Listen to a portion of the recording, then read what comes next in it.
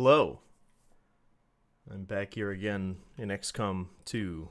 War of the Chosen. It's Energy Swords Sunday, everybody, and I have a hankering for, I don't know, Psyblades? Energy Swords? Energy Swords. They are Energy Swords. Speaking of which, we got a Psy Lab coming in. Oh, what are you? You guys are ready for an upgrade. Okay. Shielded power, coil, power relay, resistance comms. Okay, so we got empty. Alright. We have a shadow chamber. We have a resistance comms. We have... Okay, so what do we need? We need probably... We have an infirmary, I imagine? Yep. It is staffed.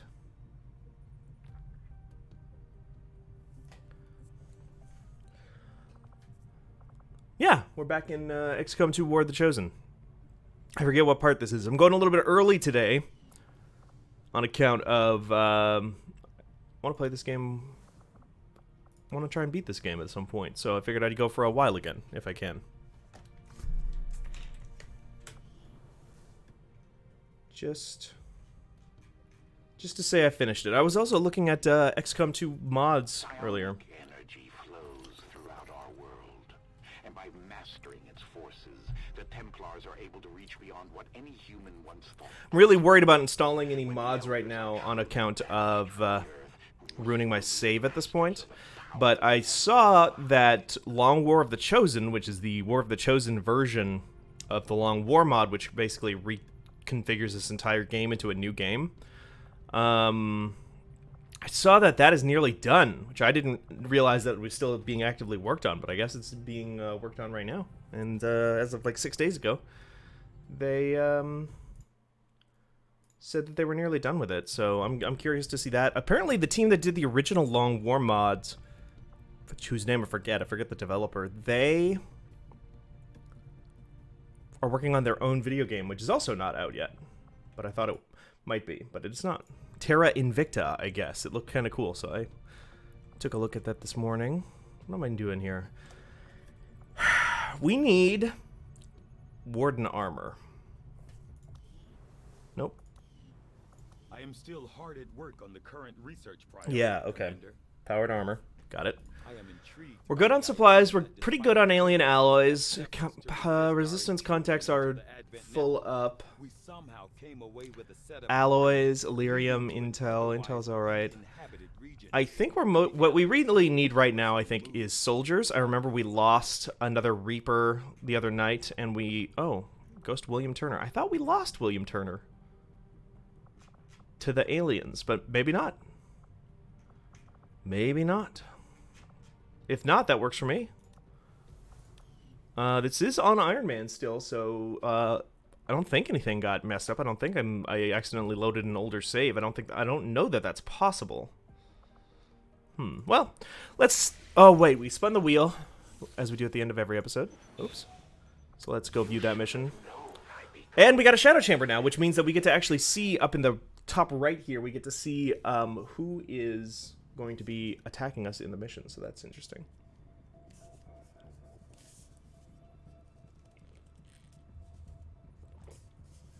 Hello, Hargrada. Yeah, I started early. I said this at the beginning. I started early because I'll probably go for a long time, and I want people to be able to filter in and out as they do, because last Sunday we ended up going for a very, very long time. And I wanted to open up that possibility again, because I can just play XCOM. I can play XCOM all day long.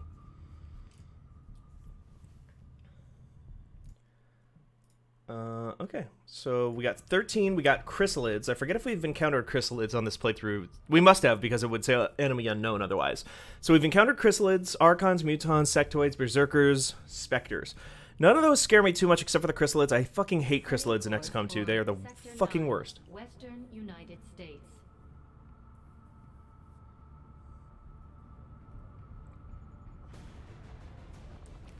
Alright, let's just... So, let's... Since we're gonna be... Is there no button to just clear the entire squad? Okay. That's fine. I'm sure it's fine. We're gonna want Mox and Storm anyway. Right, we don't have... Okay. Build items. Anything I can build right now that's useful? Psi amp is not useful. I can't make...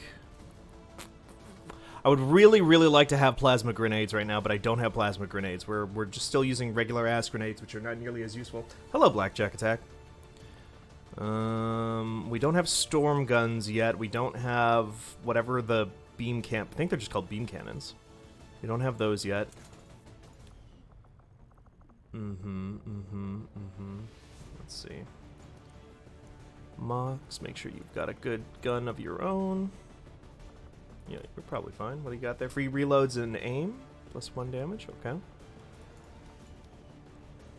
We definitely need to bump up our equipment here. That's a sharpshooter with a medkit. Do I have 2 medkits? So I would love to make sure that I have a medkit on turbo. Yeah. Let's do that. Also put a plasma rifle on there. A better plasma rifle, that is.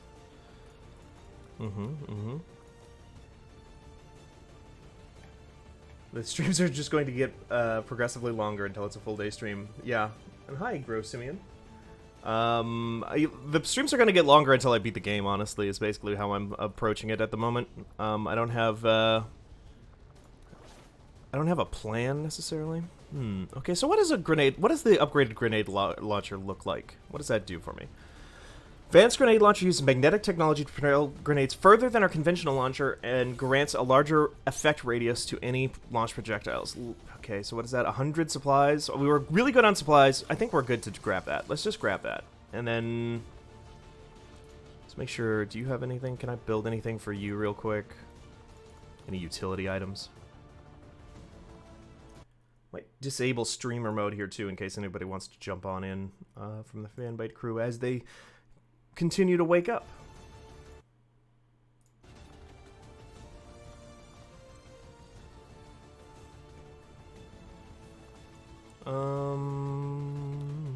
What are you, a specialist? Do I have any sharpshooters? I do. Still don't have the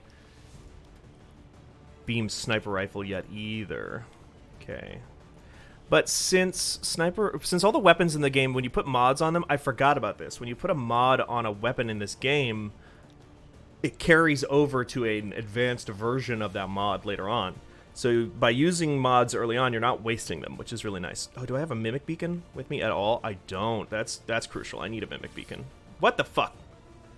All right. The one thing I can't make is a mimic beacon. But honestly, actually, this might be a great chance to get a mimic beacon on this run. I didn't say if there were faceless or... it didn't say there were faceless. But there might be. Maybe that's how faceless work. Looking forward to weekly 24-hour streams then. Yeah, of course. All of just me trying to beat this game. And then I'll play it again on Long War.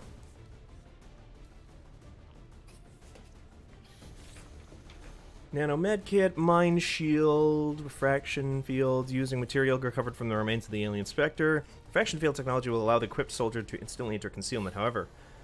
Permanently removed. I hate the permanently removed things, honestly. Smoke grenade is...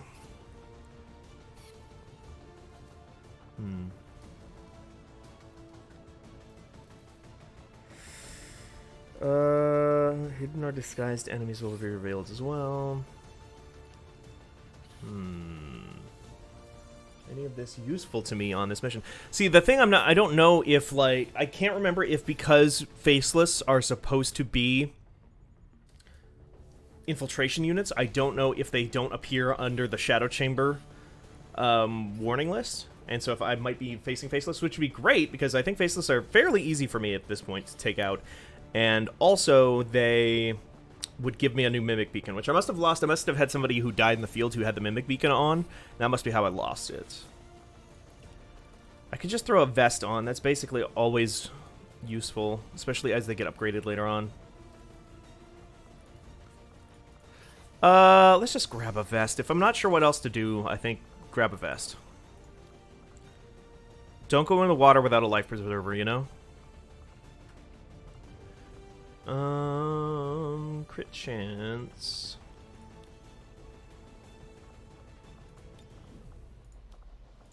Plasma rifle, okay. I want to save my crit chance stuff if I can for storm guns. but I don't have storm guns yet. So storm guns being the plasma version of the shotgun. So specialist. I have a specialist. What if I move out this specialist? Do I have a ranger to replace it with? Grab a ranger. Oh yeah, look at this fucking hero. Armor, make utility items. Let's get him a nanoscale vest. Let's get him a... Ooh, I could use just a regular shard gun, but I think at this point, let's just do it. Let's just pull the trigger, as it were, on this gun and put on that. Now, what are your abilities? You're a blade master? Okay. And now I've only got one med pack. That's probably fine. No, I've got 2 med packs. What am I talking about? Here we go. Alright, let's hit it. So listening to someone read the Alf wiki while doing laundry. Glad for a Hardship Troopers break. Thank God for me. Wait, nope, can't say that. That's taken. Thank God for Xcom. I'm going to do some stuff on this stream, I think. I've been neglecting some Hardship Troopers, like, pillars, I feel like. I haven't done any OC type characters because I've been so busy listening to other people talk and I didn't want to interrupt them. That I would like to get in there and do some character customization because I think I've isolated the problem why we had a couple of bad runs on the previous mission there. I think it's because we don't care enough about our soldiers. The soldiers have leveled up enough at this point where I think they're worth names and faces of our own. So we should start making our own OCs. I'm pretty good at making OCs. I don't know, not a lot of people know that. Many people are saying this, though. One of those chosen is leading an assault on the resistance encampment in this area. Our people are doing... I just got laundry machines actually installed in my house finally for the first time. I forget if I talked about this on something else. We got laundry machines and then the whole... But the people who came in to install the laundry machines, the people who we paid to drop them off, looked at my setup, like looked at my faucets, and were like, "What the fuck is this? I don't know what the fuck I'm even looking at." And I was like, "Oh, that's bad." And so they decided not to install it. They dropped it off, but they didn't install it. And we had to figure out how to install it ourselves. And that was fun. Face to Face List used to be my favorite Sunday news show until TFTK moved to Sundays. Face to Face List is an alternate title for Hardship Troopers. Not a lot of people know this.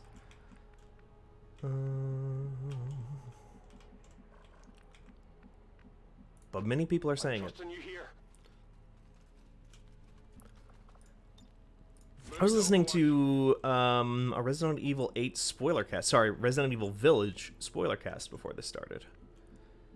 And I do love... I'm way behind on podcasts at this point. I've been trying to listen to some audiobooks, which I talked about previously on a couple of different other shows. And that's been fun. I've been enjoying that Mistborn book. Still, I've fallen off it a little bit. I was reading the Continental Op detective short stories for a while there, and that was really fun. Okay, I'll go. I think at a certain point I would actually just much rather read the other novel. The first Continental Op story I read was Red Harvest, which is great. Oh. So many choices.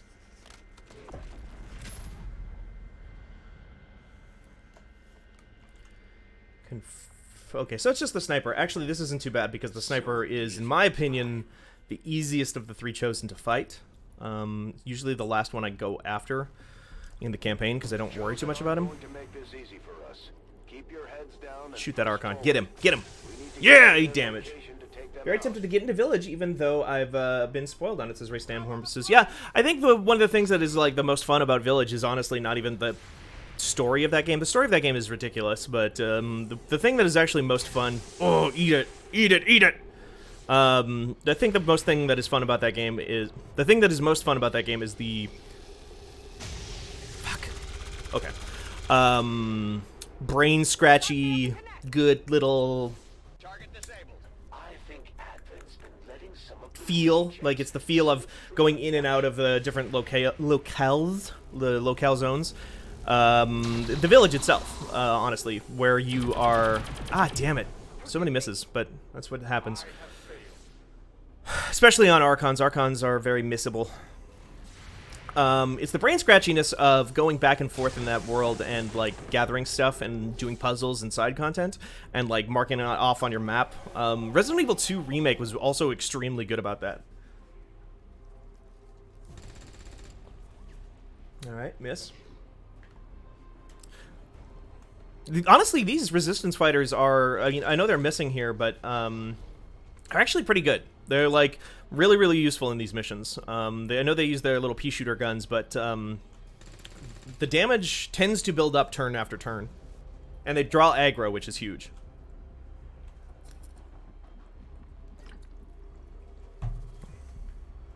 They draw aggro in a mission where the people are already oftentimes drawing aggro, because they will often go for the civilians before they go for the actual people. So if I use Wrath here, that will pull Mox over to that sectoid, which is good, because it will almost certainly kill the sectoid. But it might. My worry is that it's going to reveal a bunch of other units, but at the same time, Mox can just grappling hook back out of danger, so let's just get that sectoid out of the picture. And we'll maybe see some new units here.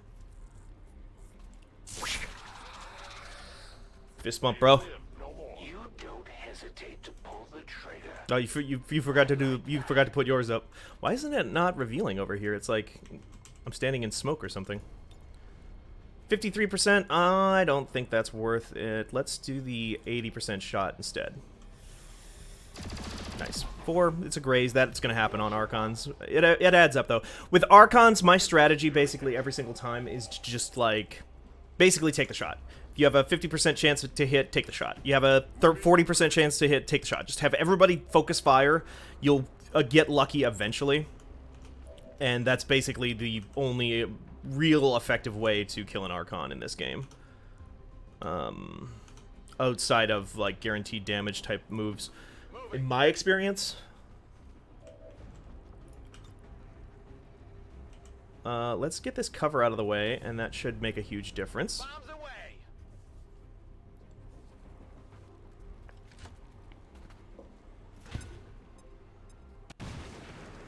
And it shreds the armor, which is nice. Even though I don't have plasma grenades yet, which I do need to work on. That's better. Ah, thank you for the follow, Ender Ghost. Ender Goost. I gotta remember to pronounce it correctly. Kill confirmed.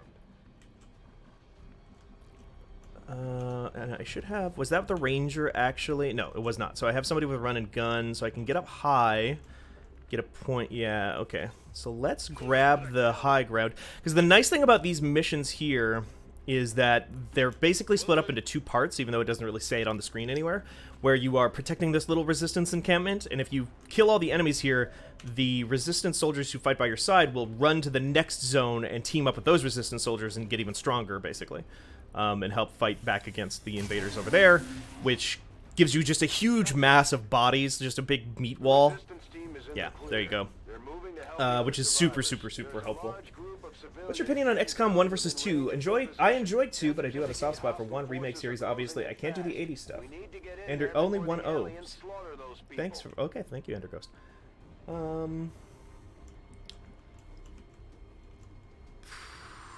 I love... I was thinking about this a lot, actually, the other day. XCOM 1 versus 2 in terms of the remake stuff. I played a little bit of the... What is it, 94? Or maybe it is 80s. Game, the Julian Gollop joint. I did play a little bit of that back in the day. That was really tough for me. I've been eyeballing Xenonauts, as a matter of fact, which is like basically a remake of XCOM UFO Defense. But yeah, for the modern games, I wrote one of the first reviews I ever wrote. Not the very first review, but one of the first reviews I wrote was of XCOM Enemy Unknown, the Firaxis reboot game, and I really love the tone of that game. Like, that game does such a good job of setting up the enemies as actually feeling like very unknowable and scary from the jump, and making you feel like you are at a disadvantage narratively. Whereas this game is so, especially with War of the Chosen, is so much more narrative focused. Nice. which is interesting in its own right. Like, I think I think it's cool. I think they're going for very different things. Fuck yeah. This is why these resistance soldiers, they got the pea shooters, but those shots add up.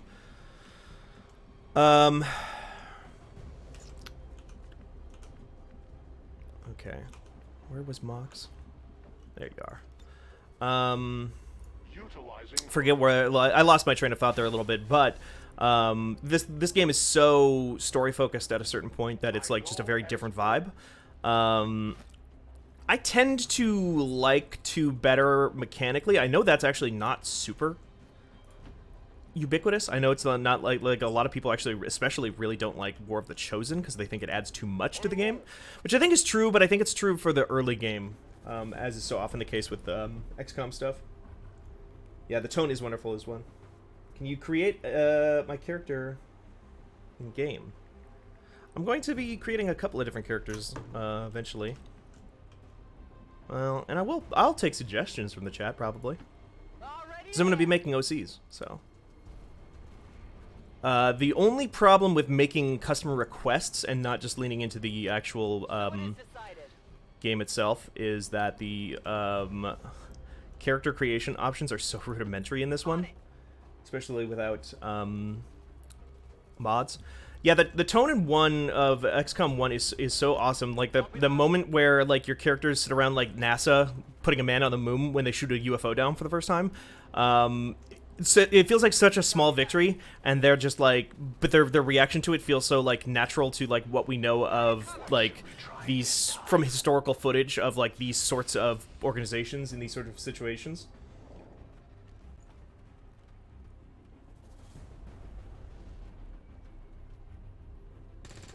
Yeah, take those shots.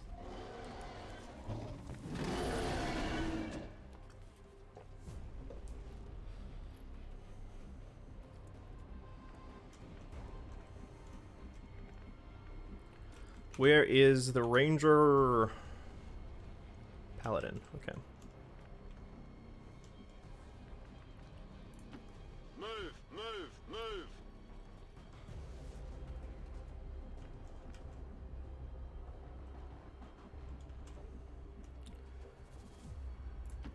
Getting it done. And they were very much going for that vibe, I think, in XCOM 1. And in XCOM 2, they're just going for a very different thing. I think you see that more in once you get to Chimera Squad. I think Chimera Squad, like, a lot of people talk about Chimera Squad as being a game that was like very much designed as an experiment for Firaxis to try and how close could I get to making Swishmail? Yeah, I'm gonna make. I'll take some character suggestions. I could probably. I don't think I could do justice to Swishmail. Is one of the issues, but I could try it. I'll make a bunch of different characters today. That was my plan, because I think I've treated them like too loosely, because I'm too easily. It's too easy to lose them. But if I cared more about them now, again, like in the early days, I think I would. I think I wouldn't lose them as quickly. Swishmail. I'm trying to think how you would even do that. I mean, if I went in and like edited some INI files and like changed the chin size, I could absolutely make a Swishmail. That's the problem with Swishmail. Swishmail has such a distinct facial structure. Negative damage. Gotta take those shots though. 53%. That's better than a coin flip. But if yeah, okay. Well, now that that's been said, I'm going to definitely make at least Swishmail, Bronald, and Farfield. I'll do my best on all those.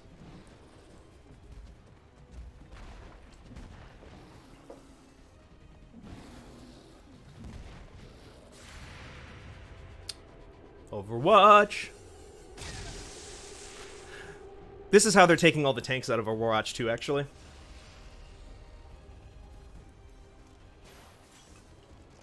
Plasma rifles.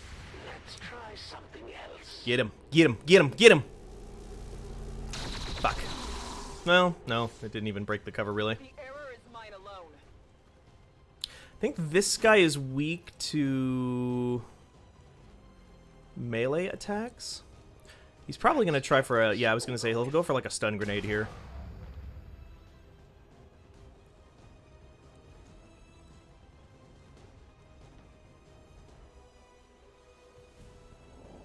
That's kind of his only real important trick, is that he's really good at kidnapping because he can do that AoE kidnapping attack. If Advent were any good, I do the psionic class for my character. Okay. I've got a psionic character in cooking right now. So Swishmail, I think. What would Swishmail be? I think Bronald has to be a Grenadier because Bronald is all about poise. Bronald is the poise build tank class. Farfield is sad. What's the saddest They're vulnerable to the Chosen's attacks class in XCOM 2? You're gonna be fine. You have... What? What? I can't. I can respect the attempt at recovering your people, Commander, even if it does cost you more lives. Where's Moxie? In here, okay. What do we got on Whiplash? 78%? That's not bad. I almost feel like I should spend it on the Chosen, though.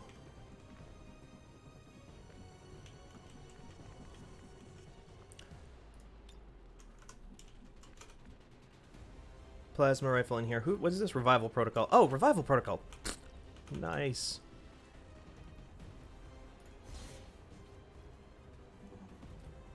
RIP Hamster and a Wrecking Ball. So many plasma rifles.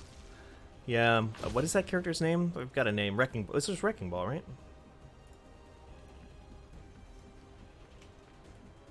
Ricky Wreck.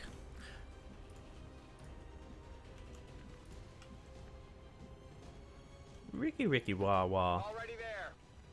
I was listening to Mouth Dreams again the other night. Still a banger of an album. Reapers are sad, yeah. Okay, we'll make Farfield into a Reaper, I think. Farfield embraced the darkness at a certain point as well, so that makes perfect sense. Can we get a grenade on this fool? Not in a way that matters. Is he still in here, right? The Chosen? I believe he was. Let's get eyes in that room. In full cover. There we go. Ooh, yeah, now we could just do a good old rend. Because I think this guy might also be brittle, which just makes him weak to melee attacks. Dark Farfield, yeah.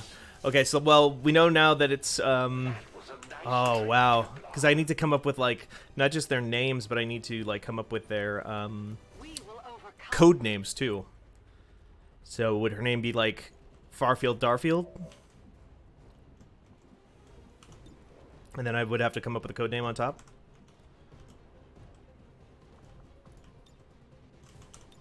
On Overwatch.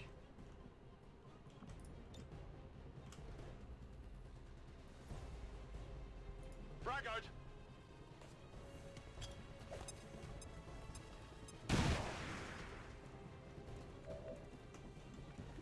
Yeah. Okay, here's the good stuff. We might just be able to get a Whiplash kill right here. Looks like it. And that's points for Mox, is what that is. See, the Hunter, or that's what he's called, right? The Hunter, yeah. The Hunter, not that hard. Hunter didn't even get to use one of his signature attacks in that whole thing. Warlock, I think, is actually the toughest. The what's her name? Hey, Mox is a captain now, or a major now. That's the second highest level. Hello, Merritt. We're just talking about making Merit Soul's characters out of XCOM. Still, at least we ruined their plans today.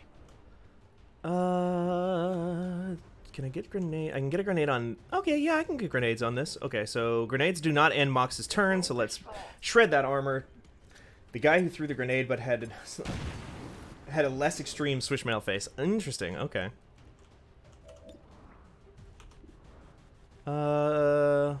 I think I'd rather get the Muton off the board than the Berserker. We take from the Elder stock. No ammo. Scanning. Aid protocol. Let's aid protocol Mox, I think, because they're probably going to come melee at him. And that will give him what is it? 30% evasion. 30% defense. Yeah. Guy threw a grenade.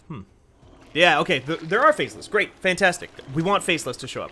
I like love this whole region here. Here, that's the region we like to look at because that means that we can create a new mimic beacon. Ah, I forgot that there were chrysalids in this mission. Chrysalids are great. They kill my guys, and then they turn my dead guys into more bad guys. Which is like a fun thing for me. On the bright side, we do have these resistance goobers here, and I think they'll actually do pretty well. What's happening here? They get free Overwatch? I thought they were parried.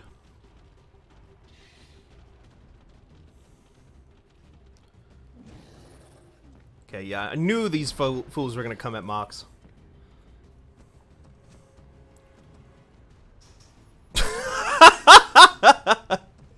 Hold on, let me just get the door. I just need to get the door real quick. There we go. That's the parry. That's what we want. The elders pursue me. Yeah, resistance. Well. Okay, well, you know, take that shot. Yeah! 6 damage. What's your favorite and least favorite alien races in XCOM? Least favorite in terms of, like, fighting them? Or least favorite in terms of, like, general design? In terms of fighting them, least favorite... I'm just going to take that holistically. I'm going to say... least favorite. Vipers and Thin Men are really, really annoying. They're basically the same thing, except Vipers are just, like, better and stronger than Thin Men, but they're poison. And I fucking hate how poison works in XCOM, because poison doesn't just, like, make you take damage over time, it also makes you less accurate. And that fucking sucks. And Vipers and Thin Men can do it at range and in AoE poison clouds, which is terrible. Chrysalids are up there, especially modern XCOM 2 style chrysalids. Oh, I don't want to do that. Let's get Berserker off the board. Oh, or not. That's fine. Ooh, yeah. Ooh, yeah. Lightning hands. Bagow. It hit the plate. Boy, favorite and least favorite.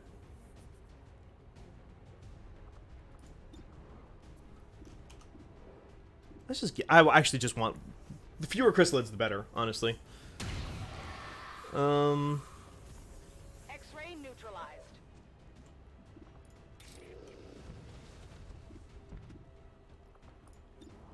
Seven and 9.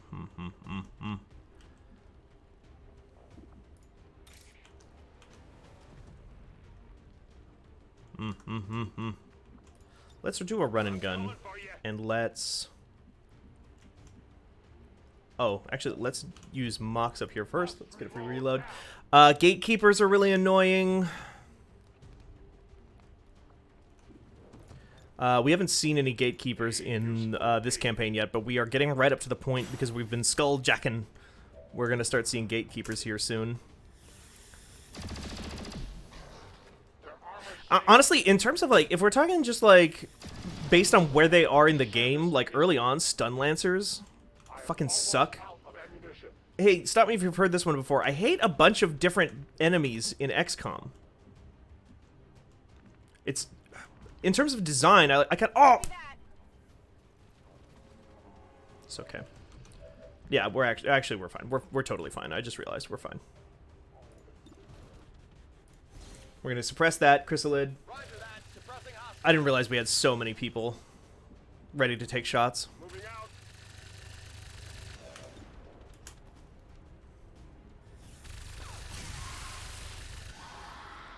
Hit the armor. Negative. Ripping strike. I do love the look of the gatekeepers, though. They're these big orbs, just like faceless, shapeless orbs that move around. Okay. that just move around and then open up and reveal that there's like a big fucking squid inside. And when they're closed, they have tons of armor. Oh, sectopods. Sectopods are my least favorite. They don't look that good. They fucking suck to fight. They're just annoying. I love the look of the Archons in this game. Well, you win some, you lose some. Commander, Advent isn't backing off. They've got units in the AO that are ignoring our forces just to get a better shot at the civilians. Take those Nice, bastards great. down. Menace 1-5, We needed a good win to start off the day. I'm happy about that. I'm happy that we got a nice and clean, easy one at the start. The speaker commended loyal citizens today for standing up to those who would abandon our values for Yeah, the squid orbs, the gatekeepers. Codexes are really annoying to fight, but they look really cool. Spectres look awesome. I love the. I don't mind fighting specters because they're so predictable. It's so gameable, and at the same time they look fly as hell. They're the big like all black Shigo looking motherfuckers that look like the Doulahan from Durarara, but glow green. I fucking love those little weirdos. Let's get the Ripjack Slash.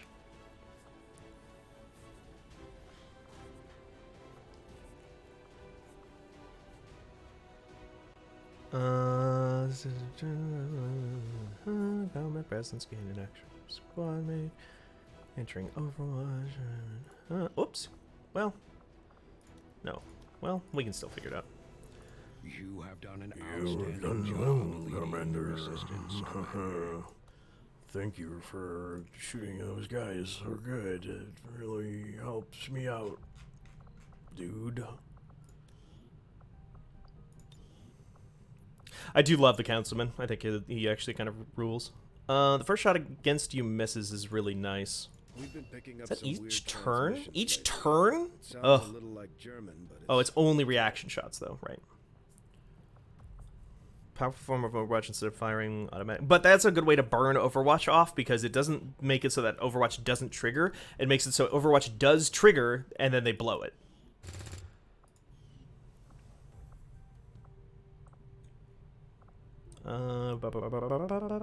We'll go in. Resistance comes at capacity, idle staff in the infirmary. Well, they're idle because we don't have anybody dying, game, but I guess you're technically correct. Where can we throw them then? Proving ground. Done.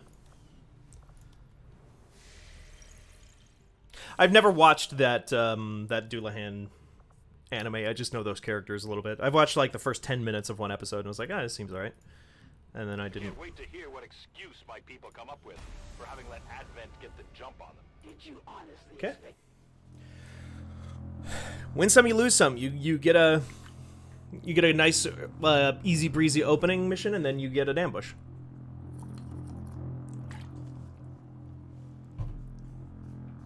I like the sectoids in the first game a lot. They were just like little. I love that they because they're so interestingly introduced in XCOM Enemy Unknown when you fight sectoid for the first time, and they're like these little fucking completely basic ass Graylien X-Files looking motherfuckers, and then they're like presented so terrifying. break cover and move? The way they are presented is so terrifying in the first XCOM, because the first XCOM is just like genuinely way scarier. It's just a very scary game, honestly. Understood. Moving out. And that tutorial, that scripted tutorial where like your entire squad dies except for one character, which they do in XCOM 2 as well, but it's kind of a very different thing tonally.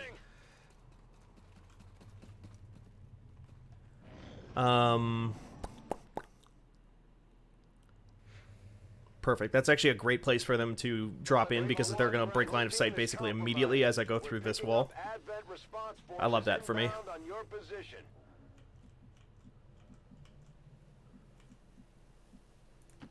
Okay. Um, I've got eyes on Advent troops. okay, Purifier, not the worst. Because they're pretty close range. And they don't do direct damage, they just light things on fire. Copy that. So those like really, because they're like cute but also horrifying. The original sectoids, the new sectoids are just kind of a little bit more edgy, because they're supposed to be like half human or whatever, and they're supposed to like look more. The arc of XCOM, modern day XCOM, is like just making those games more marketable to a mass audience over time. I feel like, where it's like, and which I think is like not inherently a bad thing. That just spawned in guys, didn't it?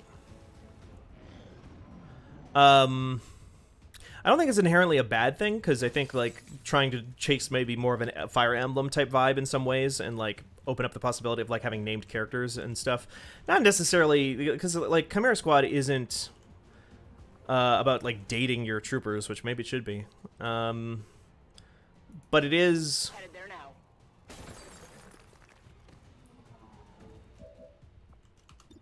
But it is more character-driven than these games had been previously, and the first game is like so stark and bleak and horrifying by comparison to where you eventually get. I maybe should have done that with a sniper, because the sniper's only got a pistol to work with. Position confirmed.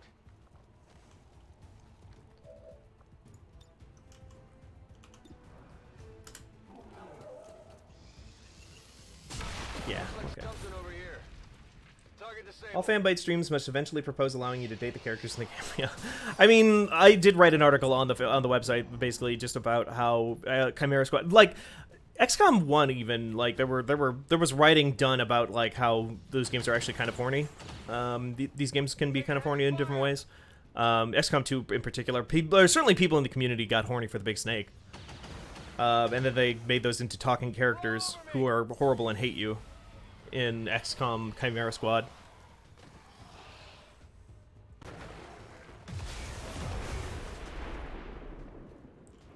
Should be fine.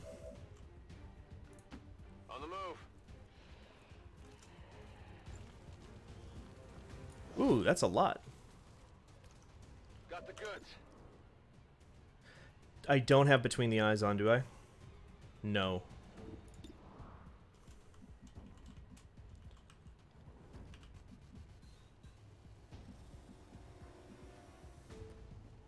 Nobody knows what it's like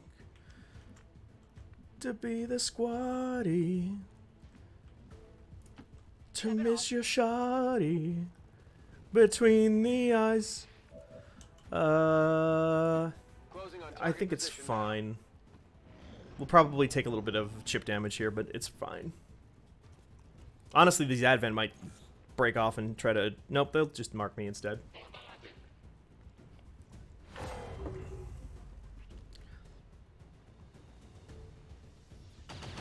Okay, as long as they're missing, that's fine. That I think one of those lost is a brute. Maybe not.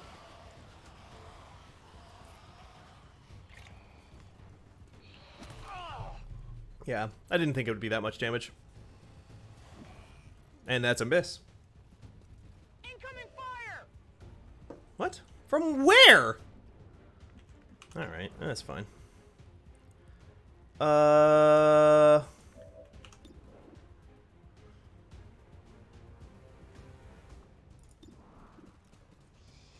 What? Ah, fuck, I double tapped my button there. I did not mean to do that.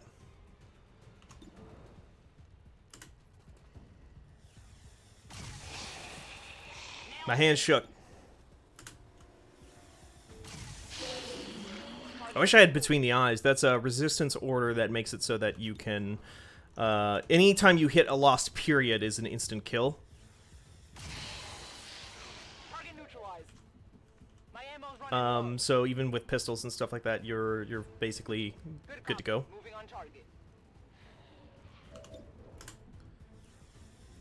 Nice, perfect, great. Hostile neutralized.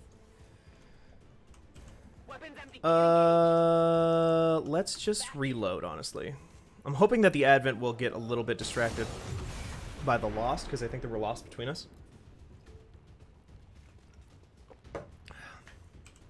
Yeah, looks like they're focusing on that one. And they missed, so that other one might go after them too. These ambush missions are usually not too difficult. But again, Between the Eyes makes it much easier. Oh, they get a free action though, huh? Okay, it's another miss. Even with the mark they're missing. They're kind of just goobs.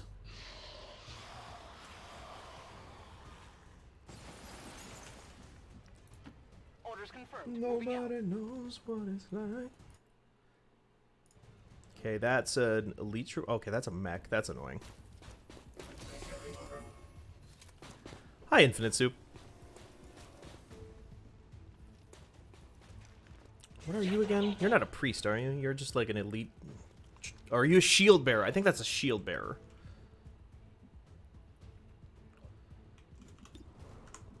I'm gonna leave the Lost alone, probably, and just, like, book it. Affirmative. Moving out. Now, here's a problem. What's the architecture like? Because this can get a little bit tricky. Oh, I need to get past those guys. I do need to get past those guys. I do need to get past those guys. I see. It'll be fine. Between the eyes means sharpshooters and Templars can mow down armies of Lost. Yes, that is extremely correct.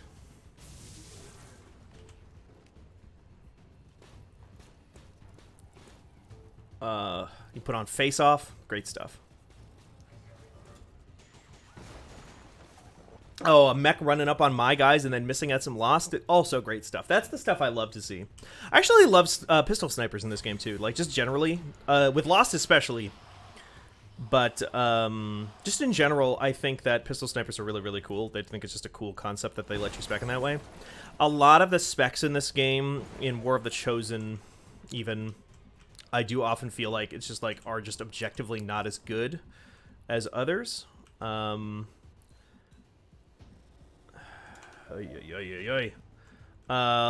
I don't like the left tree. Well, no, there's some skills that I just think are objectively not very good. Like demolition versus the other one, suppression, I think, on Grenadiers. And maybe there's, I'm sure, in fact, that there's somebody in the community could tell me that that's incorrect, that there's like some use case for demolition that's way better. I don't know. I've not used it enough to really tell. I'm kind of just going to book it and let, like, fate sort them out. I'm going to let, like, I'm just going to, because I didn't think that it was going to be so far up to the left there. Okay, so Overwatch. But that might pop on a Lost here in a second. Yeah, fire that missile at... Oh, you fired it at me? You turned to face away from me and then fired it at me. Thanks. And they're still marked. Oh, no. That was them reapplying the mark. I see. Okay, so there goes the Overwatch. Yeah. The Lost are XP with legs, absolutely. I've talked about that on previous episodes.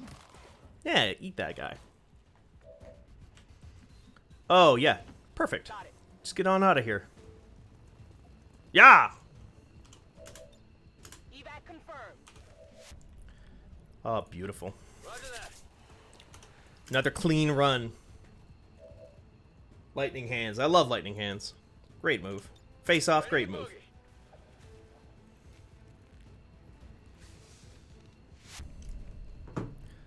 Face off, great movie. I've not seen it in a minute, but I assume that they're probably working on some kind of remake. It's a movie, which means that they've probably... It's a movie with some sort of brand recognition, which means they're working on a reboot or a sequel or prequel or something. The aliens sure know how to turn a planet into a Halloween theme park. Just what we needed. I forget how many of each of these I have right now, because it's been so long. So let's just play it safe and get a medical protocol. We can use the training center to switch them over if we need to anyway.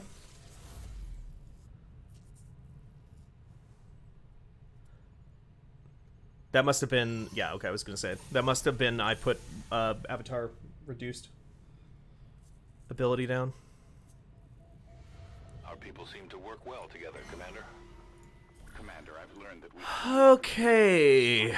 What do we want? Okay, recruiting a Reaper would be good because we lost a Reaper. I think. I actually don't really know.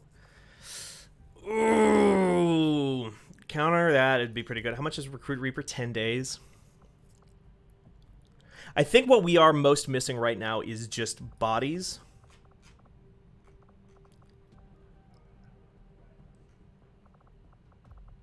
So I think that's the move. We'll get the job done. I don't think it hurts to have more Reapers. Resistance ring. Oh, I didn't realize I didn't have an engineer in there either. So let's move the engineer out of the proving ground and into that, because that is way more important, I think. Okay. Let's get some bodies in here. We got proving ground, Psi Labs almost complete, infirmary, resistance comms, shadow chamber.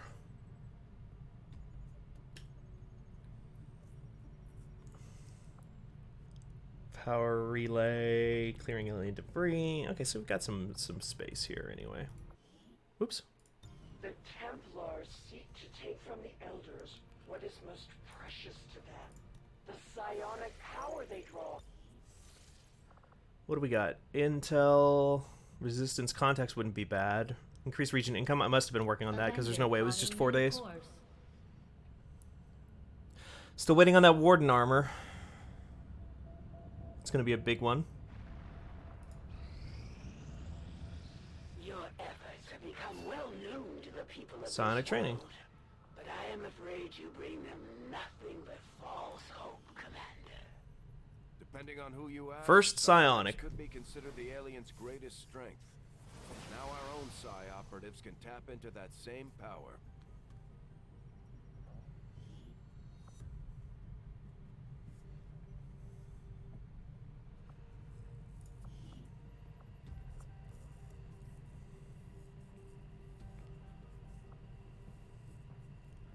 I don't really use psionic characters all that often, so I don't remember. Or it's more that it's less that I don't use them all that often, and more that like I rarely get to in a campaign the part where you are using them. So I don't remember what I like the best. Fortress is fun. It's just a general all-around good move to have. Debilitating, so that in mind, including I think Insanity is probably a good one. Can never have enough bodies. Yep, that's true. That's what the Chosen say. Let's just get that. That's like a really good all-purpose thing too.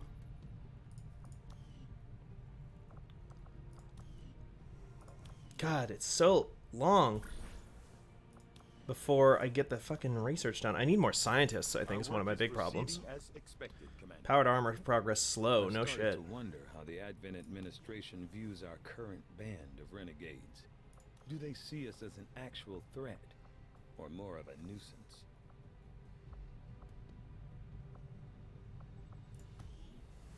What do I got in the GTS here? Okay. Start every mission with one focus is really good, but I've got the squad size, and that's one of the most important things.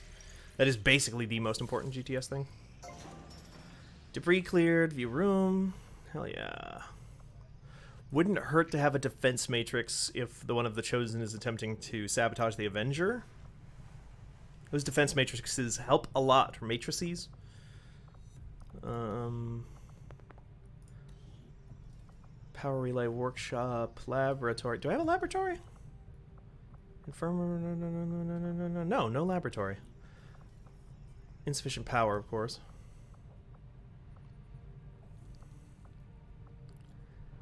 I could just build another power relay and get ready for it again.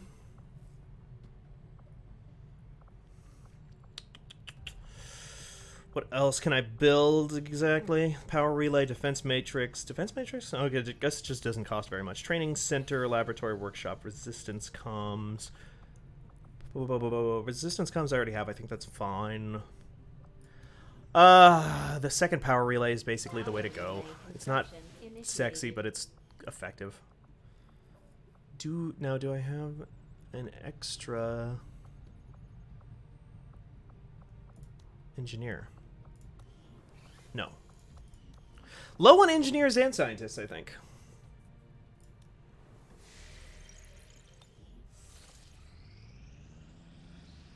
There we go. Black market, resistance contacts. Wouldn't hurt to just have more resistance contacts for free. Avenger plotting Yeah, new let's do course. that. Mostly waiting on that Warden Armor to finish up because the Warden Armor is such a game changer. I need the power relay opened up to stasis vest. Stasis vest is nice. That gives you basically regenerating health up to a certain amount of health on whoever's wearing it. Plus, I think, a higher max health. Ammo grenade. I have a spark on this team, I think. Should actually probably use them a little bit more. Plasma grenade, I think I don't want to eat too bad into my supplies, but I think I'm okay. Plasma grenades is a nice overall update to the whole team. Now, do I need all these guys in the power relay right now? Yes. Yes, I do. Okay. Both of them? Yeah. Upgrade? Power relay's output. Oh, okay. 150 supplies, though. If I do that right now, I'm not going to have enough. When I finally get that fucking Warden Armor, I'm not going to have enough to actually do that stuff. 6 more days, though. I bet there's going to be at least one more mission before I get the good armor. Didn't I warn you about pursuing the Elder's artifacts? You're not leaving me alone. Got another Reaper. Specialist is upgraded. Some wounded soldiers requiring treatment after that last covert action. Hunt the Hunter. 2 days rest, they'll be ready to get back into it. I'm not No. all that happy about it. But one of my best people has decided to come join your crew after that last covert action. Let's counter a chosen activity. And let's put it on Juggernaut to get the +1 max health. Let's give a sharpshooter, and let's let's do some intel. Basically, any time that I can avoid a capture, especially after how bad the capture missions went previously, that's a time to take it. Continue that training, I think. Does guaranteed psionic damage, immune to fire, poison, acid, and explosive damage. It's in a small amount of guaranteed damage and applies rupture to target. I think that's good. So let's get that.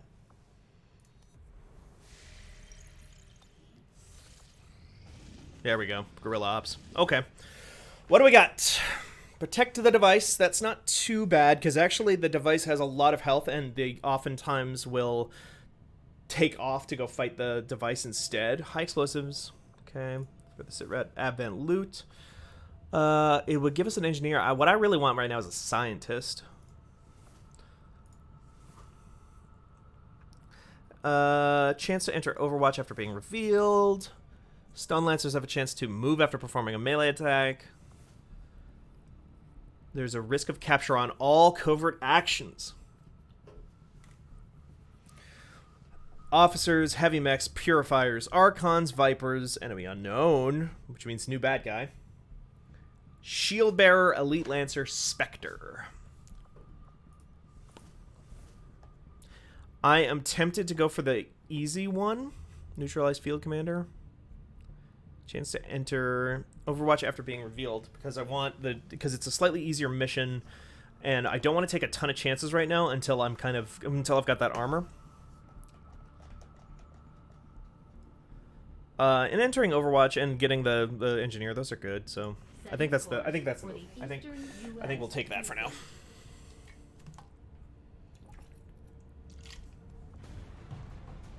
Okay, who we got here? You are new. Yeah. Soldiers carry an additional claymore fire at the target. Where's shrapnel? Give me that shrapnel. Always get the shrapnel. Let's get Shredder. Hi, Ramba. Yeah. Are you stuck? Did you get your claws stuck? Trying to destroy my chair? Banish is not terrible. Sting is pretty good. Soul Harvest is good. Silent Killer is really good. I don't usually go for that one, but let's grab that one. Here, cat. Come here. Got you now. See? How you doing? This is what happens if you try to stir shit.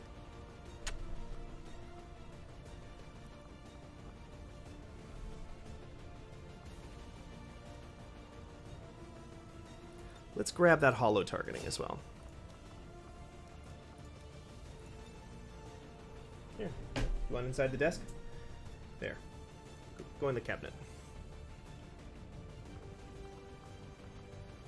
No, don't. No, don't be a butt.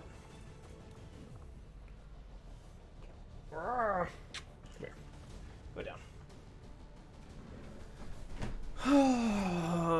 Turbo's still good to go, which is great. Specialist, ranger, specialist, sharpshooter, deadwood. Oh, can I build a mimic beacon yet? I can. Eating into the supply is pretty rough there, but I'll take it. I'll take that, but I won't. Is plated vest do again? Provides armor. Oh, okay. Might drop this one because I don't have any grenadiers here. And I probably want at least one grenadier. I almost basically always want a grenadier, personally. I just like having grenadiers. Sharpshooter instead of a... Honestly, you're gonna save so many more lives with a mimic beacon than you ever would with a okay, than you ever would with a med pack anyway. What about you, Mox? Did I level you up as much as I possibly could? Yes. Well, no, but kind of. Yeah, it's fine. Launch. What? It's 12:30. It's not even close to your food time. Sky Ranger Yeah, you gonna bite me instead if you can't have food?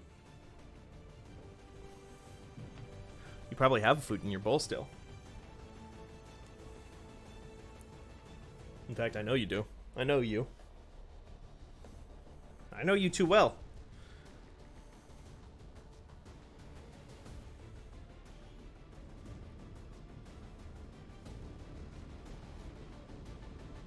A trusted source in the Resistance has confirmed that a high-ranking Advent military officer will be moving through this area as part of a routine patrol. We have an opportunity here to completely disrupt Advent's command structure and delay their current operations. All we have to do is neutralize that officer.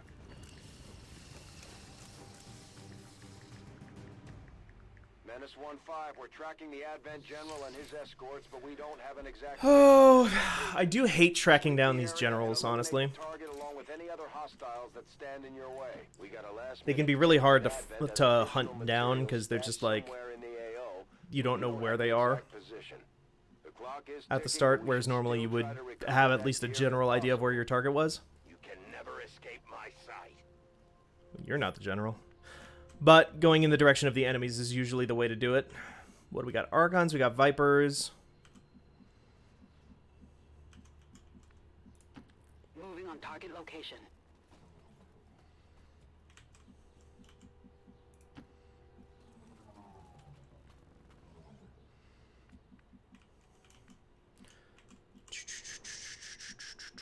Let's get dangerous. No, let's just run up here. Location confirmed.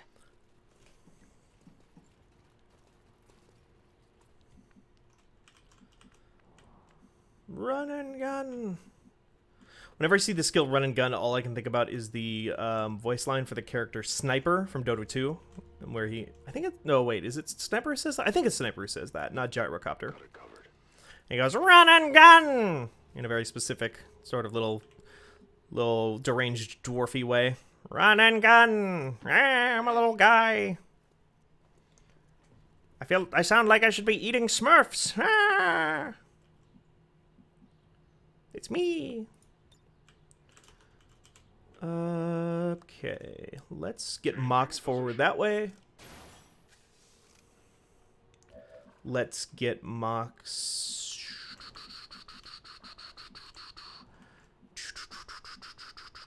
Let's what do we do with Mox actually? Move him around the edge, perhaps. Let's move him around the edge a little bit. Keep the height advantage while continuing to explore. I worry about that move. this game is so good at fucking you over about like where you think that you're safe from breaking concealment, and then it actually turns out that you are breaking concealment. Drives me up the wall. It's one of my most hated things about XCOM 2. There's so many. I was looking at a bunch of mods this morning. I was woken up by a certain cat that was just biting my finger a second ago, at about 5 a.m. this morning. And since I couldn't get back to sleep, I started looking at mods. That's how I found out about the Long War of the Chosen mod being a thing that is almost done, I guess. And I might actually. I'll probably have to take a break. I'll probably have to take a break from XCOM after this, because I'm just going to break myself on it. War of the Chosen regular is already pretty long.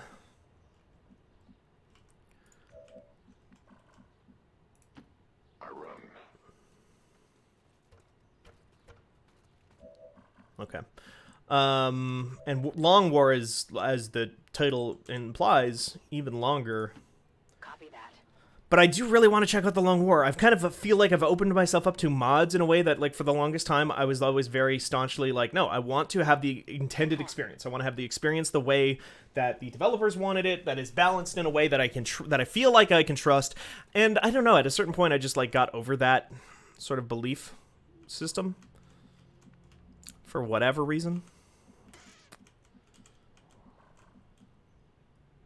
I think it's partially just like my general stance on the importance of canon and media and stuff like that. And I think that kind of like my belief on story type stuff bled over into my beliefs into mechanical things. That's affirmative. And just like not really caring like who says something is canon and who says it's not, because it's all just made up. And what is balanced for the game, you know, for like the market is different than what some people enjoy otherwise. Volk says I am to obey. Where is that general?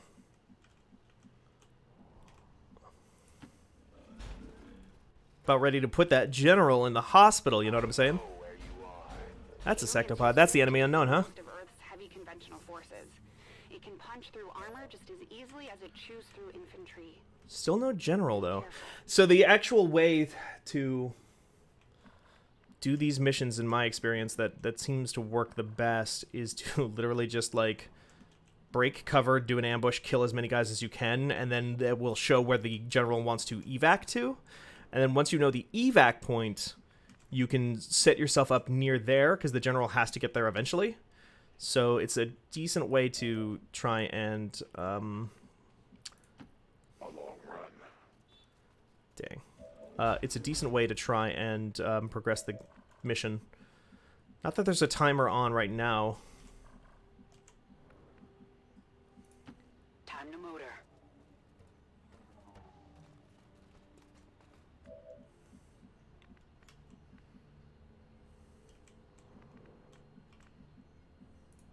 Good copy. Moving on target. Moving to Overwatch.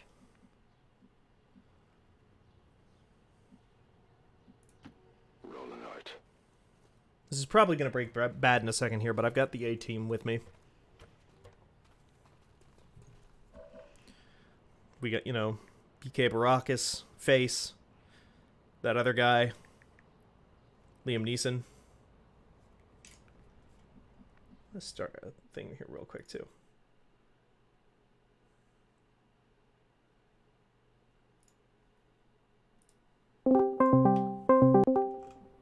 Hello.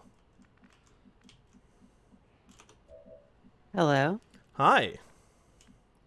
Hey, how's it going? Pretty good. We're just trying to hunt down this Advent General right now. Cool. One of the Advent children? Yeah. He's just like won't stop talking about Sephiroth, and you know, and I've told him a million times to stop it. Stop. No one cares about the Genova project. Nobody. Hi everyone, it's Merritt, by the way. Yeah. TV's Merritt K. TV, yeah, from TV, you know. have that cooking show Mm-hmm. on TV. Iron Chef, right? That Yeah. was you? Mm-hmm. Speaking of Iron Chef, I'm cutting up a metal slime. Oh, it ran away. Wow, that was a good segue, though. Thank you. But yeah, it literally did just run away. Yeah, they'll do that. They do that, huh? Yeah. You have to get like 3 hits on them. Mm-hmm. So you have to not only hit them and like they seem to dodge you quite a bit. You also have to have them not run away. Right. I don't know. I've never played the first ever Dragon Quest, but I know in later games they have like moves that hit multiple times. Oh wow. So it'll be like, oh, this move is definitely good for hunting metal slimes. Oh, yeah. There's nothing like that in the first one. Gotcha. I think I've killed maybe one. Oh wow. In the game so far. And you've been playing for a while now.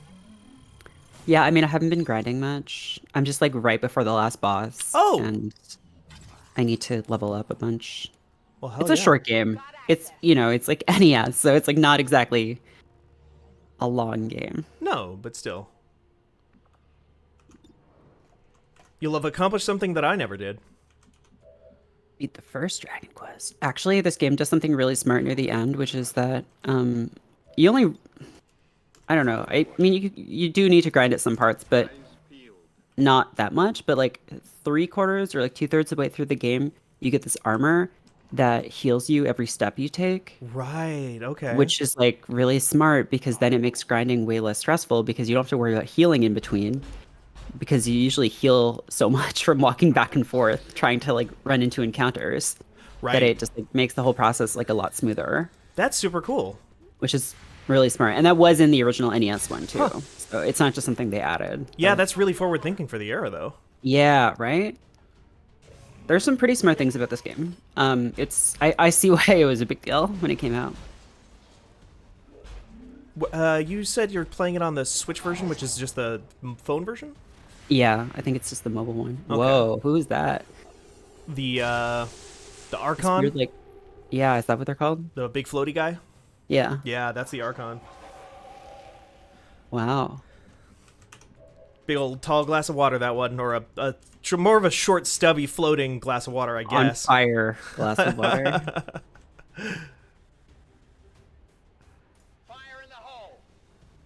They're annoying as hell. They're really hard to hit because when you hit them, they get a buff. For the first time, they get a buff that makes them even harder to hit. They just like have really high evasion.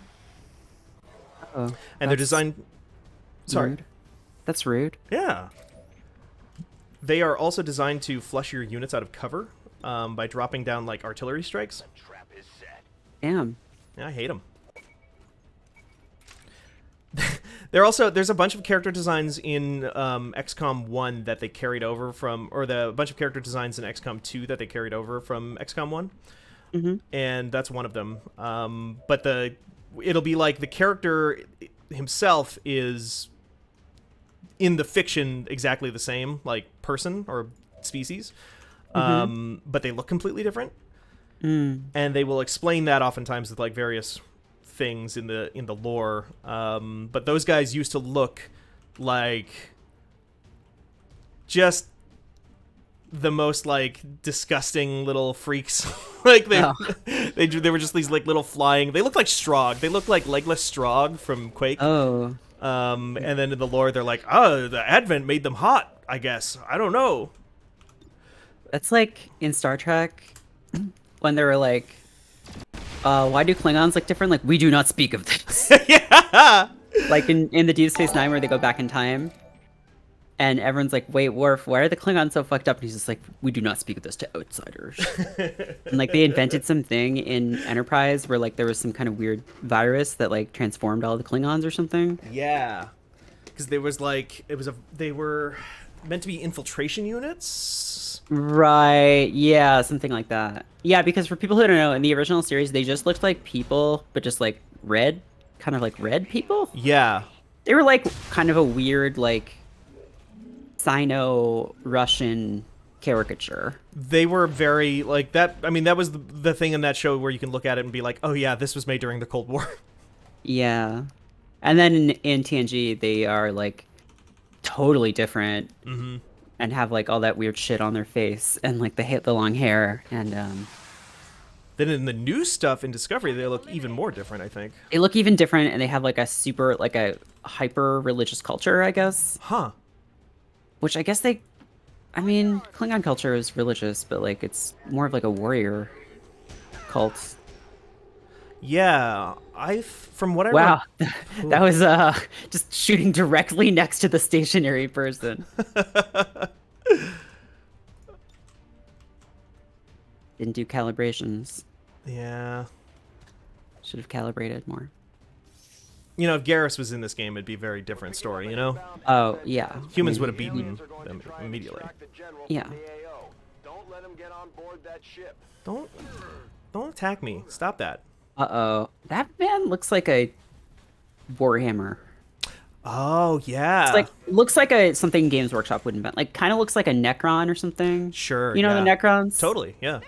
Robot space Egyptians. Mm-hmm. Undead. Yeah. They're like, yeah. No, you basically nailed it. Yeah, that's exactly what they are. Yeah, they in the autopsy they talk about how like these things don't look like the rest of the guys in the Advent army. They look like way too ornate. They must be like basically designed to. They basically what they say is, oh, the Advent made the Archons hot to like hype up their troops. Oh. These are their hype men. Yeah, basically the Tony like Yayo blasting music as they fly over. Get hyped, everybody! Just curating a vibe. Oh my god, I would love that. Like, please, in the next Tactics game, just have like a unit that just like plays wild music to hype up, like to buff your allies. Yeah, that's like a thing in like history. Yeah, totally it is. And like in some like tabletop games and stuff, there's like bards and shit who like, or whatever they're called, like that play music. Yeah. And I don't know why that hasn't been done in like a game like that. I guess is there a thing like that in Fire Emblem? I know there's like the dance, the dancer class, and that just basically gives your turn to someone else. Right. And I think they can do various other buffs as well. Yeah, but I don't think there's like a fucking jam out on a lute. I don't think so. At least not in the new ones. Oh, Warlords. Yeah, Warlords were hype men in 4E D&D. Oh, were they? Yeah, because like all of their moves were like, hey, you're doing a great job. Go over there and stab that guy. And then like the move was like your friend goes over and stabs someone. That's really good. I never played a lot of 4E. I played like one session of it once, and that was kind of it. Yeah, I played like, I don't know, I played it off and on for like a year maybe. It was you can tell that it was like before the tabletop role-playing like resurgence. Right. Of like the 2010s, because it was so clearly like, oh god, what do people like? They like World of Warcraft, right? Okay, we just have to be World of Warcraft. Everything is like, you don't just have like cut anymore or like stab. You have like warriors pierce. Like everything you could do was an ability. Huh. So it was basically like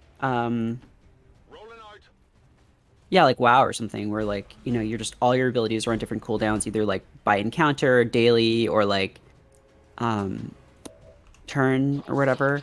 Sure. And yeah, even warriors and like basically everyone was a mage. That's wild. Yeah. Because that's so different from what I know of D&D now. Right. Yeah. No, I think, I mean, there's some more of that now, because I played third as well, and third seemed very like staid by comparison. Like I was like, well, I guess I'll attack with my sword. But a lot of that just comes down to like GDM or DM or whatever too. Yeah. Because like playing 4E was frustrating, because I would do things like, okay, I killed this gnoll. Yeah, I want to take its weird like chain gun thing that it has, or like, oh, I want to specifically attack like its weapon feed or whatever. And the DM was like, yeah, you can't do that. And part of that is just bad DM. Yeah. But also like 4E just like didn't really want you to do anything besides use an ability. Is it just like very video gamey in that way? It was extremely video gamey. It was meant to be played with a board. It was very like, yeah, like tactics gamey. That makes sense for the era, I guess. Like, Yeah, I mean, it was the mid 2000s, and everyone was fucking hyped on the Xbox 360 and shit. I don't know. Yeah, everybody's playing Huxley. They were looking forward to that new Microsoft MMO. Yeah, everyone was playing. What was that MMO where you could fly around? That everyone loved? Eon? That sounds right. Yeah.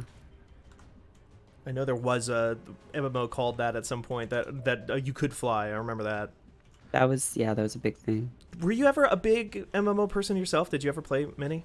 No, because I never had like when I was a kid, I never had like a gaming PC, and also like even if I did, like trying to convince my parents to pay for a subscription to WoW would be impossible. Right. And also, yeah, I didn't personally think it seemed worth it.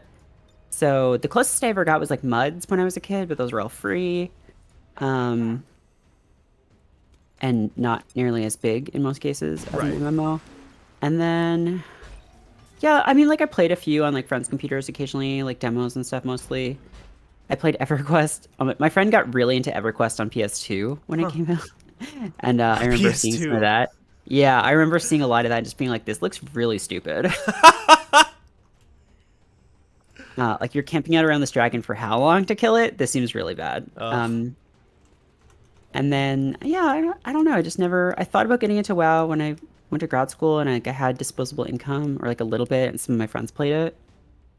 And just never did. And yeah, I don't know. I mean, I've tried to play Final Fantasy 14 a few times. Right. Forgot about that. Yeah, in recent years, but haven't really gotten into it. But I might try again. How about you? Did you play anything before FF14? Oh yeah. Oh yeah. Big WoW person? I was. It was a similar situation where my parents would like. It was impossible to convince my parents to ever let me get a monthly subscription of any kind. But my friend Tyler had a subscription, and I would just play on his account. And we would just have to like, I would be in the middle of a raid or something like that, and I would suddenly get kicked out because at least in those days, maybe it's different now, but if somebody else logged into the same account while you were playing, you would just get disconnected, and then that person would supersede you. Oh wow. So I'd be like in a raid or in a dungeon or something like that, and I'd have to call him on my landline and be like, "Listen, Tyler, you gotta understand, we're in fucking I don't know, I can't even remember the names of the things at this point. Fireplace. We're in Fireplace. Tyler, you gotta understand. Yeah, I keep wanting to say Deep Stone Crypt, which is not the case. That's right. I feel like Inferno something was one of the first WoW raids. Yeah. Hey, just killed Metal Slime. Hey, nice. Well done. That's 775 big ones on the board. Fuck yeah.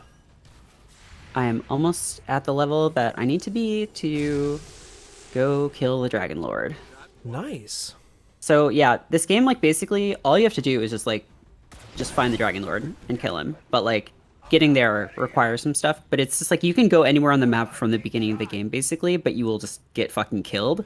Oh, okay. So it's just a matter of like figuring out where is safe to go at what time, kind of building up your equipment and stuff. There's no narrative beyond just like, hey, this Dragon Lord guy's some bad news. You should go. You gotta go stop him. You're the descendant of Roderick. Also, the king's like, hey, my daughter was kidnapped. Can you also save her? It's totally optional. You don't have to. Do you get anything for it?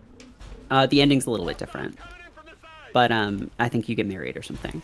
But when you do find her, I was telling you a little bit about this yesterday. But when you do find the princess, in any other RPG, I feel like she would just start following behind you, or she would just disappear, and you would go back to the king, and she would like appear again and be like, "Hello." In this one, at least in the remake, there is a sprite of the main character, the hero of Erdrick or whatever, the descendant, carrying her around, like in his arms, like princess carrying her, all the time at that point. And you don't have to go straight back to the king. You can go through the rest of the game carrying her. And if you go all the way to the last boss like that, he's just like, I see you've arrived. And you've brought a fitting tribute to me or something. And then we'll be like, so do you want to be my friend or whatever?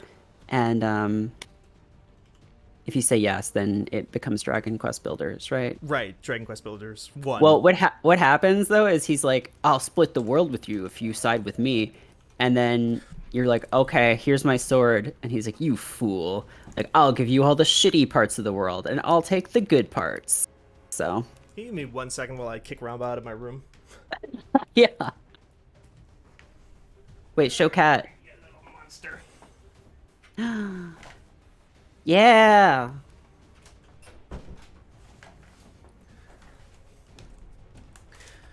He's like, no, you're not paying attention to me. You should be paying attention to me. Mm. And when I'm not paying attention to him specifically, he starts chewing on cords, or attempting to. Mm. Mm-hmm. Classic. Classic Ramba. It really is at this point.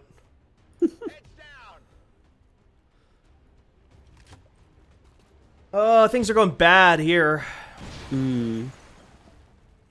What was that? What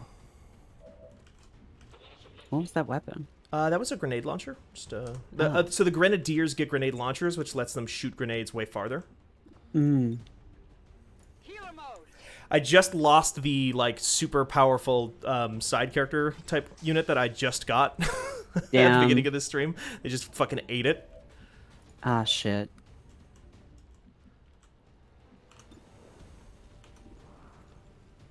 Hmm.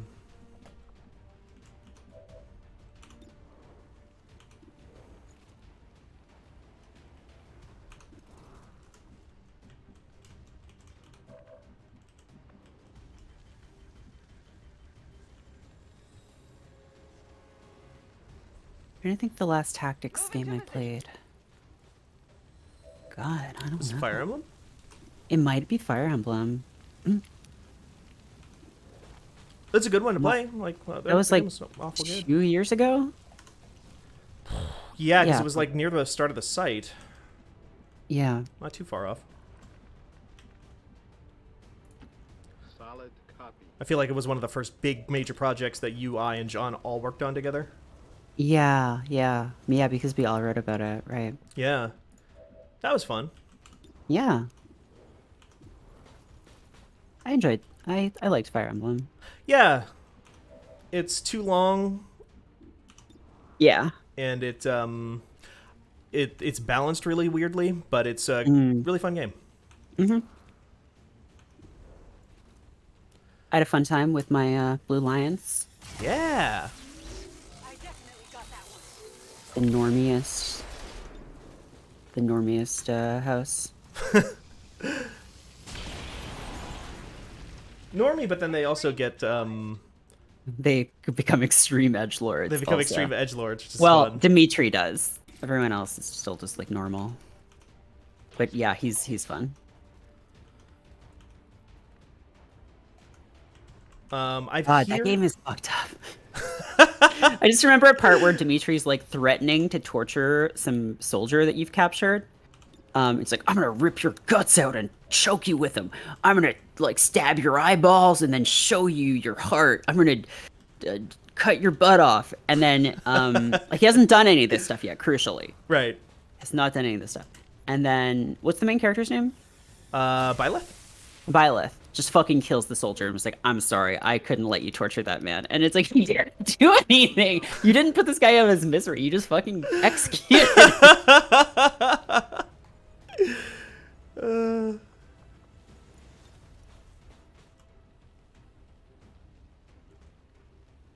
Byleth's stupid coat.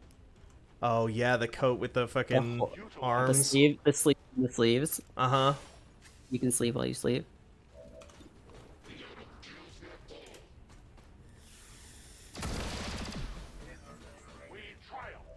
I saw some people at the time, I remember, like, kind of talking about how that might have been, like, a reference to certain Japanese fashion at the time, like, how wearing your sleeves off of your coat, like not putting your arms through your sleeves is basically, like, a common thing in Japan at the time. Yeah. But also, like... But I'm pretty sure... No, but, like, it wasn't the whole, like, coat over the shoulders thing, because I've seen that. It was, like... It's, like, holes in the sleeves. Holes in the sleeves that... your hands are coming out of, and then the sleeves dangle down below that. It's like those old sweatshirts with like thumb holes. If you wanted for some reason to like hide most of your hand in a hoodie sleeve, you Right. just have the fingers coming out and like the thumb coming out. Yeah, no, it's that, but for the whole arm. You're right. Yeah. It's just like Hot Topic fantasy Hot Topic. Totally. That's where Byleth got that. Byleth was like, Dad, please, this coat's so cool, Dad, please. All Like, my friends have I don't understand them. the teens' fashion. I don't understand your fashions, but okay. Anyway, I hope I don't die at an inopportune moment. Anyway, Byleth, I have something very important to tell you. Now, I won't tell you what that important thing is, but when I get back from this incredibly dangerous and uncertain mission... Listen, it can wait. Maybe that was like his commitment is like, I'll definitely come back. Like, it's like in movies and it's like, before I go, I have something to tell you. And it's like, wait till after we get back. We're coming back. And it's like, are you though? Well, when they say we're coming back, you'd know that they definitely are coming back. Top left center says that I think the last tactics game I played was Horizon's Gate, and I keep meaning to try that. What is it?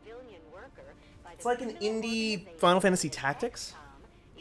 Oh, cool. It sounds like it's like really... It's got like a lot of like interactions though, where it's like it is the Metal Gear Solid 5 / like Divinity Original Sin 2 thing of like, oh cool, I want to try this and see if this works. Like, just lighting this on fire, you know, this wooden floor on fire, burn the floor, and everybody falls through the floor, and it's like, oh yeah, it does. Haha, nice. Turbo Cho. Turbo. Righty. Yeah, the Hello, Commander. that soldier like picked Turbo because they thought it sounded really cool, but like everyone else assumes that they're just like a really big fan of that movie about that snail that goes fast. Right, yeah. And they are, but that's not the reason they picked it. Right, yeah.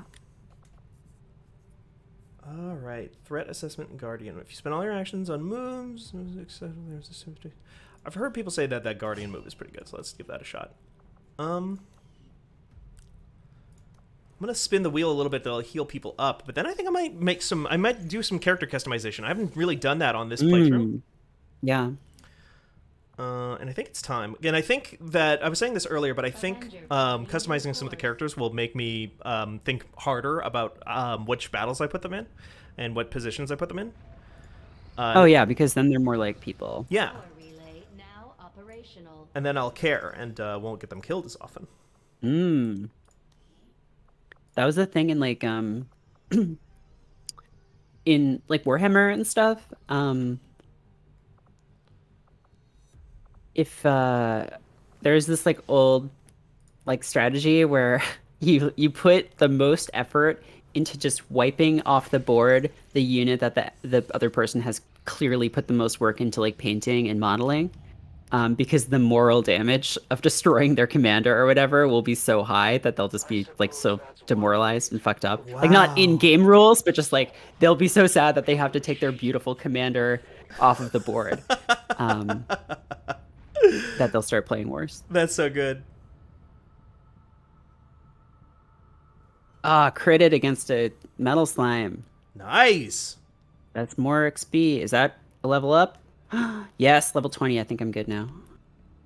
Gonna go kick the Dragon Lord's face in. Nice. You'll have to see it. You might beat the Dragon Lord live on this stream. We're gonna beat the Dragon Lord, folks, live. It's Saturday night.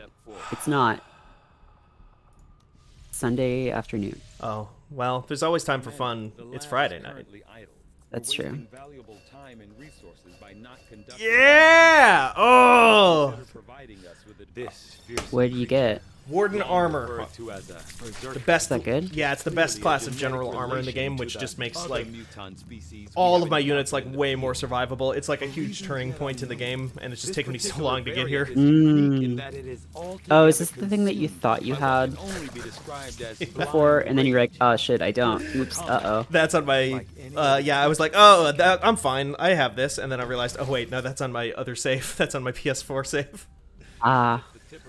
I do just got to call attention to the fact also that Imran in the chat said the Dead Poet Society of Japan murdering, and I think he's talking about Fire Emblem here or Fire Emblem. Oh, yeah. Three Houses? Yeah. But I didn't see it for so long after that conversation that it looked like a total non sequitur, and I thought it was the funniest thing in the world.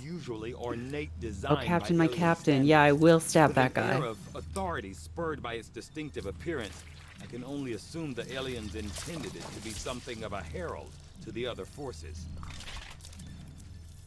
Oh, okay. Top left center says the Horizon's Gate is the structure of it is kind of like Sid Meier's Pirates or Mountain Blade, but you do Final Fantasy Tactics stuff. That's cool. Such a grand design. I've been meaning to play Pirates for a long time.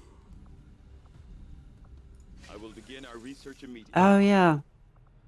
It always just looks like such a cool little sandbox type thing I wanted to mess around with, and there's so few good pirate games. Yeah. I always got Pirates confused with this other game that I played a demo of on the PS1 like a million years ago. That was like, I think it was by Shiny. It was just like, you just like drive around in a boat and shoot stuff. It's not like Pirates at all. Okay. It's like a top-down shooter, but in pirate shit. Wow, okay.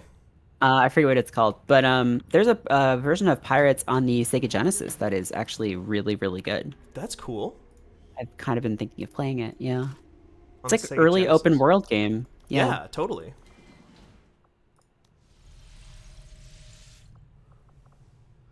Hey, Commander. I wonder if it's on Switch or something like that. I would absolutely play that on Switch. The game I'm thinking of is called Overboard. Overboard, okay. Yeah. Nothing to do with the movie. No, it's oh, it was called Shipwreckers in North America. It's Psygnosis. It's not. It wasn't Shiny. Oh, but, Psygnosis though. Okay, cool. Yeah.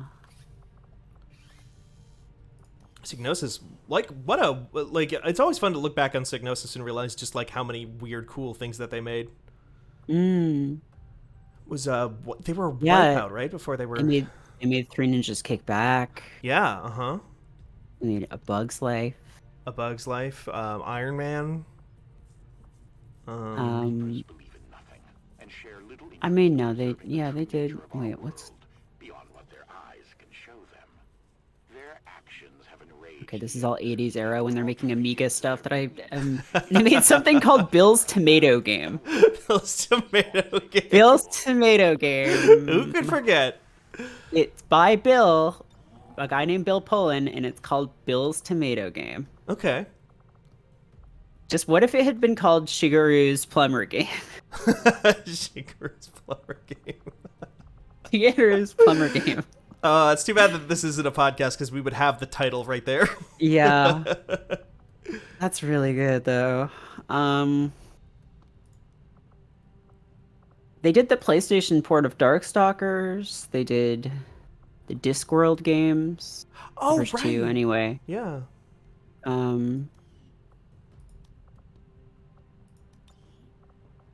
G-Police. Crazy Ivan. Oh, Crazy Ivan. Lemmings. Yeah, Lemmings is one of the ones I always remember. ODT, or Die Trying. Oh.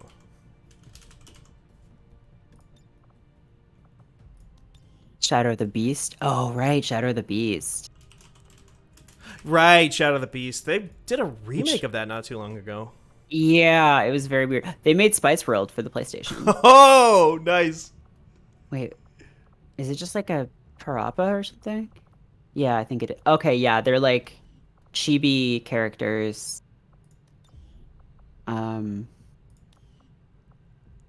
Interesting. Okay. Yeah, Sony Computer Entertainment Europe saw Parappa the Rapper come out and were like, we should do this. I mean, they were right. We're going to do a Spice Girls game endorsed by Walker's Crisps, Pepsi Cola, and Asda. The go-tos, you know? Yeah. So this is a new character that I'm creating here called Farfield Darfield. Oh, okay. Farfield, Horse Girl, Darfield. Yeah. Interesting, interesting. She's got the hard luck attitude. Mm-hmm. What does that do? It makes her look all sad and dejected all the time. Ah.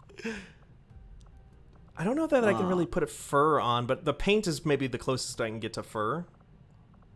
Mm-hmm. People in the chat were asking for some Merit Souls characters, so. Ah.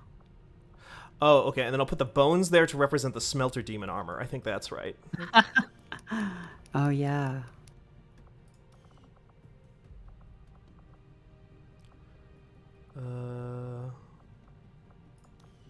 Farfield, Darfield stands for Farfield Dark Garfield. Oh, okay. That's cool. Yeah.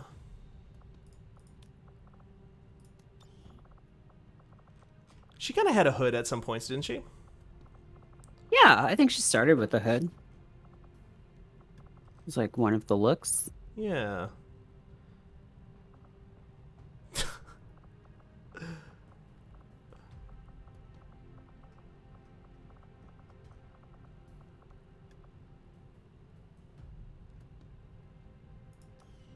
Okay. It's the saddest face I can get. Hmm. Maybe this, maybe face C. Yeah, none of them are like.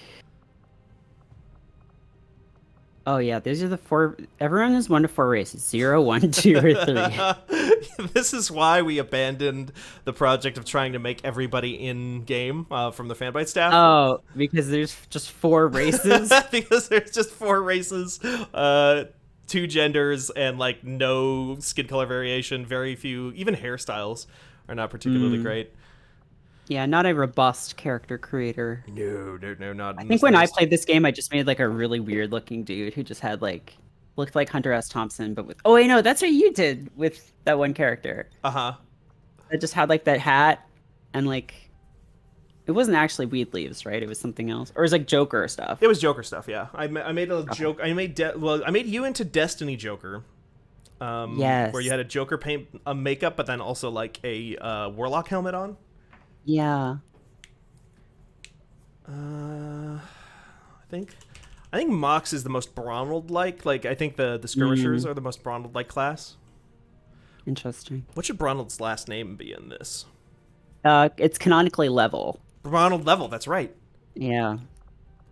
Nickname. Because LV thought that on the title screen when it said Bronald Level 13 or whatever, that it was like, oh, this is Bronald Level. Uh-huh. Oh, attitude, happy-go-lucky, absolutely. Oh, yeah. Yeah, even more so than laid back, I think happy-go-lucky for sure. Yeah. Head. Helmet. What's a good helmet? What did Bronald have for a helmet, really? He had a few different looks. He ended up wearing, what's his name's armor for the most part? The big guy, you know. Smoke? No, slightly less big. The Dragon Tooth. Oh, Hovel. Yeah. Hovel the Rock. Yes, yeah. He absolutely did. Yeah, he had Hovel armor for the most part, but is there? I think there's a thing. Okay, so this one is metal and has like the Havel style like mohawk on it. So I think we can do that. Oh, and did have a dragon head sometimes too. So did have a dragon head sometimes. That's true. Oh, where did it go? I had something that was as Havel-like as we're gonna get. Oh, there's 2 of them actually that might be pretty Havel-like. I think that's Ronald because it's smiling. Sure. Oh my god. I mean, yeah. Okay. So that's taken care of. Can I make the helmet a different color? No, I don't think so.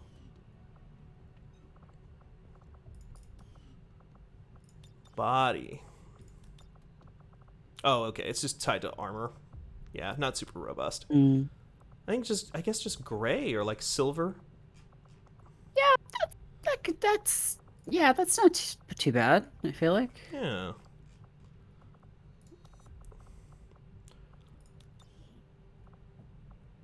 I think bare arms, because Ronald did like to show off some skin. That's true. Get a penchant. Now this man's just looks like a Titan from Destiny now. He is a class that is literally just like Titans from Destiny. Like, Okay. It's this is Titans, Reapers are Hunters, and Templars are just Warlocks. It's straight up that. That's cool. Yeah. Torso gear. Can I give him a bare torso like Ronald? Not really.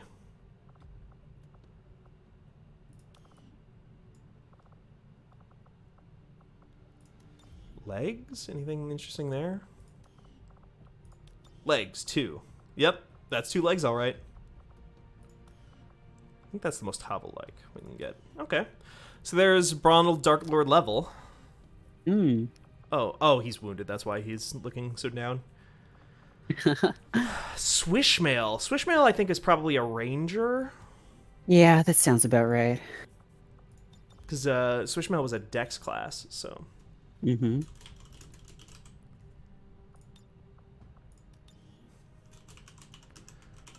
So this is first name Call Me, second name Swishmail, nickname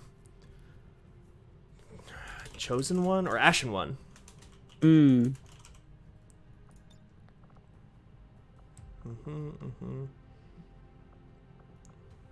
Attitude. Ashen One. Attitude laid back, I think, fits for him pretty well. I think, yeah, he's laid back. He's a laid back dude. Yeah, if you have any notes on any of these characters, they're your creations. So, I mean, I like seeing other interpretations. I see. Okay. That's okay. I mean, that is not far. Like some of these aren't far. Like that, the kind of jutting.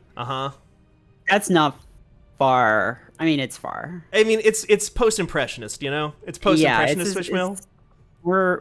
It's as good as probably we're gonna get. I think you're right. I can maybe get the what do you call them, mutton chops on him though. That would be nice. That would do a lot to make him look more like the boy. Lower face prop. Not really. Facial hair. There it is. They gotta have mutton chops in here. No way. There we go. The new uniform isn't bad. Okay, yeah. Sometimes What was Swishmail's hair? Oh, it was ponytail. Ponytail. That we can definitely do.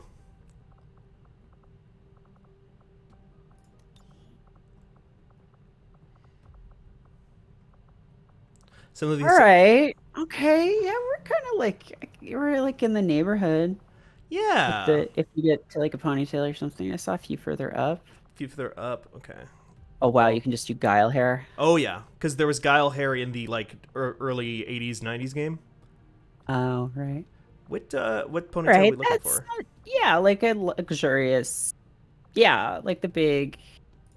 And he has like darker hair. If you can make his hair darker. I totally can. And he's pretty pale, I think, if I recall correctly. Okay, I can change that too. Almost a little too dark on the hair, I think. Maybe one shade lighter. Yeah. That's, listen, that's in the... Okay, first of all, can I say those sideburns are completely insane? Like, that's not what my chops look like. It looks like he... It looks like he has paint on his face, but he scraped off enough so that he can eat and it won't get in his mouth. Like, I mean, wait, can you go through the available face options? I certainly can, yeah. Just now that he has all of his stuff set, right? Yeah. Okay. I think C or E are the most jutty. Yeah, the one you had on, I think, was already good. Yeah, that one, I think, is... Yeah, that's a great value Swishmail. That's a store brand Swishmail. Pick him up at Target. Mm-hmm. Any props that really fit with him? Not really. Upper face prop. I mean, if there's like a crown, it's probably not a crown. There are a lot of hat options, but I don't think any of them are crown-like. Yeah. Some of these helmets get close to crown-like because they just cover most of the top. Wow. Aviator helmet with goggles. Kind I think we could probably just leave his head bare. I don't know if he needs. I think you're right. Yeah. I think we've gotten as close as XCOM 2 War of the Chosen is going to allow. Yes. Saved a character pool, of course. I wonder if there's any like a armor color or armor pattern we can do something with here. He was also pretty just gray armor by the end, wasn't he? Yeah, I mean, he was like dancer armor, so there's like some color in that you could pick up on. Sure. I think there was a little bit more of a subdued blue in the dancer armor. Yeah, that sounds right. I will say, I like, for as bad as they end up looking, I do love working with character creators that are like incredibly limited like this, because you have to get so creative with what you consider. Yeah, right. Yeah, no, this is working within limitations. Pattern. That's pretty. It's a pretty good Swishmail. It's pretty good. I think it's pretty good. It's like Swishmail if he was a Mass Effect character. If he was like a one-off Mass Effect character who gets killed by some Rachni or something. He was Ashley's like partner on that planet before Right. Saren shot him off screen. Yeah, exactly. Anything we can do with the arms or anything? Not really. That's all mostly just patterns. Maybe add just a little bit more of the blue in there. Yeah, I think that's good. Okay. So that's taken care of. Swishmail definitely needs some kind of pointing skill, says Imran. Some kind of pointing skill. Oh yeah, if you could point. Swords have points, and he has a sword in this case. Okay. The closest thing to a pointing skill would probably be holo targeting, because it is the XCOM version of the move that enemies use, where they literally just point. We might be able to get that on him. Who's a good Templar? What do we... Oh, I know what I want to do with at least one character. I had a couple of different characters that I wanted to create that were not Dark Souls characters, but so might hit those up real quick before I go too much farther. Let's get Juggernaut taken care of here. Character is Ronald. How about Ronnie? Ronnie is better because we already got a Bronald. Ronnie Shen. Nickname definitely Oh, okay. No, not enough space for that. Now, who is this? So Ronnie Shen. So we've multiple times throughout the series of Hardship Troopers, we have used the Dragon Balls to summon people back to life. Okay. And I thought it would be fun if Shenron, the Dragon Ball Dragon, got so sick of it that he decided to keep an eye on us and help us through our missions. Oh, that's so he's. Oh, so I see. Ron. Yeah. So he's Ronnie Shen. Whose nickname is not Dragon, because I can't fit definitely human. Actual human. I am human. Human. I wonder if actual human will fit. That might actually work. Actual man might work. It will fit, but not actual human. Actual man. Did you mean action man? No, I mean actual man. It is me. He's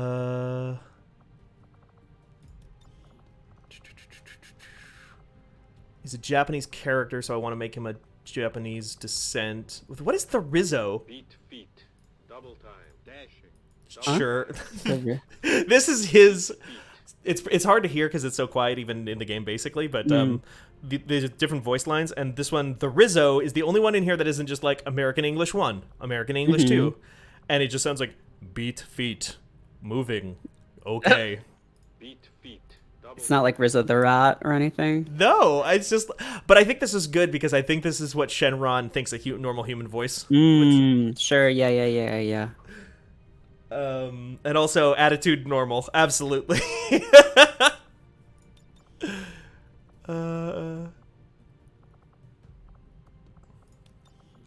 Extremely normal attitude. Extremely normal attitude. The most normal guy.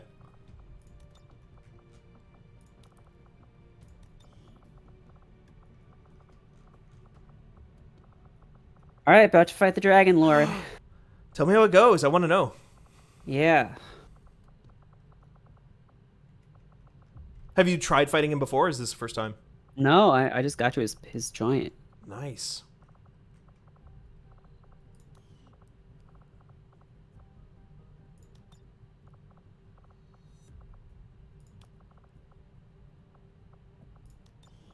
Hey, what's up, buddy? Oh, so thou art come before me at last, hero. I am the Dragon Lord, Master of Masters, King of Kings. Long have I awaited this moment. Come, take thy rightful place at my side. Do so, and I will grant unto thee dominion over half this world.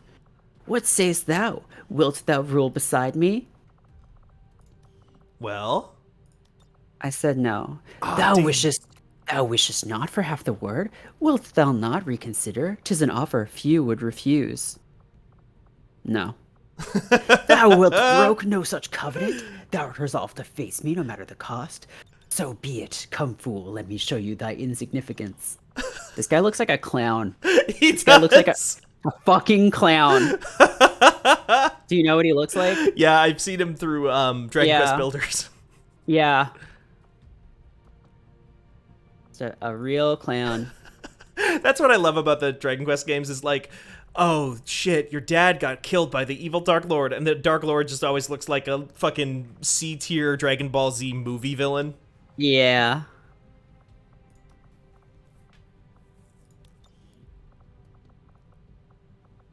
Like, I'm a little guy running around, and I'm the Dark Lord. Come on, Dark Lord, Dragon Lord, come on. Okay, so there's Ronnie Shen.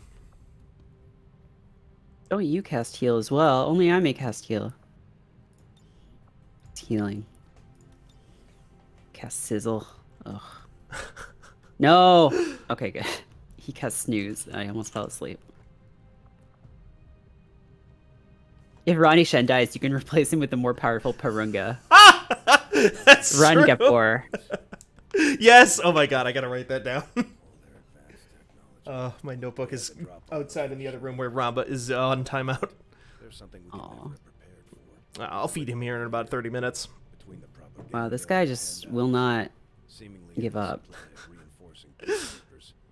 Yeah. Oh yeah, Dragon Quest bosses are always tough. Yeah. Okay, wait, true form though. Okay.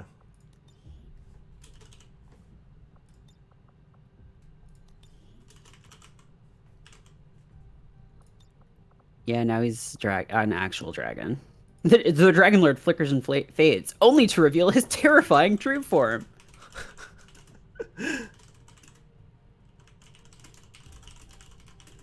How terrifying is the true form? It's a very cute dragon. Oh, of course.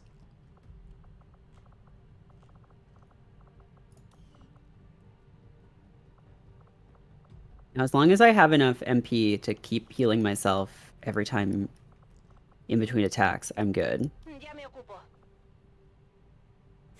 It's basically just like luck at this point if he like doesn't get to go before me a bunch of times in a row. Because like it seems like a toss-up, like who goes when. Sure. Okay. Yeah, he almost just killed me, but I healed.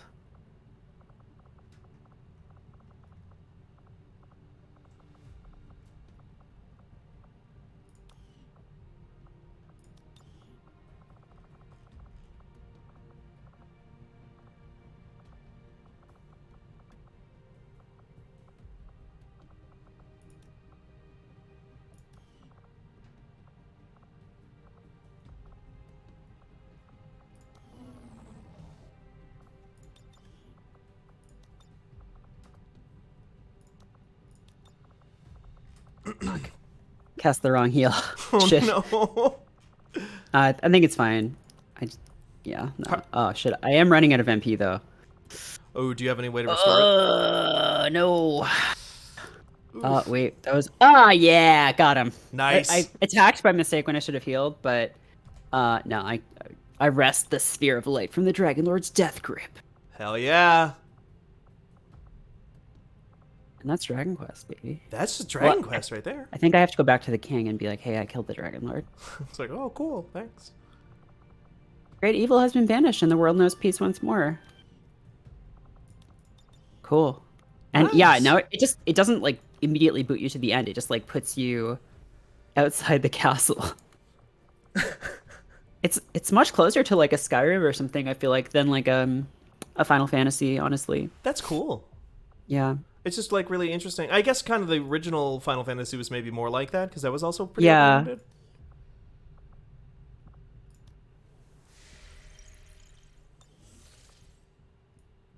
All right, King, what's up? Avenger plotting new Wow. Your Highness. You're gonna make me wait. Oh, whoa, shit. Okay. Oh, okay. Wow, the hero talks now. This is really weird. Whoa, what? The king is like, oh, you should definitely be the king. Like, you fulfilled the prophecy. You're the descendant of Erdrick. You should really be the king. Like, please. And the hero's like, my thanks, majesty. But were I ever to rule, it needs be o'er a realm of mine own founding. Oh, okay. And then so the king's like, all right, go out and found your own kingdom. And then Princess Gwaelin goes with you, I think. Oh. Wait, let's see. Okay. Yeah. She's take me with thee, my dearest heart. Wilt thou take me for thy companion? I wonder what happens if you say no. Oh. But thou must. Probably, right? Like, it'll probably do something. Or is that what you said? Well, that's what happens. That's like, or when you have to carry her back. She's like, please take me from this horrible place. And it's like, how's a yes or no? And if you say no, it's just like, but thou must. But no, do it.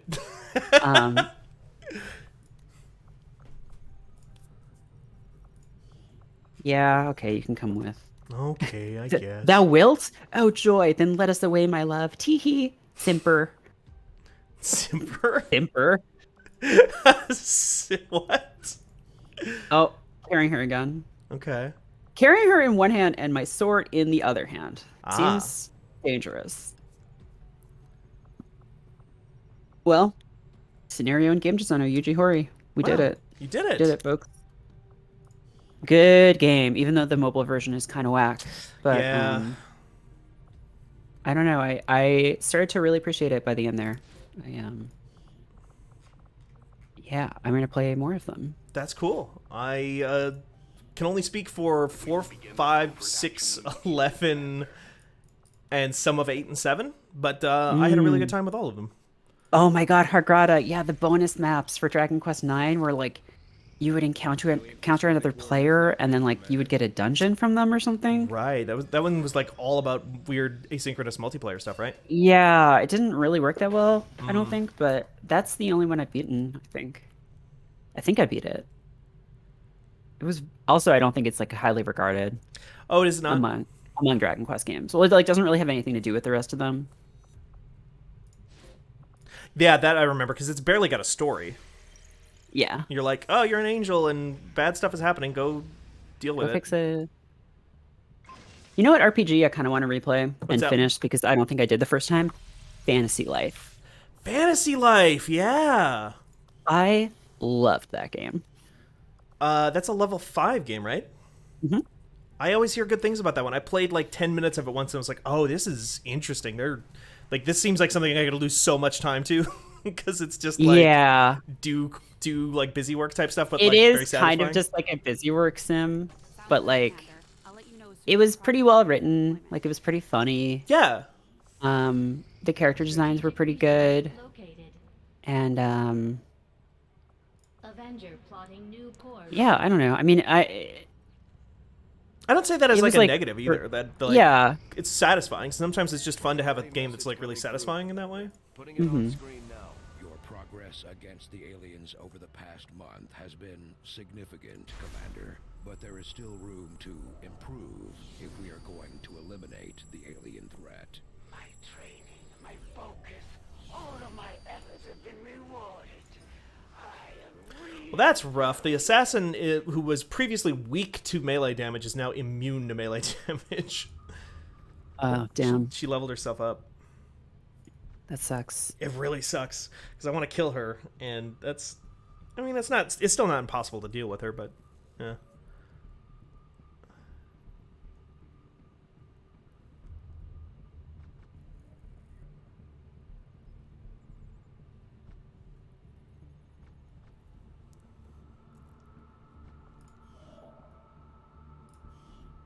Avenger plotting new course. Are you gonna jump immediately into another Dragon Quest, or are you gonna try something new? Probably like not just this. Probably not today. I need to get into SMT3. I think. Right. Yeah. Progress on the Avatar project. If we're going to slow them down, we'll need to move Yeah. fast. I saw LB had downloaded that. Oh really? Yeah. In our research. Yeah. Cool. She was appreciating the jeans wear, the denim wear of the. Oh my god! lady Yeah, character. Yeah, I forgot about that. They there's a character that is just like the best jeanist. Uh-huh. It's like all jeans. All jeans, jean boots, jean skirt, jean top. Mm-hmm. SMT3 is just a Dragon Quest, but in hell. Yeah, that sounds right from what I've heard. It's not too far off. We continue to progress in our campaign against the Elders, and now we gain new abilities as a result. Now we gain new abilities as a result. I'm a fucking creep. Is that the guy who does the alien autopsies? That's John Delancey in this one. Oh, right. He is Geist. He's the leader of the... What are they even called in this? They're the Templars. Right. I'd like to get a better look at that rifle the Chosen Hunter uses. There's just no way he can be that accurate without some kind of help. Quick draw.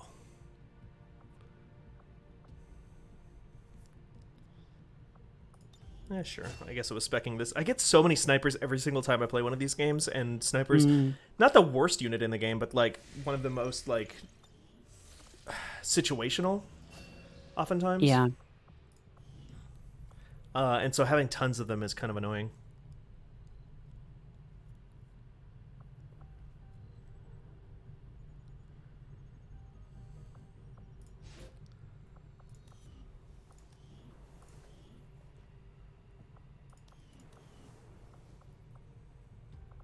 We gain new abilities.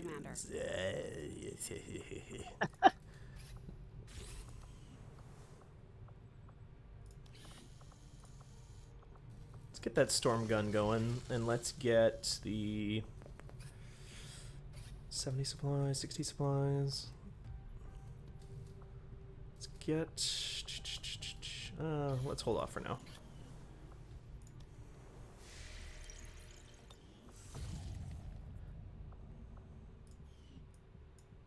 Okay, we got the supplies. Let's get more supplies. New course.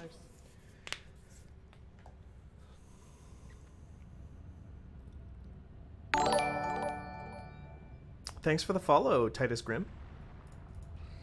Commander, we have the position of a vulnerable... Ooh, we got a UFO to attack here. Okay.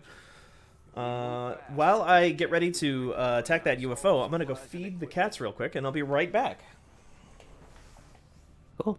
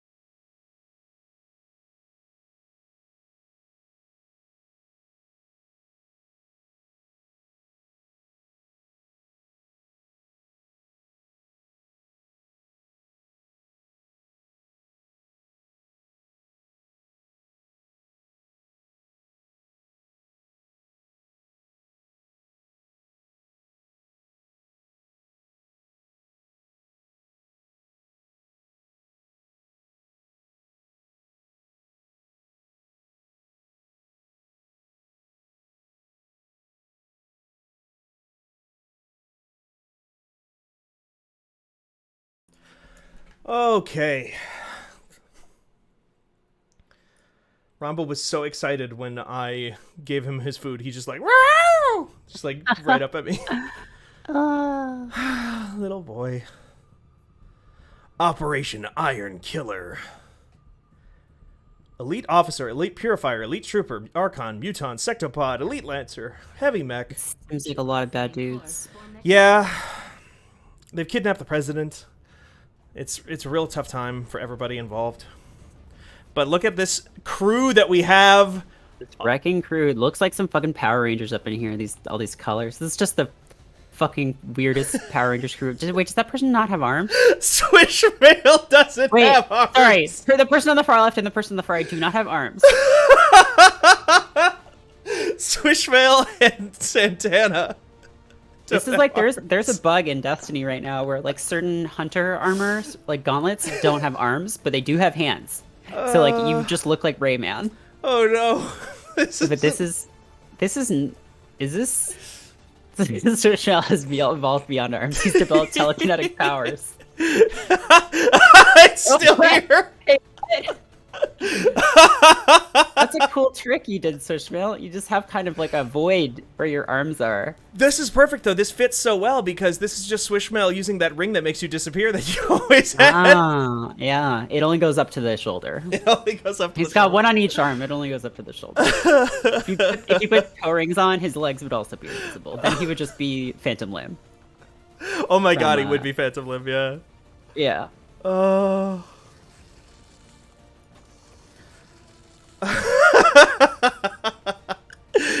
It still hasn't got away when I switch.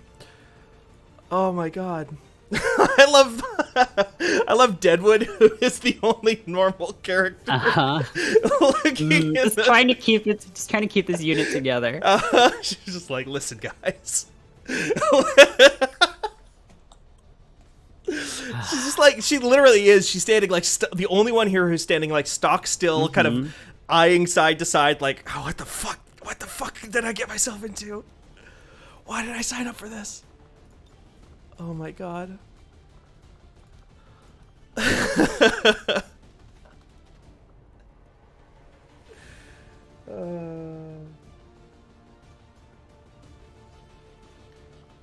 Let's see.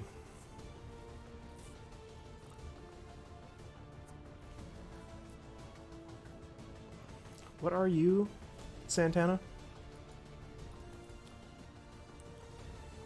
Specialist. So we got specialist. We don't have any. No, we do have a grenadier here. Yep.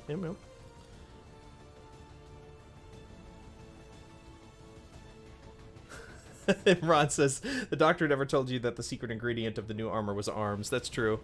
That's where the word armor comes from. Armor. Yeah.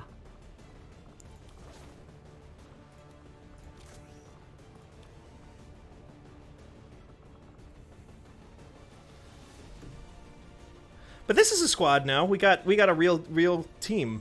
We got Ronnie. We got Santana. Sorry, it's Smooth by Santana is their full name.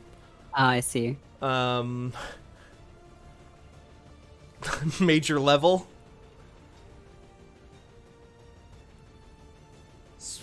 God. Storm Gun. Okay, I think we're in pretty decent shape here. So let's hit launch mission. Nice. I'm gonna miss that Reaper. We are just burning through Reapers. Reapers are like super powerful, and I think that's like the third Reaper we've lost on this stream. Like the game keeps trying to give me ones back, and I keep losing them. It'd be nice to have one right now too, because Reapers can get armor shredding at very long distances with very high accuracy, and I'm gonna be up against a Sectopod again in this mission, and they have a ton of armor.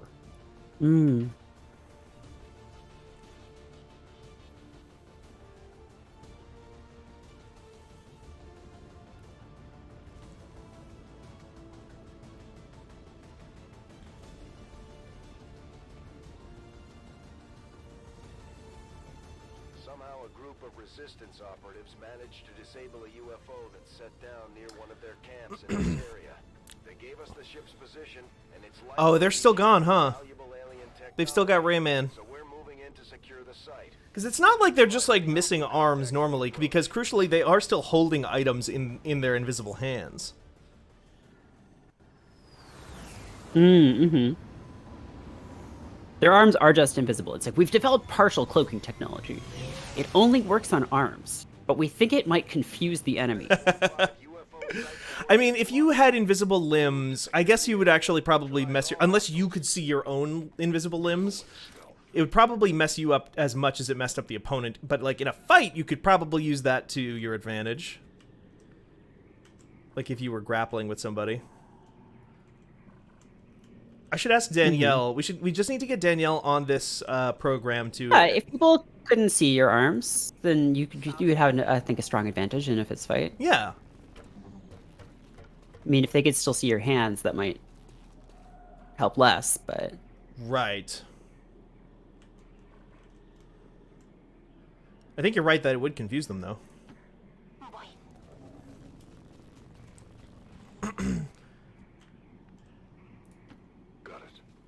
Rabbids started as a Rayman spinoff and got an Xcom like with Mario, so Xcom had to respond in kind by crossing over with Rayman, says Imran. That's a good point.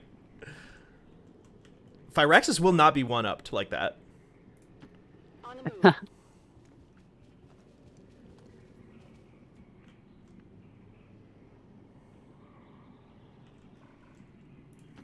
A long approach.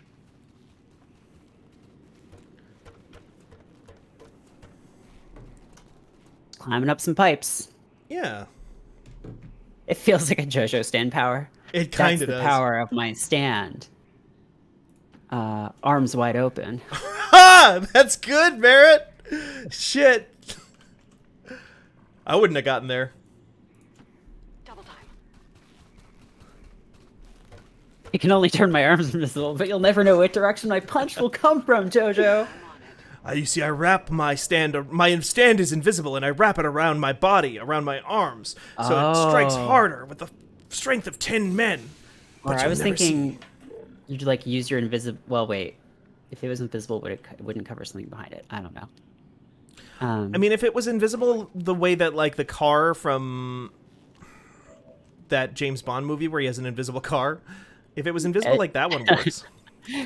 What, is the inside invisible also? It's like it's got cameras on all the sides and then projects like holograms. I see.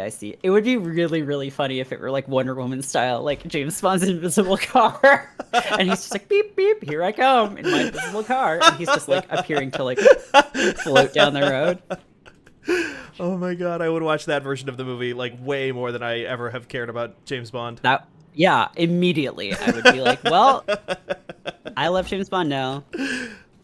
On Overwatch. I'm sorry, what? It's funny. What, you think it's not funny? Because it is. What, you're driving an invisible car and you're laughing? You think it's funny? You think invisible cars are funny, James? Be serious, 007.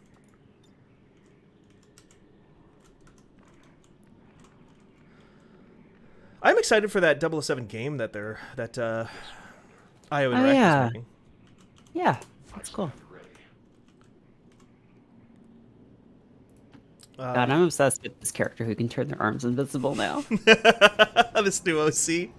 Yeah. Is this your next script with Eric? It's about invisible arm man. Yeah. That's like a good character for like our the Mortal Kombat parody thing that we were writing way before the Mortal Kombat movie came back. Right, I remember that. That would be a good character. Like, I might turn my arms invisible so you can't see where my punches are coming from. I forget what the characters were in that. The script was basically like a YouTuber, like a Jake Paul type, who is exposed as like having faked some of his like kung fu stunts or whatever, but then receives an invitation to basically Mortal Kombat and like does it to go to like redeem himself. Right. But then is like fighting like actual Goros. Fucking yeah, like monsters and shit. And is just there because like the the guy who organizes it, like the Shang Tsung type guy, his son is like obsessed with this YouTuber and so like sent him an invite and he like wasn't even supposed to be there. Oh, okay. I missed that part. But yeah, I think we had like a few different, there was like a ninja vampire, because we were just like, what's the dumbest Mortal Kombat shit we could think of? There's like a ninja vampire who can turn into smoke, and I think the guy beats him by vaping. Okay. I think he vapes this vampire. And then the main guy was like the 10-foot man. Is he just 10 feet tall? No. Crucially, no, he has 10 feet. So his kicks, but his feet are like arranged around the bottom of his foot, like in like a fan pattern. So he's like 5 feet off of each, you know? Okay, yeah. Off of each leg. Like, this reference might not mean anything to you, but sort of like a Nico Robin type situation. Yeah. Is that One Piece? Yeah. You have multiple feet on each leg? She, her power is that she can grow limbs out of anywhere and anything. Okay. I did just search Nico Robin feet, which was a mistake, and the computer is on fire, and... Your search history is so sick right now, Barrett. Oh my god, oh no. Surprisingly few of these, she has like a bunch of feet in. She doesn't have multiple feet in any of these. No, she. But yeah, so crucially, she early on in her run as like she was originally a villain and then joins them like Vegeta-like. And there is a part in where like they all get their asses kicked by like the main villain, by the big bad of the arc, and she like carries everyone away by growing feet out of their backs and like letting the feet walk them to like safety. And the author, Eiichiro Oda, got like a question like, hey, how come you never, like, she used that ability once and it seems like it's like super useful, how come she never does that anymore? And he basically wrote back and said like, oh, people fucking hated it when I did that. They were so fucking creeped out. Like everybody thought it was the grossest Everyone thing that hated ever it. happened. So I promised never to do it again. Don't do it. Yeah. Wow. Nice. Yeah, this guy's like that, except he can't do anything. Like, he can't make feet appear or anything. He just has 10 feet, and that just makes him kick really good. That's really good. Because because the main character is the Kickmaster. But this guy, the 10-foot man, maybe he can kick even better. Whoa. So it's like kind of a rival character. They use the same style. Well, he's the Goro type. Oh. He's the Goro figure. Sure. Yeah, okay. I get that now.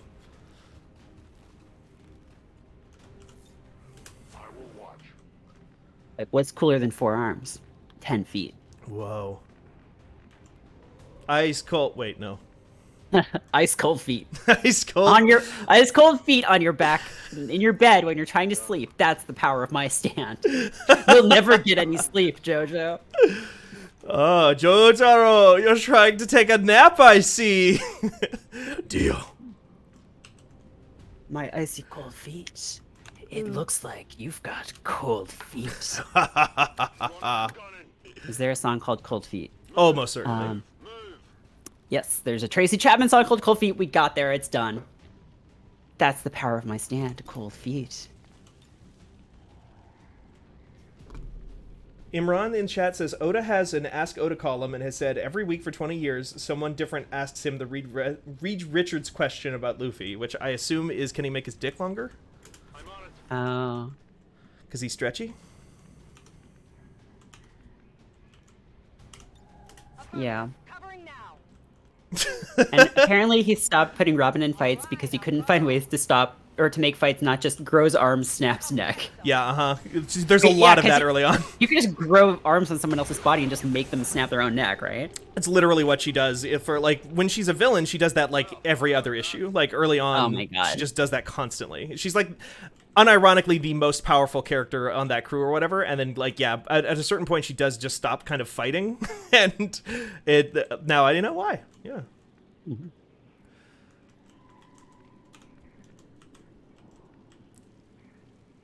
She does do it at one point to like a really shitty guy in this arc where they like fight these evil spies. Ironically, kind of like evil James Bond type figures.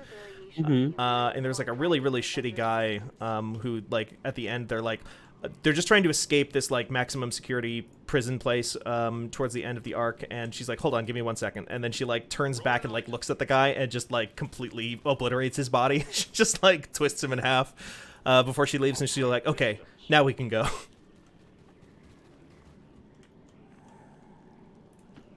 Double time.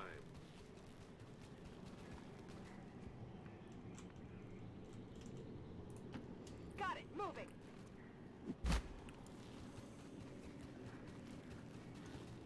I've not kept up on One Piece at all lately. I was reading it for a while there just because it felt like such a cultural thing in like manga, and I was trying to get more into manga. I mean, still kind of am. But I know it's like such a big thing. It's such a wild story that like he's been writing that series weekly for like 25 years at this point.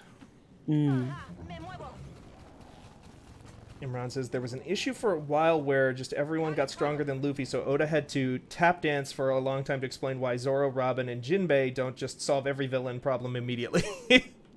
Huh.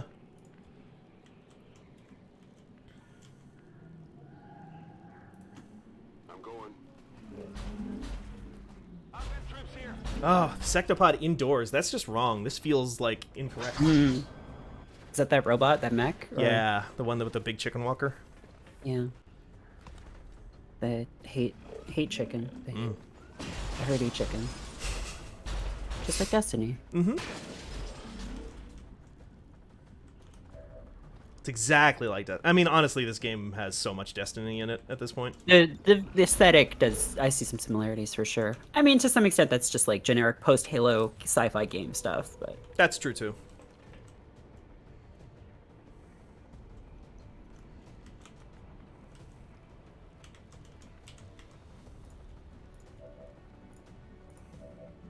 Oh yeah, Imran says it's like that Fallout 3 thing, like the ending, where you have to flip the switch and your mutant friend is like, I could do this, but it's your destiny, so... God, I fucking forget about that until somebody brings it up because I've just completely blanked it out on my mind. Yeah, I never finished Fallout 3 or New Vegas actually. 3 is the... I don't really finish any Bethesda games, to be honest.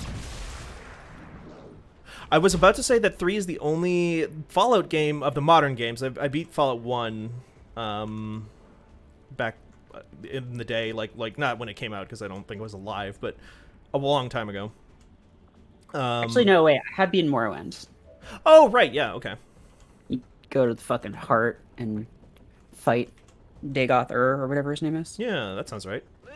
It's like, hey, Nerevarine, you should come hang. God, Morrowind's so good. I should replay that at some point. That'd be like one of my stream game. One of my favorite games. I mean, it would. I would have to look into like mods and stuff. Right. But I'm sure there are like comprehensive mod packs at this point that just like fix all of the little things. And there definitely is. I think Morrowind specifically has like a thing where it's it makes it so that it basically just like overhauls the way that game looks, so it looks like a modern video game. Sure, yeah. Also, Morrowind had some weird stuff with like leveling in that game, where like if you like basically everything's scaled to you. Right. I forget if later with us, if like Skyrim and stuff do that too, but like everything kind of scales to your level, and so like if you're leveling up like your main, like you had to like pick stats that were like not very useful to like be tied to leveling up, so that you could level up your combat without like everything getting way too strong for you to kill. Okay, got it. It was weird and frustrating. But there's so much weird shit that you can do in that game, and like I think it's like, I don't know. I just feel like Oblivion and Skyrim like just were so much more generic fantasy. Oblivion for sure. Oblivion for sure. I don't know, Skyrim is just like Nordic fantasy, I guess. It was Nordic fantasy before I think that became like just fucking everywhere, and I think it was partly what made it just come everywhere. Yeah, I just like how Morrowind is so just like everyone in that game hates you. Everyone like fucking hates your guts. Like even if you're a dark elf, they still hate you. You're like the reincarnation of some weird god, and you're just in cities made out of like old bug corpses, and you ride around on giant bugs. Yeah. And you eat the bugs, and you live in the pods in Vivek. and there's a floating, there's like a floating Ministry of Justice like above the city. Oh, that's so cool. There's like the ash wastes with these like ash zombies wandering around. When I discovered you could do stuff like break into like the vaults in Vivek and like steal all this shit, I was like, wow, this is, because it was like the first time I'd seen a game where you could actually like do just really wild stuff. Also, Oblivion didn't stop you from killing plot critical characters. Right. It was just like, you've severed the threads of fate, so like you should reload your save, because if you stay here, you can't beat the game. But like, you could still beat the game. Huh. It's just really hard. What does beating the game mean at that point? Killing Dagothar. Okay. I think. The thing is, like, basically you get, like, the real way you're supposed to beat the game is, like, prove yourself as, like, a member of the Blades, I think, and then you go to meet Vivek, who is, like, the god regent king person of Morrowind. Okay. And, he would be like, here's what you have to do. You have to go get this glove, and then use that you can carry this weapon that you can use to kill Dagoth, or destroy the heart that Dagothar is like creating or whatever. Okay. And if you don't have the glove, when you pick up that weapon, it just kills you. Oh. And that glove, you need to get this like the last dwarf guy in the world to make it, I think. Right, the Dwemer are like weird post half industrial robot. Yeah. But I'm pretty sure you can kill everyone in that game and still be like, still get all the stuff, and then just go show up to Dagothar and be like, hey, what's up? But you didn't see this coming. And just smash the heart. That's cool. It's a good game. Maybe I should play it. Yeah, I would watch that. I was actually going to ask you if you think I should probably play that just like for funsies, just for myself. Like I just don't know how well it holds up. You would probably have to mod it. But I don't know, you play like a lot of like, or maybe not a lot, but you play like dungeon crawler games, so I feel like you know, your expectations for combat and stuff aren't necessarily like, you know, super high or whatever. No, not in terms of that. Morrowind is basically just you click a button to like swing your sword. Right, yeah. I remember that in the Toonami video review that they did back in the day. That was like they talked about like how good the game was, but they did specifically, even then, which was so weird because it was like a fucking Toonami review. Like Toonami was reviewing video games in like a bumper between Dragon Ball and Gundam or something like that. Weird. And it was just like Tom talking to you about like how, hey, this new game called Morrowind is really fucking cool, but the combat's not very interesting. Yeah, it's a percentage to hit. Like, you could swing your sword at someone and, like, visually hit them, and you don't hit them. So, like, there is that element. It's, like, kind of, like, in between old, like, turn-based games, and then... Because it is real-time and everything, but it's just, like... It can mess with people, like... because there's a lot of numbers running under the... But again, like, you've played, like, you know... MMOs and stuff where that's fairly standard, I feel like. So. Absolutely I have. MMOs, I remember, so I didn't really answer the question earlier, but like in terms of MMOs that I used to play, there was the World of Warcraft one, but I was also like after that like chasing MMOs in a big way and like trying to reclaim that feeling. So like I played a ton of EVE Online. Oh, sure, yeah. Yeah. That was wild. That was a wild time in my life. Right. I forgot that you did, yeah. Yeah, like 3,000 hours or something. Jeez. It's wild. Yeah. It was a wild game. It still is. It's still trucking. Like, they're still doing it. Yeah. I'm gonna go make a coffee, but I will be right back. Sounds good. Toonami Game Reviews is part of what made me want to review games as an adult, says Imran. Same, honestly. Like, it was one of the early things where I was just like, wow, like, you can just do this, huh? You can just, like, talk into a microphone and, like, words come out?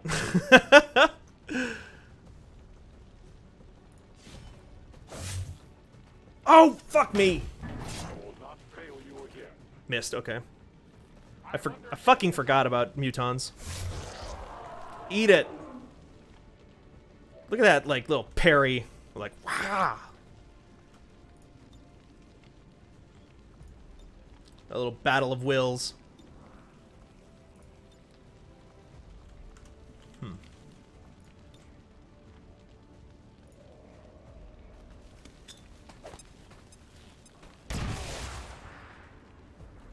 Goncharan says Steven is Lee's Randolph, and I'm afraid I don't know who that is. I'm sure that makes me sound foolish. Is that somebody who goes like "Wah!" a lot?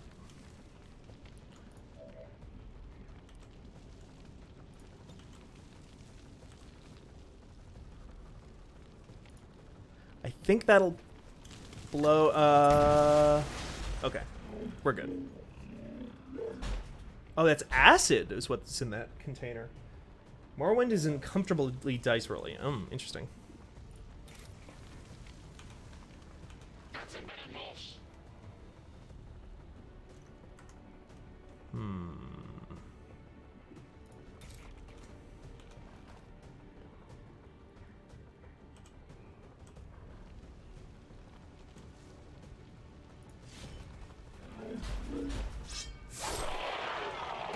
I hope this thing's not about to explode on me. You know that was good. Alright, actual man. Got a message for the actual man. Honestly, watching this now is making my head swim with possibilities about the Marvel game. Hell yeah, Imran. Like, holy shit. They could do so... Like, I'm slightly worried just on account of it being a Marvel product and not being, like, the most faithful in what they would do with a product like this right now. Oh, hold on 1 second here.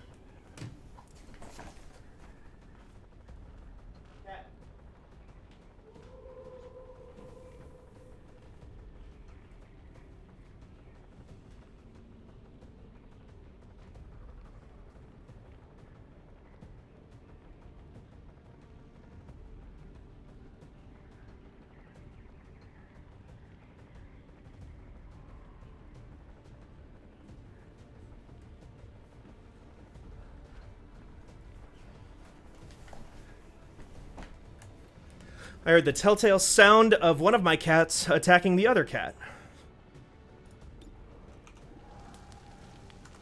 So I had to go interrupt that real quick.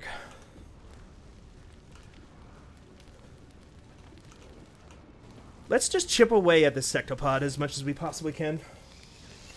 Is Ramba named after Ramba Ral, the Gauf pilot from Mobile Suit Gundam? Yes, he is.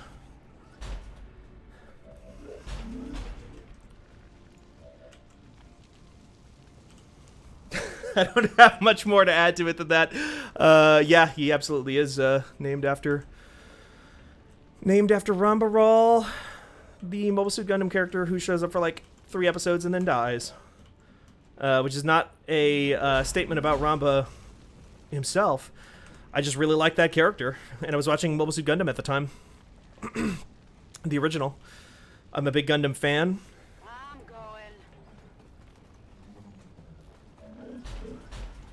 I'm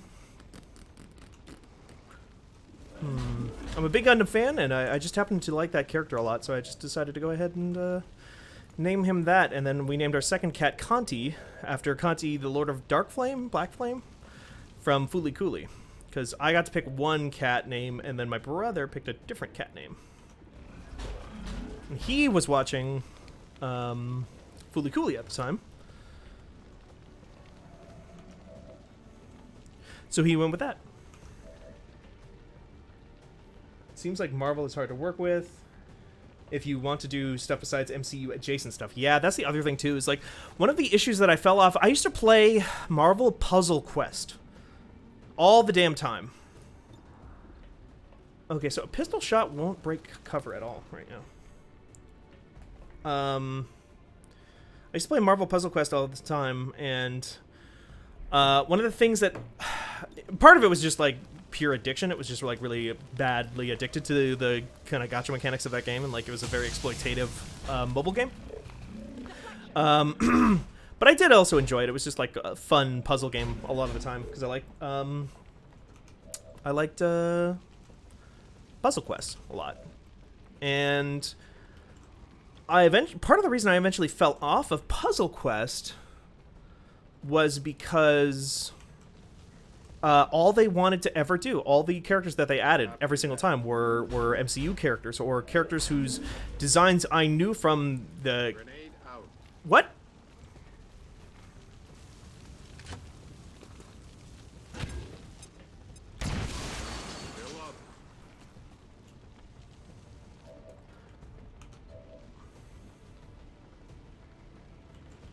Oh, that's...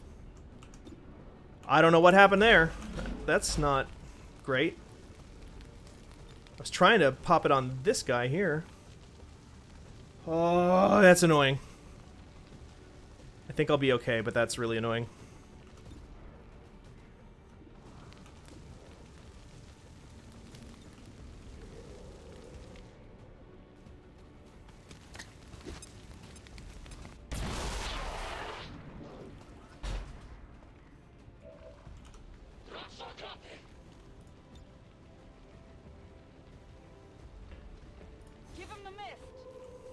We're going to use this just to be on the absolute safest side we possibly can be.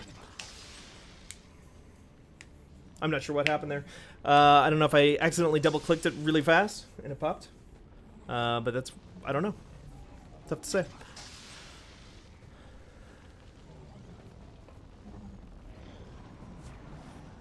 Overwatch, that works in my favor. Lightning field. Nothing huge there. I forget how Lightning Field even works in this game, really.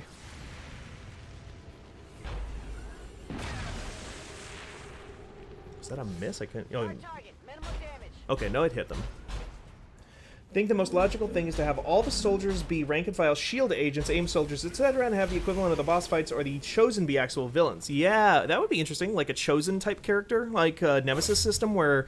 your nemesis is Dr. Doom or whatever. Like, that would be cool, actually, Imran. I like that idea a lot. Like, okay, it did explode, but it didn't, like, AoE explode. Okay, we're fine. We're actually in great shape here.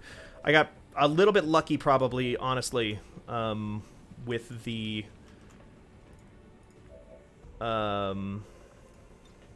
enemy decisions that were made there. But I'll take it. I'm not going to complain.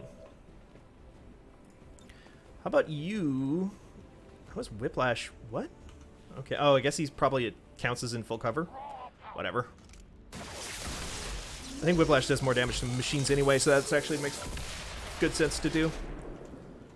Let's move Mox right there. Oh, right. He was overwatched. I think Mox is fine, though. Mox has lightning reflexes anyway. What am I even saying? Yeah, rank and file shield agents and stuff like that. I think I'm at a point now where, like, I'm weirdly... Shield agents are so weird. I liked Agents of S.H.I.E.L.D. a lot as a TV series. I have enjoyed certain S.H.I.E.L.D. comics and stuff before. I'm at a point, though, where, like, S.H.I.E.L.D. is so, like, DHS and American Military Industrial Complex adjacent, like, or not even adjacent, like literally just them in some cases because they give money, they literally give money to Disney, and stuff like that. That like I have a tough time enjoying anything that like unironically deals with those characters or that style of stuff. I actually think Secret Warriors, which I think was a Jonathan Hickman joint, who's a Marvel writer that I really adore, Jonathan Hickman.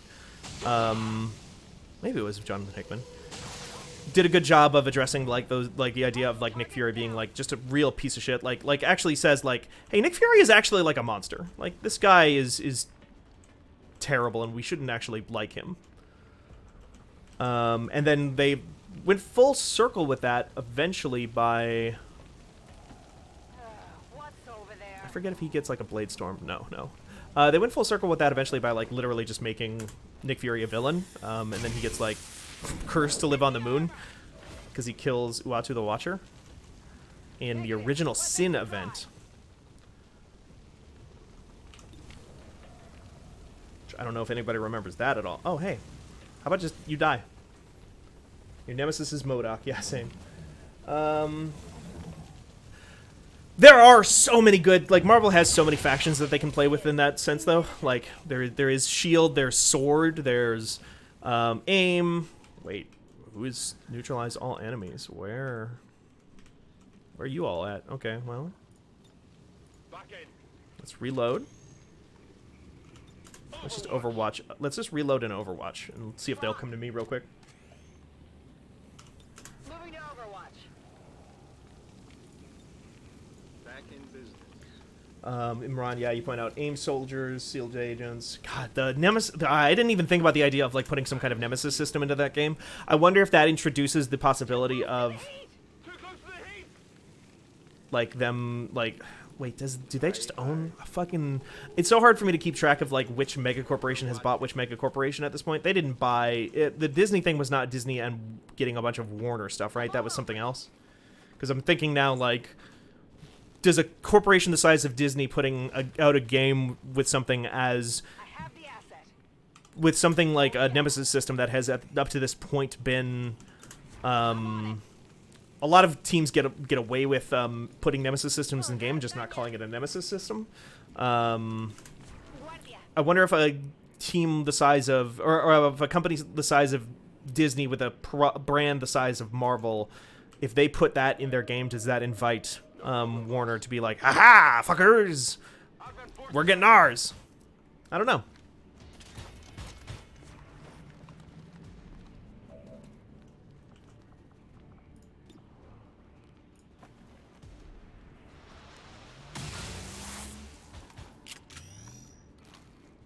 The armor.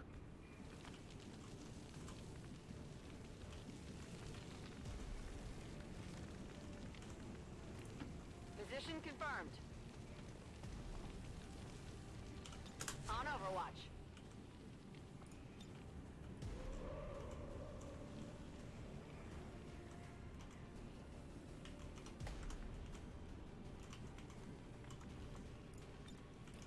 But God, yeah. No, like... I think it's time for Firaxis to make another tactics game along these lines, and Marvel definitely does give you a lot of room to work with, which is cool as hell. Let's just draw their attention, honestly. Mox is full, still has his armor. Not even Mox. Sorry, Bronald still has it. Warner is merging with Discovery. Yeah, that's right. I forgot about that.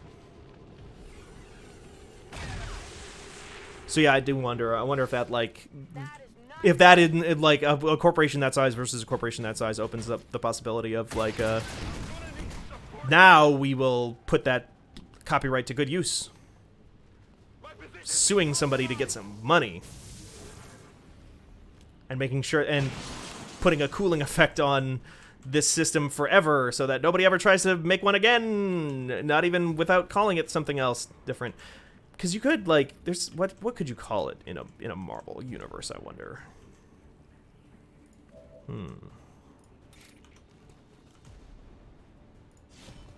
Hello. Hello. I'm back. Got some coffee. Nice. What kind of coffee? Just black coffee? Just black coffee. Just pour over. Hell yeah.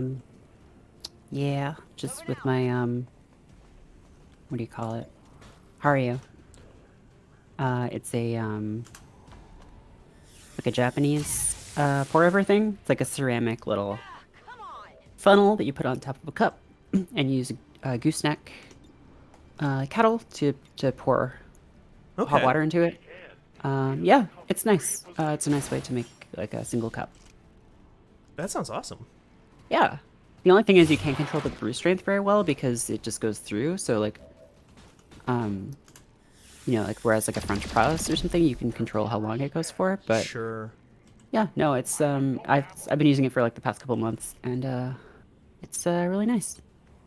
I don't currently have any kind of coffee machine in my new place, so maybe I'll, consider that. Yeah, I mean, it depends on how much coffee you drink and what is important to you about coffee, whether it's just, like, convenience or... you know, taste or like whatever. I feel like French press is like a really easy kind of go-to thing. Sure. Cleaning French presses is kind of annoying. Oh. Which is why I like the Hario, because it's really easy. Okay. We have to buy filters for it though. But that's just like a regular coffee machine you have to buy filters for too. Or I guess you could get reusable ones, but yeah, like I guess just ones that you wash. I guess there's probably kinds that you can just run through a dishwasher. Like machine washable filters. Yeah. Yeah. I'm glad to see that our cooperation with the resistance. I like AeroPress, but I just had too many experiences with it where I burned myself. So I was like, all right, I'm done with this. You got burned on burns? Yeah. Literally burned myself quite badly. Like blisters and shit. Oh, really? Jesus. Yeah. Well, that's what happens when you spill like 98-degree coffee on yourself. Yeah, I suppose. Like an entire cup.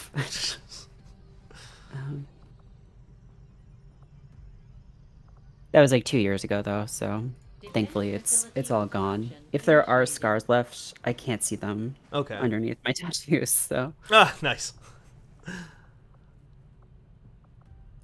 I had a couple of scars on my left arm, on the underside of my left arm from just the oven for. Oh God, yeah, classic. Yeah. For years. Some of the oven, yeah. Mm-hmm. It's a prime burn zone. I should have put like some kind of sign down, to remind me, some sort of burn notice, if you will. Have you seen, now I'm realizing that this is actually pretty old and I just only came across it last night, but have you seen the YouTube channel that's just about this bridge that's too low and trucks keep trying to drive under it and getting the tops cut off? Yeah, and then they raised it, but it's still too low.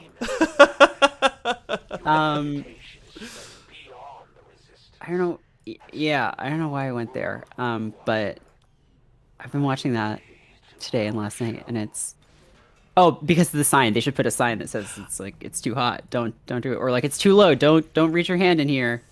In the oven. Stop. Just like they have the thing on the bridge. People are like, I can fit. That's not for me. That's for somebody else. That sign can't be for me because I can't read. This sign can't stop me. If this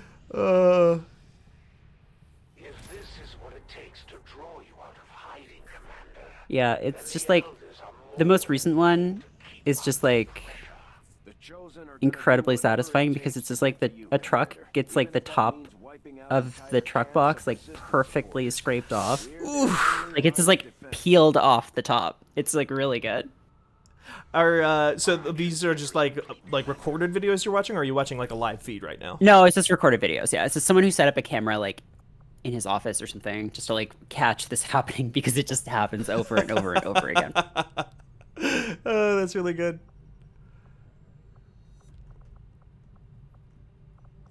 Wait, I do have a Reaper back. Interesting. Where did that come from? Let's get the Chosen Assassin out of here. Out of here. Or at least get ready to get her out of here. Oh, has to be a Reaper? That's fine. Out of here. Let's just hope your people can keep up.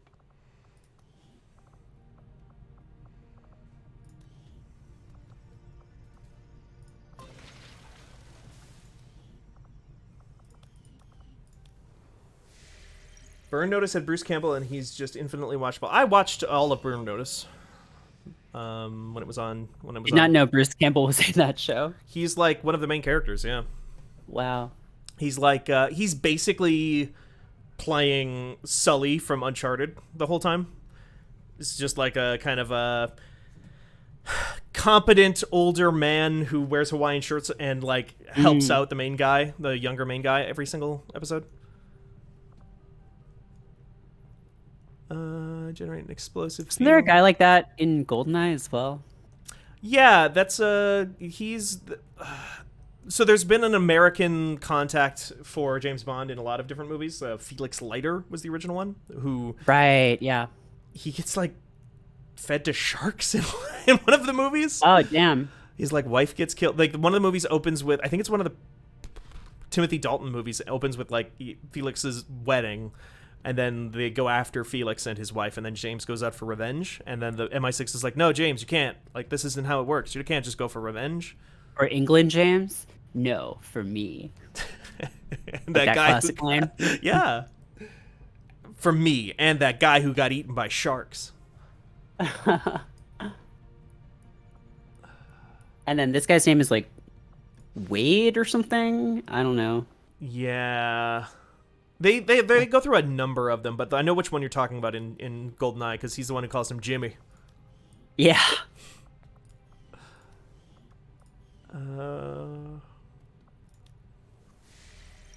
This is Jimmy.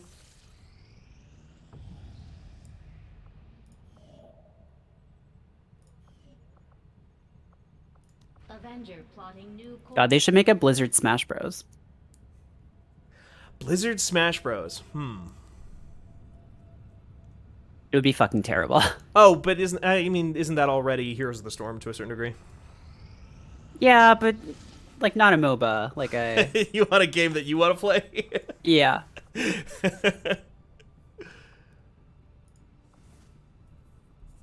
Ooh, Colonel, a Ranger Colonel? That's the highest level.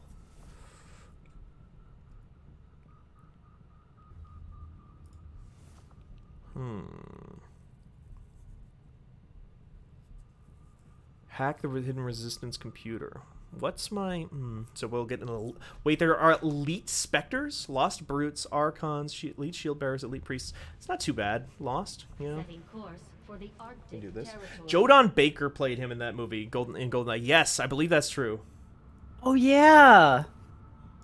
Wow. Wow, you guys watch Jodan Baker movies? Wow. Oh yeah, I'm just a real Jodan head. We all love Jodan Baker and all his great movies. I can definitely name right now. Mitchell. Mitchell's a good one. Yeah, Mitchell. John Saxon is in Mitchell. Really? Yeah. Oh my god. There's like, you know, there's a lot of people who are famous actors who were in bad movies at one point, right? Oh yeah, no, I mean Jodan Baker's been in a bunch of movies. Like he's been in good stuff. Yeah.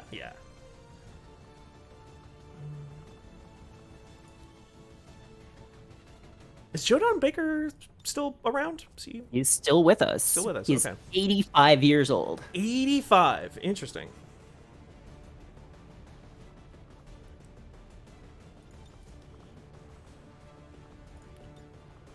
Oh, I need to do so. We need to upgrade this this Templar. We need to make this Templar into a new character. Give them a whole new Evolve new into if you get 2 Templars together, you can make them turn into an Archon. Ooh, yeah, that's a good idea.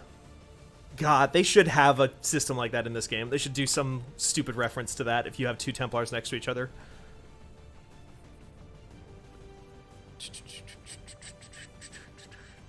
In Breath of Fire 2, there's a you do the whole like Terrytown thing. Yeah. Like you build your own town, and you can find these people who will like basically do fusions of your characters. Or like they fuse with like a sage or something to like to get more powerful, but like there are certain combinations that make their character designs just like radically change. Okay. Just like become a different person, and it's like really cool. That's neat. It's like an idea that I haven't really seen. I mean, I guess like all the SMT games, you like fuse demons together and stuff, but you do, but it's like they're like more Pokemon, and that's more like stat based. This is just like Yeah. these are your actual characters, and you're like, well, I was combined into a single being with some weird wizards, so I guess now I'm like a lion person, or I was a big elephant man. I guess now I'm a tiny armadillo. This is Breath of Fire 2, you said? Yeah, they get new abilities and stuff too. Huh. It's really cool. Yeah, I've never finished one. I've never really played one. Okay. Only two. That is a franchise that I've never really touched, but I know you have talked about it a bunch of different times, and it's like on the I list. can't fucking shut up about it. Is my problem. Like, 2 was a really formative game for me because it was the first JRPG that I ever played. I have a Breath of Fire tattoo. Oh wow! Okay. Yeah.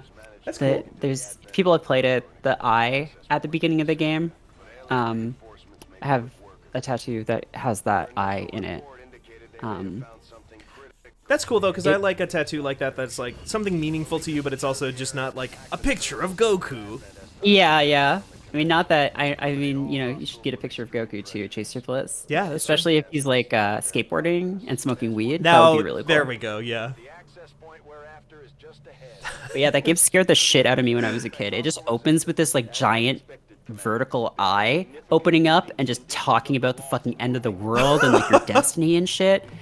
Okay. And like, yeah, the opening of that game is like you are like a little kid happily living with your sister and your father, and then your sister goes missing. You go to find her, and then you come back, and everyone you've ever known is like gone. No one recognizes you, and you're like the world has just like completely changed. Whoa. And you're like, and then it's just like, then you just kind of like, there's like a time skip. Okay.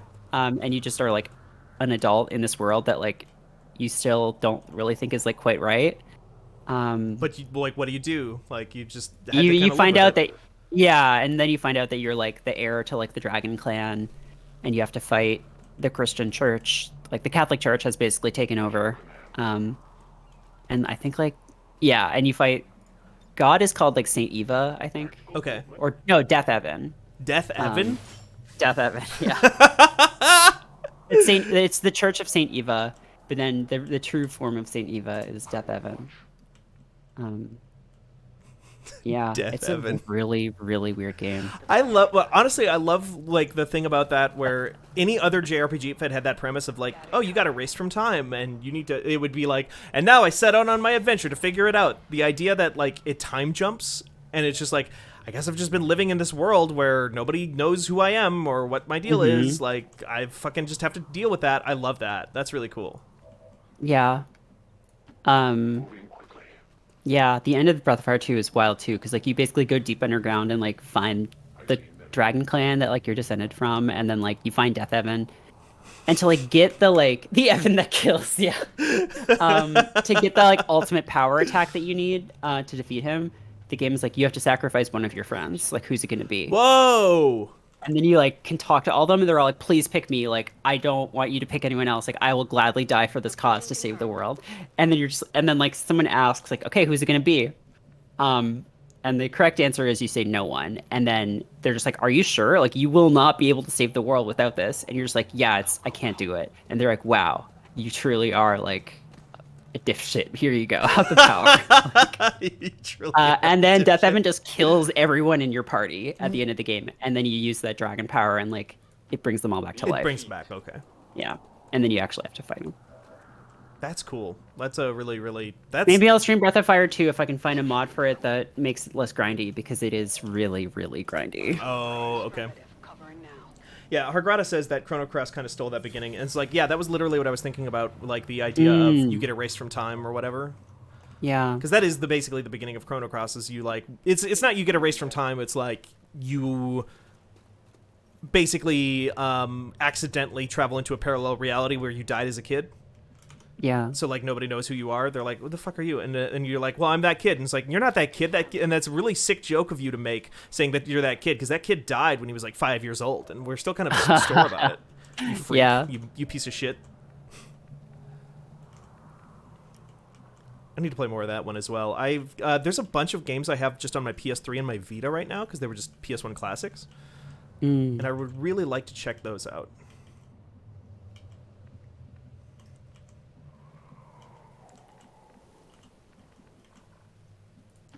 Orders confirmed. Moving out.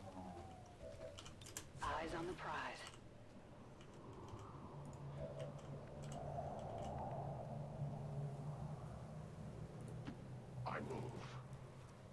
Breath of Fire 4 still has some of the best sprite work out there, says Imran. I kind of want to play that whole series, like, Yeah? because Dragon Quarter is supposed to be, yeah, like ahead of its time. 3 and 4, I think, are supposed to be just like solid, just like really solid art, like JRPGs in that era. Yeah, four is really gorgeous. The sprite work is like really, it's like almost like watercolory. Whoa, okay. It's, yeah, you have to look at it to really On my way. tell. But like, and then some of the enemies are like like 3D models. It's like an early PS1 or like mid PS1 era kind of game. So Okay. Breath of Fanbyte. It's not bad. We could Breath of Fanbyte Dragon Quarter, but we spell quarter with a K. Yeah, the problem with those games is like they just are, at least the first two are just like really grindy. And also you need a translation patch because they're translated so badly. Oh. But there are good translation patches now. I just don't know if like it would be engaging to watch because of how much of that game is just like every like 5 steps on the overworld. It's like, well, time to fight another guy. Eesh, that's rough. Yeah. Like and I'm somebody who likes grinding, but there's Etrian Odyssey I think is actually a game that does it really well because Etrian Odyssey, I just think that their random encounter rates are like well balanced, but also they do a really cool thing, and some of the Shin Megami Tensei games do this too. 3 does it, where it like warns you, hey, it doesn't say exactly how many more steps you have to take before you will get into an encounter, but it'll kind of like warn you, hey. You've been walking for a while, and you're really close to an encounter happening right now. So if you want to heal up, now's the time to do it. Oh, that's good. It's a good idea. Yeah, I like it a lot. Etrian Odyssey also does like really cool stuff in the overworld where it's like there will be enemies. Most of it is random encounters where you'll just like get pulled into a battle. But then there are special like mini bosses in every dungeon that are unique to those dungeons, called FOEs. Oh right, yeah. And they all have like unique movement patterns and stuff. But if you're in a room with an FOE and like have to very specifically move through a dungeon to avoid them because they have very specific movement patterns and aggro patterns, it turns the encounter rates down to like 1%. Cool. Okay, is that just the sniper? Yeah. Wait, is Legend of Dragoon that PlayStation game that had that really goofy ad where like, what was that game, that RPG where it was like 2 guys fighting and then one of them like cuts off the other one's arm or head or something, and then the guy's like, he cut off my head. Hey. I don't know. It was a PS1 game, but I don't know about that ad. It's one of the chosen. This mission just got a little more dangerous. Stay on top of its position and try to take it out. Almost gone. Smells like fresh Love of God. I fucking hate Archons. Does anyone know what I'm talking about? I feel like Emron might know what I'm talking about. Was that Legend of Dragoon? Can confirm, says Imran.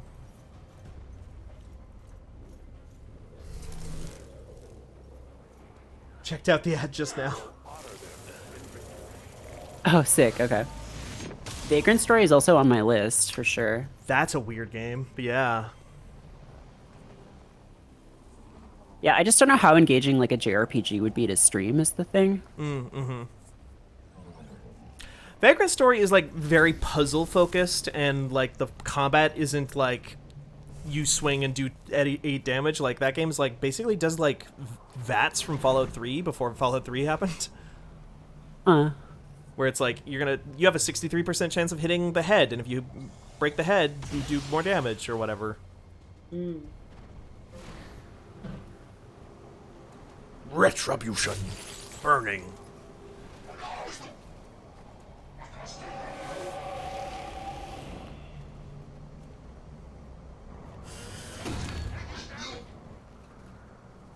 I was hoping I'd at least get a laugh out of this.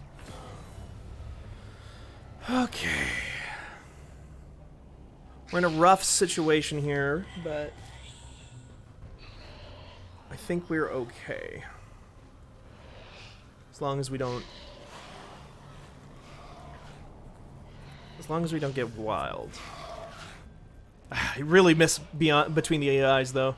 If I could just like kill these lost with a thought, that'd be great. What is that? Between the eyes is a buff I can get for my entire basically organization for all of XCOM, where anytime I shoot lost one of these zombies, if it hits, no matter how much damage it does, it's an instant kill. Oh wow. Yeah, that seems like a good thing to have. It is. How do you get it? There's like a resistance order, so it's like you have to assign it to, I think it's a Templar skill. Where's that little freak? Where's this? Yeah, get out of here. So that's like not a lot of damage, huh? That's cool. No, it's fine. Ooh. Yeah. Lightning hands. That'll draw more Lost, but I'll take Lost over this guy.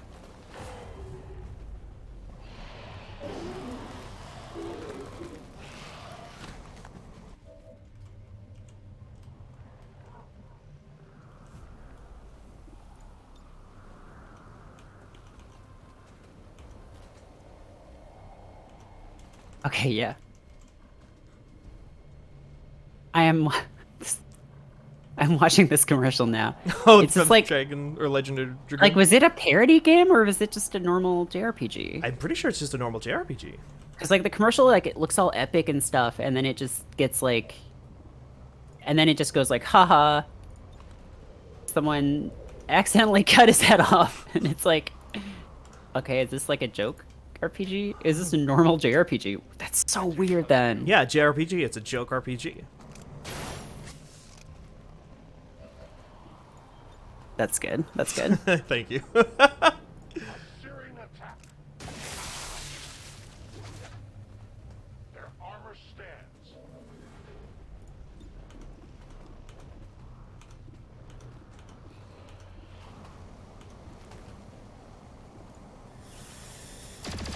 Oh, come on, Mox. No, I'm sorry, Bronald. Bronald, that's on you, bud. I need ammunition. Well, you know, nobody's perfect. That's true. Bronald missed a shot or two in his day. He's just like, you know, being true to form. His godlike powers don't extend to this realm. Oh, is that the reason? Okay.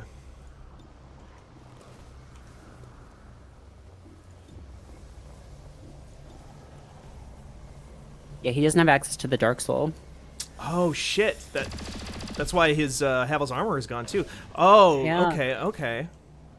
Ronald woke up in this universe as a weird frogman or whatever that guy is. Uh-huh. What is that guy? He is an Advent, so he's like a half alien, half human hybrid. Oh. This world is ours. Ronald was reincarnated. That time, Ronald was reincarnated as an Advent. Down that easy. You know, there's a manga where like, basically the premise is society has just like accepted that, what's that called? When you go to Isekai? another place, isekai exists. Oh. And they've turned it into a game show where like teens go into big arenas to get cars to drive into them, and then they get sent to like the other dimension, and then have like, it's kind of like a Hunger Games thing where they have like gift packages and stuff sent to them to like cheat. Whoa. Yeah. Which is very funny. Yeah, I'd never heard of this. I forget what it's called. I just saw some manga publisher talking about it on Twitter. I had an idea a while ago about like isekai bus driver. Like that would be a really fun show of just like, or manga of like someone who's like, oh, I have to drive my bus, but I also have to hit all these teens on time. Just hit these teens so they can go on life-changing adventures and discover themselves. I have to find the most average teens possible. Right. Oh yeah, that's the other thing in the actual manga that exists. It's like they figured out that it is like just only happens to like the most average possible teens. Oh. So like, yeah. Huh. No, I had never heard of this.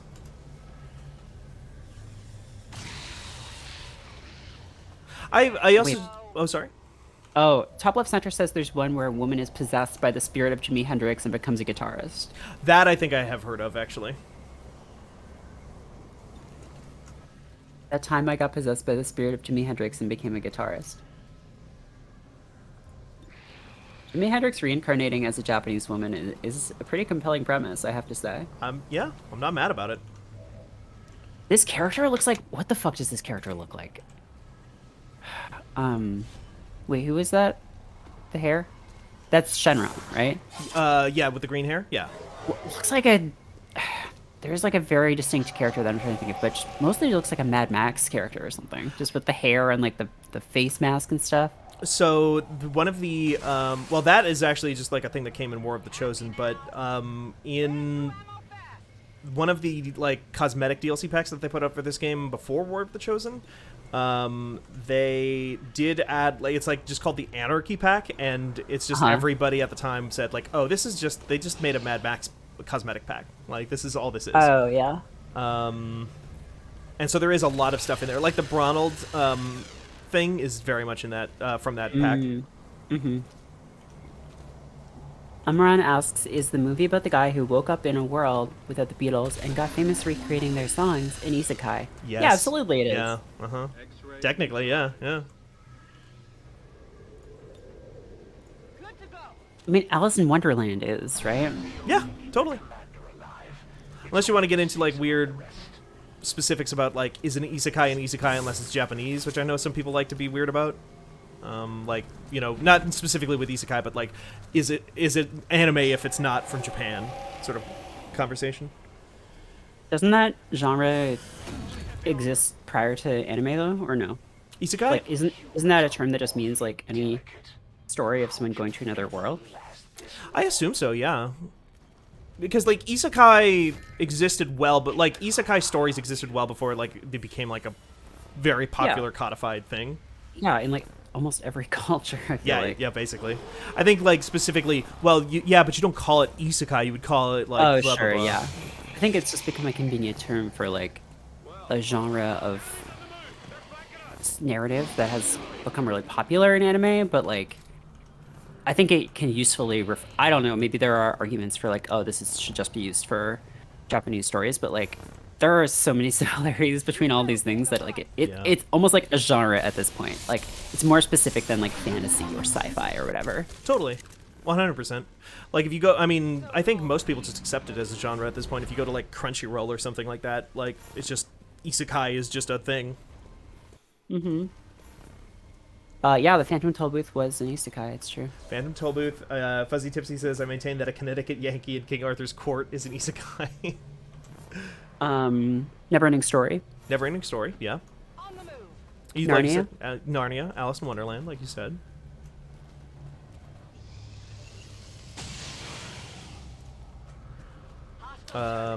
Page Master? Page Master, for sure. Page Master is even animated. It is. They're definitely going to remake Page Master in like the next 5 years. Oh, yeah. I think. You're probably right.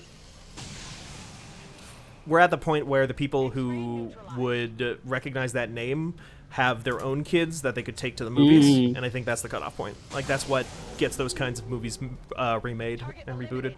Toy Story 1 from Buzz Lightyear's perspective was an isekai. Okay, yeah. It's Dante's Inferno one. Don't they just go to actual hell? They just go to hell, yeah. Or do they go into literature hell? I thought it was just hell, but... I think it's just they go to a real place that exists, which is hell. Yeah. Because, like, Stargate isn't an isekai, because you're, like, just traveling to a different planet. Yeah.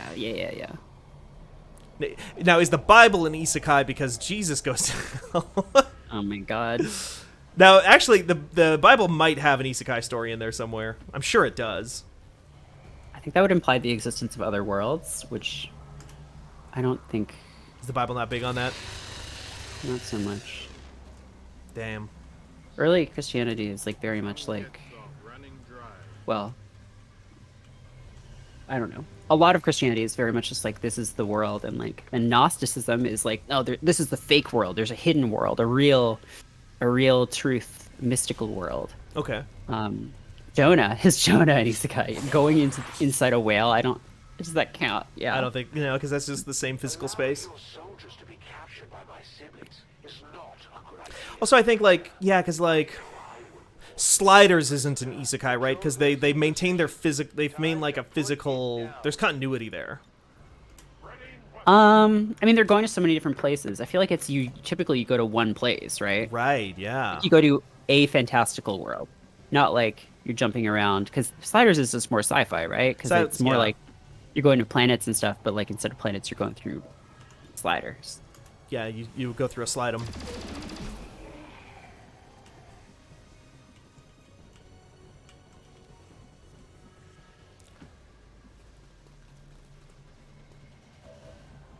The Book of Mormon is an isekai when Jesus goes to America.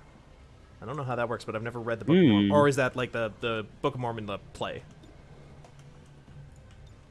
I would assume the play, but it could be either way. I've never seen it, so. I don't know if I've ever been to a play outside of like high school and like productions done by local schools and stuff like that. But like I mean there's literally a theater here, the Fargo Theater, that does plays and stuff like that. So I guess, I mean, theater's cool. I don't know. Yeah. I like the theater. I wouldn't say I go that often. Well, I mean, I haven't gone in like the last year and a half for obvious reasons, but oh yeah, well, obvious reasons. What do you mean? Yeah. Oh, I don't know. Just nothing to see, you know. Right. Yeah, they just didn't put anything out. I don't know why.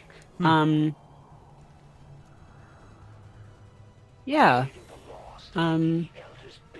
Theater's cool. You can do some cool stuff in the theater. Yeah, I bet. Soldier down. Get him back up ASAP.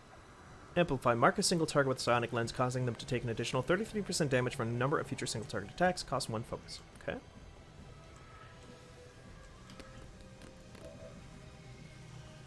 Let's give a good old revival protocol to the Ashen One.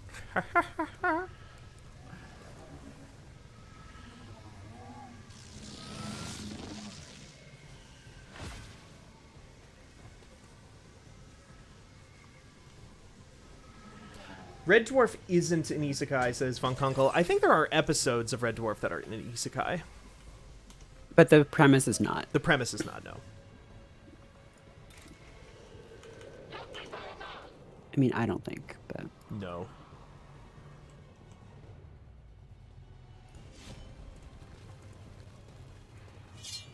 It's more like time travel in a weird it's way. that one British show about a cop ending up in the past. Yeah, Life on Mars. Life on Mars, yeah. There's an American version as well. I've seen them both. Did you ever see the show The Odyssey, but like the Teen Odyssey? No. Is that basically Canadian. what it sounds like? Oh, okay. That doesn't surprise me. It was in early 90s. Actually, Ryan Reynolds was in it. Whoa, okay. He wasn't the main character, but he was in it. Sure.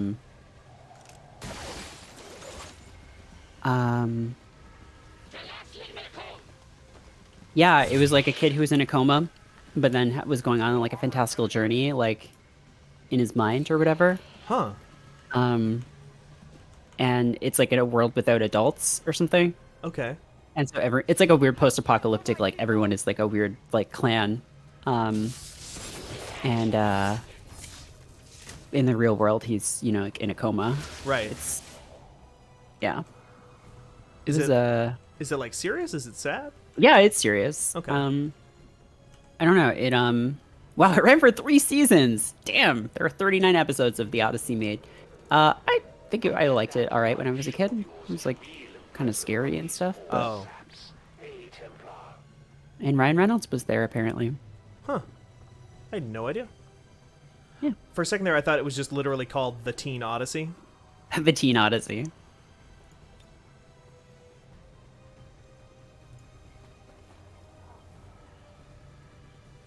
Which I'd have also believed that was a show too, honestly. Mm-hmm.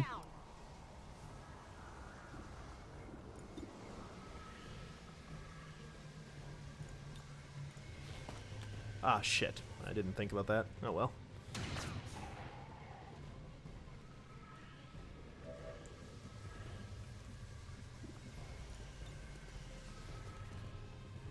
Give him a heal. Give him the heel.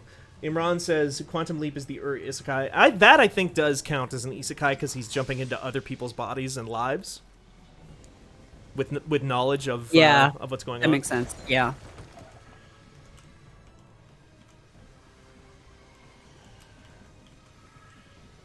Wasn't there a thing? Maybe Sure, it wasn't good.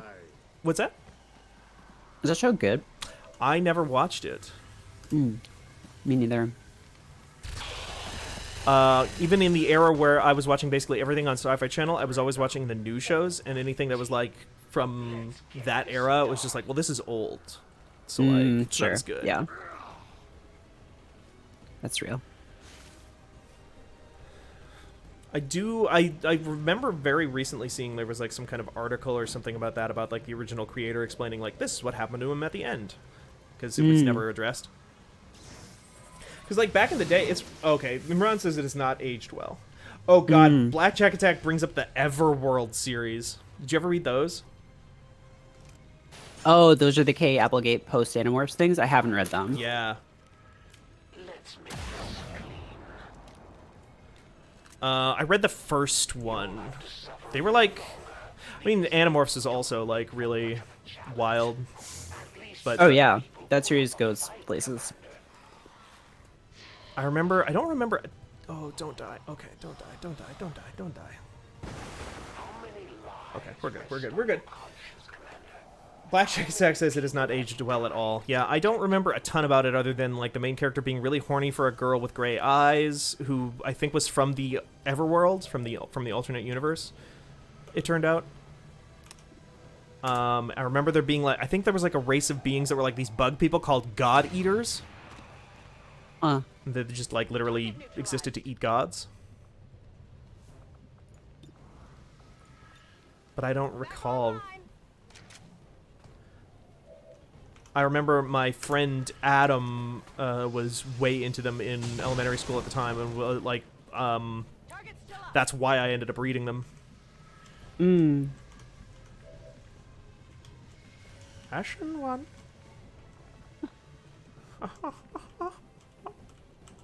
10 minutes of unskippable laughter. I'm coming for you. On the move.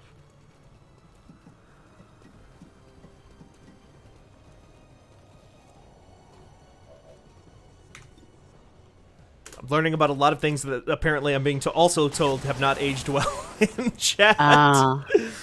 Wait, wasn't there a Quantum Leap where he becomes Jack Ruby or something, or like isn't JFK involved? There's like a JFK episode. I believe that. That seems like something they would do. Back in business. Oh, thanks for resubbing, Bibble. Yeah, thank you. Welcome to Xcom. I also missed a follow from Oridun. Oh, cool. Welcome to the show. Welcome to the Psycho Circus. I don't know.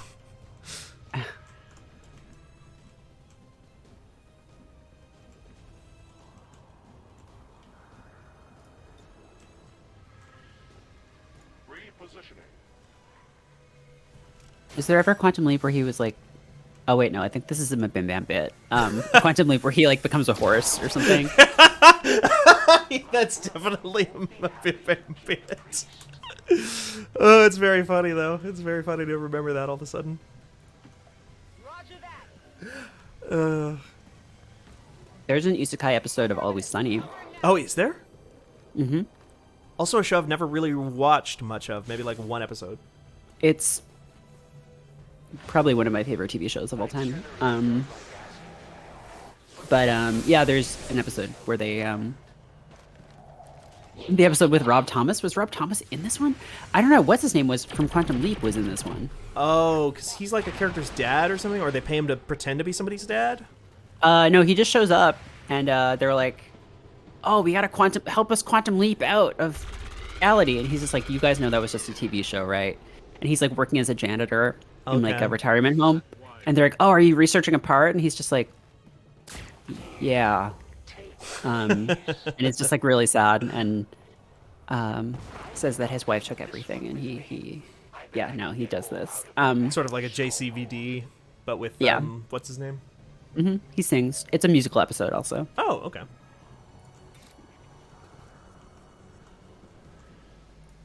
Oh, I feel like that actually is there's like almost like a whole subgenre of that to a certain degree of like musical isekai. The Flash TV series did that. Oh. Where the Music Meister, and that was weird because the Music Meister is a character from Batman: The Brave and the Bold, which is like the really silly Batman cartoon that they made a few years ago. I remember. I think that's the only episode of that show I've ever seen. Oh, the Music Meister one? Okay. And that character jumps out of the cartoon and into the CW series The Flash.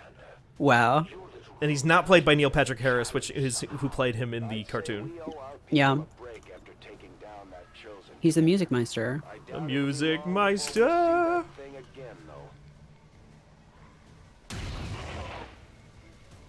He drops into a chimpanzee in a NASA space program, says Harmonica. He was a monkey once. Wow. I imagine that must mean what is his name? Quantum Leap. Yeah, but what is his name? His real name? Quantum Leap? Yeah. Is he just called Quantum Leap? Scott Bakula. Bakula. Captain Archer himself. Never forget. Remember the fallen. Oh my god, this fucking voice pack I picked for this character is just it's the voice I picked for Ronnie, because it's supposed to be his idea of the most normal human voice, and it's just like overwatching, no problem. Damn, swish mail, swish swish, swish swish. That's that Dex build, you know. Get that guy up. I think that's the last of it. Does he actually have a katana? He has like an energy sword or like a charged large sword type weapon. Oh, okay. I think close enough. Yeah, it's exact. Yeah, it is actually not too far away from a katana, and actually, I will be in a position soon where I will be able to get a weapon that is even more katana-like for him. Nice. On Overwatch, I stand with positive confirmation. Area secured. Because when you defeat the Chosen in this game, spoilers, you get their weapons. Ooh. And the lady has that big giant katana. Well, actually, I don't think Swishmail is canonically the strongest Dark Souls character. I think he is the cleverest. The craftiest. I think he is the cleverest and the craftiest, and I think Ronald is the most powerful, and Farfield is the most wise. Yeah, it's sort of like the Holy Trinity. I think Farfield is the wisest and most brave, but Ronald is the strongest, and Swishmail is the craftiest. And Brandolph, who we never talk about. We don't talk about Brandolph. But Brandolph is the angriest. Is the most irritated. The most and upset. Is the master of magic. Right. Even though Farfield is the wisest. Well, Farfield is wise, but Farfield has like street smarts. Sure.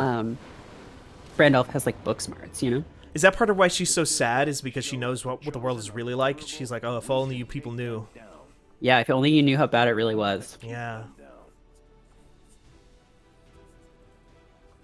Ooh, Quick Draw is really good. Let's grab Quick Draw. And then who else leveled up? We got Swishmail leveled up off of that. You know, there's no classes in Bloodborne, right? It's just you're just a guy. Yeah, I mean it's like Dark Souls where it's like you determine your starting stats. But you don't really like spec into a direction and get like skill points or anything. Right. Not in that way. Oh my god, this is a fucking... Look at this. This person needs a... they need to be given a name. That's the word I'm looking for. They need to be rolled into the main crew. Because they're a colonel. They're actually like the highest level character. And I just got them for free as a reward for that mission. Damn. Colonel Elizabeth Jaws Anderson? Jaws Anderson. Oh, you know, there is a character... So there's a character name that I've been waiting to deploy in my repertoire here. Because there was, on my PS4 playthrough, there was a randomly generated mission name called Operation Godstank. Okay. So I think Elizabeth Anderson, it's Godstank. I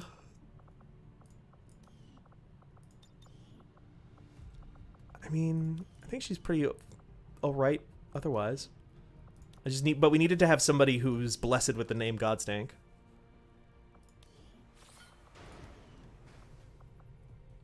The thing I loved about Operation Godstank too is it was a mission to go and rescue somebody from like a like Advent prison or something like that. So it's like I just kept imagining like the people making that mission. It's like, all right, we got to get a mission. We got to pick a mission name that accurately describes Ronnie, the guy that we're rescuing from here. All right, yeah. What do we do? What are 2 words that really describe that guy? Godstank. There's way fewer builds in Bloodborne because they balance the game around your ability to move around, says Imran. Taking out that facility would deal a serious blow to their efforts. In my quest to be the Elder's favored child. God, we have so much. The next few weeks are gonna be fucking wild, folks. Oh yeah. In a bunch of ways. In some ways, you could never possibly see coming. In good ways. I mean, this is all good stuff and exciting stuff. But like, E3's coming up. We have like a really, really fun thing to reveal. Hopefully this week at some point. Which will be really cool. I'm really excited about. Yeah, it's gonna be a wild June, I think. It will be. It's already off to a kind of a wild start in some ways. Certainly on the back end. Yeah, absolutely. When inspired, our team is actually quite efficient. All right, we got the plasma sniper rifles. That just leaves the beam cannon, and then we'll have all of the good weapons. Important task, Commander.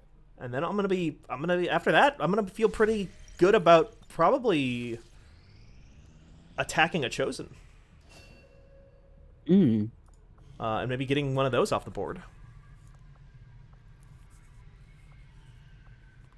When you like beat them, are they gone forever? Yeah. Oh wow. But if you lose the mission, you never get to fight them again, I think. And so they're just like stuck out there, or maybe you have to re-investigate them. I see.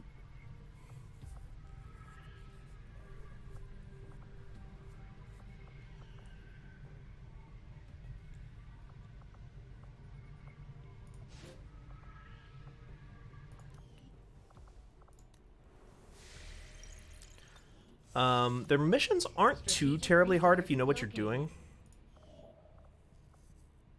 Oh, Emran, I know it's the weekend, but if you haven't looked at the edits channel in Slack since Friday, I would encourage you to do so. One of our soldiers was captured during the course of this operation. If you would like to find out However, our friends in the secret, are already working on a the Fanbyte secret, We've gained some additional intel. do not share the news or the link. We just heard from the Resistance. They found a way into the Chosen stronghold. Yeah, I won't say anything about it myself. To take the fight directly to the Elders. But Jesus Christ.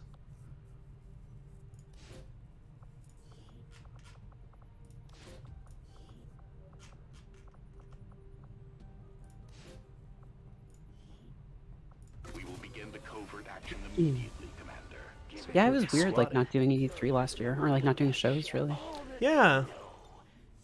We did PAX, I guess. But that was it. And even that was a little pretty low. I mean, PAX is always pretty low key. Weird.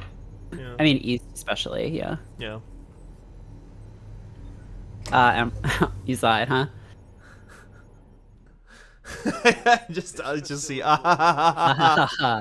To improve their bonds, while also putting the knowledge they've gained in combat towards learning new abilities.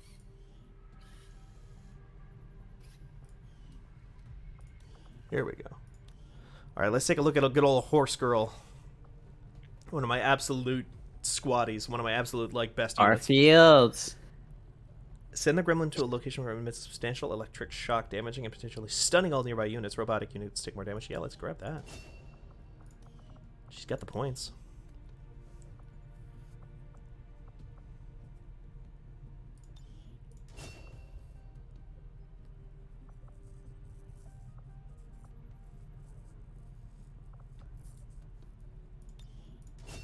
Okay. I forgot I named her Horse Girl. Mm-hmm. She got that really cool horse tattoo. Just Yeah. a really big Broncos fan. Or not Broncos. What's the horse one? Dallas. The cow. Is it the cow? Dallas Cowboys? There's a sports team. Cavaliers. Is it Broncos? It is the Broncos. Yeah, the Okay. Broncos. Broncos are a type of horse. Okay. For a second, I thought they were a kind of type of bull or something, and I was like, what? But yeah, no. She basically had the Denver Broncos logo across her forehead. Uh-huh. God. That was her power tattoo. Yeah, that's where she derived a lot of her wisdom from, right? Mm-hmm. The wisdom of the horse. The horse's wisdom. The horse still runs. The horse knows how to eat apples, how to run. That's pretty much all the horse knows how to do.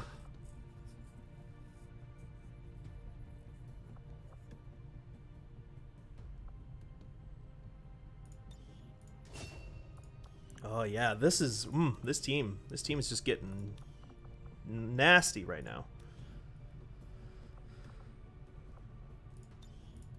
In one of the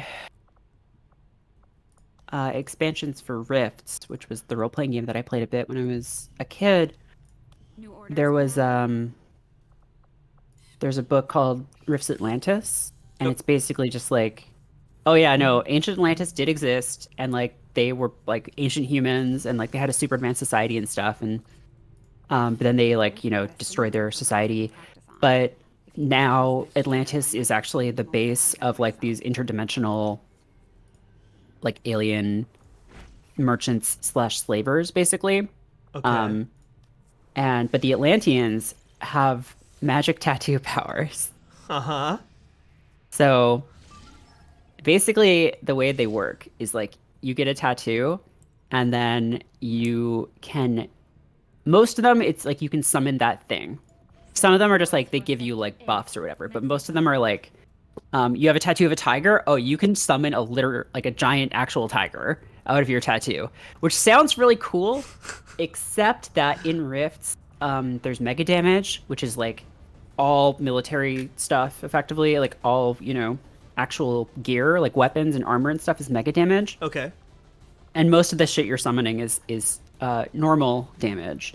So the tiger you summoned could be killed by the cheapest laser pistol that exists in the world in one shot instantly. But I don't know, it was cool. You got characters with a whole bunch of tattoos, and then I think the ones that everyone had was they had a flaming sword and a heart pierced with a stake, which was protection against vampires, because they're, I don't know, they hated vampires, I guess. Uh-huh. But it was cool. It was just whenever they tried to introduce something, if it wasn't ludicrously overpowered, then there was no reason for it to exist. So Okay. but yeah, Atlantis was cool. It was a vibe.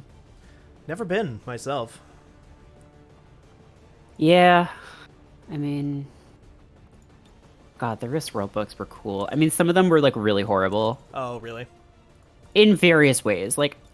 Because the first book was basically just hey, it's post-apocalypse in the future. Do you know the world like the setting of Rifts, like what it is? Yeah, I think we've talked about it before because I used to look at the Rifts books in my art class where my art teacher just had a bunch. Yeah.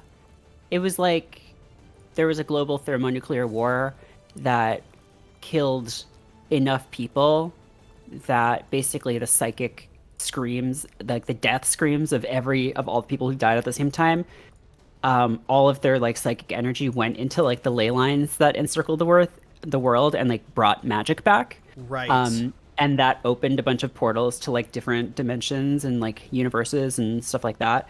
And so it was basically their like excuse for having any of their other games you could use a character from any of those in Rifts. Okay. Because there was like a narrative reason why they might be there. And so the first book was just like pretty spare. And it was just like really grimy and shit's all fucked up and like no one knows what's in most of the world because there's no satellite communication. You know, it's the average level of technology is like pretty low. But then they started doing world books, right? Where they're like, our first book basically focused on parts of North America. We're going to flesh this out to like, you know, other parts of North America or like other parts of the world. Except their approach in most places was just like, well, we don't know anything about this place. What are the things we know about it? Uh-huh. And then like, okay, so all those things, they're just either going to be demons or robots that look like the things that they are. I see. Like, so like Japan, there's just like a lot of robots that look like dragons for no fucking reason. The like the Canada one is they're like, let's just pick a bunch of like First Nations like myths and just make them into literal demons. And then also like a lot of the books were just like pages and pages of just like equipment that was like pointless. They called them like people derisively called them toy books because they were just like, here's another laser, it does 3d6 mega damage. It has a range of 2,000 feet. Anyway, here's another one. But there was stuff that was cool about it. Yeah, I remember liking looking at it a lot at the time. Like, it was one of my go-tos in the art room. Because there was just, like so much variety. Yeah, that first book, like, I didn't appreciate it at the time, I think, because a lot of the art is, like, really grimy and stuff. But, like, looking back at it now, like, the Core Rifts book is the only Palladium book I have a copy of at this point. But it's just like so sleazy and like 80s, like there's like you can feel the influence of like heavy metal and like all that shit on it. Sure. And it's funny reading it because it was published like in the late 80s or early 90s, and they were like, this super advanced computer has 2 megs of RAM. Oh my god. It's a portable computer with 2 megabytes of RAM. Like Johnny Mnemonic level, like I've got 100 megabytes of dolphin meat in my brain. Mm-hmm. I don't know what actually happens in Johnny Mnemonic. I've never seen it. He downloads too much bits and bytes into his brain, and it's like going to kill him if he can't get it out. Oh, okay. I just remember all I know about it is that he had something downloaded into his brain, and that there's a dolphin that is alive. Or alive, like dolphins typically are alive, but like a dolphin who is there's like, a dolphin sapient.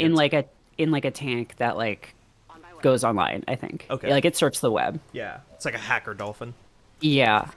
Also, what else happens in that movie?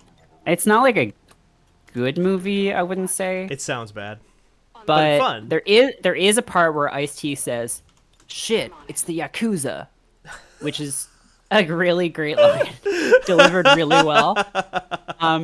Also, Henry Rollins is there. Oh, okay. And Takashi Kitano is there too.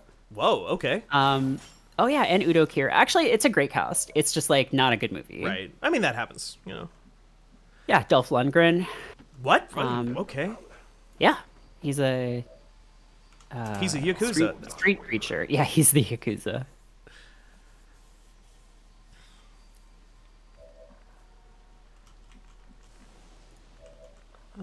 Okay, let's get into position here. Okay, what do we got? What are we working against here? We're working against Archons. What are you, a shield bearer? You're a purifier. Fire guy. Moving there. Andromedan, right. Have we fought Andromedans on this stream before, do you recall? I don't know what those are. They're this big guy here inside of the big green suit. Well, it's hard to see because I'm using a character that makes the screen black and white, but we'll see it in a second. Volk says I am to obey. Head of their night. Got that Batman vision going. Yeah. On Overwatch. That Oh my classic God. thing we all love. Blackjack Attack just reminded me of Nightbane, which was another Palladium RPG. Right. That sounds like something else that would have been in that art room. That game was actually really sick. I just like it was their attempt to do like a World of Darkness type thing, I think. Oh. It was originally called Nightspawn, and then Todd McFarlane sued them, I think, and they're like, "Oh, okay, we're sorry. We're not going to call them Nightspawn. They're Nightbane. We're sorry." But the premise was really cool. What was the premise? It was like there's this event called Dark Day where the sun just goes out for a few hours and like just chaos ensues, but then the world like recovers. But basically during that time, a lot of people just spontaneously turned into monsters. Like they had their minds are still intact, but their bodies just like become like horrific monsters. And they're like, what the fuck is going on? And so like a lot of them are just hunted down and killed like during that day. But like some of them find out they can turn back to human. Oh. And basically Dark Day was like the first like in it was like this other dimension called the Nightlands. Their like rulers are invading Earth and basically just like taking over the government, like masquerading as humans and stuff. And the people who turned into monsters, like the Nightbane, are the only ones who can like tell that they're different, like that they're like taking over the world. Okay. And so they have to use their monster powers to fight them. But like so to use their superpowers, they have to like turn into their monster form. So okay. And yeah, it was Kevin Ciambetta watching Nightbreed and realizing it would be a sick RPG setting. Absolutely, that's what it was. And like the most fun part about the game is you just rolled on tables to generate what your character looks like. Okay. And you would just come up with really bizarre shit, like just like spines of like broken glass sticking out of you, like zippers that you could open up to like reveal your organs. Like, oh, that is very half animal, like half Frankenstein, half like robot. It was just, yeah. I never really played much of it, but also you could go to like the other dimension like through mirrors. That was like how people go back and forth. This definitely was in that art room because I remember like a whole section of one of those books about like a punk rock 80s looking guy. We might have even talked about this before. Like a punk rock, like there was a shot of like a punk rock 80s looking guy looking inside of a mirror, and then like his mirror self reached out of the mirror and like grabbed him to pull him in to replace him. Oh yeah, there's like doppelgangers, which are like the people. Everyone has a doppelganger in the Nightlands, basically. Right. And I don't know if they're all uniformly evil or whatever, but like I think there's something where like they can't both exist in the same reality for very long. Okay. So like, and they know that, I think. So if they come over, they either have to like send you to the Nightlands or just kill you. Huh. Position confirmed. Yeah, they had some cool ideas. Yeah, I don't know. Palladium had some like interesting ideas. Like there was another game where they're like, what if Y2K bugs, but literal bugs? And the Y2K is caused by... On Y2K, what happened was that alien bugs who can turn themselves into electricity, like that guy in JoJo Part 4, right, just like invaded the Earth and effortlessly spread across the world and like enslaved humanity because they can just travel through electronics. So there is like, you know, these various groups fighting them, but they can't use like any kind of like connected like electronics or anything that aren't like isolated because the bugs can just instantly travel through electronic architecture. Okay. So it's like a mix of like survivalists, like Defense Department scientists who are working on ways to create like alien human hybrids and like guns that use alien energy to fire them. Just like normal people. Like it was kind of eclectic, like a weird like Yeah, just like weird group of different possible characters you could be. Yeah, that's yeah. cool. It was called Systems Failure. Yeah. Systems Failure. Okay. Palladium just must have made like a million different books back then, huh? They made so many because like they just used the core rules and just made more like so many RPGs. And then someone who worked for them embezzled like a ton of their fucking money. No.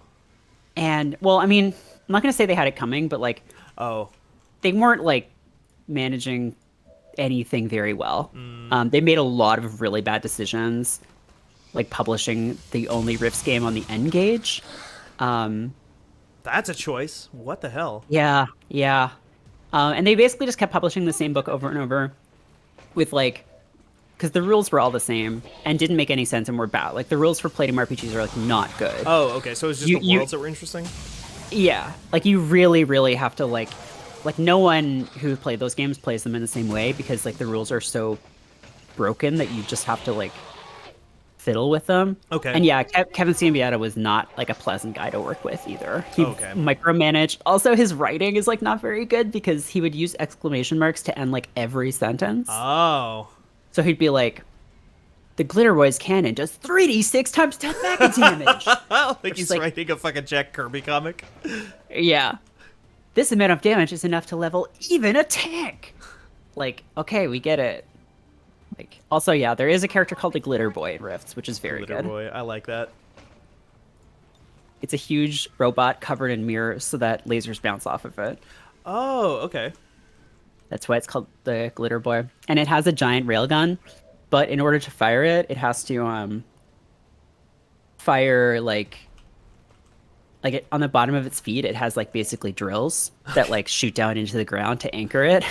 So it doesn't get like knocked over by the force of firing this enormous fucking gun. Oh, I love that. That's such a good image. It's a great, like, yeah, their games are not fun to play, but like the world building and the details are just so weird and like incoherent and like don't fit together well, but like a stream of just creating characters in the game. Yeah, let's just create some Nightbane characters. Just like weird, fucked up Oh monsters. my god, I would absolutely do that. Because like you could use all like the character creation like rolling tables and everything without actually, you know, playing it or even playing it with that system. Like you could just use that as a purely aesthetic thing. Yeah. A while ago, like 4 or 5 years ago, I was like thinking of trying to convert Rifts to the Powered by the Apocalypse system.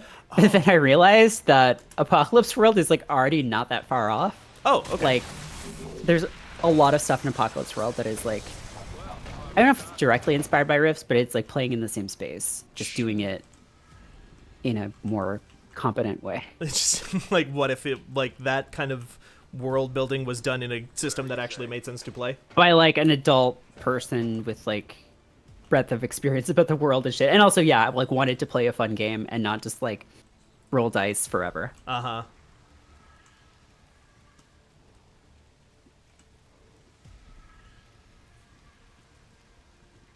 Let's see if I can discharge on this guy. Well, that didn't sound right. Use capacitor discharge on this. You gotta do the, yeah, what's like that boss called? Ceaseless discharge. Yeah. Menace 1-5 status confirmed. VIP is in tow. Proceed to the extraction point. Now we fight in the open. Please just don't like blow up this fucking truck with that VIP inside of it. Andromedan corpse. Please don't do that thing I think you're about to do. No, you're not. Okay. Oh no, this worked out oh my god, I came in and like smash and grabbed. I just like fucking swooped in.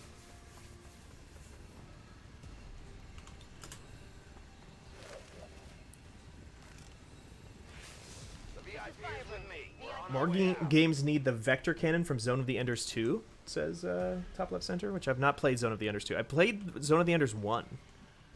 But I hear 2 is actually the one that is like worth playing.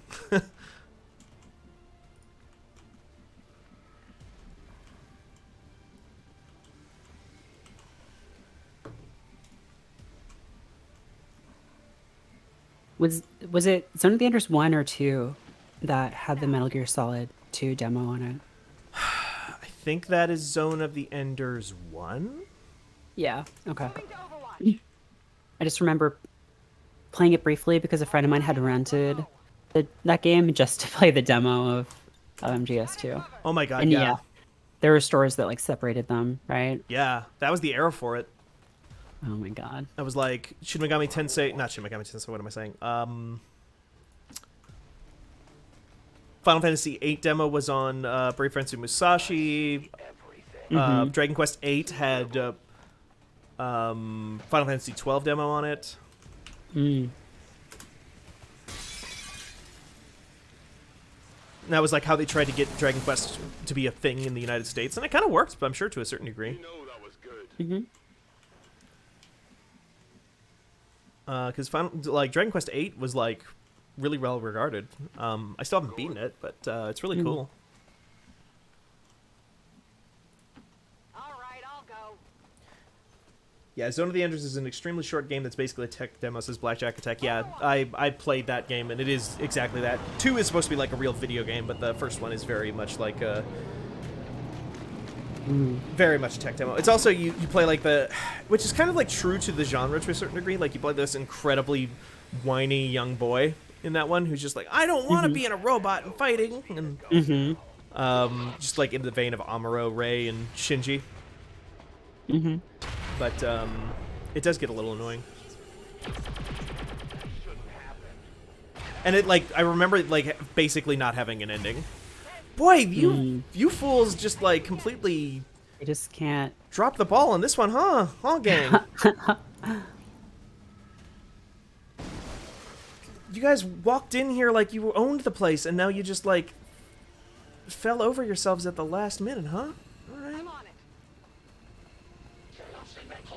This one is uniquely graceful. Ah, shit, it's a gatekeeper. I should evacuate. Very strong psionic readings.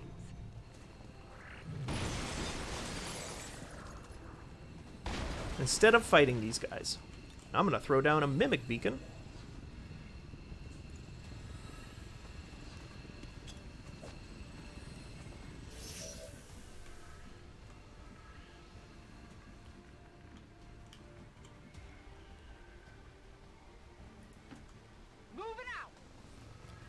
Just get this team on out of here. Don't try to fight them. There's no... I get nothing for fighting them, so...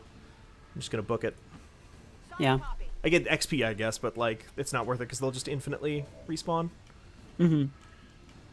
Okay, so I found some some ROM hacks for Breath of Fire 2 that just basically, let you adjust the XP gain. Oh, okay. And people are basically saying, oh, yeah, I just, doubled it so that it's less of a miserable grind. And that would also make it much quicker to and more engaging to watch, I think. So maybe I'll do that. That'd be cool. Is that a super long game otherwise? Honestly, I don't know. It's still fairly long, I think. But I will look into it. Yeah. Let me see what Time to Beat says. Oh, there you go. I would guess 20 hours. Yeah, main story 19 hours. That's not too bad. Especially or wait, if you have a no. ROM hack. Sorry, no, that's how many people were pulled. It's more like 40 hours. Okay. But if you have a ROM hack. If you have a ROM hack though. No problem, boss. That would presumably, if you double the XP, half the time. Yeah, that's how that works. That is how that just checks math. out. Yeah. I must move quickly. You will never hide. That's why I always get those Call of Duty Mountain Dew codes. I always want to be I got to get through the story faster, so... You gotta see the great story. Yeah, totally. I got to know what's up with Mason and the number stations. Yeah. Yeah, I think I would probably just maybe jack it up to 3... I don't know, see what feels right. Because the thing is, I don't know. I guess, boss fights and stuff wouldn't be as suspenseful if it was, 0 challenge. But also, I think that game, the pleasure of that game is, less in, the intense battles and stuff and more in, the narrative and the art and everything, so. That's what it sounds like. It sounds like that's what you remember the most. Yeah, so, yeah, maybe I'll try that. Rest is 23 hours. So blackjack. Okay. Well,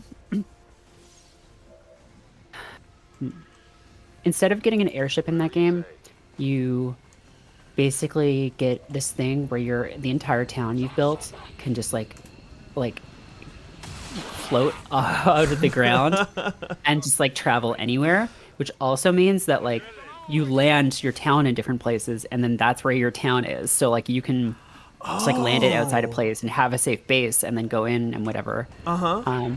It's so fun. It's like such a cool idea. That is a really cool idea. You just like go down the bottom of a well and find like, oh shit, there's some like ancient technology that makes this whole shit turn into a spaceship. Okay. It's like Final Fantasy VIII does something slightly similar, but it's your school turns into an airship in that one, and I don't think it's quite as involved as that. Oh right, yeah.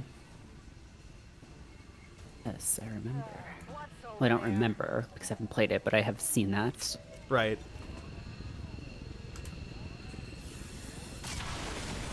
Oh, forget about it. Forget about it. Forget about it.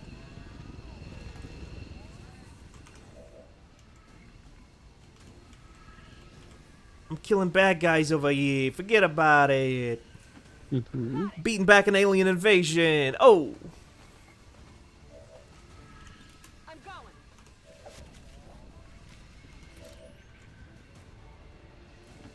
I am at your service.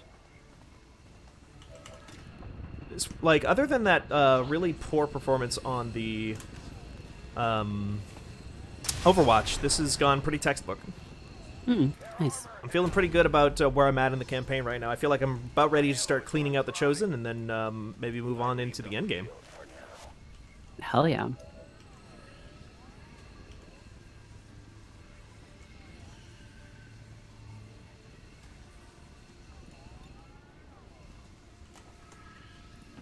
I go quickly. Ending deployment.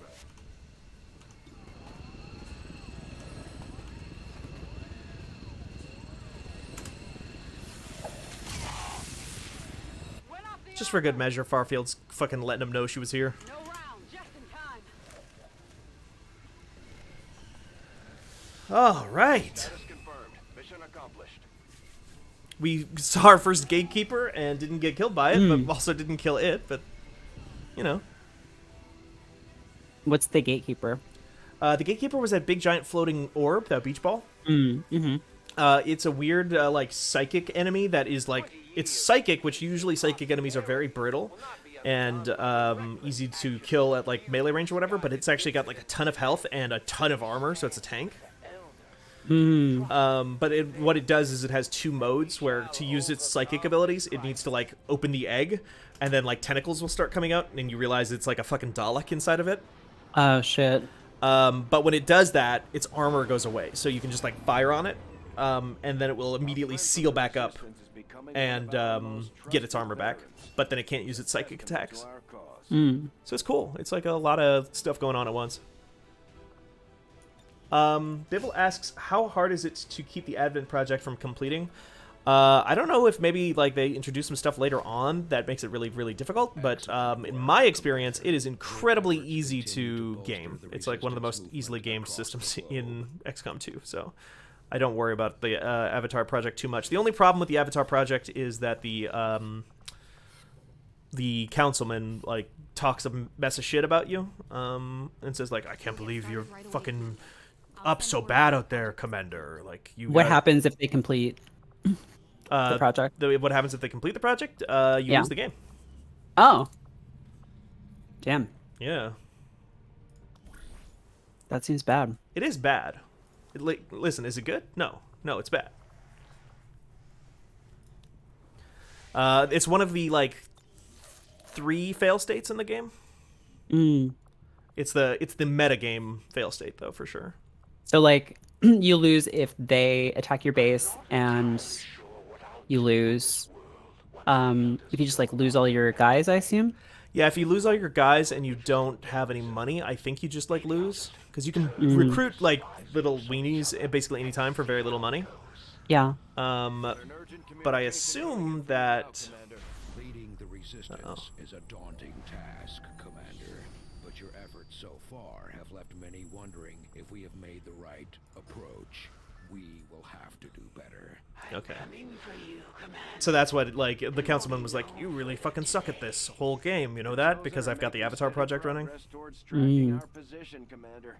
We're getting short on time. My followers will obey. Alright, let's get the supply drop, and then I think we might as well go after Chosen.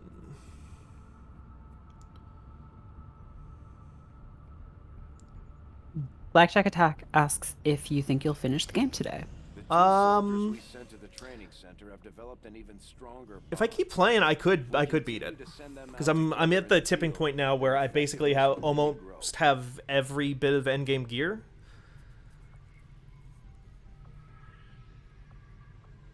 So if I wanted to, I could. All I have to really do is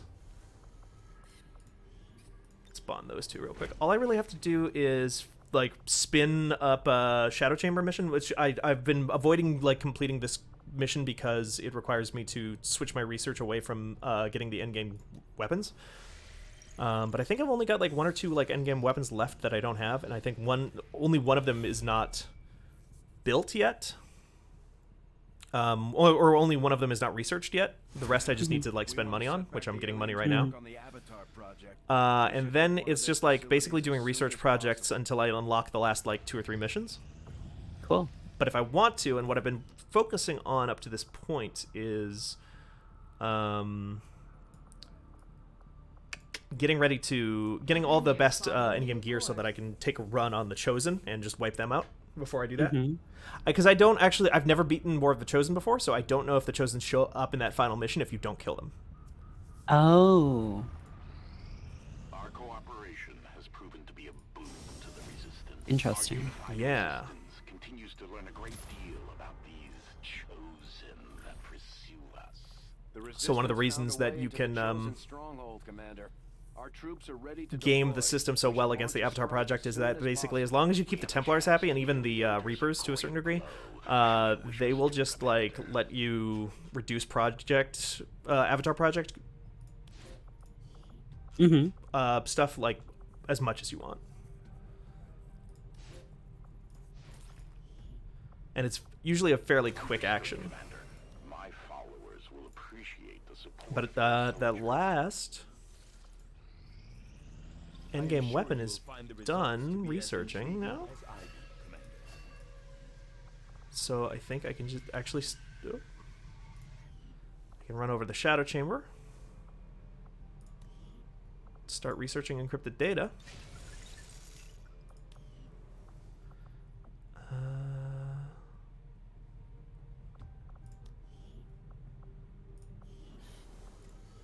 Oops, nope, can't do that. Can't do that. Unavailable 4. Tired. Bond training for 1 more day. Okay. Can I build the gear? Can build the beam cannon. So I don't have enough. I'm just so low on supplies, but that's why I grabbed intel, because I'm going to run to the black market and see if I can buy them. So I would love to be able to upgrade all of these. What is that? Oh, that's a spark weapon. Okay. You lived in one of the colonies for a few years before linking up with... Yes, one of the advantages. So grab this of working with intel. Advent. On the Venom surface, it rounds, was very awesome. comfortable. But there was Do I have a any more problem. Illyrium cores? Because then The that will get me millions of people in those new cities don't special seem to mind all that stuff. much. Yes, but Advent is always watching. Yes. Between their forces and the aliens I really want themselves, Talon they see rounds, everything. which Not to increase my mention crit the automated chance systems. and increase the There's damage nothing that quite crits do. like providing identification So they're really good on Just rangers who I'll flank. send word as soon as we're finished, Commander.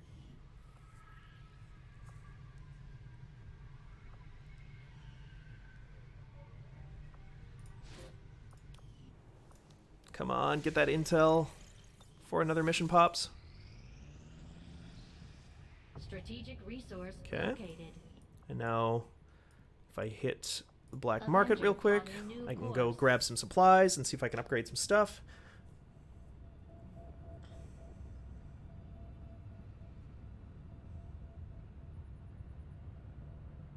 Market is open. 160 supplies, yes. So let's take a look now. Engineering. Oh, actually, let's check who's tired. That's my chief concern. Oh, I want Bronald with me on when I go kill a chosen. So if I can just spin for one more day real quick without a mission going off. Avenger plotting new course.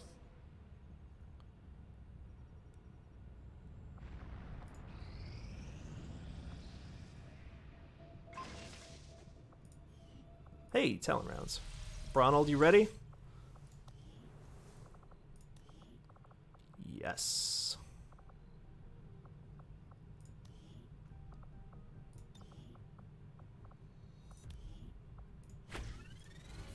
Yeah, take photo.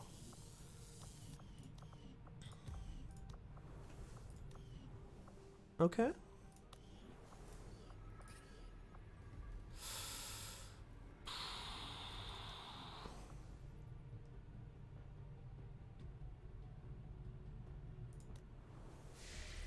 Two more days, 2 more days, 2 more days. Give me 2 more days.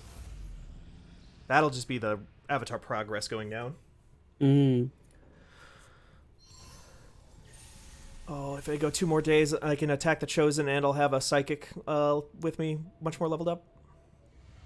Hell yeah. Took some hits during the most recent covert action. The word from the medical team is they'll all be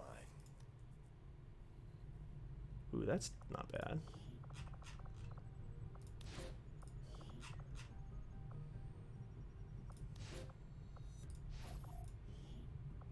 I'll order my people to get underway immediately.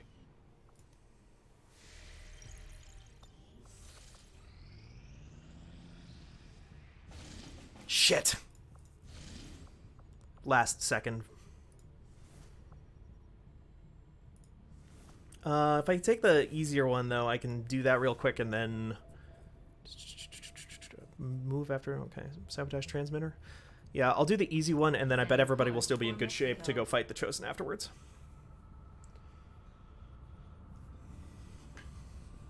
Commander, it looks like conditions on the ground are ripe for a quiet operation. If we can get Shadow our people Squad. into place, they should each Shadow Squad, Operation Moon Mask. We gotta go to the moon and get the Skull Kid's mask. We gotta get Majora's mask from the moon. We can't let him get away with this. Being on the moon, that mask. It's gonna crash the moon into the Terry Town. No, Clock Town. Nope, Terrytown. There you got it. You got it in Terrytown. one. A lot of people thought it was wild that you would go to all that trouble of building up Terrytown, but then sure enough, they just blow it up. Link, the blood moon. It's crashing into the planet. Oh no. God, what if... Oh, that would actually be pretty good. If that's Breath of the Wild too. Oh, yeah, it's just they do a Majora's Mask again. Yeah. It would make so many people so mad. Yeah. It would be... I mean, that is the only... Isn't that like the only same engine sequel that they've ever made? With Zelda games? I think so. Unless you count like Oracle and Seasons. Oracle of And that Ages and wasn't even Seasons. Those aren't... Yeah, and those aren't sequels. They're They were simultaneous releases. Red and blue version. Yeah. Because Majora's Mask was like just basically all the ideas that were left out. It's like the Mario Galaxy 2, except just... Yeah. Except Maybe I'll play Majora's Mask again someday, but... You have a 3DS, right? I have a 2DS, but I don't know where the charger is for it, and it's really obnoxious to play anything on it. I hate the 2DS. It's such a bad design. Like the original one that doesn't fold or anything. Right. Also, the screen is like a little bit scratched up because would you believe that like if you just have a thing that doesn't cover the screen, you need a case for it, and I didn't get one. Yeah. Advent's operations across this entire region will be The 3DS version of Majora's Mask just adds a lot of like really useful quality of life stuff, like the Bomber's Handbook. tied directly into their What's that? It's like basically a quest log that like gives you a checklist of stuff that you need to do each day, so you Oh, can cool. keep track of it. Nice. Does it fix the bank thing? I don't know. I never beat it. So what's the bank? Okay. You have to like deposit your money in the bank whenever you go back in time. Oh. But then you just go withdraw it again. It's really annoying. Is feeding energy directly into their network. If you can destroy it, it may disrupt their efforts to isolate the transmitter.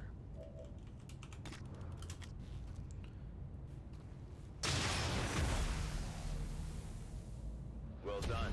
As we had hoped, the He network doesn't have that separation ability. has been temporarily delayed. I thought he did. Better than not. Well, maybe after this mission he will have it. Eyes on the enemy. So I think for what I've got left in the game, besides like hunting the Chosen, is I believe completely optional. Other than hunting the Chosen, I need to finish that research thing, which I just started, because I've got all the endgame weapons researched now. 10-4. I need to then skulljack a codex, one of these yellow golden naked ladies. On the move. And that unlocks like a little mini boss fight in the same mission, so I'll do that. And then I think I need to attack, and I think there's like 3 more missions after that, 3 more actual story missions. So you need to like basically build a Stargate at some point. To like go to their like home world or something. Either their home, I think it's their home world. It's either their home world or like their mothership. Yeah. Okay.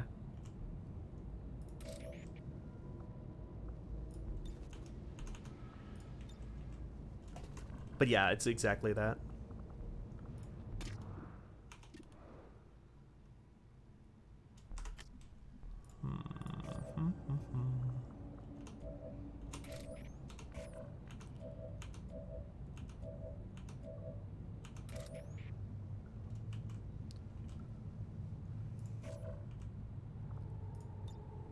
Eyes on the prize.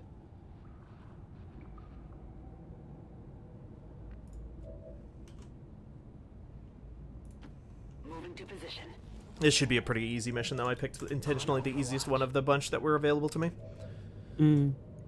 So if you like don't kill the Chosen, do you have to fight them all at the same time? I don't know, because I've never actually beaten this game, or not with the expansion. And that's what I'm worried about, and that's why I want to kill the Chosen before I try to do the end game, because I'm playing on Iron Man. Right.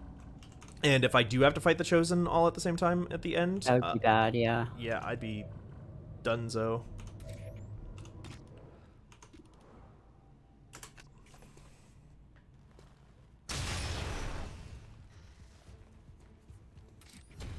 Cameron, a workman, says the Mohawk saw blade is stunning. Yeah, that's you know, that's Havel the Rock, baby. Yeah, the closest we could get. What? Who is this? Who's the Flash here? That's the Codex. Oh, okay. Where like they're in the lore when you like look into their like what they are exactly. It basically says like we don't know what these things are. They seem to. They're not organic, they're not synthetic. They seem to basically be some kind of alien that exists in a different dimension, but keeps on like flickering back into our universe over and over again. To progress the story, I needed to skulljack an Advent like trooper, like basically stick a RoboCop spike into their brain. And it summoned one of these for the first time, and I had to kill it. Every time you shoot them, they do the slime thing. They split off into 2 of themselves with half the health. Oh, jeez.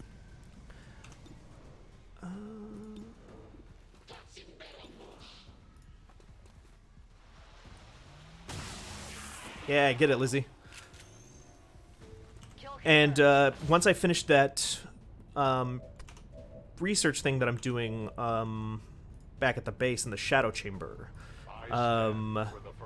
I have to skulljack one of those codexes, and that will summon a mini boss that I have to fight.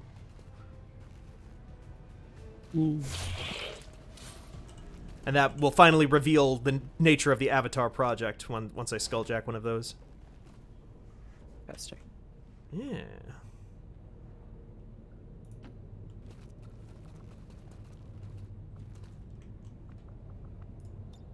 Blending in.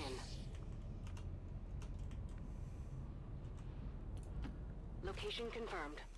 I like the looks of the codices. Codices? Codices. Yeah, I think that's the plural.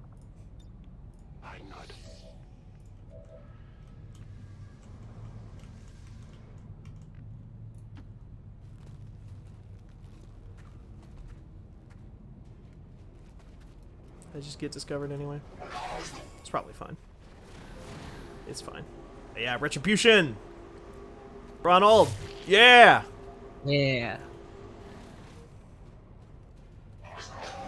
Bronald, anytime anybody tries to get close to Bronald, does a melee attack on them. Sort of, you know, like a commentary on his emotional state. A searing attack.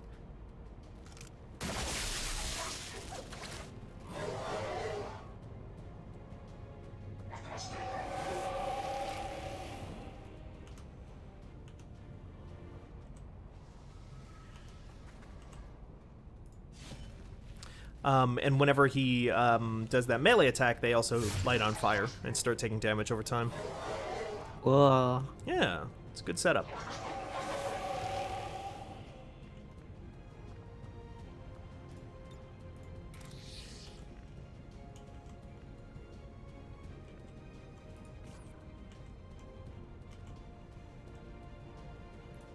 Heading to that location.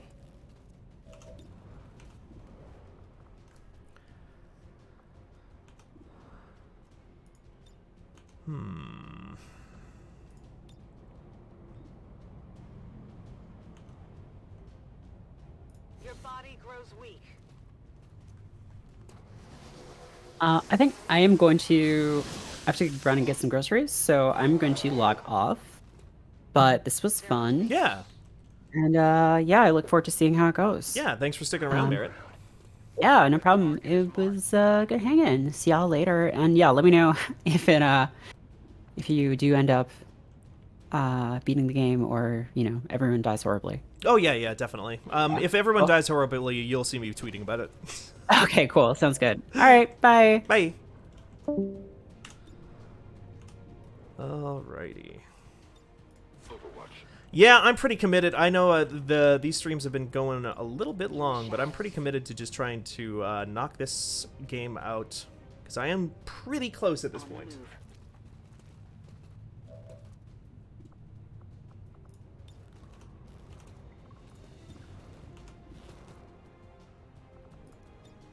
Moving to Overwatch. Close enough that I want to give it a shot. At least, bare minimum, I'm going to beat myself a Chosen on this stream here, because I think we're basically ready to do it. It's an Archon. You just got to take those shots. Yep. You miss, but, you just got to focus your fire.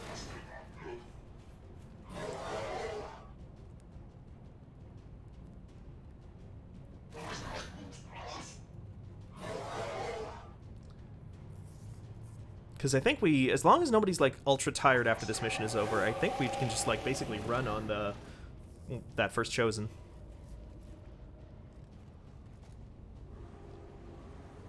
They see me. Blade Storm. Enemy destroyed.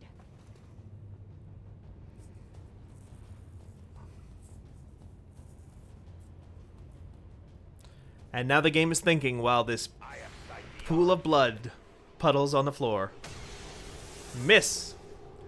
How have the troopers been faring, Pantheranka asks. Very good. We just lost Merritt, not in the game. Merritt just dropped off. Merritt had stuck around for a few hours here with us, and we are doing really, really good now. We are in the tipping point where we were just about ready to attack a Chosen directly, kill them. But then this mission popped up, so we're taking care of this. And then, assuming that nobody dies horribly in this battle, we are going to kill ourselves a Chosen directly.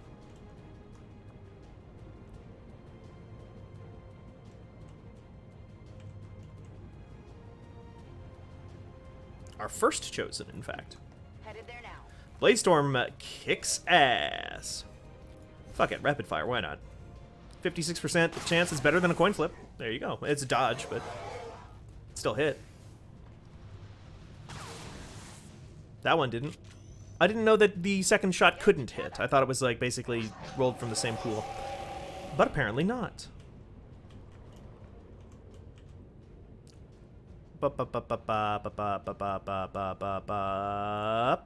Back here.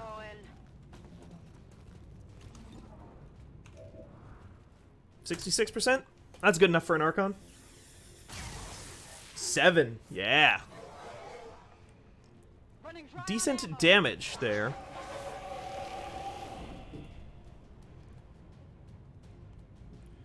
Just checking messages real quick. Long day, but a good one, I think.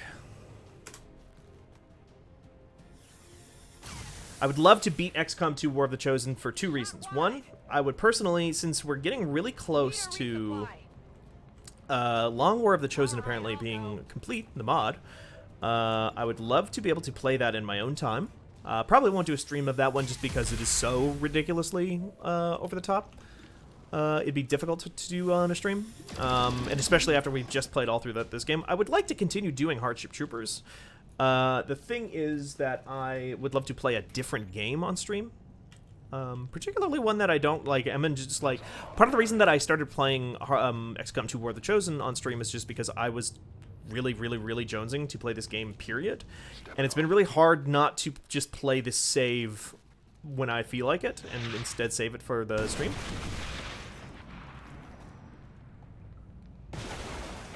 Which isn't the worst problem to have. Like, it's good that I enjoy watching the stream. Or watching the stream. You get what I mean. I am trusting you. Thanks for the follow, KevJ. KevG? KevG. But it was nice to have Merritt in here. John was talking earlier about maybe stopping by, because John and I streamed, or rather, John streamed Breath of the Wild yesterday, and that was a fun time. And I sat in for some of that. It's nice, relaxing weekend games. I feel like XCOM is tough, but again, I feel like so much of the toughness is very early game, and we're in the part now where we've kind of crested the hump, and I don't know that there's a ton to worry about at this point, as outside of just the fact that it's Iron Man, and if we make some really obvious mistakes, that can happen. Like if you make some obvious mistakes, you make some obvious mistakes, is what I guess I'm saying. But it's tough now. It's tough to make those same sorts of mistakes at this point. My weapon is almost depleted. Let's actually just get him in position there. And let's get him in position there. Good old swish. Oh, just walk through that door right now. Get Blade. No? Okay. Get Blade on DVD. Fantastic movie. That's a confirmed visual on the transmitter. Plant the X4 charges before they can cut it off from the network.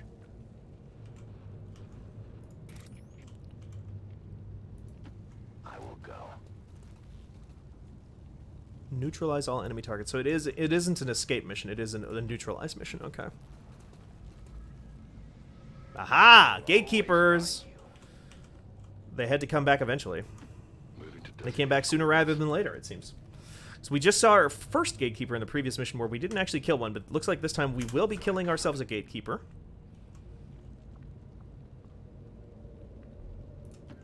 Got it. Moving. So let's don't forget about it.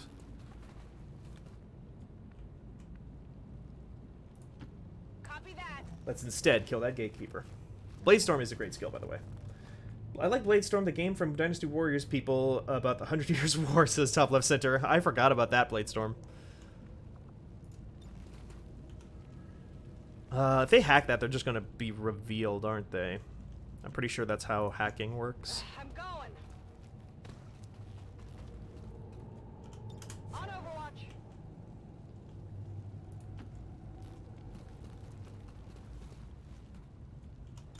None Come get some. Okay.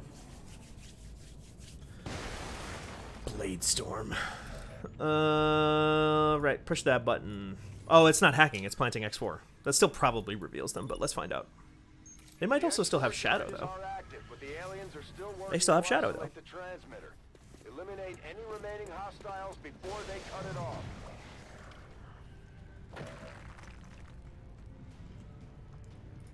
Claymore. I'm often telling people to clay less. Placing explosive. Honestly. Actually, in speaking of clay, I've been playing a little bit of Invisible Ink again on Switch, which is a clay game, if folks remember that. Boy, that game fucking... I was gonna say it sucks. It doesn't suck. It's hard, though. Jesus. Those guys look like Krogans. I think that was, might have been John who said the same thing. Or maybe it was Merritt. Somebody also called them Krogans not too long ago. Which is very funny to me. Because they absolutely do. They predate the Krogans, though. The whatchamacallums, the Mutons, well predate the Krogans.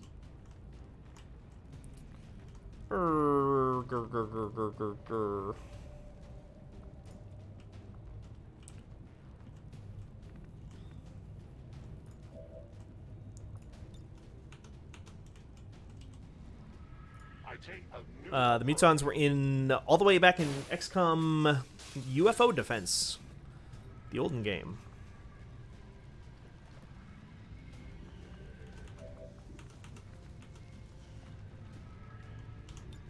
I could have sworn I saw the... Whoa.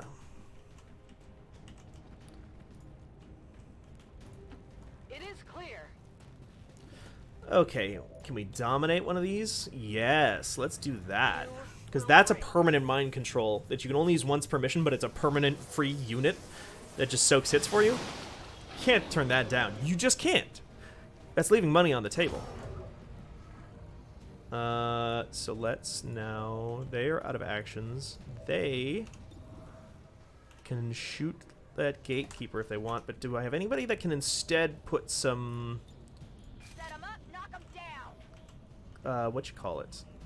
Put a little bit of spice on that gatekeeper real quick first. Good to go. Clay whelmed. Yeah, Clay's Entertainments. Oh, I've been playing a couple of Clay Entertainment games now that I think about it. Clay's Griftlands just came out of early access, so I've been giving that one a bit of a shot again. That's that's also hard, but also really, really good. I had missed having a good deck builder, like just a solid deck builder to play. So that has been nice. Ooh, can I just capacitor discharge? Yeah. God, look at this crew! This squad just cannot be stopped anymore. Farfield knows what she's doing. Disoriented too? Farfield! You truly are the wisest of us. 50-50 shot. 50-50 means there's an equal chance of missing. Oh, nice. He was in cover. Or cover. Overwatch. 7 damage. Mind control / hacking is so powerful from how it affects action differential.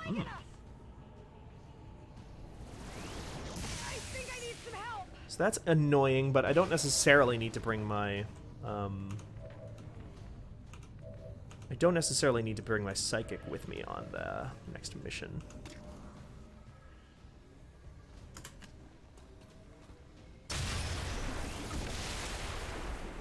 Now, does the Muton just auto-die? Yeah, okay. Good work, Commander.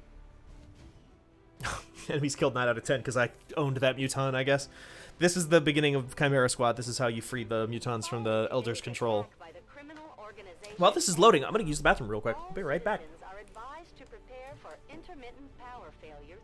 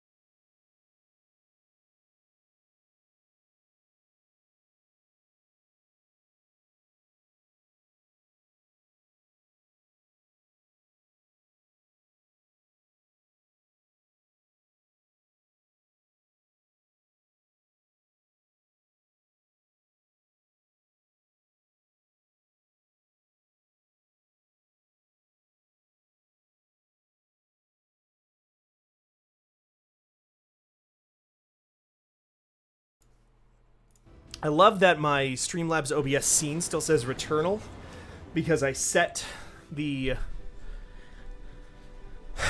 game footage name to Returnal from when I set up this thing last time, which was I was playing Returnal. Another impressive effort, Commander. My expectations So like literally every game I play, it just says Returnal. have exceeded them.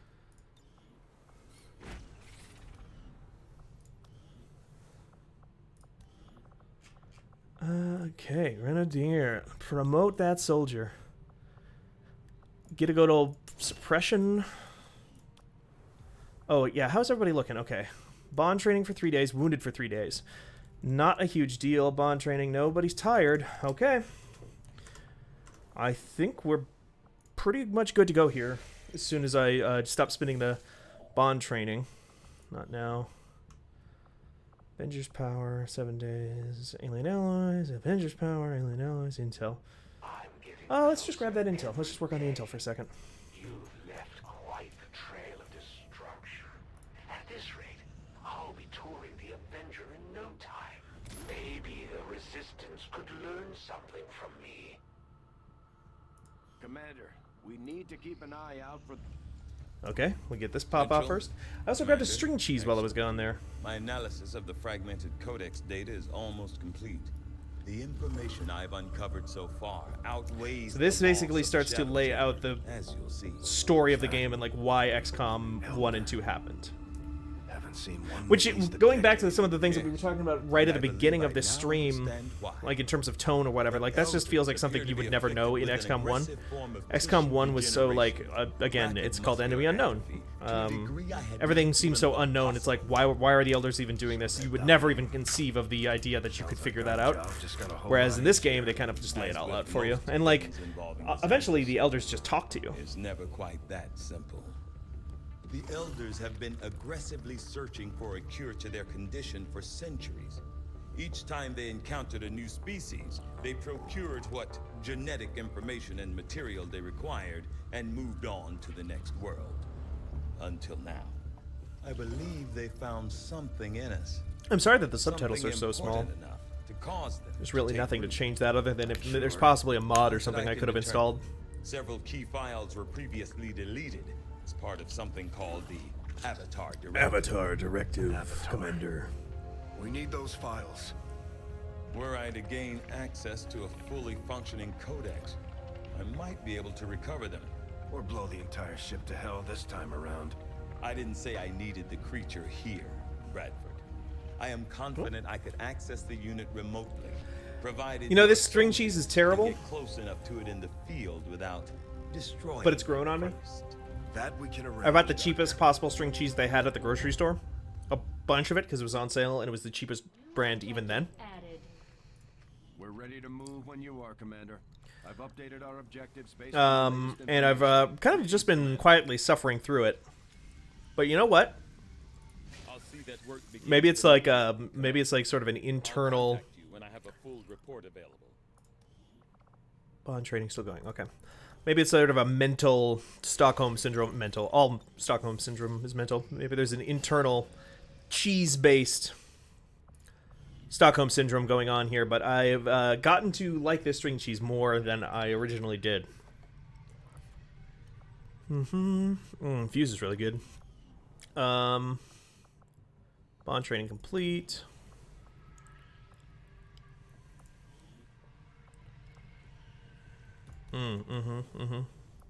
Oh, right. I still need supplies to build items. Okay, so I can get the Reaper. Still no sniper, but I'm not going to take a sniper with me on this mission, so it's fine. Let's go take out a Chosen. That's my thinking. Oh, can I take out a Chosen? Yes. Is it the lady one? Night Witch. Yes, it is. Okay. Avenger plotting new course. Okay. Let's see how this goes. Iron Man, so can't do nothing about it. Playing Griftlands last night, I really like the whole relationship system. I haven't really gotten into that stuff yet. should have one of our soldiers equipped. I believe you though. Oh, like the reputation, like, oh, this person hates you, this person likes you. If that's what you mean, then yes, I agree. It's very good. I lost my first mission, my first like side quest, handily. And it was nice that I could just keep on playing. And the only real downside was that let's get Ronnie. The only actual downside was that somebody disliked me more, which is like an interesting trade-off.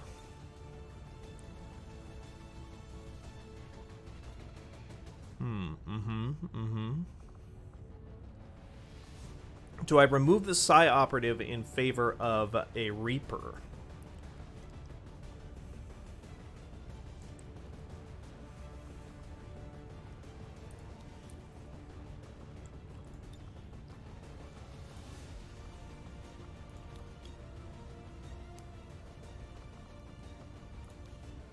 So my problem with string cheese is that the texture from the outer layer somehow tastes worse than the inner stuff to me. So I just get blocks of mozzarella and hope I can maintain some self-control on servings.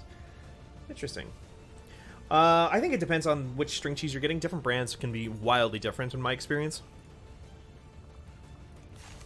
Alright, grab that. Swishmail needs Talon rounds. Alright, the best storm gun we got. Now, by taking you...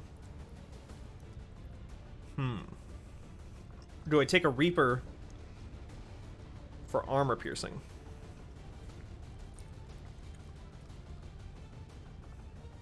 Let's go with the Psi operative.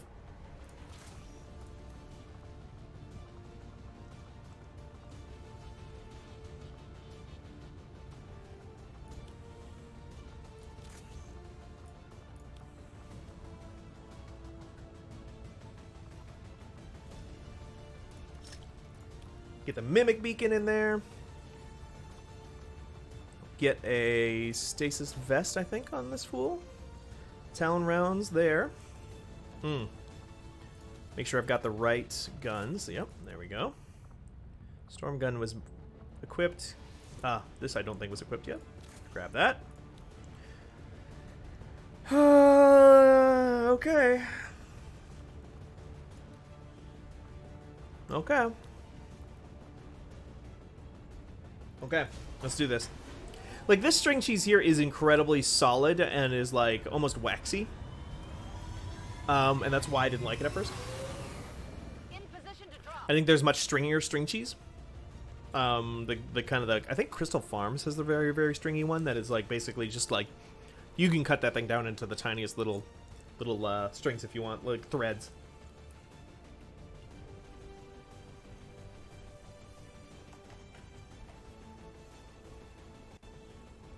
This one, not so much. This one comes out in chunks. Way more. Time for us to finally take the fight to the chosen. Load times. Intel on this facility is almost... It's a big mission, so it makes sense that it'd be load times. In fact, you may be the first human beings to step foot inside these walls. This may not be the most ideal situation, but it could be our only chance to take one of these things out. Good luck, and be careful. Okay, people. Stay alert and remember why you're here. That thing dies today. Just, you know, quick work message. Detecting a strong energy signature further ahead in the facility. There is no doubt in my mind that it is from the Chosen. Then that's where we need to be. Take pride, Xcom. Pride that you have come further than any of your kind. Pride that your death this day honors the elders. Okay. Honor the elders by kicking your ass. Ha ha ha! Woo!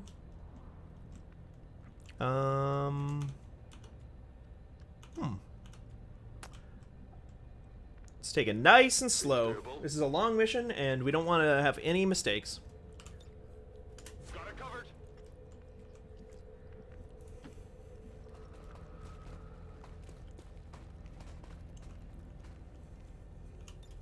No one gets by. There's no time limit at this point. No trespassers. All right, I'll go. These bases, for if anybody out there ends up playing any XCOM 2 War of the Chosen anytime soon, thing to note about these bases, they're really hard to get around because these doors can blend into the environment very well. If you're getting lost, look for these yellow lights. The blinking yellow lights on the doors and on the walls indicate that it's a door that you can go through and walk through, or open rather.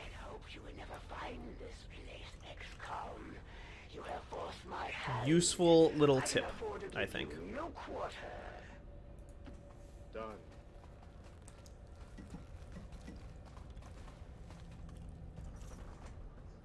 Well, we weren't expecting to sneak in here today. That's so many specters all at the same time. Incredible.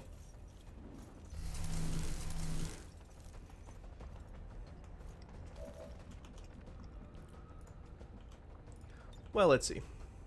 Repositioning.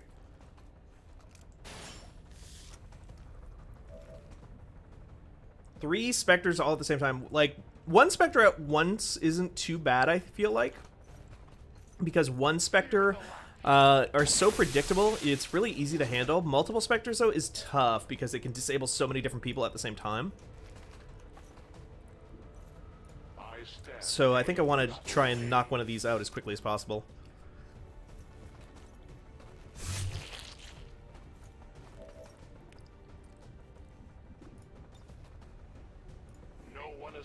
Blade Storm.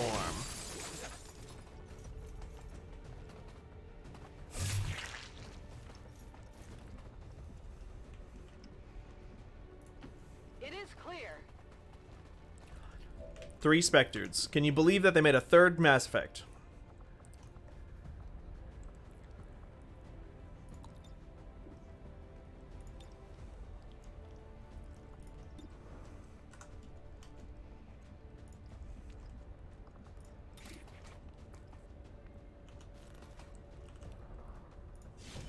But getting the melee people on them is good because that means when the specters get ready to move to Shadowbind, they're going to trigger the other attack, if they even survive that long. A focused strike of power.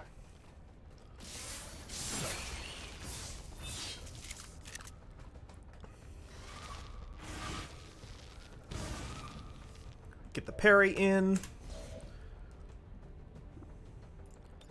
What are we looking at with Soulfire right now? We can get a kill on one codex for sure. Let's get that. What is this? Stasis, Insanity, Combination, Void Rift. Ooh. That does friendly fire, okay. I wasn't sure if that did friendly fire or not. Can I angle it just so that it doesn't hit mocks? It's tough when it's on the ledge like that, actually, so I don't think so. How about this? Anything? No. Well, no. Let's just do Soulfire and get that codex in high high ground. Let's get them out of the game. Pop, you little weasel. Okay.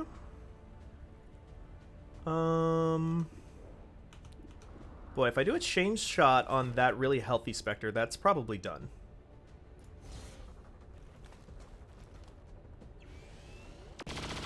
Good start.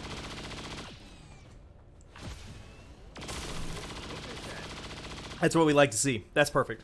Okay, now that we got like most of these guys off the board, or at least ready to be off the board, I think we're in pretty good shape. We still get at least one more move here. If I could just get a shot on that one codex, but I don't know that I can. Is it clear? 73%, huh? I'll take it. Okay, codex is down. Just leaves the specters, and the specters are super predictable because they will almost always go for Shadowbind, which does 0 damage, actually. You know, they're also going to proc Blade Storm, but I think they have lightning reflexes. I forgot about lightning reflexes. Should still be fine because they're just going to do Shadowbind, and the Shadowbound units don't get a free attack. So, since the specters are already weak, I'll be able to wax them. And if you wax one specter, that frees the Shadowbound unit, which gives you even more actions.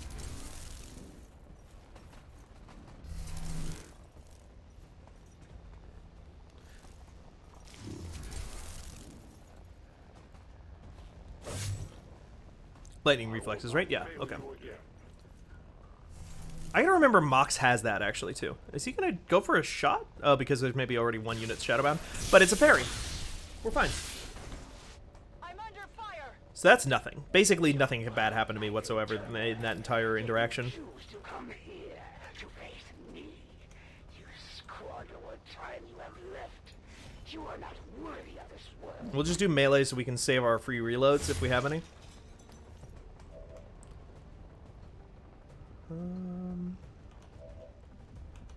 Soul Fire is good for that too. Let's get you charged up a little. A righteous strike. Because getting the kills on this guy will make them stronger. And they even dropped more focus, so they're at max. Good stuff. Good stuff. Momentum, but I don't really need it. Maybe just give the final shot to Mox? Even though it won't be, even though it'll chew up my ammo a tiny bit, Mox gets some skill points that way. But we want Mox leveled up. So is this, yes, we're still going the right way, because there's more blinkies. Trying to decide, after I beat XCOM 2, what game I might play after this. I might play something completely not a strategy game, but I've got, like, Invisible Ink, and there's Battletech, and, it's not out yet, but Terra Invicta is the game from the long, like, XCOM Long War devs. With your race, yet here you now stand. My brothers were correct. You are unworthy of existence. Affirmative. Covering now. The power guides me. Come get some. The elders could have destroyed your race with but a What's going on in here? yet they rebuilt your world. Oh, offered you nothing. hope. Your actions this day Not really anything going on in here. to their generosity. Stepping off. On the move. That's fine. It's far. We're about to make something going on in there. Long approach. Got it. Moving.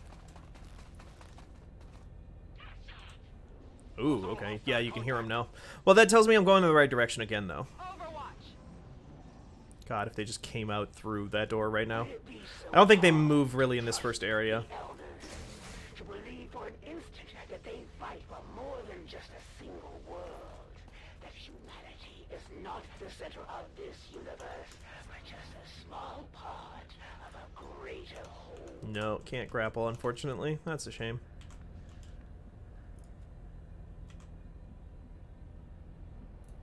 Whatever you say. Okay, maybe we'll see something here. Did I go in a big circle? I don't think so. Maybe? Maybe. Moving to Overwatch. Take it easy. Just take it slow and easy. There's no reason in losing a bunch of health right now before the final battle. I hope it's worth it.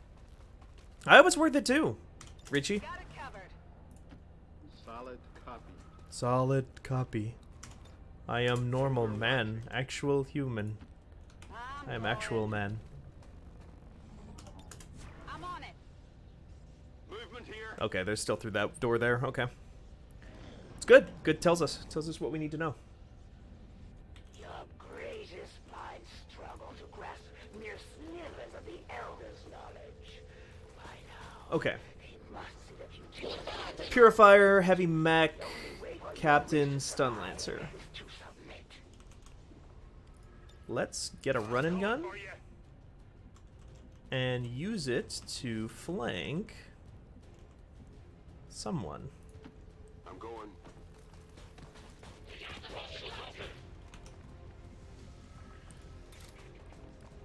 Let's start. Oh yeah, let's do. Yeah. That's fine because that door won't open immediately. Let's. Oh shoot! I didn't realize he was in Overwatch. That's annoying. If I had known that was the case, I would have sent in Mox because Mox has lightning reflexes. Stunned for 2 turns. It sucks to lose the armor on that guy, or on her, but it is what it is. I think that's a dark event right now. I think there's a dark event that is making it so that units overwatch automatically.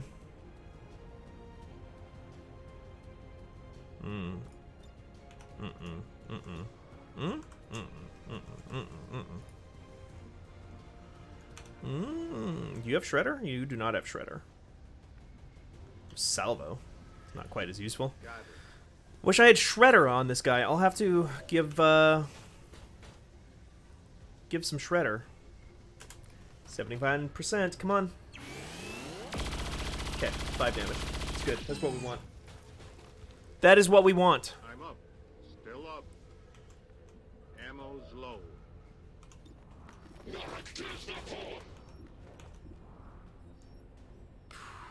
It's a high chance of a flank there. That's a 70% crit chance. And the thing about that Purifier is that Purifier explodes, and I don't want them dealing AoE damage either. So let's get them out of the way. Okay, they did not explode that time, but they easily could have. Okay. Alright, let's split up the group a little bit. Oh, the Advent in theirs, huh? I can handle that. Okay, we can handle that.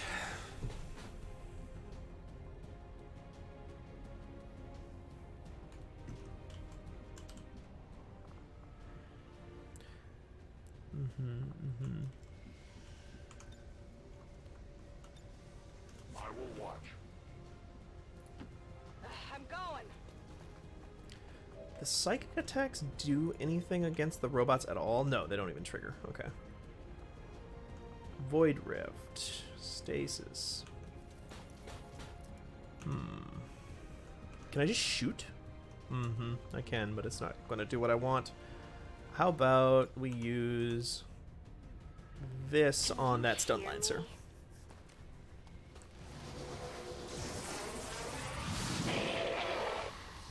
Panicked. Ruptured. Good start. At least they wasted their turn. Could have been worse.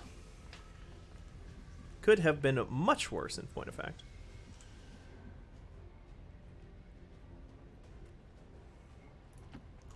I wish I had combat protocol on Farfield right now. Moving to Overwatch. Oh, yeah, shoot the parry. Idiot.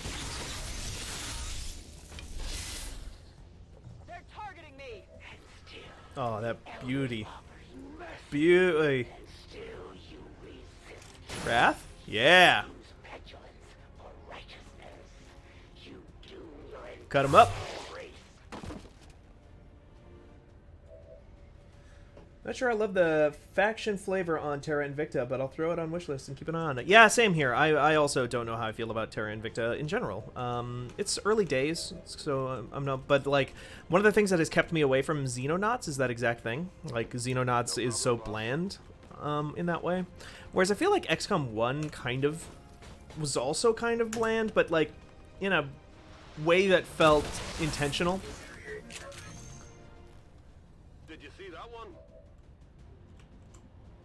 Like, it didn't feel bland so much as it felt like you were going for, like, almost a semi-hard sci-fi sort of idea. And I liked that a lot. I liked how that worked out in the first XCOM game. But the Xenonauts looks like it's very much just, like, I don't know, trying to look like a 70s sci-fi movie. Like a 70s, like, low-budget sci-fi, like, Planet of the Apes era, but not as flavorful. It looks clean, which I will say, for Terra Invicta. Scanning. And I think that makes it stand out a little bit more than Xenonauts, which just looks a little bit not amateurish. That's ridiculous to say. Wait, did I just go in a big fucking circle with nothing to show for it, except for some damage? Oh my god, I honestly cannot tell. I could not tell you.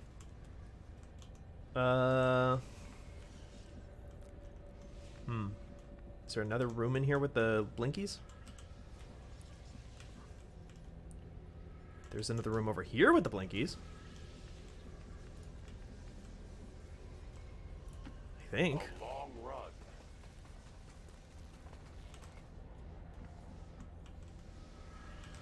Does have yellow blinky on it. Okay.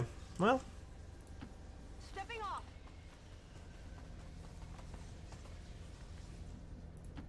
Double time. Double time. I hope it's worth it. I'm all over it. A good decision.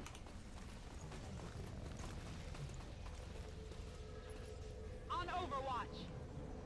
It might actually play some alien noises here for me to tell. We do not seek to kill and destroy. You project your own fate. Okay, this is the Ascension Chamber. Here we go.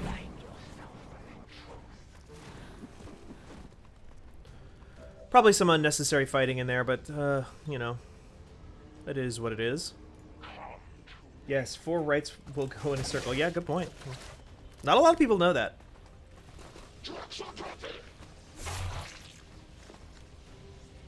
armor saves them.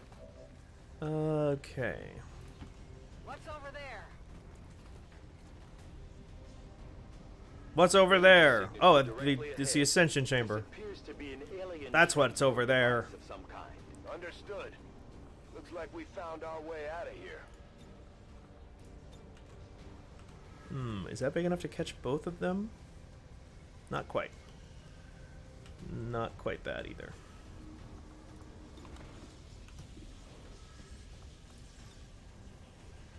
This may be painful.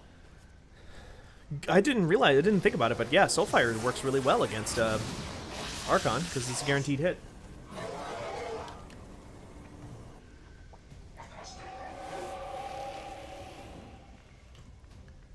And Archons are annoying. Aye. Oh my god. Aye. Come get some. Oh my god. Okay, so this is intentional. I thought that was maybe a bit at first, but it is definitely not a bit. It is definitely just them intentionally doing that. Ever vigilant. If you spend all your moves on, you can guaranteed automatic Overwatch. Yes, I thought that was the case, but I wanted to double check. Will do.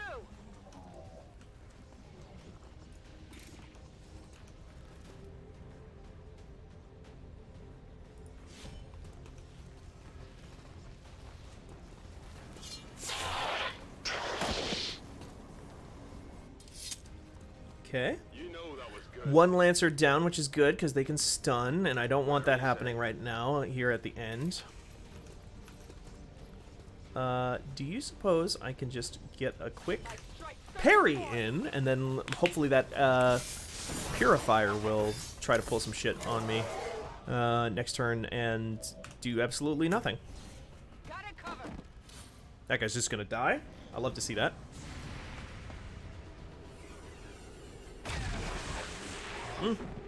Hey, that's what stocks are for.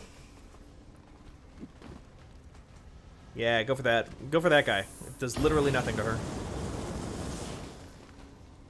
I offer peace, Xcom. Not where your lives are forfeit, but for your children's children.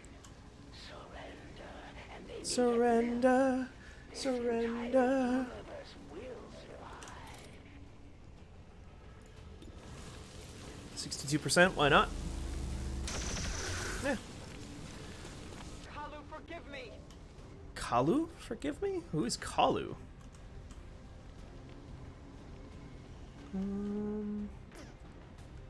Boy, I don't... I think that's out of the range of an... If it explodes, I think that's out of a damage range.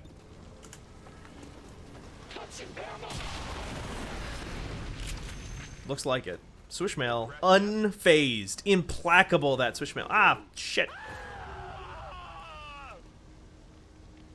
Implacable, that Swishmail. What did I say? I must run. The fire consumes me. Boy, I'm not paying enough attention here, huh? Beat.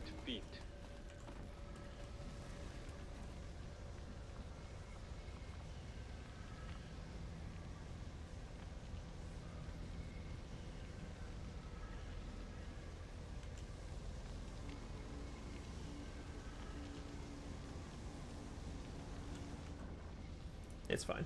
Location confirmed. Wow, Warframe looks different, says Taylor. Hello, gamers. It's Vacation Taylor. Yeah, Taylor. Warframe went through some new updates. End turn. Yeah, they'll take some burn damage, but it's fine. Fire's getting worse here. Okay, this is bad. I've got healy dealies I can use on my next turn if they're still burning even. Honestly, this next part of the fight against the Chosen shouldn't be too bad. Ascension Gate. Well done, Menace 1-5. I guess this does have a little bit of a Warframe vibe, doesn't it? It kind of looks a little bit, what's the word I'm looking for? Orokin.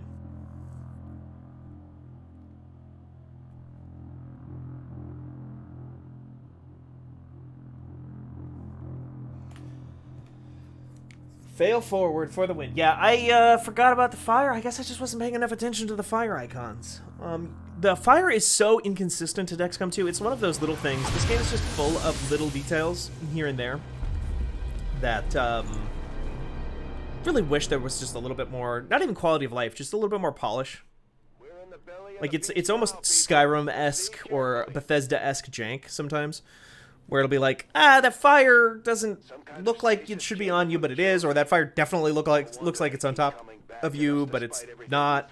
There's a bunch of mods out there, much like a Bethesda game, that kind of like give you much cleaner information for those exact things. This definitely looks very Warframe. This is just a fucking Orokin derelict. Got some advent here. Okay, we got Codex, we got Heavy Mech. Better than Chrysalids or an Andromedans. Domination, what can I dominate? I can dominate the Codex? I can try to dominate the Codex, I guess. Stasis, I can put that Heavy Mech in stasis for now.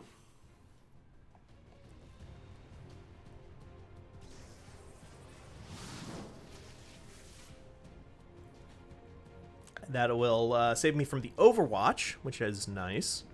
I'm always telling myself, boy, I hope I don't ever have to think about Overwatch ever again.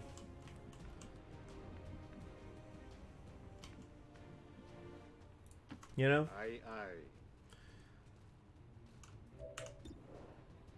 You have holo targeting, so even with a 47% chance, it's basically a coin flip.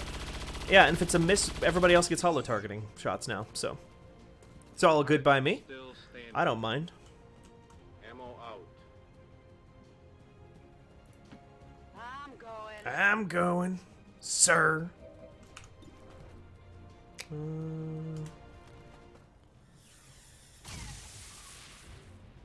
Miss. Now, does that still cause a clone? Running dry on ammo. Of course it causes a clone. What am I thinking? No need to ask twice.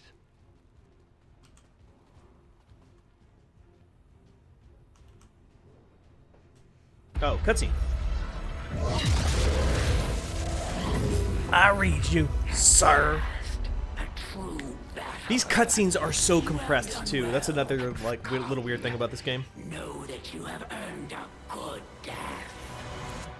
So she is pretty rough right now. I think she's immune to melee damage after some training, and I think Fear of the Chosen, huh?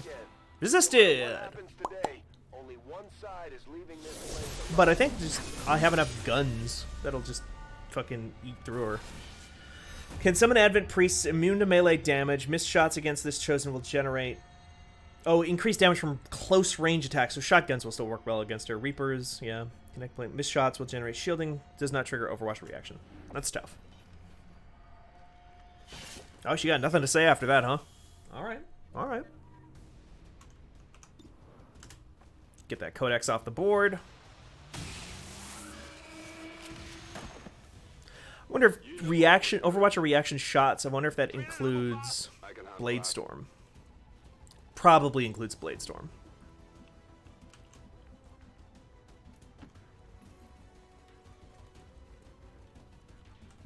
But I don't know. No one will slip past. I don't think I've tried it with her. They got me flanked. Oh, one of those. Ah, ha, ha, ha. I see you're trying one of those moves. Their duty to the elders fulfilled. Mind and body divided. Enjoy these fleeting breaths while they last. You cannot follow. Two priests. Grow in number.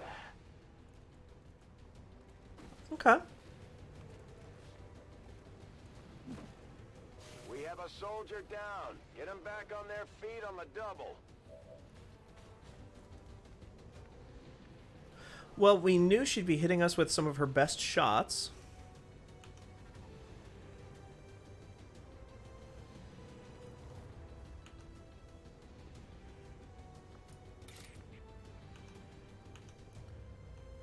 So it's not that worrisome. Let's try it. 75% chance. I had one that was immune to Overwatch and melee, and it made me sad. Well, that's what I've got. Not thrilled about it. Now, does that water put him out of fire? Oh, it doesn't seem like it in this particular case.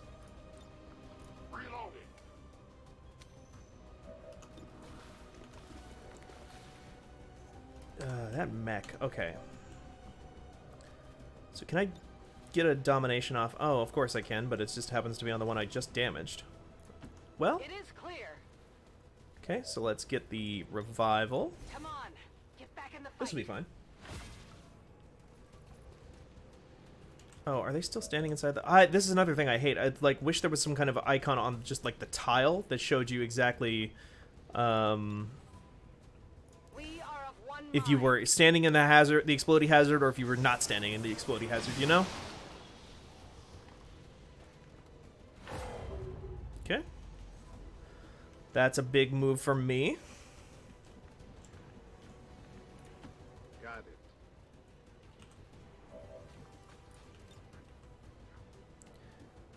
I think explosions still work just fine on her, if I'm not mistaken.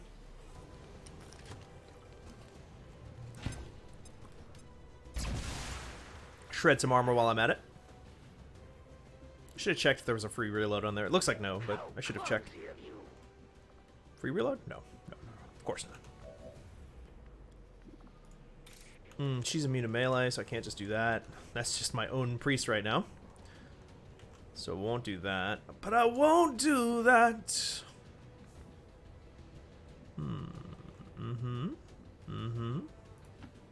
doable. Seems doable. 50-50, huh? Really? Okay. Rend.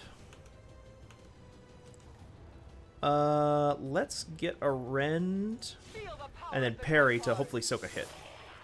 Of course. Always with those priests doing that bullshit.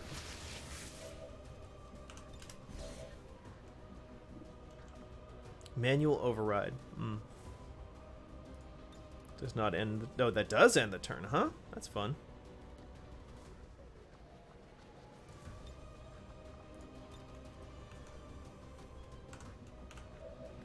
Let's... What's over there? Get you over here. And we will give Storm a gremlin heal.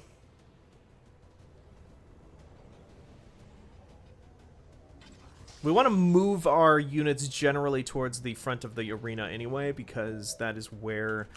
Oh, I wish. No. Fuck it. Coin flip. Hey, 10 damage. Ain't mad about that. That will not be enough to stop me. Really? Really? Really? Alright. If you're sure, game. Like, if that's what you want. 7 damage, I'll take it. Okay, yeah, they were out of range. Good, good, good. I've got that priest on my side now, too. He's immune to that fire damage, I guess, but... Oh, go for the parry. Try to shoot the parried person. No, you're gonna do that fucking thing, because you're a mech. Mechs always fucking do that shit. Another priest returns to the elder. Hey, superior hair trigger, I'll take it, but... Can't really use it right now.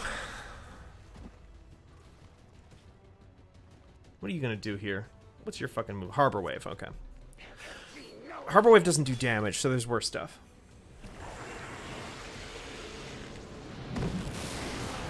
Did it only hit one person? That's a permanent mind control, right? Even if they get dazed? Yeah, okay. Seems like it's fine.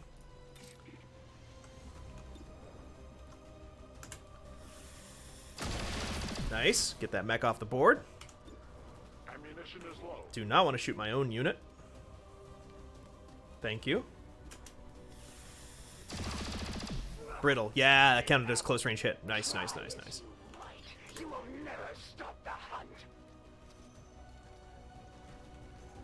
Can a priest revive a unit? Like a mind-controlled character? Can they do that? I don't know. Holy Warrior. The priest performs a mind merge with another unit that gains a stat boost while the merge exists. If the priest is killed while mind merge, the unit loses the stat boost. The unit loses the stat boost and is killed. Yeah, okay. Don't want to do that, I don't think. Let's move you up here and see if you can revive your own mind controller. Nope. 50-50. Hey! Down she goes for now.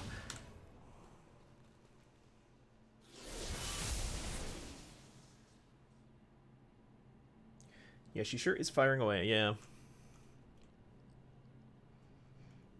Doctor, okay, so we gotta destroy their sarcophagus now. Transferring tremendous amounts of psionic energy directly to the Chosen, restoring them. No wonder these things don't die.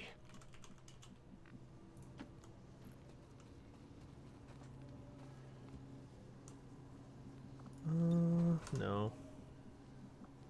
Amplify. Oh, no, can't volt it either. Okay, well. Nope, that's still not doing me any good. Pistol Overwatch is fine. Reload. Just want to get shots in on that thing as quickly as possible because there is a time limit here. Roger that. I'm ready. Good old horse girl. 5 hours of streaming content. I went to Uniqlo and came back in the time y'all been up. Yeah, well. I want to beat XCOM 2 War of the Chosen. It's basically all there is to it. I want to beat this game and be able to move on with my life to a certain degree. Not in a bad way. I'm enjoying the hell out of my time. It's just, I would like to be able to play other stuff and gonna scratch that itch in my brain that says I need to be done with this one. Or the itch in my brain that enjoys the sensation of completing a game that can just be completed. Also, since Long War of the Chosen is coming out, I would honestly like to play Long War of the Chosen, and I want to do that on my own, and I don't want to play it on this, because A, I'm afraid of the mods breaking my existing save, which is almost certainly going to happen. And B... Oh, yeah, okay. And B... that's just too much XCOM. There's too much XCOM in my life, even if they're very different experiences. No one escapes. Get him!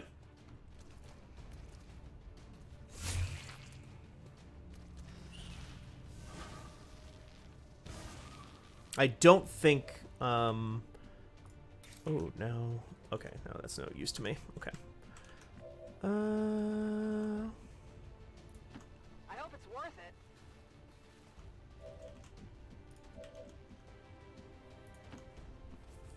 Start getting people into position to shoot.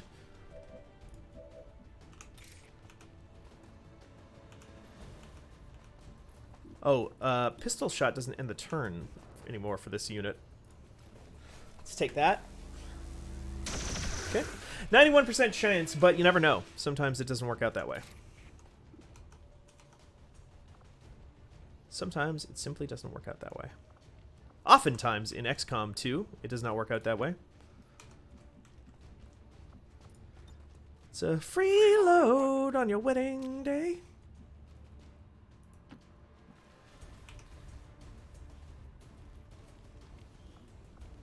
Okay, not too bad. Again, can't really use any of that right now. But we can start working and destroying the sarcophagus, and all the damage that we do to the sarcophagus, see how it says like it's up to 40% now. Oh right, chain shot is perfect for these things. But before I do that, how does this work again? Launching throwing grenades or using heavy weapons with your first action will not end the turn. Got it. So let's pop that. Just to have that out of the way. It's one less thing to worry about. And then let's do a chain shot. Because that's going to do a lot of damage all at once. Well, hopefully. Okay, 8. Is it the same amount of damage on both hits? 18, not bad. Not bad at all.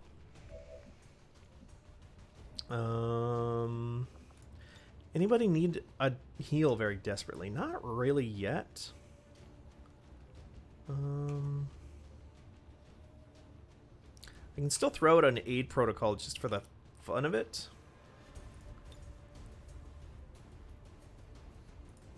Let's do that. When I die, I would like to be buried in a floating digital panel. Me too. Actually, that sounds wasteful. I don't know about that. Another 9. 6. 9er. 9er.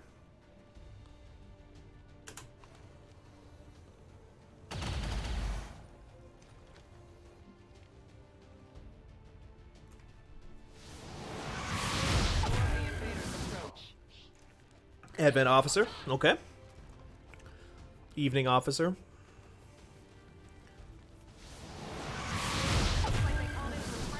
Codex. Boy, she would love the Codex, huh? Watch the flanks! Okay. That's another Codex. Probably do. Oh, they're probably going to do the psionic bomb. I didn't even think of that. That's a lot of people not being able to shoot all of a sudden. Wow.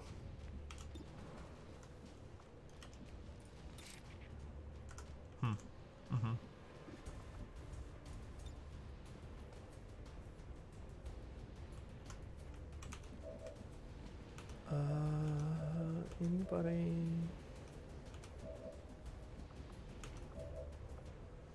You are fine.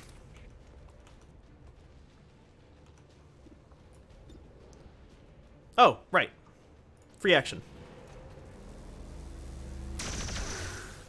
It's a free action for the Templar to use a pistol shot right now on the first turn. The regeneration process has been interrupted. Readings on the capacitor indicate it has become highly unstable. Then let's target that Chosen with everything we've got.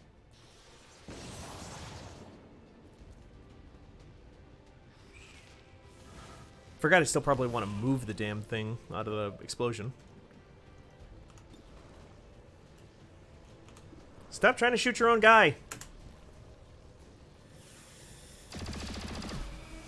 Okay. Off the board. Oh, let's set you on fire. Yeah. Get burnt. And then get blade stormed.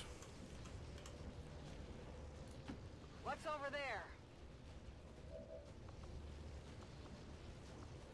Soulfire. Yeah, let's just get that Codex off the board. No reason to take extra damage.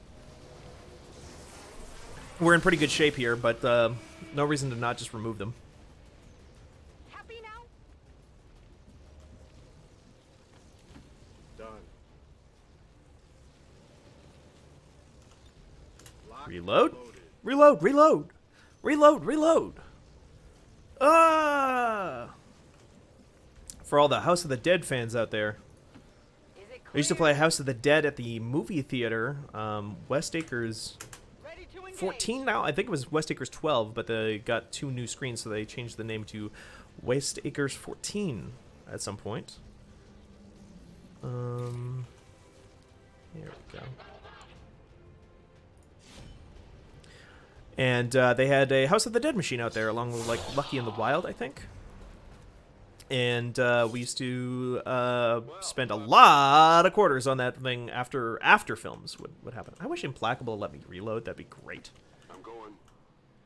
Oh, hello. Thanks, Dan Snacks, for the raid. Welcome to a big fight. We're just in the final moments of a big fight in this game. We're hunting the Chosen, one of the Nemesis-like characters in XCOM 2 War of the Chosen. We're going to permanently end them and remove them from the board. We actually just destroyed their sarcophagus. They get... Oh. Okay, resist it. That's the power of that raid. Gave me the resistance that I needed. I forgot to move that fucking Templar, though. That's bad. We can heal them if they don't die this turn, though. I would really hate to lose Templar. Here she come.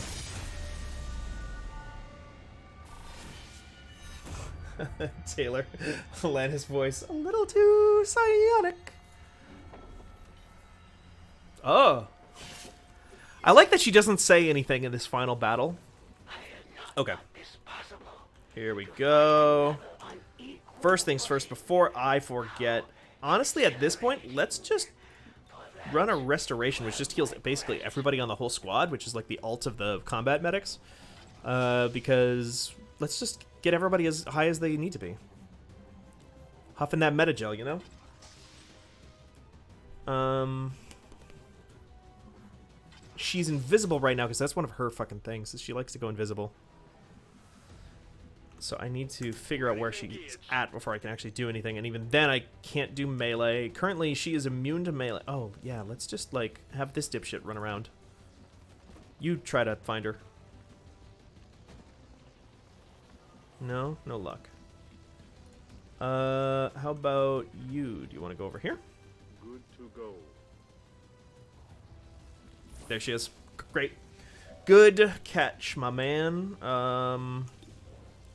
99% chance to hit. I think we just got to take that 99% chance. Plus that hollow targets. So that's an extra 15% chance. Oh, and that's a crit because it was a flank. That adds another 15% hit chance to everybody else in the game as well. Or at least everybody else in the squad. Going in for the kill. Whatever you say.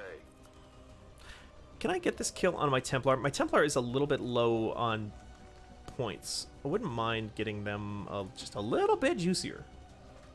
And this is my last chance to kill this Chosen, because we are about to fire... Oh, nope, not quite. It's not going to do enough damage. Reload? Reload, reload! Reload, reload! That voice line from House of the Dead 4, I think, is going to live with me for the rest of my natural life. Reload, reload! Reload, reload! Because if you tried to shoot the pistol in House of the Dead, it would simply... If you tried to shoot when you were out of ammo, it would just, like, repeat the same voice line as fast as you could pull the trigger. There we go.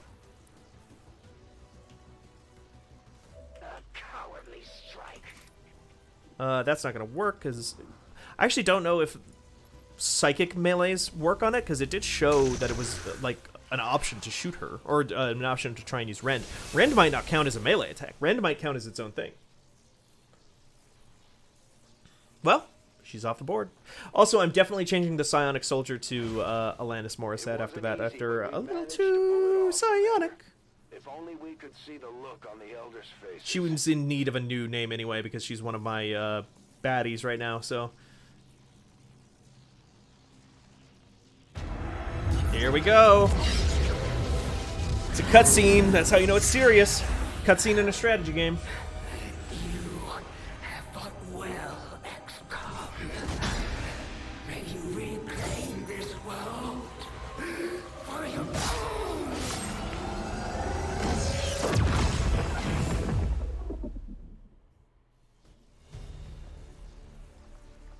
That right there, that was for all of the Fanbyte crew that got murdered in previous timelines. We did it for Dylan Skiffington, for Skill in Diffington, for Merritt, for Borderlands. Such as the one that occurred for Hunky-Tears, for Hunkatashi, Total faith in our ability to overcome any and all for Michael Juker. That was for them. That was for them. We did it, Commander. Not a single That's casualty. The last we've heard from that chosen. I don't Not a know single about promotion you, either. Two of those people were already max level, and one of them cannot be leveled. I don't think. Not in the traditional sense. But we got the Assassin's Arashi, which is a shotgun, and Assassin's Katana, and we know who the katana is going to. That's going to Swishmail. Mental fatigue starts to Mag Donatella Hayes Ritchie. Oh, Mag? Magus? Combat is taken to the, will not be able to rested on the Avenger. Rest required. Rested on the Avenger. Yeah. Negative trait acquired, huh? Can I remove some of those? Centena.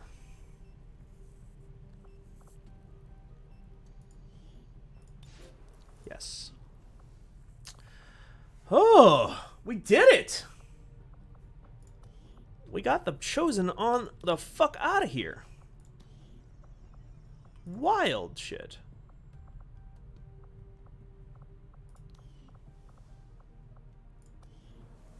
Many tired soldiers out of the deal.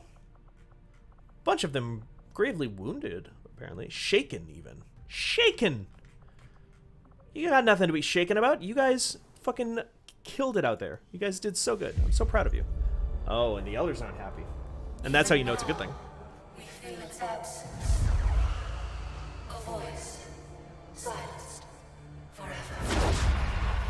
Yeah, good. You are born without power. Does not our very life force flow within your veins? We feel such loss. Yet within you we sense something else. Yeah.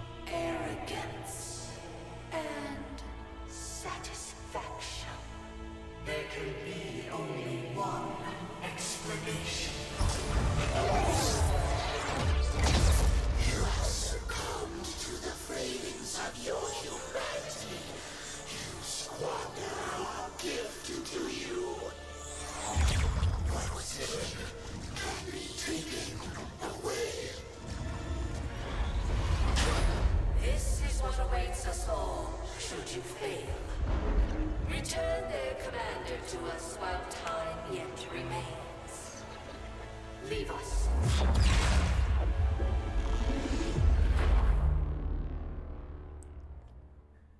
That's heavy. That's heavy stuff. That's big. You can tell it's a big deal.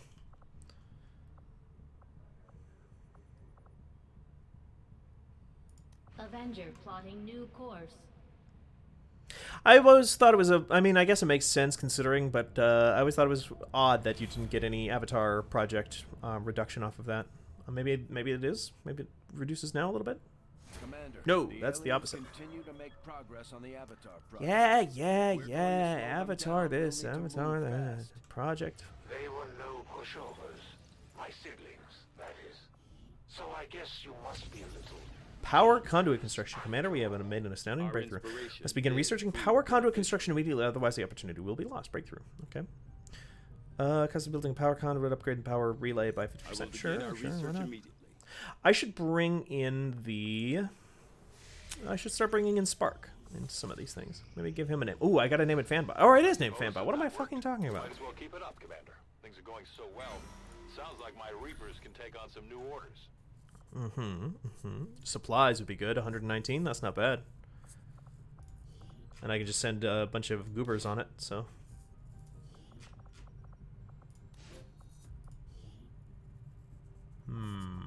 Power relay? I don't think is necessary right now. Covert is our specialty. Let's just hope your people can keep up. Okay. Keep letting some people rest up and heal up here. Uwu said, "Hey, elders, uwu." Strategic resource located. All right. Where's this fucking warlock at? Because I want to catch him off guard now too. Fuck him up. New Arctic is Hunter. Eastern Europe. Do I have any Eastern Europe? West Asia? No. There's the Hunter. So mostly based out of America. Contact Brazil. Contact East Asia.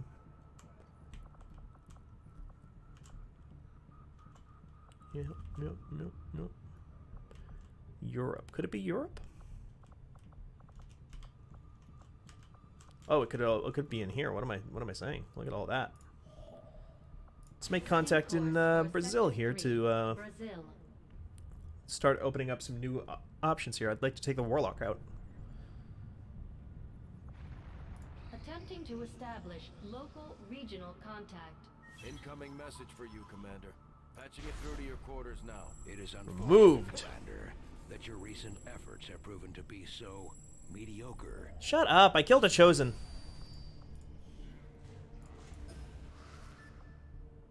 You've got something new for us, Commander. My Reapers are up for taking on some additional orders. Okay.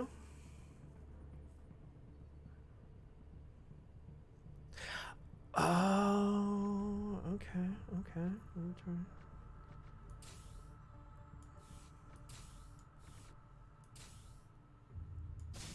There. Perfect. New regional contacts located. And I think that gives me access to Some the of our Warlock people now. are a little worse for wear after that last covert action, but if we give them time to rest, they'll be fine. Yeah, get the Warlock out of here. Bring up the aim on Big Shot. And sure, let's put in a specialist in there too. We will work hand in hand with our new allies. The results of our breakthrough. Oh, new research already? Okay. Assassin weapons, I see. Chosen Assassin proved deadly with both her sword and shotgun, and both will no doubt be valuable to our efforts. However, I believe the sword, conceivably forged by the Elder's own hands, would be the true asset here. Sure, let's do it. That our highest priority. Let's do it! And let's grab that supply drop, because we need the supplies. We need to start juicing up our abilities. Commander, the resistance forces we just contacted in this region have provided us all the intel they have on the Chosen actively working in the area. So after the First Lady, I feel like the Warlock is the toughest one. The Hunter, I think, is kind of a pushover.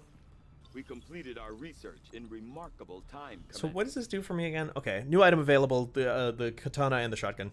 Having recovered both of the Chosen Assassin's weapons from the field and a shotgun and a modular sword, I must admit I'm intrigued by the advances the aliens have managed to craft into these otherwise conventional weapons. The shotgun, used primarily as a secondary weapon by the Elder's assassin, is elegant in its simplicity and adherence to a singular purpose, built upon an advanced composite frame in close quarters. The unique design is nearly unmatched by any other projectile weapon. During repeated field trials, the fully enclosed Magnetic Ordnance Reduction System, MORS, consistently delivered a tightly patterned array of alloy fragments capable of penetrating all but the most unyielding of targets.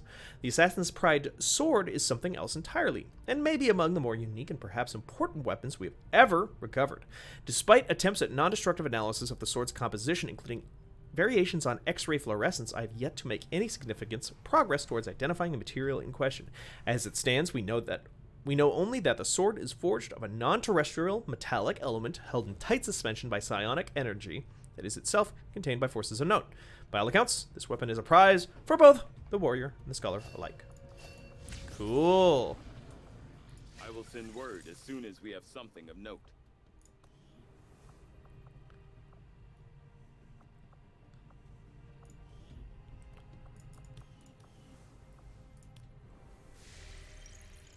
And you know that Swishmail's getting that katana.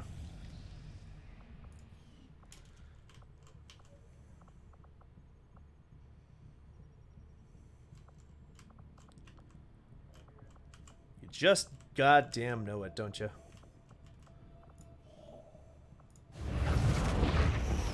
Oh, Commander, we've that's utilized nice. all of our available communications capacity. We can't establish any new contacts until we upgrade our systems. Commander, we have a line on the Chosen Warlock here. What does that do? Install radio relays. Cost 100%, 100 supplies.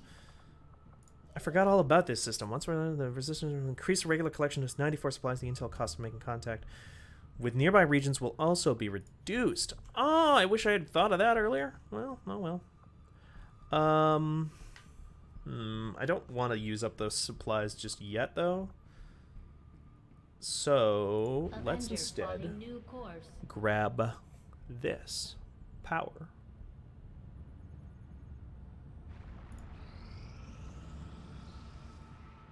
Our actions Hell yeah! Got that open up too.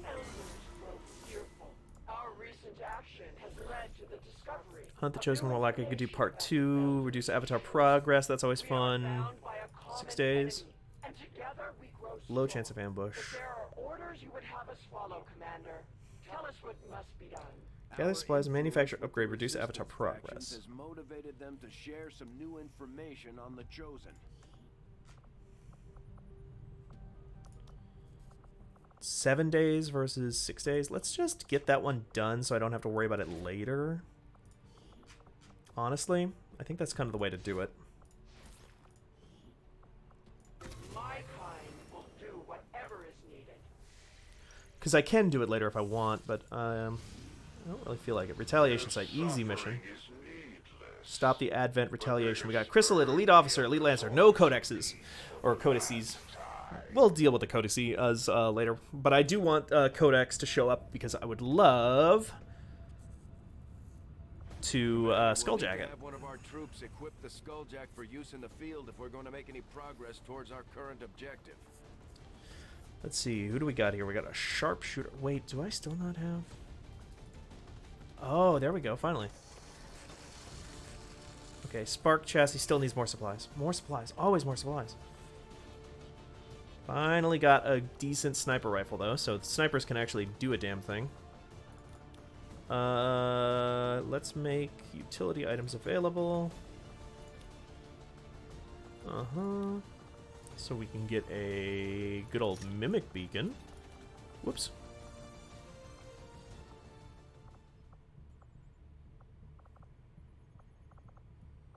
Yeah.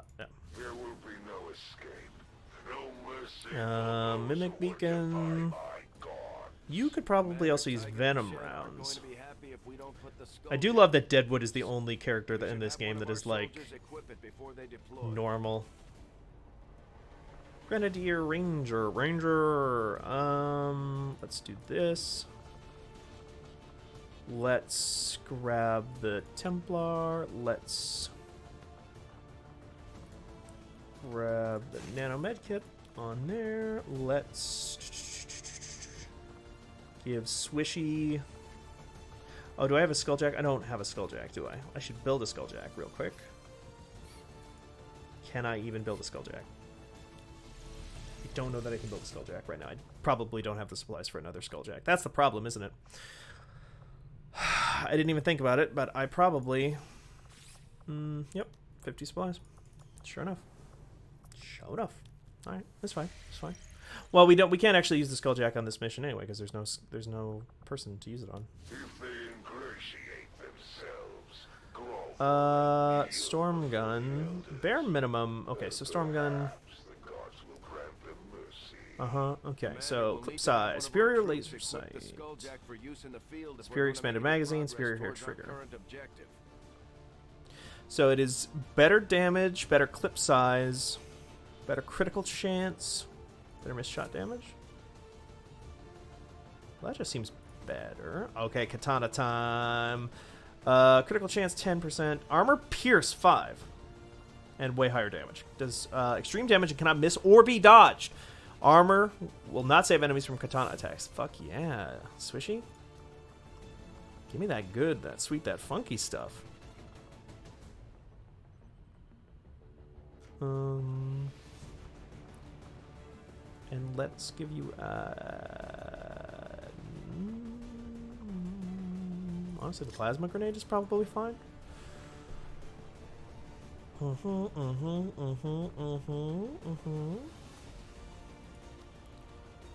you get anything that you can pop now? No, not yet. Still, God, that Templar kind of weak on the weak side a little bit on the weak side. How's our Reaper? I would actually love to raise our Reaper up a little bit because they're still only a captain. Let's give them a good gun. And honestly, I might be able to even upgrade that.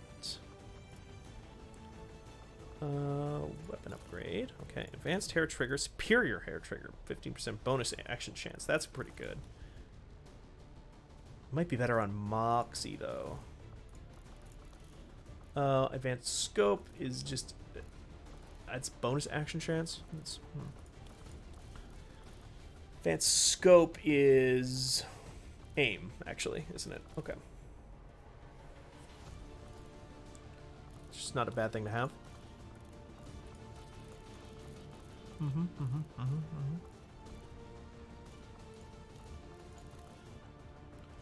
Free reloads. Let's get some free reloads on there, actually. And scope is aim by 5. Not a person that really like worries about missing very often, but why the fuck not? Oh, can you get leveled up? Is that what I'm missing on you? Personal combat sims. Mobility +2. Not really the issue with you. You, on the other hand... 20% dodge, I see. Ah! Sure. And... Moxie, what you got on that gun there? Weapon upgrade. You got an advanced auto loader and a repeater. Let's give you the superior hair trigger instead for bonus action chance, because that is fucking dope as hell on a guy as maneuverable as you. And... plasma rifle. Just a classic plasma rifle, basically. Unique weapons available, actually.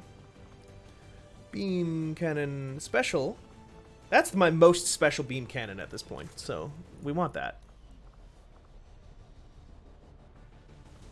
Alright. Now I'm feeling pretty good about this squad. I'll be right back.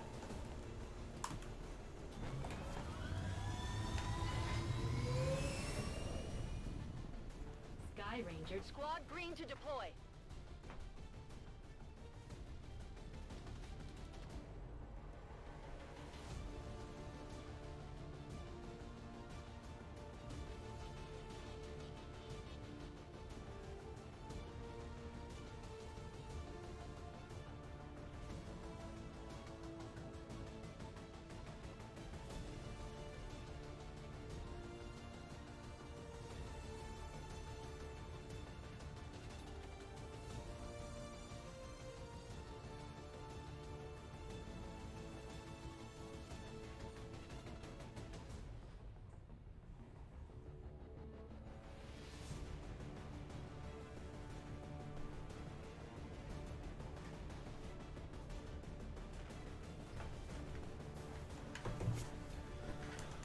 Alright, we're back in it. And we begin the mission. This is just going to be a nice, easy little retaliation mission to deal with. That's nothing. We can handle that. And honestly, we are probably in a good position to take out more Chosen. Yeah, I think we are. I think we can do it. I think we can take out all the Chosen. I gotta wait for more supplies to get the fucking Skulljack anyway. Doesn't hurt anything. The aliens have amassed a huge force to strike one of the resistance outposts nearby, and those people desperately need any help we can provide. All right. We're going in to eliminate the enemy threat and secure the area. Xcom Morissette. Yeah, definitely. That's what she'll be known as now. Menace 1-5. Hostile forces are attacking the outpost. Eliminate all enemy units and protect those civilians. Now, is this one of those missions where I don't get anybody? So did we. You won't have a concealed position for deployment on this one. Neutralize the Alien Strike Force. Alien Strike Force sounds like it would have been a Sega Genesis game in the mid-90s. Alien Strike Force. Okay, so this is one of the ones where I don't get to I don't get any helpers. Instead, I have to, like, individually grab all these people. You're a faceless, aren't you? Turns out that was a faceless. Whoa, he's flickering in and out of existence, too. Now we fight in the open. Ah! Ah! Ah! Advent is near.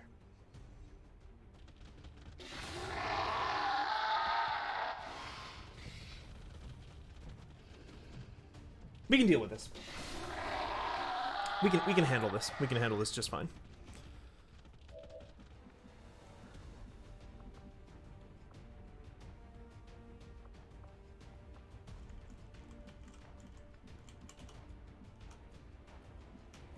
We can handle this. Done. We can handle this. We can't get discouraged, because if we get discouraged, then the aliens have already won. We just have to be extremely careful. That's all. Pick our shots exactly.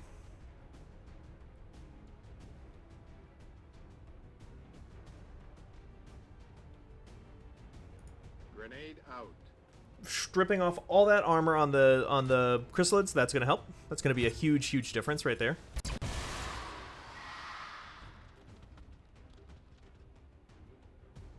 I know where you are. That's another one, huh? That's so many chrysalids. I thought this mission said there were only 9 enemies. Are they all just these chrysalids?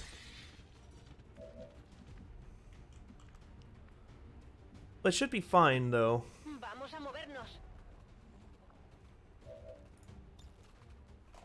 It should be fine.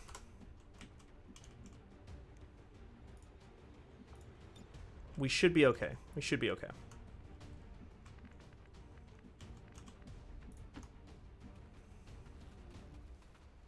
We should be fine, actually. Yeah, we're going to be fine. We're going to be just fine. Look at this. Mox is going to get in here. Mox has that Blade Storm ability.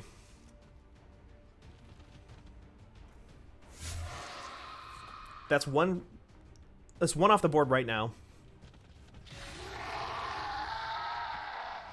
The time for hiding is over.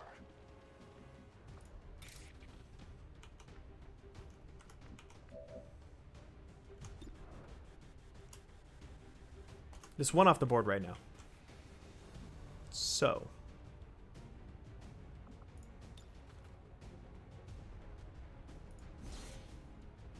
I should have moved them in closer before I did that, but that's fine.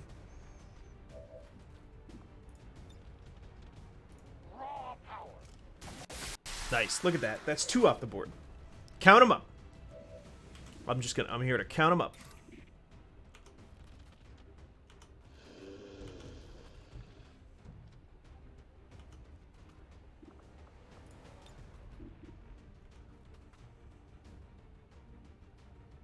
The choice is made.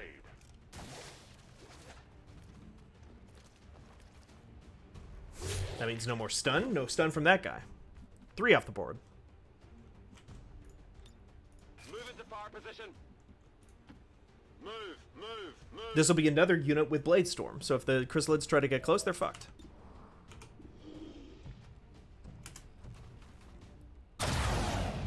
Look at that. Look at that. Well, That's that faceless off of that spot. whatever you say. We'll be fine. Nice little Overwatch. You like that? You like a little Overwatch in there? Okay, so they've moved in a Chosen as well. Okay. Stand proud. Alright, they put a Chosen in here. Yeah.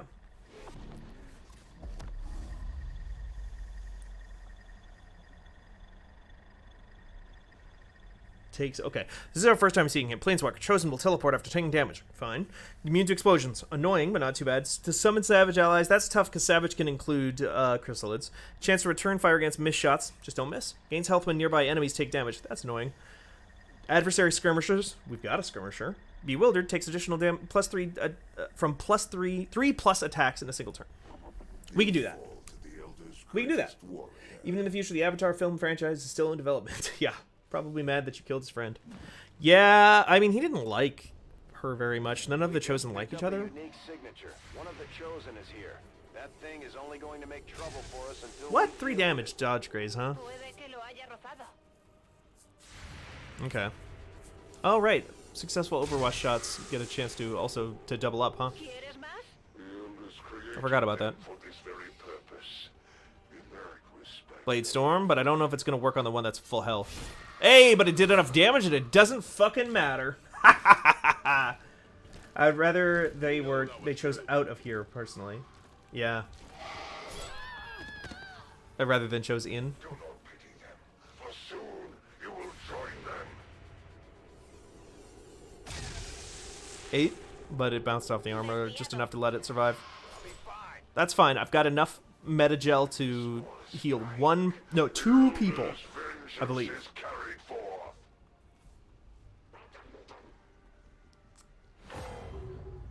Plus, it doesn't matter if we just beat the mission really quickly, you know? And you will return to the Elders, Commander.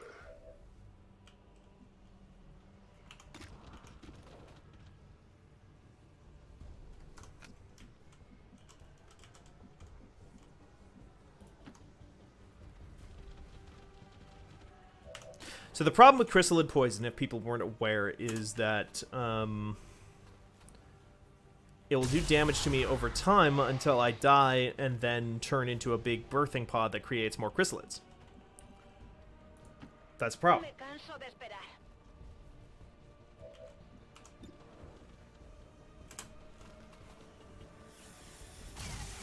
But it's not going to matter.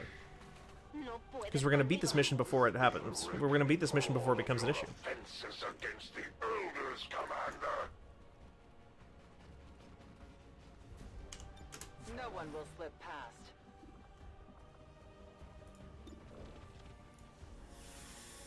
See? Just getting them off the board.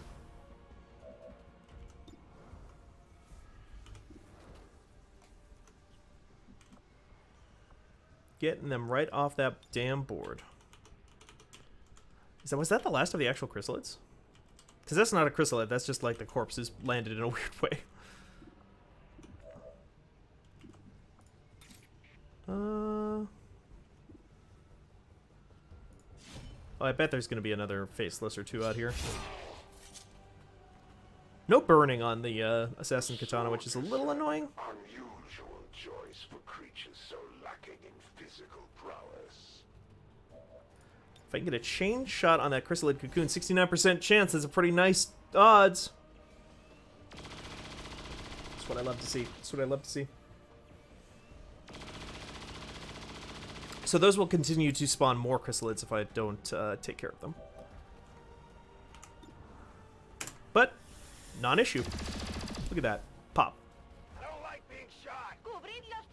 Chrysalid poison, annoying, but I have enough to heal them of it. Blade Storm, that guy's just done. Eat it. Check out that shit. Call me Swishmail is no longer marked. Oh, right, there's still a Chosen here. So that's going to extend the mission timer. I did forget about that. I did completely forget that there's a Chosen in the mix. Not immune to melee, though. Not. Yeah. Talk. And as long as there's no more chrysalids around, I only need to heal the chrysalid poison once. That's the Elder's Warlock. Ah, right. He can summon more. Nearly as dangerous as they are when it comes to psionic capabilities. I should just not talk. I should just never say anything, because when I say things, then it turns bad. And is it good? No, it's bad. When I say something, does something good happen? No. No, bad things happen.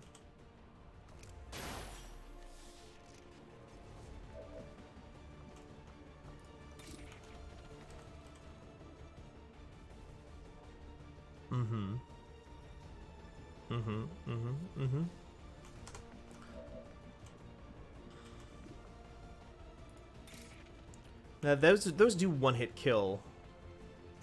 He's going to... but it pierces armor. There's much to consider here. Okay. Let's get this focus energy. Grab that. Juice up. Look at that. Tasty. tasty, tasty, tasty. Okay, okay, okay. What else we got? What else we got here? Got this guy? Your last breath escapes you. Hello, Funke, the weekend streamer. Yeah, still here. I'm coming up on a little past 6 hours now on XCOM 2, War of the Chosen. I'm up. Still? How are you, Funke? Could use some ammo.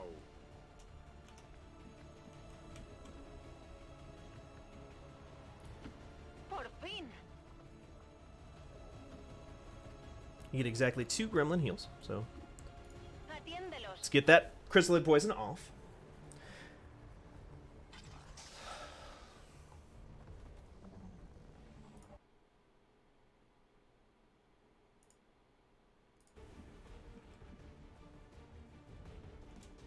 Okay, okay, okay, okay, okay, okay, okay, okay, okay.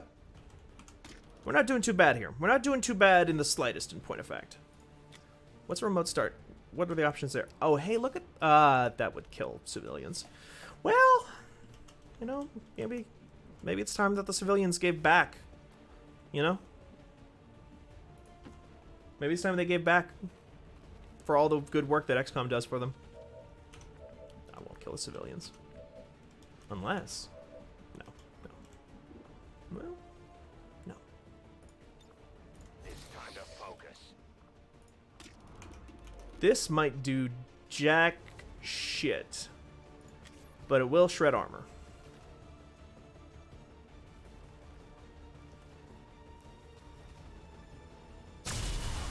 That's how guns work. I have little ammo remaining. Okay, did not reveal. That's good. Where are you moving to? Well, your armor's gone because you took too long. That's what happened.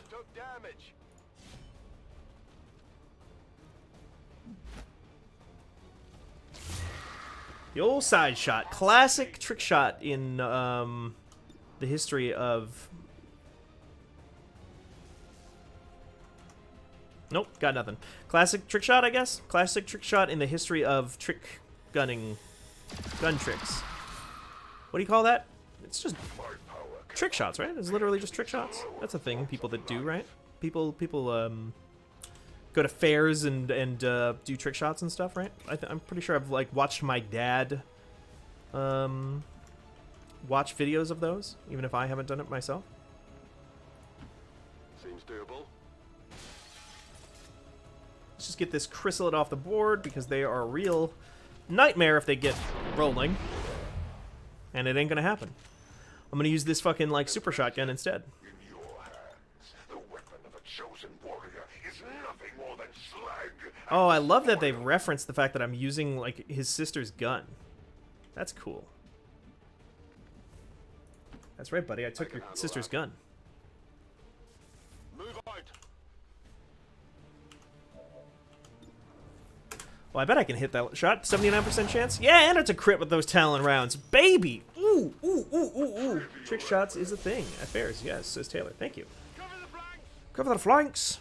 Nay. Oh, Swish Mail, you got this. What's he doing? He's doing Mind Scorch? That's nothing for you. That's nothing to you. Oh, and to other guy? Will Turner. Will Turner? We can't just have a guys, come on. We can't just have a unit called Will Turner. Come on now.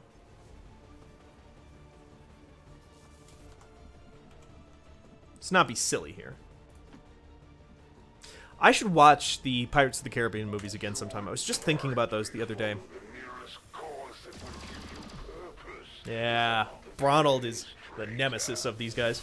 Literally, like it's a mechanical thing.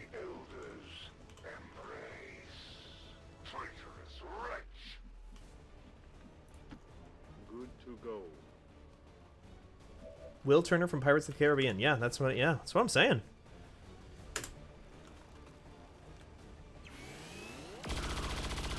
Is that a kill? That's a kill, baby. X-ray neutralized. X-ray neutralized. Shenron, I'm sorry, Ronnie Shen, still very normal human voice, talking like a normal human. I watched so many Pirates of the Caribbean movies in high school band. We did marching show with the soundtrack. 1 year? Interesting.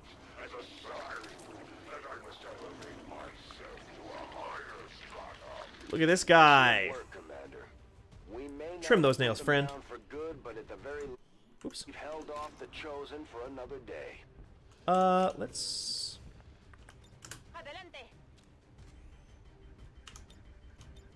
just Overwatch.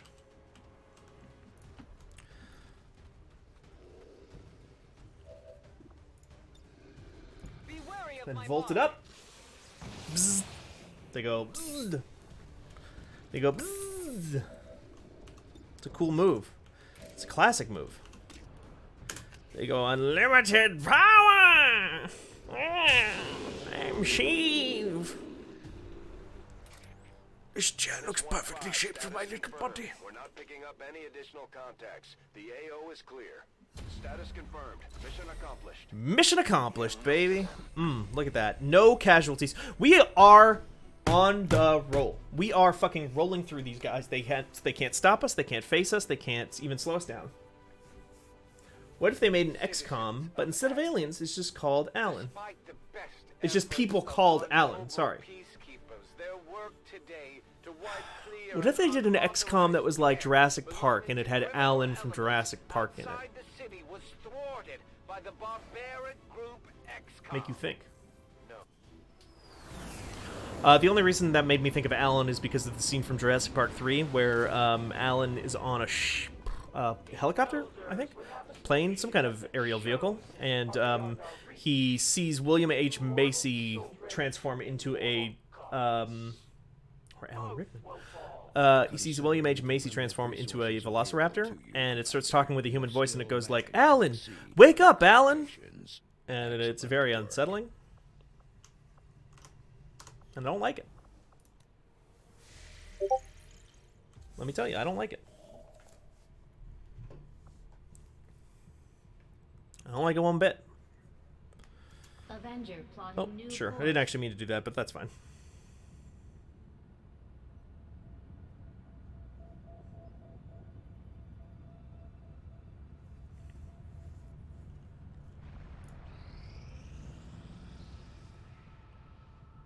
Jurassic Park 3, not a great movie. I don't know if anybody needs to hear this.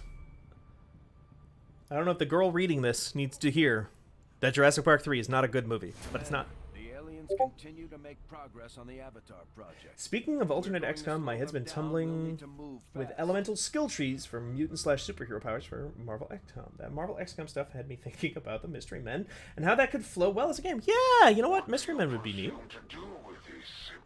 Mystery Men doesn't... Sabotage.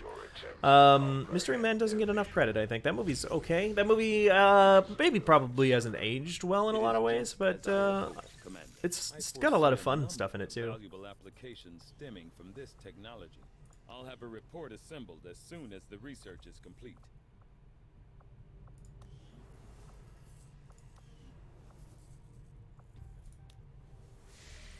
Mystery Men is the best Dane Cook movie. God, I hadn't thought of that. Inspired. Our team is actually quite efficient. Mystery Men, the Smash Mouth movie. I mean, if you want to call it that, then yeah. That's what you want to associate with that movie, other than William H. Macy and Ben Stiller and Kel Mitchell. We completed our research in remarkable time, Commander. Yes, Commander. What does this do again? Does it just give me intel? Intel, I think, yeah. I foresee a number of valuable applications stemming from this technology. I'll have a report assembled as soon as the research is complete. Research completed. Digital network unlocks additional slots. I should get those as soon as I can. Battle cruiser operational. Okay, so that will... I think the semi-comedy XCOM is kind of Mario plus Rabbids Kingdom Battle to a certain degree. I've not beaten that game. I thought that game was like too free, like too open-ended in terms of like allowing you to kind of just do whatever you want. That it took away some of the strategy from it for me. But I don't know. Maybe other people got different opinions. I mean, I know people like that game. I like that game a lot. It's not a bad game. Not by any stretch of the imagination. It's just wasn't quite what I wanted necessarily all the time. And I get why, because it's a game meant for like a mix of young kids and people who have never played Xcom type game before. And I think that's great. I think that there should be more accessible entry points in this franchise. It's just not for me specifically. They didn't make a game for somebody who is fervently watching the Long War of the Chosen, Long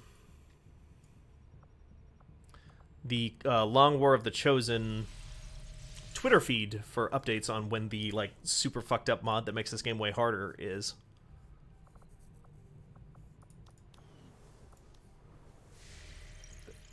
There is a Trauma RTS game, and it's bad. Oh, well. Avenger plotting new course. I'd say Mystery Men needed David Bowie, but Stiller was able to get him for Zoolander.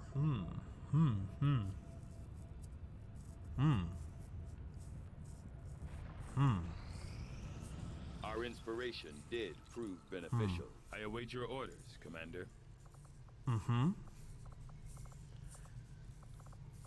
Presumably, I'm gonna be the thinking about name that one for a minute. Derives from assumptions David made Bowie. previously about the creature's unusual I mean, David Bowie reproduction. was probably a very busy man at the Although time. rumors have long I assume prevailed that about he the didn't existence of zombies, have a ton of created time as to make a byproduct cameo of the appearance chrysalis in gestation. the Zoolander Recent film. reports seem to indicate Because he, a new but I was going to say he feels a little sequel wasted in that disturbing movie. means of The propaganda. movie probably didn't need him. Zoolander works just fine without David Bowie.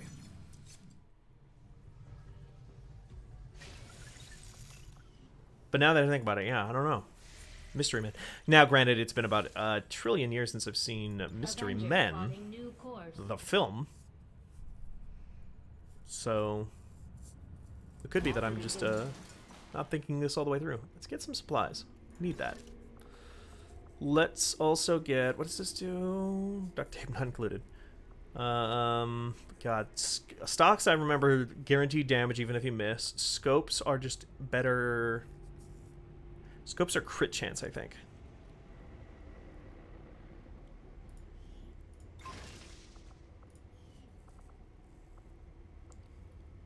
Yeah. What's my team looking like? Honestly, if I can get my full team untired, okay, 2 days, I am down for another Chosen. I think I can take out the Hunter. Avenger plotting new course. But I don't think the game is going to allow me. The game did not allow me. Buton Gatekeeper. So, Codex. There's a Codex there. Codex. And Codex. So no matter what I take, it's a Codex. Okay. Get an Engineer. I really don't need an Engineer right now. Intel, fine. Supplies... destroy the alien relay. Okay, what are we dealing with? Andromedan Sectopod. God, Sectopods. Scanning times are greatly increased is really annoying, actually. Officer Purifier Codex. Gatekeeper Elite Lancer. Setting course for Brazil.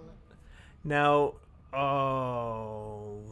I doubt the Skulljack, even though I've already built one before, I doubt it's an instant build, but we'll find out. Commander Tigan and Shen aren't going to be happy if we don't put the Skulljack to good use.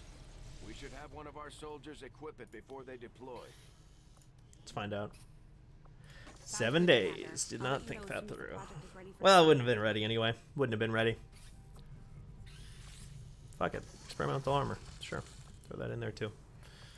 Hello,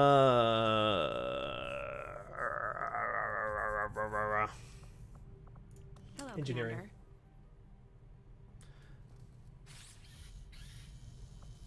Build items. Oh, still not enough. Oh. Disgusting. I probably could have saved a lot of time repairing the ship's systems if we had any idea how to translate their language. Unfortunately, we don't come across many linguists out here. These are also all supplies.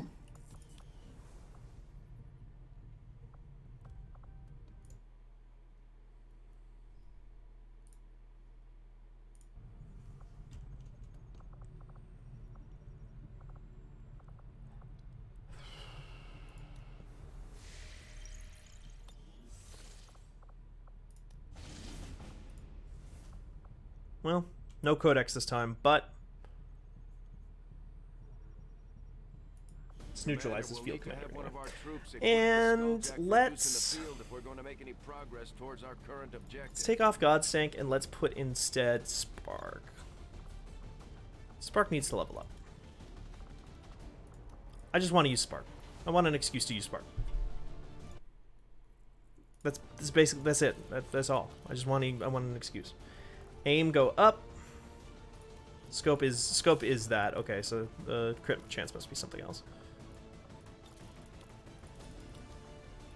Oh, sure.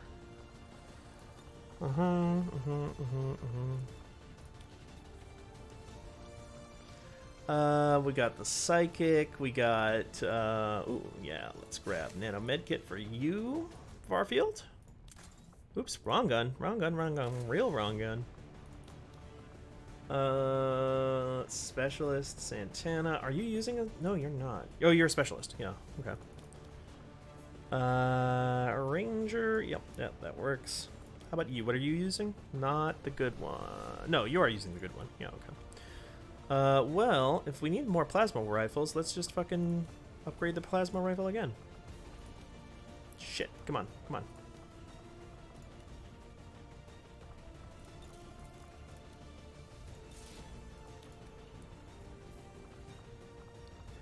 Okay. Sure, plated vest, why not? That's not bad to ever... That's basically never bad to have. Are you still using the right beam cannon? Yeah, okay. A little bit of a waste. On an easy mission with a codex on it, but, Sky Ranger deployed. In position for deployment. we're gonna begin mission. I should have thought about the Skulljack earlier, but I don't think it would have made any difference because I don't think I had the supply level to worry about it too much. But my next supply drop should be pretty high because of all the resistance contacts that I've made. So I should be getting juiced up pretty quickly here. And stretching out.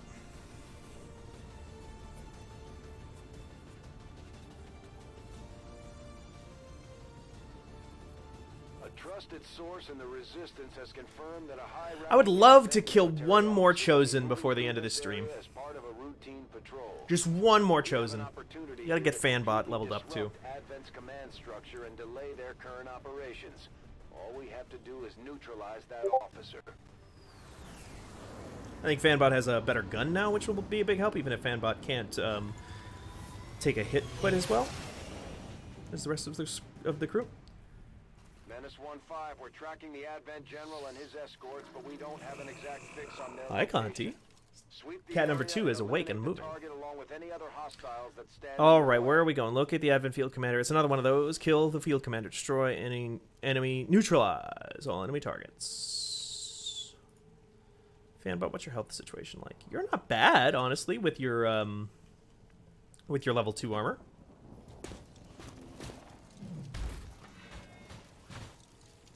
Not the most inconspicuous unit we've ever used. But at least you don't worry about cover.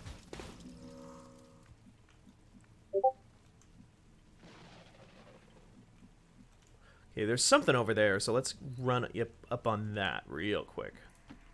Rolling out.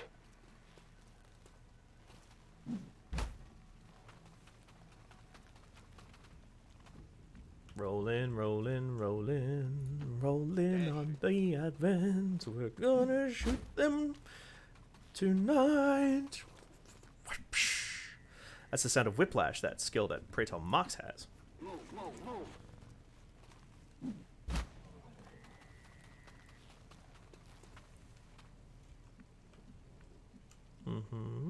Oh, right, you count as full cover now. Why wasn't I leveling up Fanbot earlier? I should actually change Fanbot to look more like Fanbot.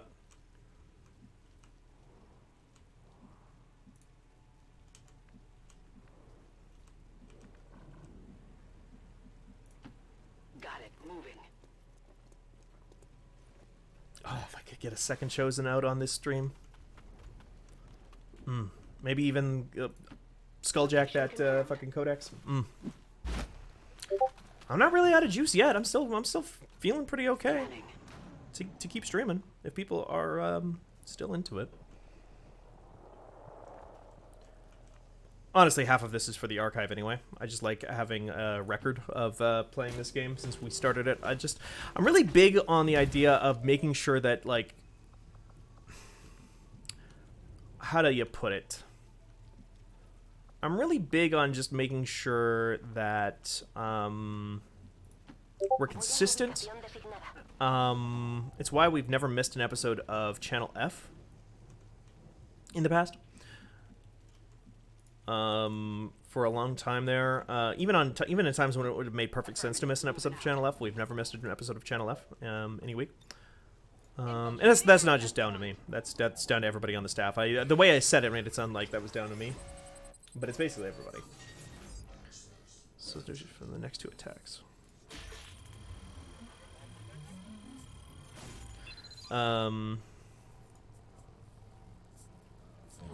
But there were times there, and I think I've talked about this before, where I have, where I would, like, just go into a small room by myself and record an entire episode of Fanbyte because we forgot to do one that day. Fanbyte being the name of the Channel F before the name was changed. And yeah, that's just, I don't think it matters that much in the long run to anybody except for just my own vanity to a certain degree, but there's something to me about the idea that, like, we have never missed an episode that I am proud of. And in a similar light, I'm proud of the fact that, if I'm going to commit to doing one of these things, especially now, because I feel like we have missed some of these in the past, I would like to just finish it out and then have it all recorded for posterity, just in case one day somebody cares. And I know people care in the sense of, like, the community cares, because we've got a really fantastic community, and it's really, really great, and I'm really proud of it every day, and I'm proud of the fact that we've, like, helped foster it to a certain degree too. Moving to position. But I mean, like, in the long term, I think, like, over time, you see a lot of over time we've seen other streams and stuff like that where we've done a comprehensive stream of game, much shorter games than this, admittedly, where there's a slow trickle of people who decide to watch it. Not usually a huge number, but it's a slow trickle. And I like having it there and knowing it's there and that slow trickle will always be there. And over time, those add up. Like, we are, like, part of Fanbyte, like, the success of Fanbyte, some of the secret sauce, if you don't mind hearing about some, like, inside baseball a little bit, was, like, early on, we had a lot of people at the management level who were very much telling us to basically take shortcuts. And we've been very vocal about this in the past. It's not anything new. In trying to basically just rush into getting what we wanted, or at least making it look like we got what we wanted, even though we didn't actually have anything. And in fact, it made things worse in a lot of ways. And so we've taken more of a slow and steady approach, and it's worked really well for us. Like, objectively, you can just look at the numbers, and we know that it's been working, but it's just nice to see, and it's nice to have more and more of that over time, kind of layering it on top of each other.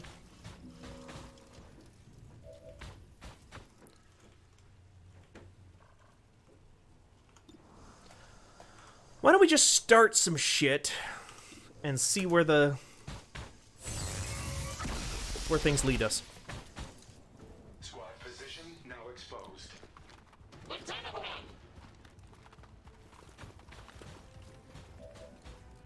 Yeah, I'm still fighting these aliens. I would fucking love. I don't think we're gonna beat this game tonight, but I would love it if I could at the very least kill 2 chosen. I would love to beat it. Honestly, I would love to beat it tonight. I don't think that part's gonna happen.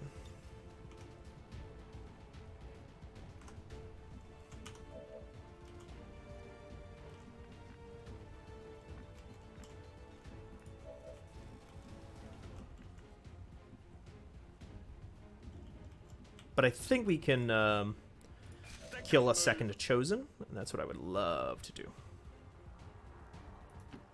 Running.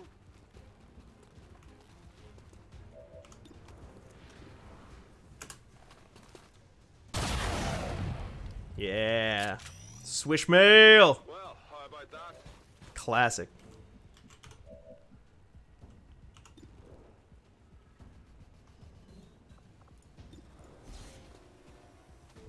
No one's going anywhere. No one's going anywhere.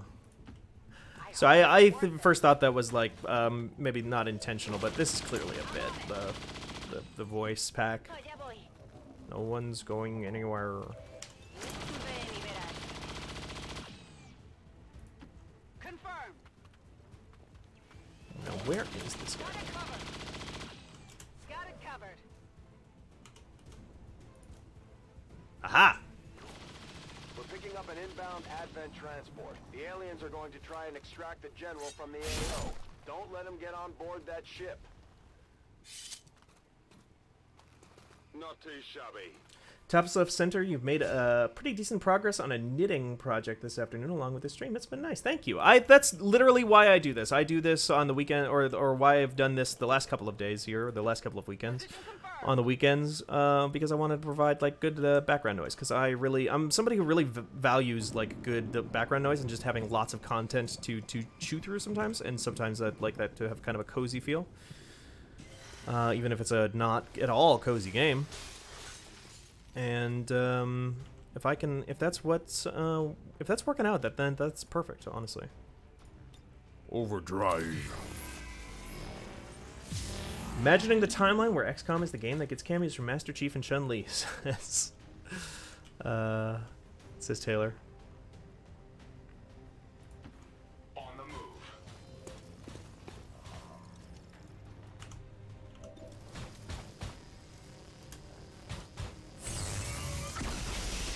Miss, huh? Fanbot? Come on, baby. Intended target. Limited ammo remaining.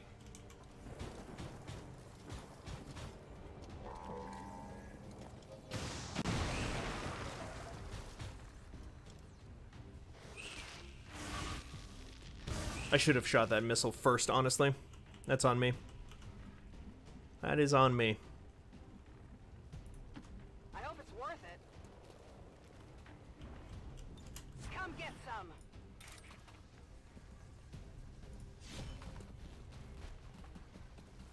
XCOM can't have Master Chief because he's not allowed to miss, says Gontran. That's a good point. Then why does he miss Cortana so much? Good, yeah. Seems doable. Seems doable. That's definitely what Swishmail would have sounded like.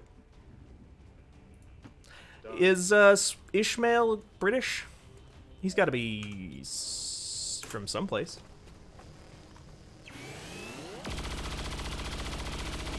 Ishmael is from a location. I'm pretty sure. From what little I remember of from what little I remember of Moby Dick, Ishmael is from a place. I'm almost certain he was born somewhere. Don't quote me on that. But I do believe he's an extant being on the planet Earth. On Overwatch.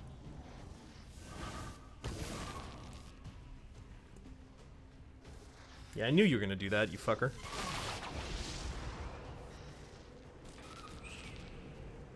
Ah, psychic feedback, though, you dick.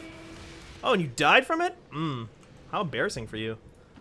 Just a moment. Yeah, this fanbot needs to be green. Or, needs to not be green, and instead needs to be red and white. The classic colors. Now, are you fighting some kind of inverse Goku? Not yet. Is that what that is? No. The Goku has not appeared yet in this campaign. We're gonna get to the Goku. I bet we can get to the Goku on this stream before I run out of gas. What's over there? We'll have a Goku for you. Rock and roll.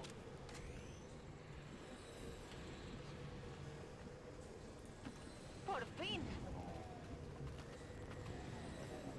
First, I need to build a new Skulljack, because apparently in one of the previous streams, whoever had a Skulljack must have died. Because I don't have a Skulljack anymore. And I can't find it anywhere, and I think that just means somebody died and I lost the mission in a way that did not give me the Skulljack back. No need to ask twice. Like their body was never recovered.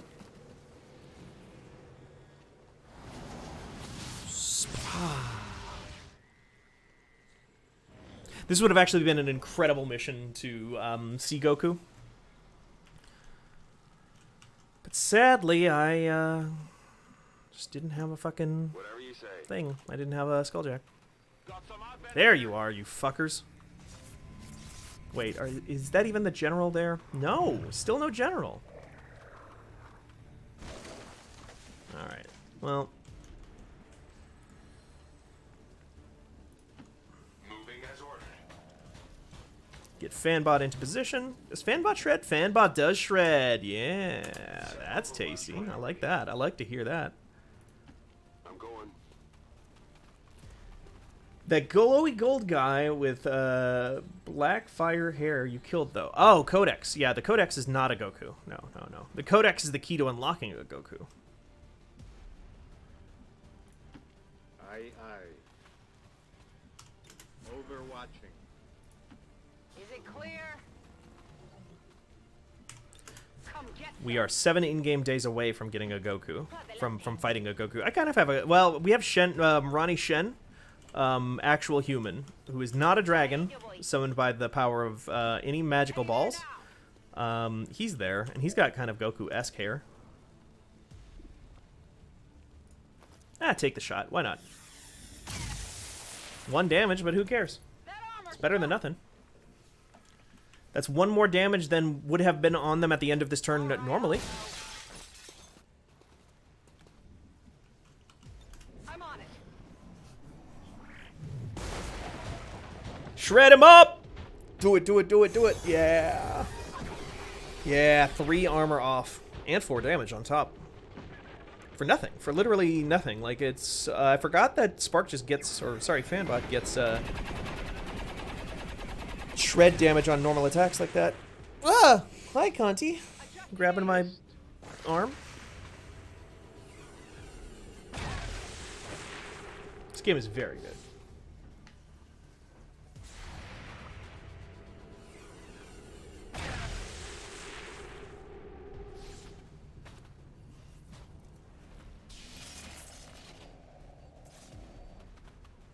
What does Gateway do again? Big explosion. I didn't realize Gateway did that much damage.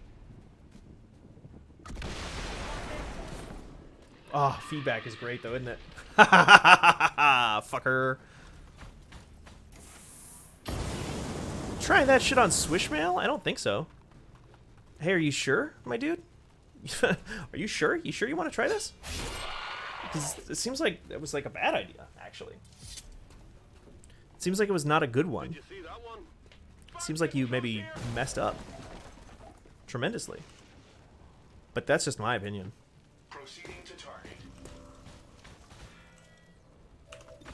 Well, you're fucked. No life signs detected. Yeah, no shit, Fanbot. But thank you for the thank you for calling it out. Thank you for calling the shot. Thank you for being a friend. Got your stuff here. Move into power position. Whatever you say. We've got our vent here. Finally, there he is. Target identity confirmed. That's the Hey, what was there some shit going on over there? Was some, what the? We won't get another shot at this. Oh, there's more. Take your positions. It's time to dance. 33% chance, huh? Or 39? I don't think so.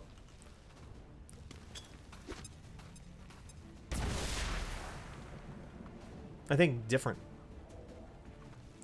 Think outside the bun, you know? Locked and loaded.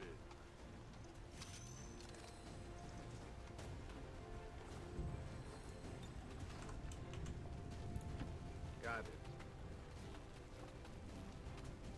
What's Smishmail's kill count? He has been doing work this stream. Yeah, we can find that out actually after this restoration. We can find that out after this mission. It'll tell us on screen. I forget if restoration works or if any healing thing at all works on Fanbot, but we'll find out.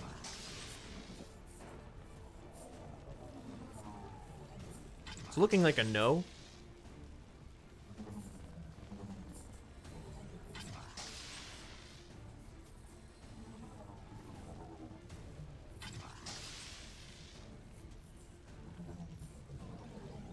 Looking like a no. Okay. Good to know. Good to know, though.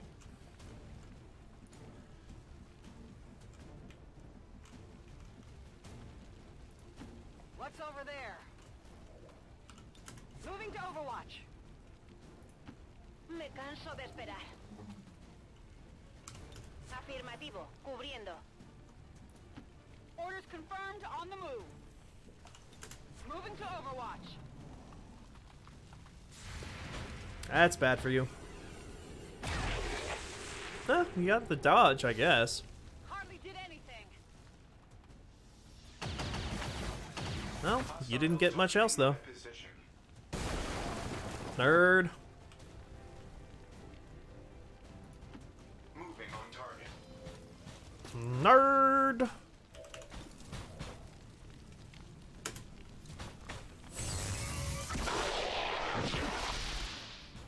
That's XP for Fanbot. Menace 1-5, kill confirmed. That's how it's done.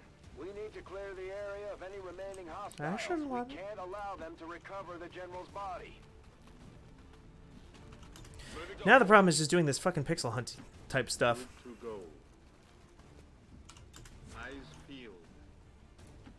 I'm going. More just annoying than anything, but Vamos a I don't know who's left. Todo cubierto. Oh, let's get up here. Yeah, let's get some eyes on this guy. There. Well, that technically showed a bad guy for a second.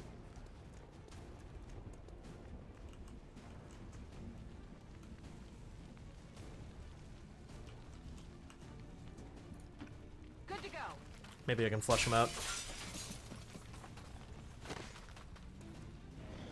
It's just a purifier anyway. With the whole game being so cover focused, it's fun to have a character who just doesn't care about that. Yeah, only cares about cover in the sense that he is cover.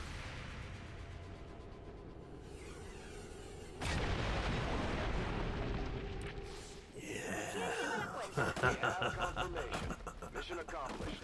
Sucks to everybody get so damn wounded off of that gateway attack, though. I don't know how to stop that. I don't know how to really handle a gateway other than like forcing it to lock out in with more attacks, but I don't know. Never really got a chance to actually fight that gateway for real, or that gatekeeper for real, because it killed itself with the feedback so badly. They shall always betray you. Such was the fatal lesson learned today by one.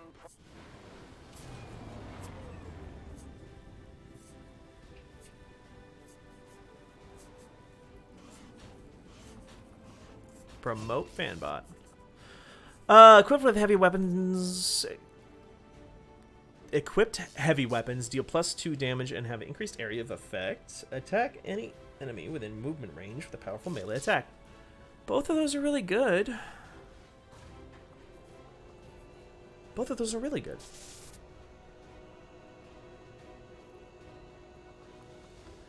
I guess... Strike is probably more generally useful. Swishmail's kill count, by the way, is 47 confirmed kills in game. And he just got access to Reaper, which is incredible. And we're going to put... Ooh.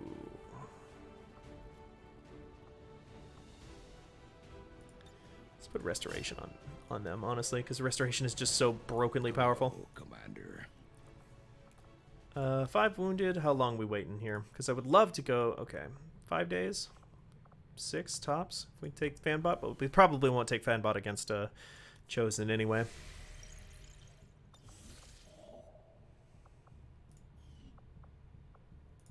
Avenger plotting new course.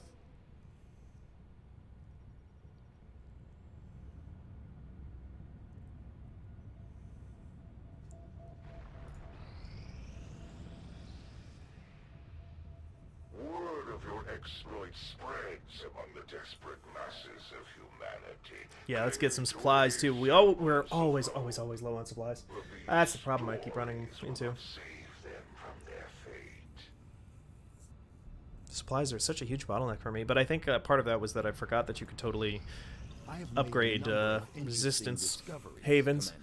Hellweave not only grants a bonus to soldier health, but return damage to any melee attacker and grants 100% chance to set them afire. Improve sniper rifles. For our troops to bring this particular specimen on board the ship. I'll see that work begins immediately. Lightly wounded. We got 3 more days. When I have a full report available.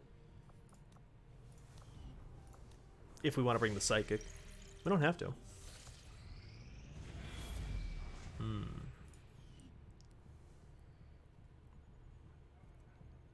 Commander, the aliens are still moving forward on the Avatar project.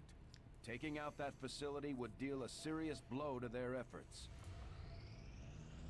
Against the Elders, we find nothing but success. Our intel on the Chosen is getting more detailed every day. The skirmishers respect your ways, Commander. Your people fight with honor. All skirmishers, all those freed from the Elders' bonds, are eager to hear your orders, Commander. Our influence with the Resistance factions has motivated them to share some new information on the Chosen. We will work hand in hand with our 2 days. Okay.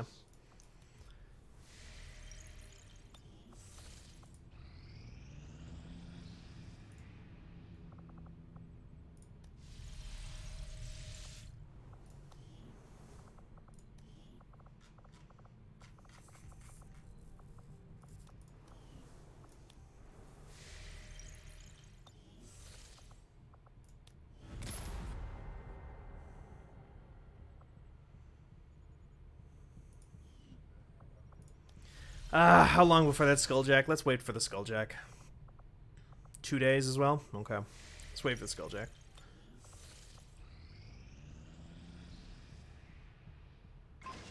Okay. Now we'll do it. Chosen number 2. Avenger plotting new course. Gotta duck out, but I hope these Chosen get a hosing. Thank you, Taylor. Appreciate it. And they will. They're about to get more. About to get more. Commander Tygan and Shen aren't going to be happy if we don't put the Skulljack to good use. We should have one of our soldiers equip it before they deploy.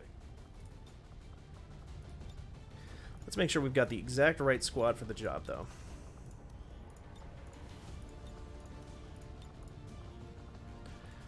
We got Swishy, we got the Templar, we got... Honestly, the Reaper wouldn't be bad to just, like, level up a little bit. We definitely want Farfield in this. We definitely want our boy Swish Mail. Actual Man is good.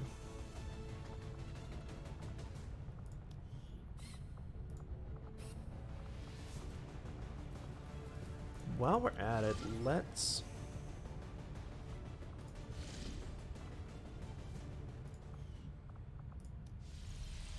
Oh, did that literally just lock me into another mission? Well, we'll find out. What was I about to do anyway? I was about to go to the training center and train abilities on some of these fools. Nothing there. Not somebody I'm after anyway. Swishy. Go Swishy.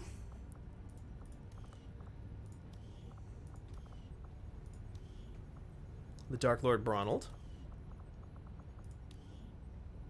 For a second there, Tygan had my hopes up. With all of his talk of the Elders dying, I thought we might have caught a break. I should have known it wasn't going to be that simple. And of course, their solutions always seem to revolve around experimenting on us, destroying the planet, or some combination of the two. As far as I can tell, This might be our chance at ending them once and for all. If we stop the cure, we stop the Elders.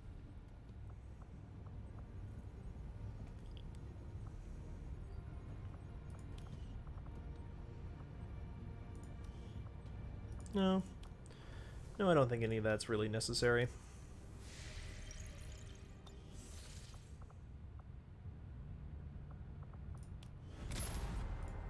Commander, we'll need to have one of our troops equip the Skulljack for use in the field if we're going to make any progress. Oh, okay. For a second there, I thought War of the Chosen had crashed, but no, we're good.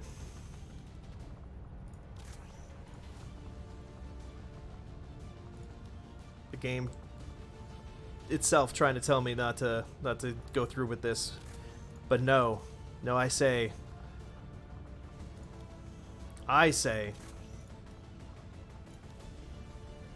we're gonna win. I say I believe in the power of this squad. Some people say that I'm a fool. Well, they're wrong. Because it's not foolish to dream. No. It's not foolish to believe in victory. Yeah.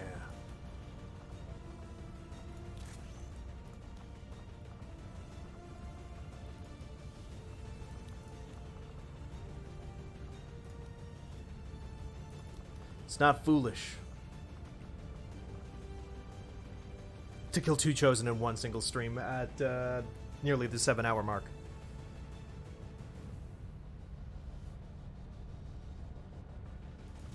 It's not foolish to bring a Skulljack, thinking that maybe you will also perhaps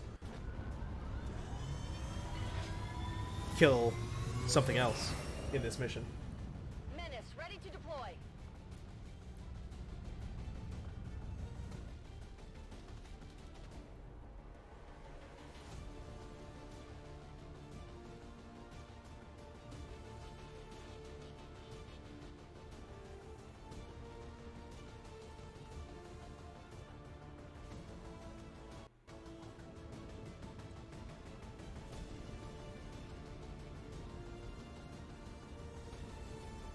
We're making another move against the Elder's pet Chosen. If we can take another one of them out, it'll knock a huge dent in the aliens' plans for our world. Let's do this! We've been through this before, so you know it won't be. Be ready for anything. I'm generating heat. This is a tactical sort of move. It's a martial arts technique where you generate heat with your hands, and then when you go wah, when you go wah, the heat transfers into your opponent. Strong energy signature further ahead in the facility. There is no doubt in my mind that it is from the Chosen. Then that's where we need to be. I was hoping you might take a little longer to find this place. Things were just starting to get interesting between us. Now, you're already dead. Seems doable. Affirmative. Covering now.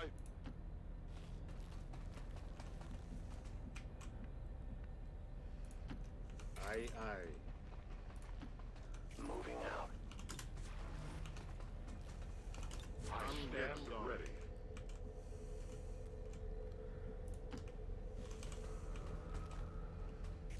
Scanning.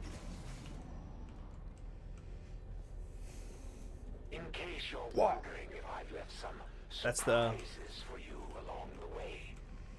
That's that key blast. That's that heat. Think of it as a warm-up. There were definitely probably times when I was a child where I tried to like generate a key blast. Almost certain there was. Tried to like see if I could just like focus my energy into like a wah. Maybe not a full Kamehameha. Let's not get wild here. But at some point, I probably believed that I could. Says I am to obey. Hiding is over. The invaders send a patrol. Well, we weren't expecting to sneak in here today. Let's take these things out. Okay. So we're on the right path, I think. That seems reasonable. I think everybody probably did something like that at some point or another. You know, ridiculous little... let's see if I can move a pencil with my mind. Let's see if I can generate a key blast. Let's see if I can do XYZ. And if that's not a normal thing to do, well, then I don't want to be normal. I want to be Goku. Well, no, crucially, I actually do not particularly want to be Goku.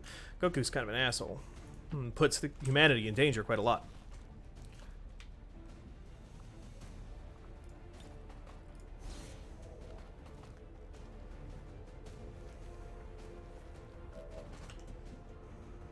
But I wouldn't mind having those kinds of powers. I only struck their armor. I'm all over it. I'm coming for you.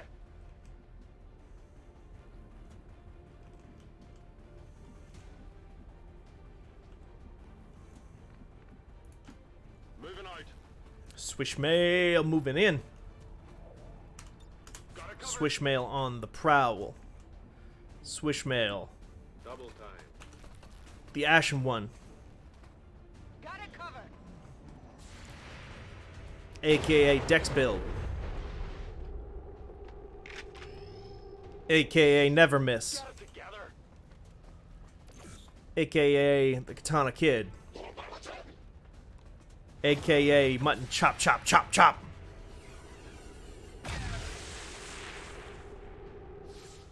Armor still holding.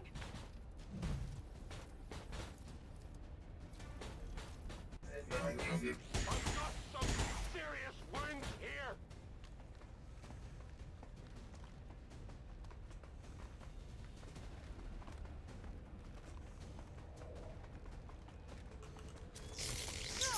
It got me.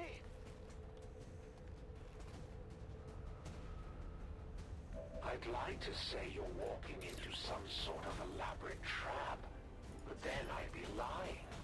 To be honest, I never thought anyone would ever walk into this place voluntarily.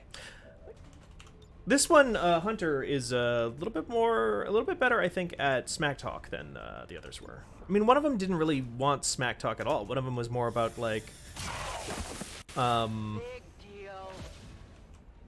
like, she wanted to fight. She actually wanted to, like, wish us luck at the end.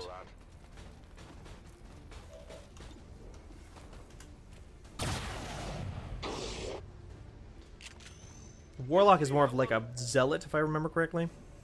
And this guy is obviously, like, he's a Nolan North. He's just sort of classic Nolan North. There is no forgiveness. I mean, he's literally voiced by Nolan North, if I'm not mistaken. I don't know who does the voices for the others.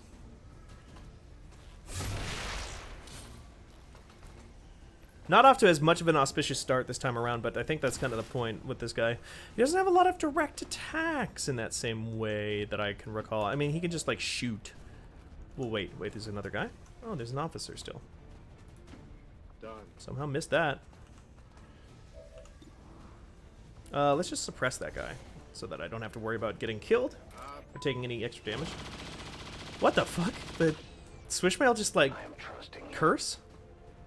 Whoa.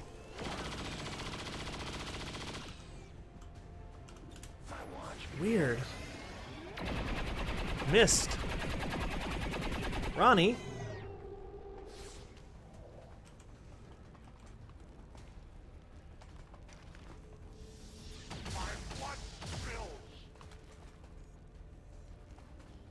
I suppose this is as good a time as any to start testing the defenses. I have to say, I'm rooting for you. These things aren't the best conversationalists. Oh, come on. Here. Good to go.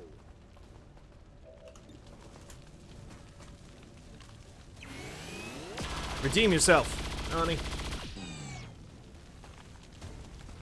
Gotcha. Running dry.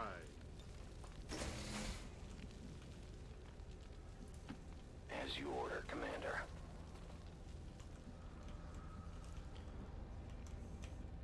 Ronnie redeemed, you know?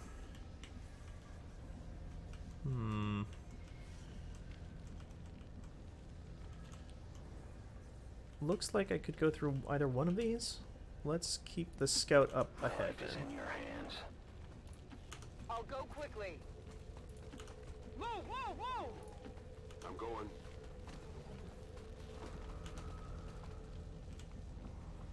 Reaper. Commander, that codex provides the ideal opportunity to infiltrate the Agnes network. Alrighty. We will need to move in with the Skulljack to Played a little bit more fast and loose here. I shouldn't be doing that. Should not be doing that one bit.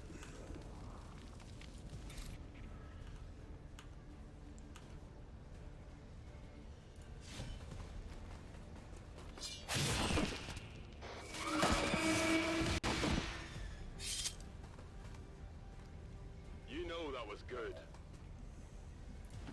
No problem, boss. Come get some. I was gonna say that's probably a psionic bomb. Whoa. Oh, they got feedbacked. To death.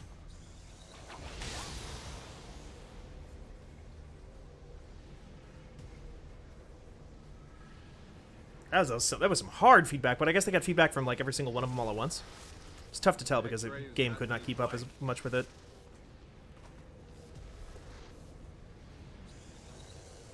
Ooh, nice. This game was a lot more fun when you followed the rules. Where is Mox? Let's get those lightning reflexes to work. Neither will I.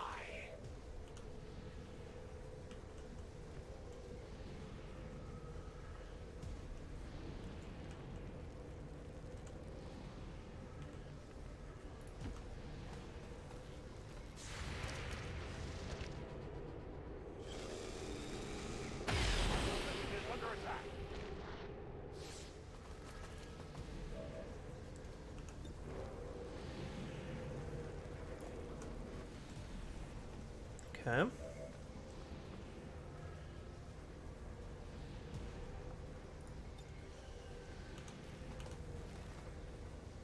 Go patch him up. Sorry, not Mox. It's not Mox. Oh, shoot. I hope it's worth it. No, I think I'm okay.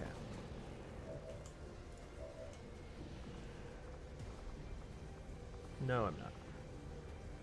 Oh, yes, I am.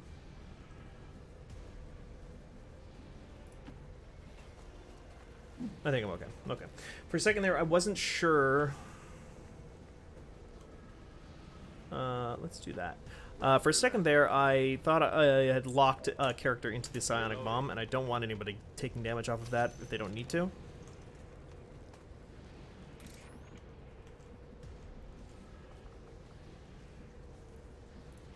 I will reposition. Anything in here? Door? Path forward? I am on the move. Anything? Hello? So I can do a pistol shot and then maybe knock out one more codex here? So that'll be a clone, and then I can guaranteed knock one out, because it's not gonna, you know, it's whatever, like, I'm not gonna get a clone all the way killed. Or a full healthy codex all the way killed, I don't think, without taking 2 shots. So I say, well, let's just do it. And get the focus in the process, you know?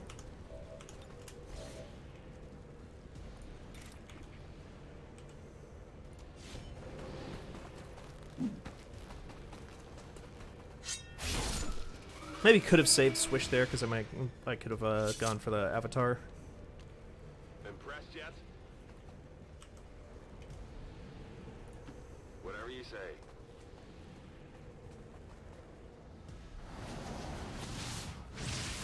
Okay, nobody got hit from that. That's good.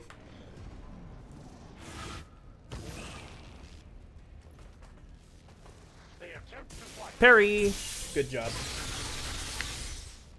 Good job. I should probably start going on and on now about how I will defeat you for the glory of the Elders. But let's be real. I just like to kill things. Skull Jackie. Jackie.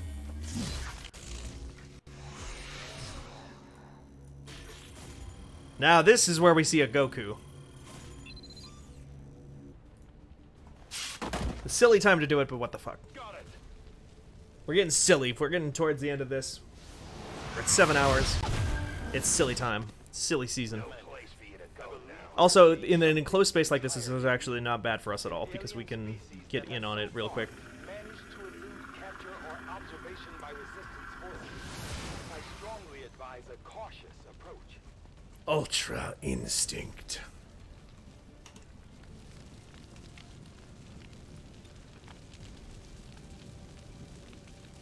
Readying strikes.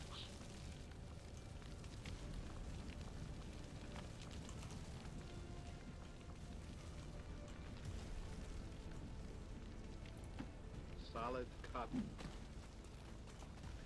We have discovered the truth of the Avatar Project, more or less.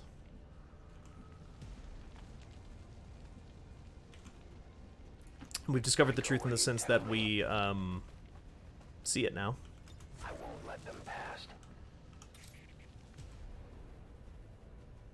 For the Templars! 8 damage, 2 armor, rend, focused, and damage increased. Momentum. Get a parry out of it. Should have waited to move those units, huh? Oh well. Reloaded.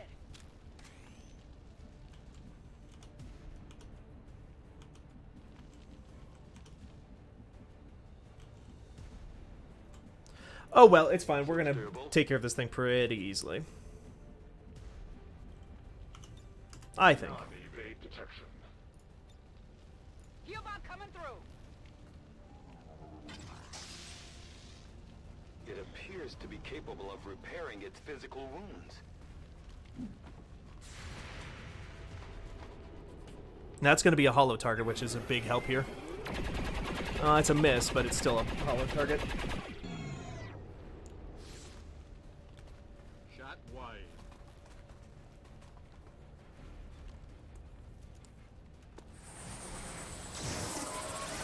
Mind control, sure. Mind control's mind control. That's what I always say.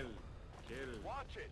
That thing is taking control of our soldiers. And let's not forget the sweet deal they cut us. I take you out, and this world is mine. Think of all the fun we'll have. Get him. Energy Sword Sunday returns. Oh, perfect. Run right back into there and get your ass kicked. Why don't you? Smart move. Real smart, nerd. Real smart. How about this? How about... Well, 72% chance. Am I miss? Well, nope. Never mind. Goodbye. Nerd. Okay, that doesn't do damage. Got it. Great. Hey, we killed a Goku. And an Ultra Instinct to boot.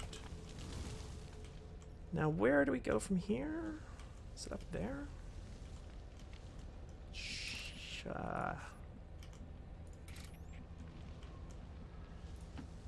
No time to spare. Fucking... Oh, wait. There's Blinkies. No. Shit. Thought I saw Blinkies. Okay. So is it back this way? Through this door? How do I always manage to go through every single group of enemies? It shouldn't be that hard. It shouldn't be that hard to figure this out. Moving out.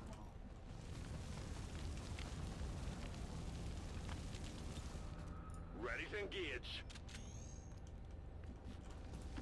I'm going. You'd think I would have learned my lesson by now. Second chosen in as many hours. But no. No. Never. You weren't going to win this war anyway. watching the Elders tear this world apart. I'm doing everyone a favor. Nothing in here. Nothing. Nothing. It's a complete circle. Again? Again with the circle? I'll be there soon. Go medical. Beat.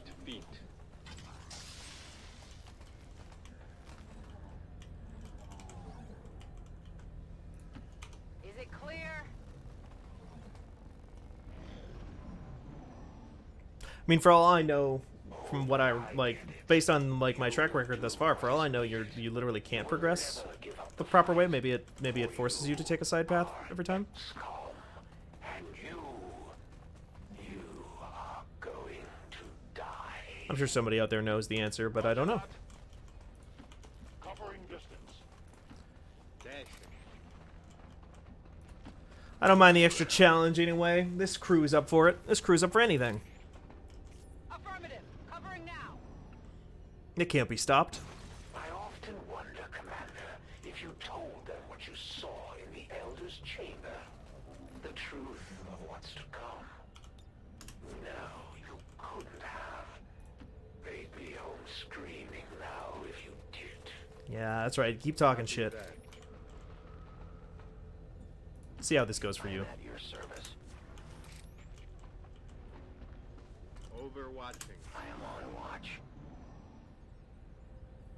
It's times like these I regret losing my humanity. The fear you are experiencing now must be so exhilarating.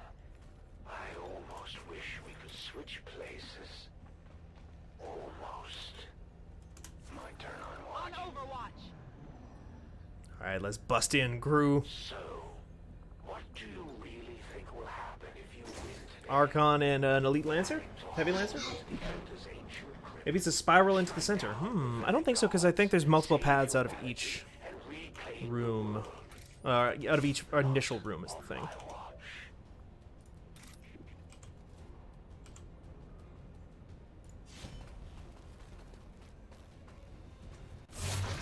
Oh, that's not who I meant to attack with, but that's fine.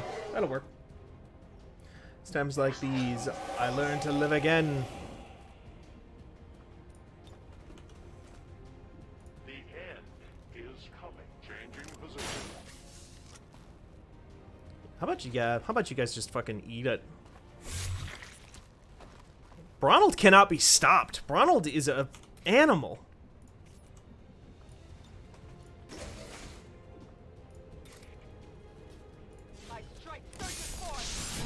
Energy Sword Sunday.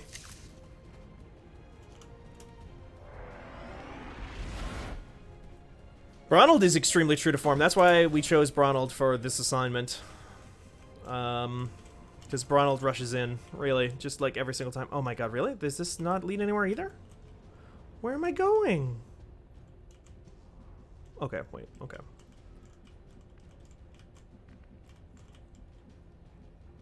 I'm not mad about getting the levels, I guess, and the XP and stuff, but...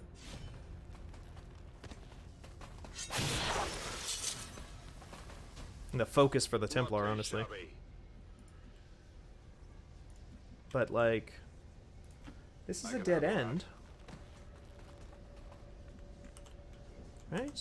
So this was the side path, which means I was on the right track. Yeah, okay. Beat. Unless there's like a third branch in that room? Go! I'm on it. You are planning on actually fighting me today, aren't you? Yeah, shut up. If not, would you please do me the courtesy and die already? The suspense I do like that he references the fact that I'm fucking running around here and no idea where I'm supposed to go.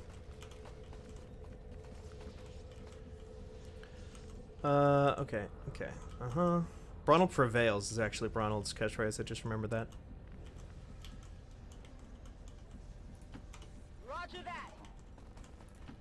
Already there. A great distance. Double time. I'll be swift. Yeah, you'll be swift. You'll be fine. I mean, you do have pretty good mobility, honestly. Overwatch. I must have missed something.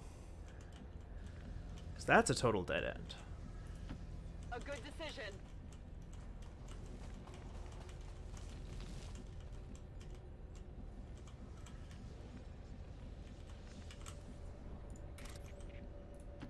Oh, was it? Okay. Did I just never go through here? No. I did. I'm missing something. I must have missed something in this the room where I found the avatar?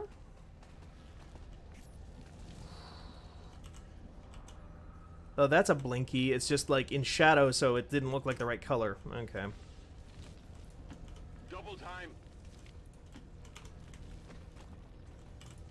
Beat feet.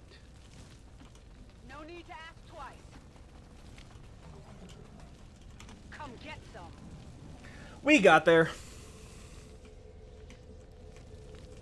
It's this door over here. I can cover it. I warned people at the start of this stream, or not at the start of the stream, but I warned people when we went into this place how to recognize these doors, and I still fucked it up. Watch my back. Hey, wait. Scanning. No. Ronald, did you get stuck on geometry? Ronald, you kind of took the wrong route. My man. Classic Ronald, not an int build, you know? I can do that. I'm going. Meanwhile, Farfield leading the charge, the wisest of us all. Classic. Copy that. Watching Moving to Overwatch.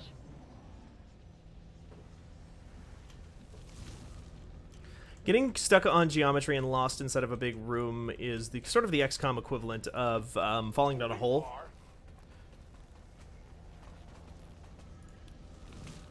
On Overwatch. So it is Ronald's kind of one major weakness.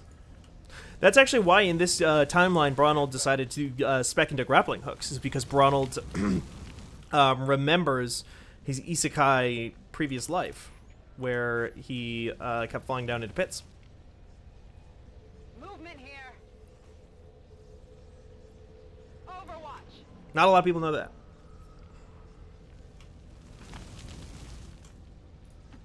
A competent approach. I see everything. No one will slip past. I'm on it. Scanning. This area's hot. Okay. Now we're ready. Now, did Ronald isekai into XCOM or isekai into Dark Souls and is now back? No, because this is Dark Lord Ronald, so we know that the events... There is nowhere to hide. Hey, what were you all up to in here? Their armor's safe. Oh, look at that Ronald with that poise build, though. Alright, Ronald, you could, like, maybe hit some of them, but... Okay, this is the Four Kings fight. Guys, this is literally just the Four Kings fight. You can't just do this again. Guys, this is the Four Kings. We already did this fight.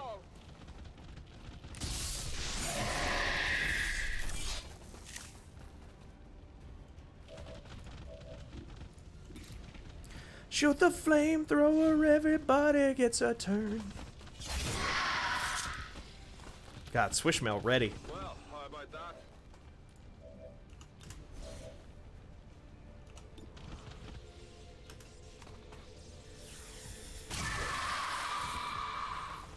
Happy now?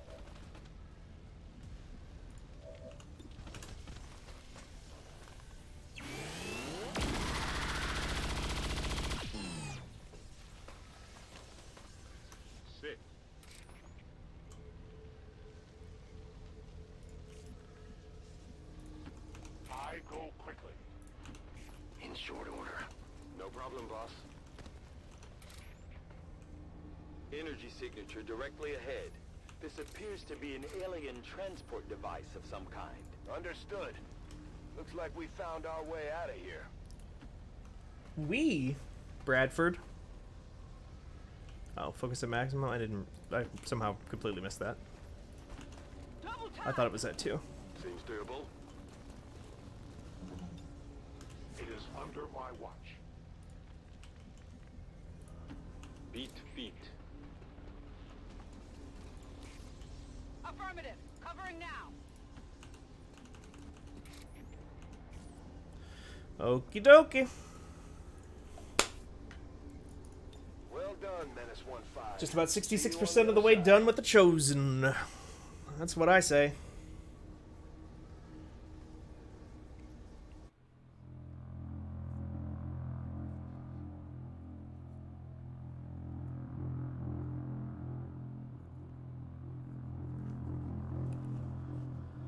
Been planning a Call of Cthulhu campaign with friends. See, the team has really come together.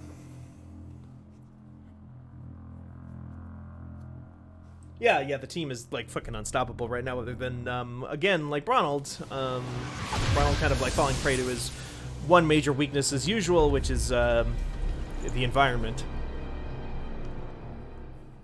Got stuck on a wall.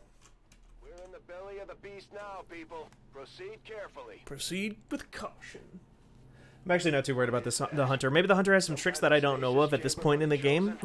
Late like this. Coming back at us despite everything we throw at them.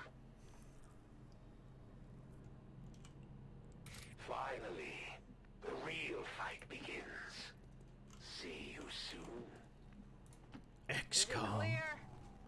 I love it when the aliens say Xcom. Like, it's just such a non-alien-y thing to say. Hiding is over. Running and gunning.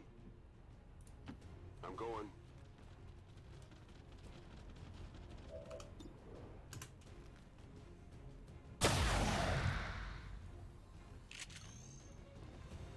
Did you see that one? Like an alien pronouncing an acronym. I don't know why that tickles me.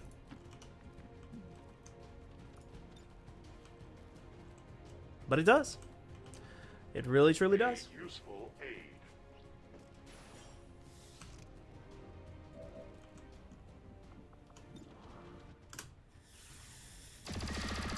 We must destroy their armor.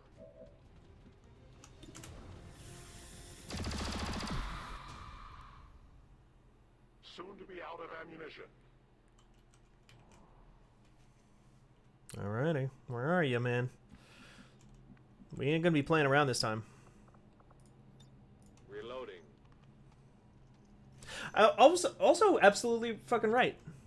Building a team that I, like, cared about made all the difference in the world. Like, look at how much this squad... We haven't lost... Since we started renaming the characters again, we haven't lost a single member of this squad. I'll be there soon. Ronald, Swishmail, Smooth by Santana, Ronnie Shen. You're not supposed to be here. You were never meant to figure out our little trick. Full of surprises, aren't you? Soon to be full of holes. Oh, that's a good line. I gotta give that to him. Don't jinx it, Pivel. Yeah, Pivel, you're right. You're right. All right. You're right. We've faced these things before and we can do it again. No matter what happens today, Look at that willpower. only one side is leaving this place alive. Finally, you are ready. Teleported into a kneeling position. So shocked. Increased damage from explosions, takes increased damage from Templars. Shogun can summon Advent Stun Lancers, can enter Overwatch upon ending their turn. Attacks decrease the will of any soldiers within sight. Defense increased after the first attack of every turn.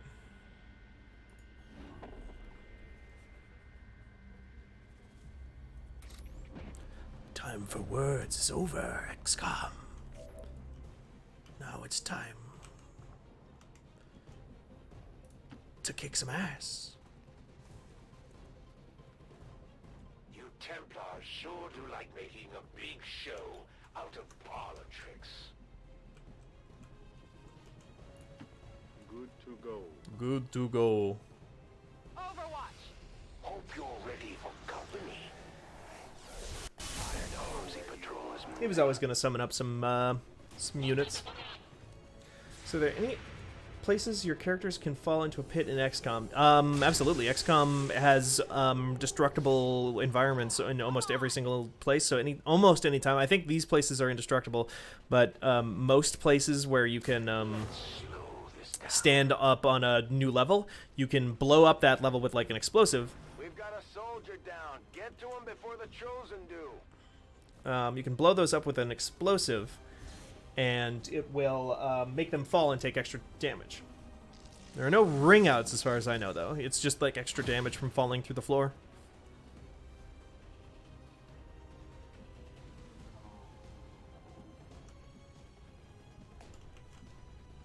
Where is Mox? I need Mox. There we go. I need that classic...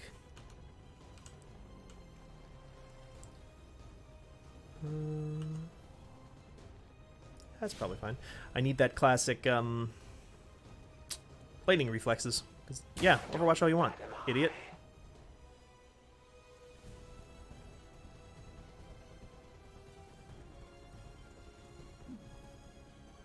Now light on fire.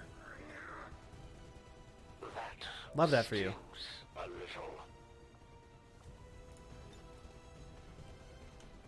Wow. Oh, I suppose he's got that thing that makes him harder to hit as he takes damage. I'm going to take your corpse back to the Elders myself.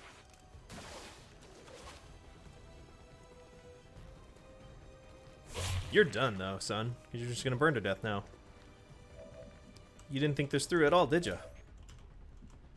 You need to get in position to shoot the sarcophagus.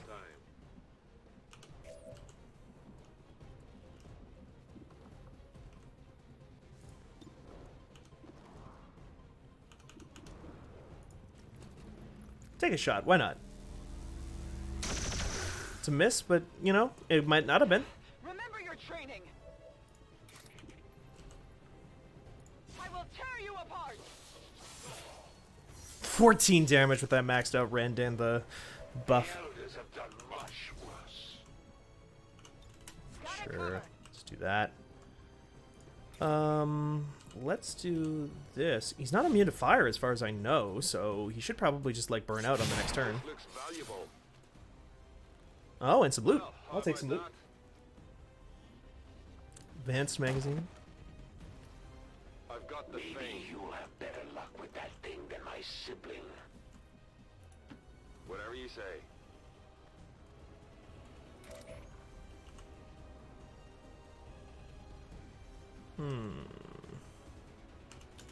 I think we're fine to just let it.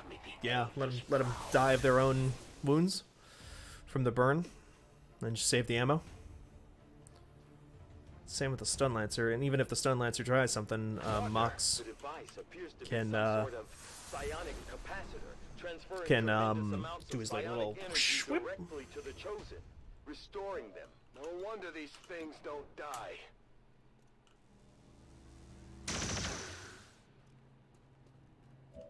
Oh, look at this. Look at all this positioning. Look at this team. Like, we're all, like, basically ready to go. Because we knew what we were in for this time. And look at this chain shot. Look at this. 18 to 22 damage off of this chain shot alone.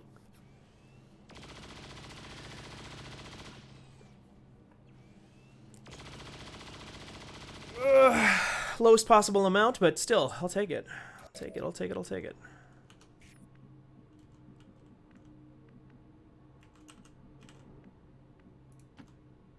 What's over there?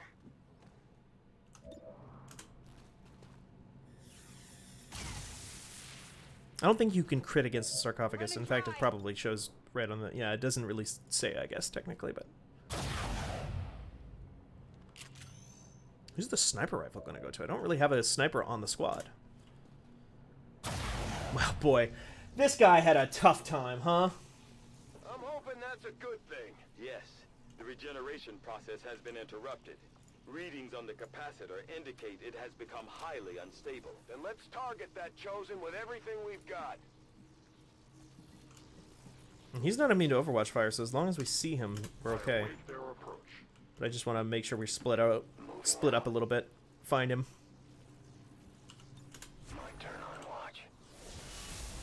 Okay, went over in that general direction. Fear of the Chosen. Resisted. Fuck yeah. Fuck yeah, look at this.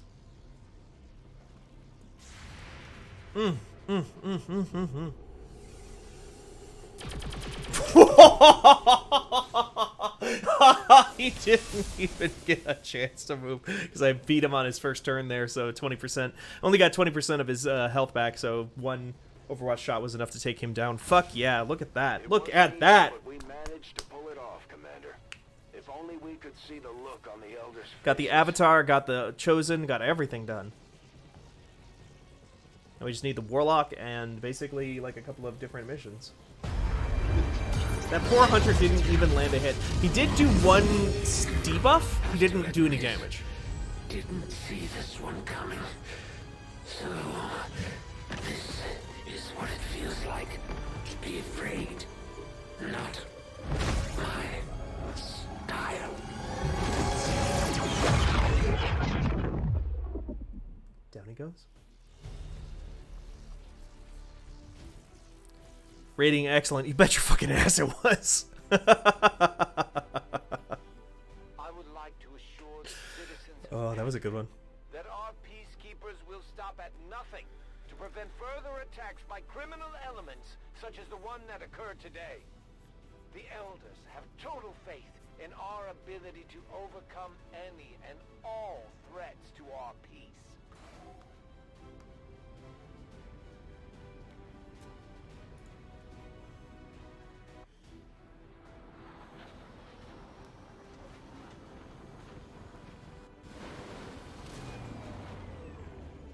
Your victory over the Elder's immortal servant will bring hope to all those who thought its death impossible.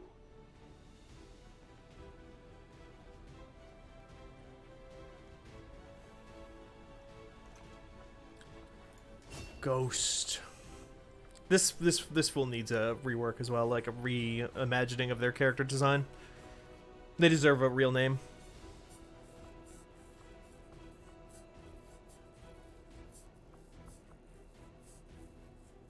I think.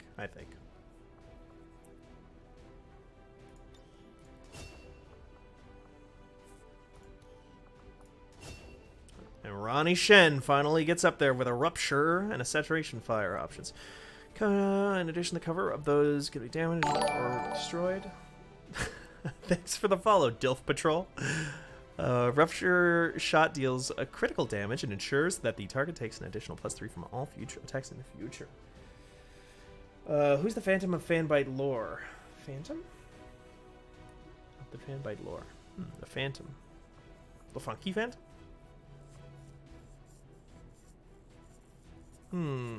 Saturation fire is good. Cover of those enemies can be damaged or destroyed. Ooh, this is a tough one. I'm going to go with saturation fire. I don't know why. It just feels like more... New objective added. Yeah. That saturation fire somehow feels more... Oh, killing the Avatar reduces the Avatar project to progress as well. That's right.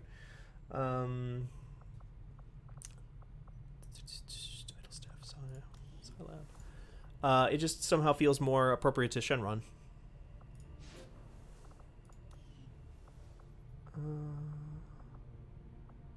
Improved sniper rifles are very nearly there, so let's let that one run.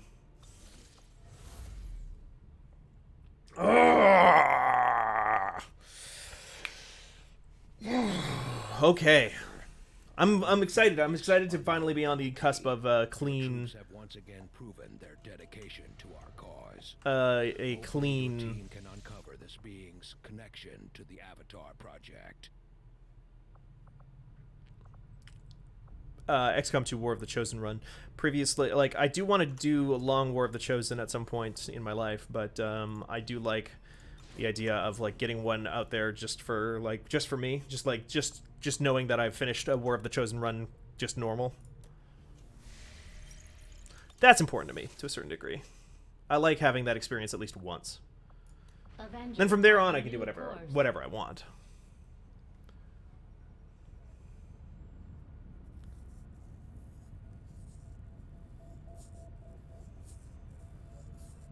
Ah, that warlock. Priority message coming through, Commander. Putting it on screen now. You Done. have made considerable progress against the aliens over the past month, Commander. I hope that your ongoing efforts Done. will only lead to further success. Reveal it. What's up? Reducing retaliation timer. Let's get some of this. Until rewards on every mention, there's a chance an Advent unit will join the Xcom squad. Yeah, let's do that. I'll take that. Because that basically means that every mission, there's a chance that a skirmisher will join my team. Drop additional loot. There's an additional shred. All shredding attacks from Xcom. That's pretty good. I think that's what I'll go with. For the defeat of the Elders. Avenger plotting new course. I like the Chosen dropping special weapons. So do I. That's a cool little mechanic. It adds to an already very dense game. It adds even more like mechanical options. Extract VIP from Advent City. Codex, Sectopod, Elite Trooper, Elite Purifier, Elite Priest, Elite Lancer, Elite Spectre, Muton. Setting course for Sector Oh boy. 1. That's quick to be getting us another mission already. Right after I took down a Chosen.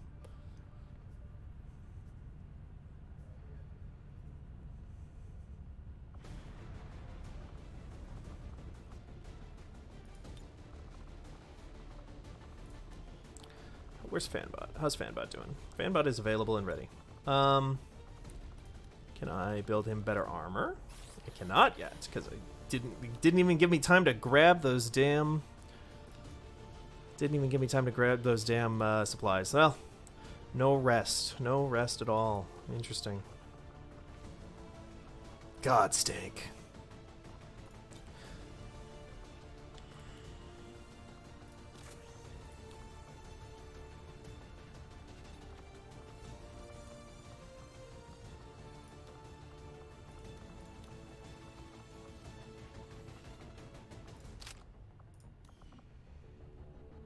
No rest for the wicked, the good, the divine.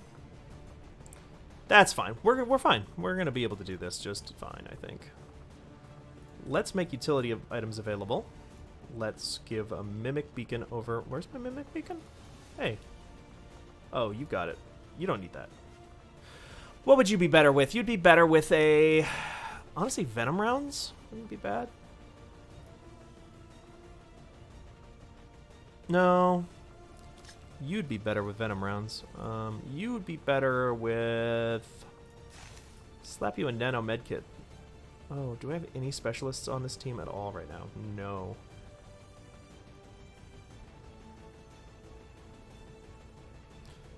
I think I'll be okay.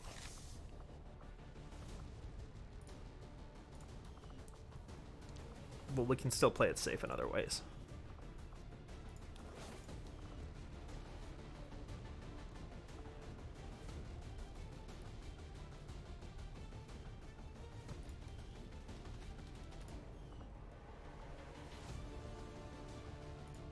Yeah. 2 Chosen down, 1 more to go. We just need to get it caught up and then catch up on the guy. I was gonna be done after that last Chosen mission, but goddamn, we're so fucking close at this point. We're so close. If it hadn't dropped this council mission on me basically instantly, I think we'd basically be in the pipe to take care of it, to take it out. The 3rd Chosen, and just continue as we pack away at the story research.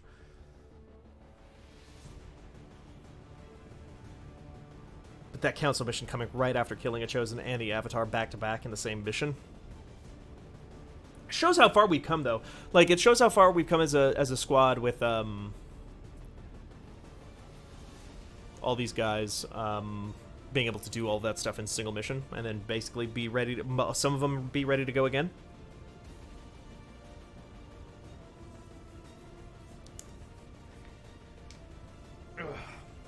Stretch it out a little bit. I think we can beat this game. We received a Priority 1 transmission from the spokesman. The Resistance has a VIP operating out of this Closing up area Thursday, in need of the immediate South Department of Best extraction. plan. Well, maybe Forces are we on could do alert that. nearby. Be prepared to engage and Closing it eliminate up Thursday would close it up right before E3. secure the area and escort the VIP to safety. Closing it up Thursday would close it up right at 83. Let's finish this mission out.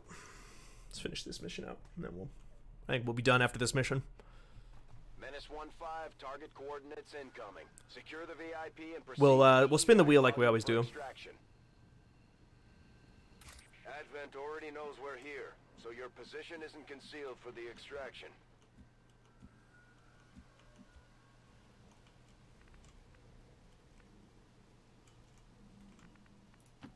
Advancing. Oh, look at those jet boots.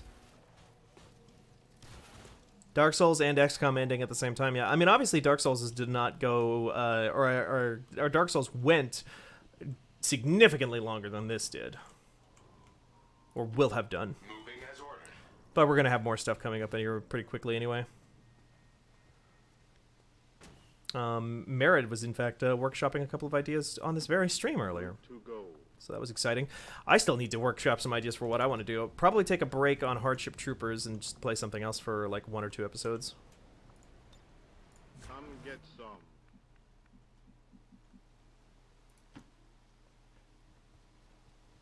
Clean slate for E3.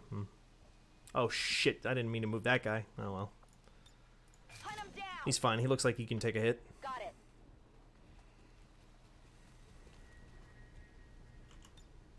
Moving to Overwatch. Can't take a hit. Not one bit. He's gonna die. No one will slip Probably past. gonna lose. I'm going. No, we'll be fine. Scanning.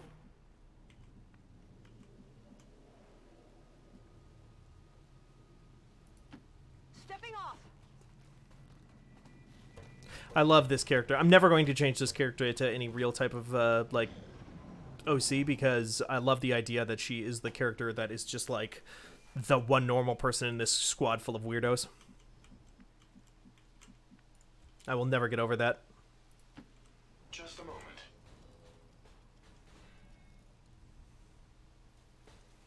Okay, some codices. Nothing too bad there.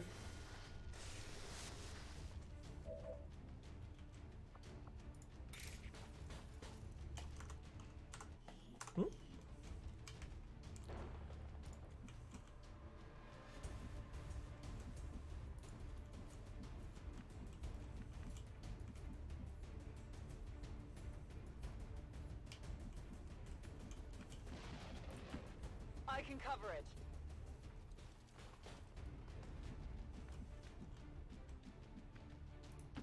It is clear. All right, let's get this done. Let's get this done. Let's get this done. Moving to Overwatch. Let's get this done and head out for breakfast. XCOM. Heading out. Breakfast at 7:17 at night.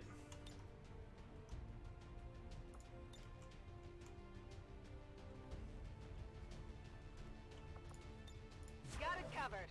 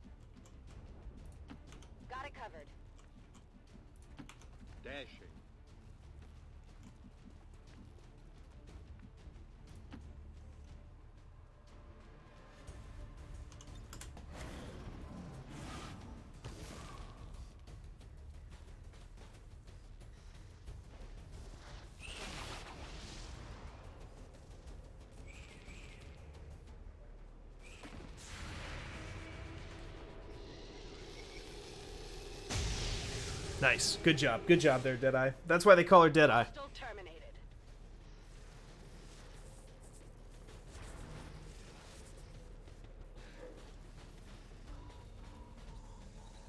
I'm badly wounded here. Whoa, really? From across the map like that? Alright. It's okay. It's okay.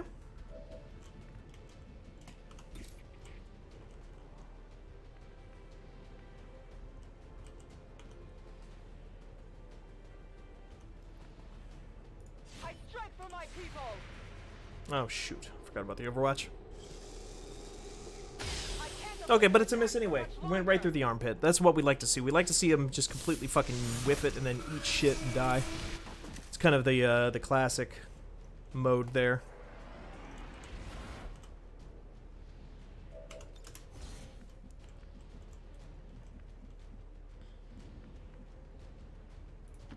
What's over there? What is over there? Who can say? Who knows?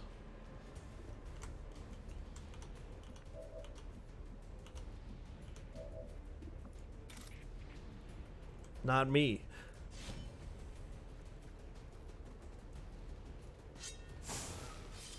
Somewhere out there, there's a fucking sectopod and some other horrible shit, though, so we want to be careful that we don't pop them all at the same time, because I don't want to waste an entire turn order.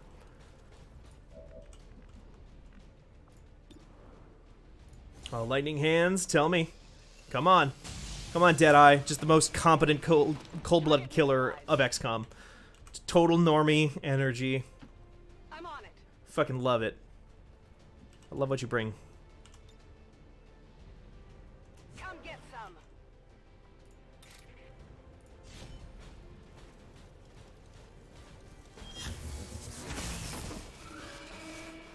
Target neutralized. Solid copy. Solid copy. Reloading. Do you prefer XCOM RNG or Fire Emblem RNG? XCOM. Excuse me. XCOM RNG probably. Fire Emblem RNG. Fire Emblem RNG just feels so meaningless a lot of the time. Fire Emblem RNG is like more about just like playing rock paper scissors, and I don't love rock paper scissors type combat styles.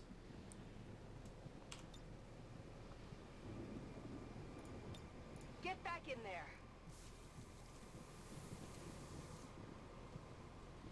there. Also, Fire Emblem, like, if we're talking about just, like, the actual implementation in the games, I feel like, especially the previous Fire Emblem game was just so, like, the balance of that game was just so off. Like, they really didn't know what they were doing with the difficulty. Some of that comes down to RNG. It's less RNG and more just, like, the, like, unit stats and stuff like that. But, that game in particular just gets so grindy. On the move.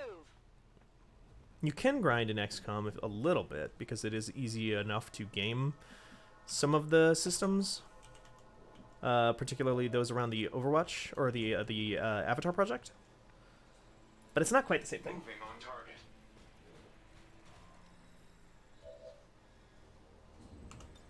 Reloading.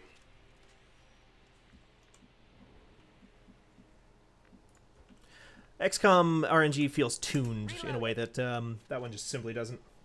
Yeah, Wario Tush, I'm still going at it. I was going to maybe just beat the game, but I think I'm gonna do this this last here mission, and then I might call it for tonight, and then wrap up on Thursday.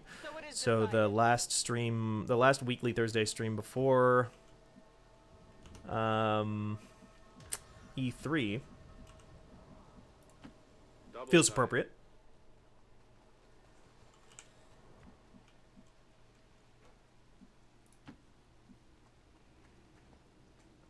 We've taken out 2 Chosen.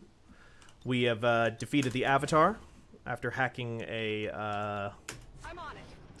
Avatar, or hacking a codex to summon the Avatar, and we killed that in a Chosen mission and killed the second Chosen permanently. This is where it's about to throw something at me. I just know it. Gotta be a sectopod around this corner or something. There you go. Muton. Spectre. It's got Krogans and Spectres. This is the true Mass Effect Legendary Edition.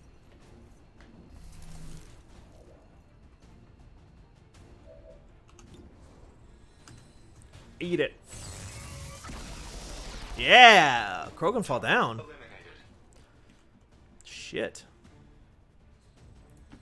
Got it. Got it. Mm-hmm. So what are we gonna do? Okay, I could do a suppression. Oh, but suppression doesn't work on him. Saturation fire, maybe?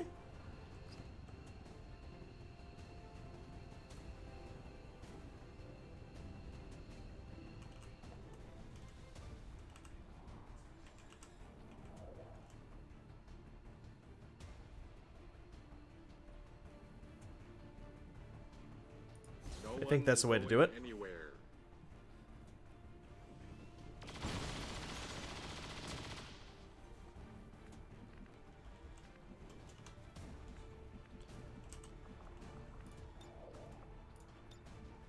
No. No. Going in for the kill.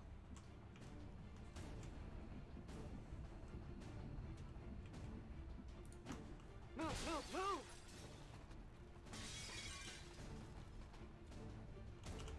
Got it covered. Oh, right. Well. No, it's fine because it only gets one free dodge to Overwatch. So as long as I can, well, I can also just amplify. Okay, mark a single target with sound lands. Yeah. Volt. I think we just do a volt on it because I think that increases the hit chance as well for folks. So that's good. We're gonna have multiple Overwatches on them as well. Let's get the Psi unit. Sorry, Xcom Mora set. Let's get her in range. On your order. You, sir, should hide. As much as humanly possible. Affirmative. And more Overwatch. It should be fine, though.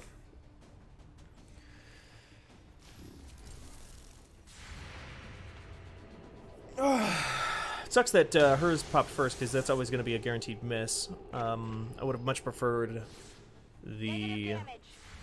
for Ronnie's to pop to hers. In fact, either one of them. Ronnie's probably first because Ronnie would have given the Overwatch bonus. Oh, Ronnie did an Overwatch. What am I fucking talking about?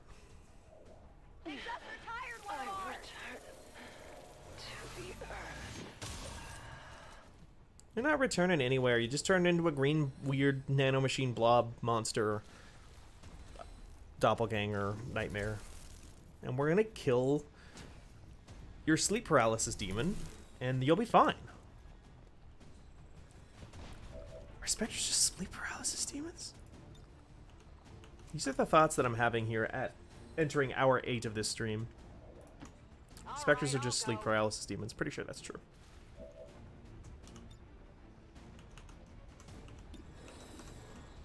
Rex? Sure. The punchy is still not...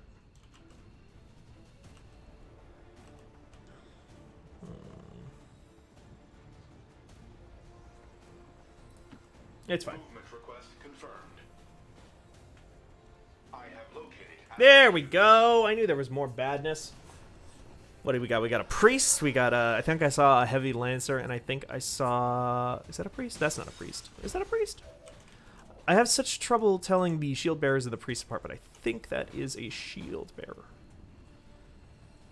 Okay, so let's overdrive. Let's dance.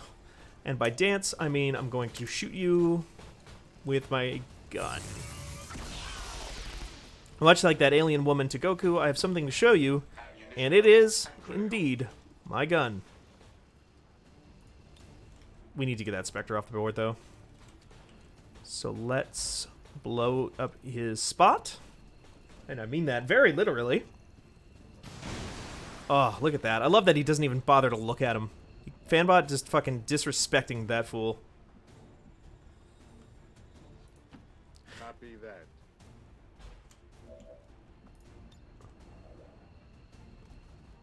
The disrespect. Grenade out.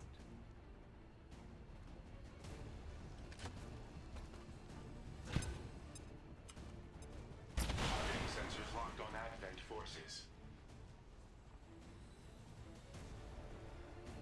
Why'd you have to see that explosion now? Exactly. Cool bots don't look at explosion. Wink, GWJ. Yeah, you're right. It's absolutely true.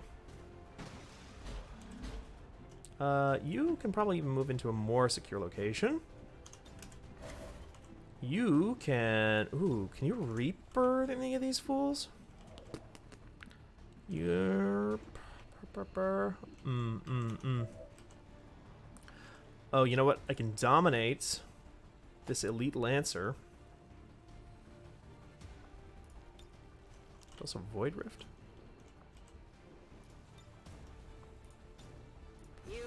I think it's worth dominating the Elite Lancer. To at least act as like a meat shield to a certain degree, and if they get a stun in the process, I think that's fine.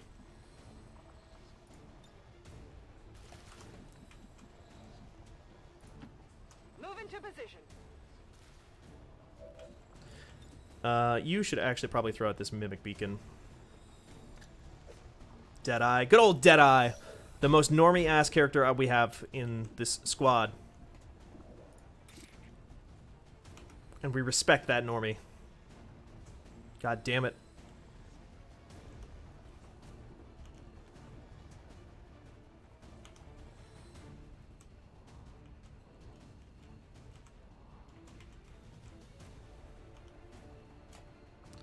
Oh, let's try reaping.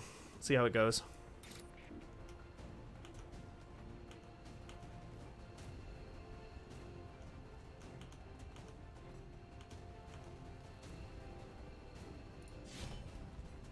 Get that trooper off the board. Can you dominate the big robot? No, unfortunately, Bivil. Domination is a psychic attack, and robots are not they don't got brain. They don't got good juice in their brains. I can do a rapid fire on the big robot though, but before I do that, whoops. Oh, am I forced to take the actions in consecutive order? I didn't realize. Well, let's do it. It's still damage.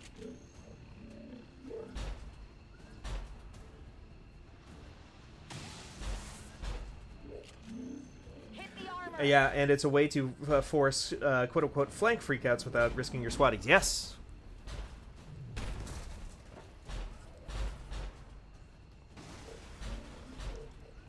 Can you do your little lightning poop? They're trying to flank us.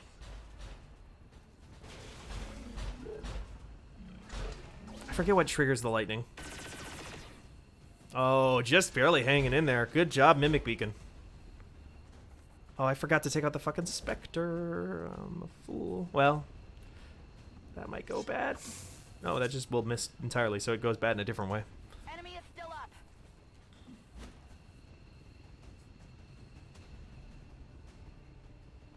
Flamethrower doesn't work on Fanbot or on, I don't think, Mimic Beacons ever. So that works out actually in my favor pretty well. And I think that's just a shield bearer, or is that a priest? I fucking forgot again. That is a priest. I can see the Psyamp.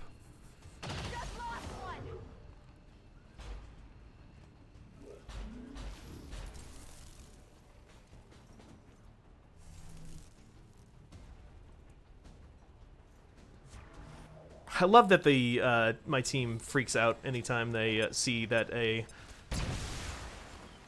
nice. I love that my team freaks out anytime that they see a Mimic Beacon has been destroyed, as if it matters in any conceivable way. -15, be advised, hostile interceptors are inbound on your current position. Who got that Overwatch? You got that Overwatch. Provide extraction. Soulfire work on Spectres? Yes, it does. Vulnerable. Non-meat brain, no psi work. You can control some of the robots through hacking. Yes, you can. That's a different ability, but yeah.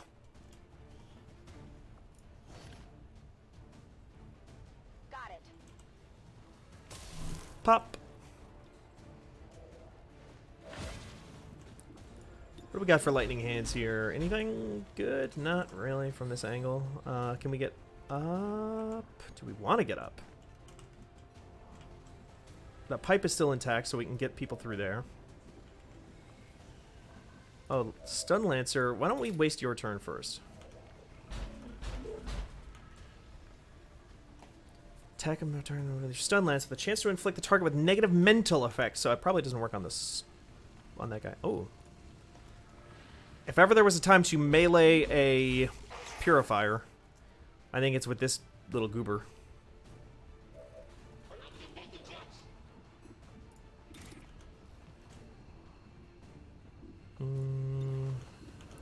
Honestly, with the flank crit chance, it's probably best to just get him up close and try to... Because I think I have Talon rounds on, right? Yeah, I believe so.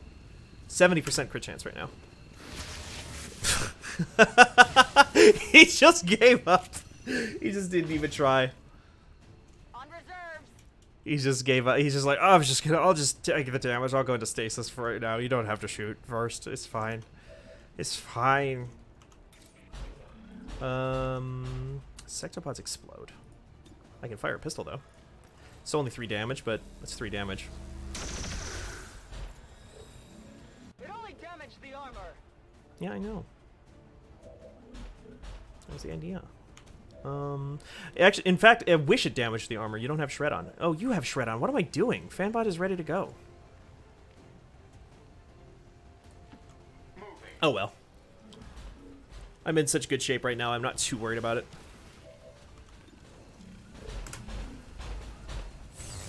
I mean, genuinely, Mimic is one of the MVPs of my entire XCOM organization. Like, Mimic Beacon is a character unto himself.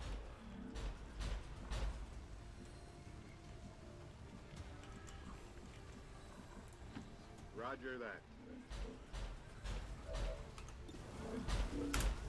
Mimic Beacon will be, like, probably has... not the most kills of any XCOM unit, but probably some of the most assists of any XCOM unit in the entire game. How about that?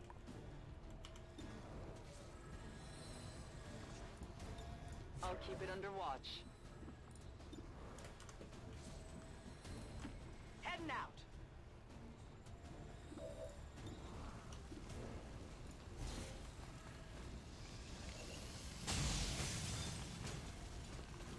Shot wide.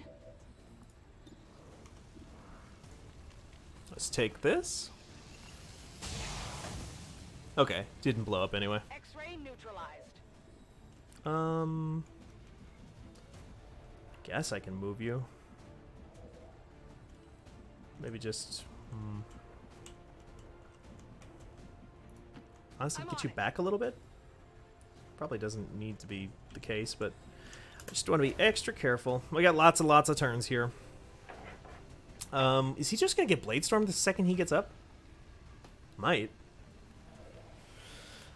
I almost hope that whoever this character is, whose name Godstank, sorry.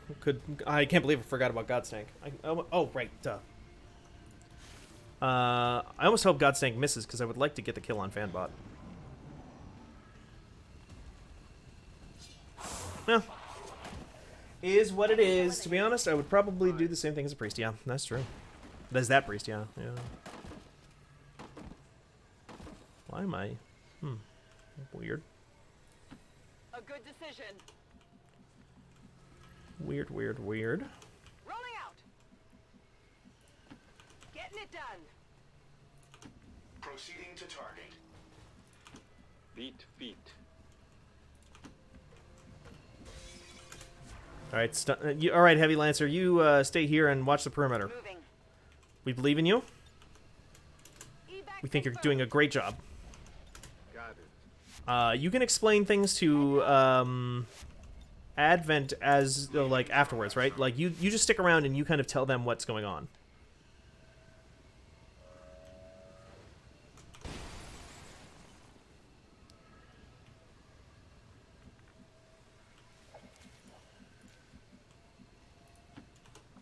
You got that? I can do that. I have the VIP and we are moving to extraction. All right. Later, Stun Lancer.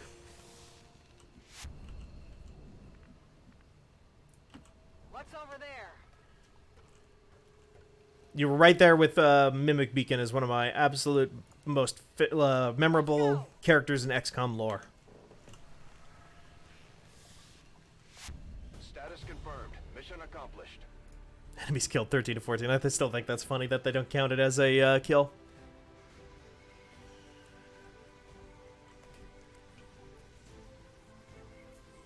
Advent officials revealed today's maneuver by Alrighty. citizens should not be alarmed. All weapon fire and wounds We were did it. simulated We did it, XCOM. Advent forces. And by did it, I mean like 66% of it. Probably 66% total. Probably a little bit more than 66%, honestly. I mean, maybe 66% of it in this one sitting. After a mission like that, spirits are going to be high around here. We might have to resupply the bar. Fire the pistols 3 times at the same target. A powerful chain shot ability. For every kill made with your sniper rifle, your actions will be refunded. You're a pistol person, so probably not the best. Oh, we got to spin the wheel, though. I forgot about that. Serious blow to the aliens' efforts today, Commander. Impressive work.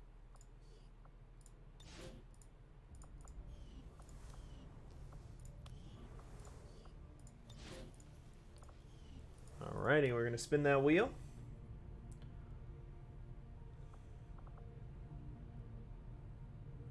What are we looking at here?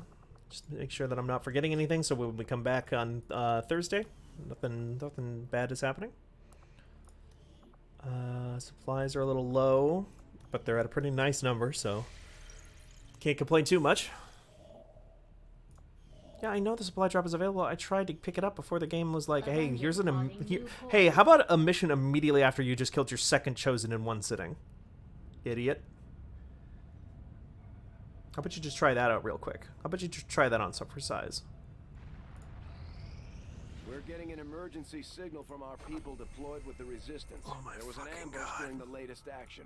Firebrand is en route. I'm not going to play this mission. Now. I'm going to save and quit out of this mission at the start of it, but we're going to start on a high note for next season. Next episode.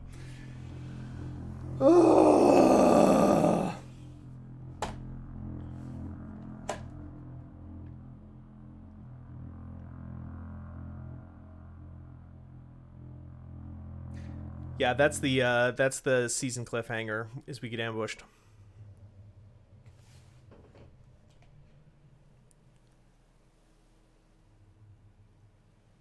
You've got no time to waste. Break cover and move to the extraction. Oh, point okay. on No. the double. No. I'm going to finish this ambush. The ambush is like 10 minutes. It's not even 10 minutes. It's less than that. Location confirmed. Ambushes are like, it's nothing. It's literally just running from point A to B and hopefully not getting shot.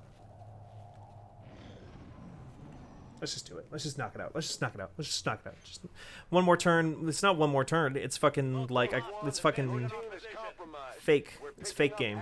This isn't real game. Where the hell is this? Okay. It's. I don't want to end on. Location confirmed. We got some dipshits in danger.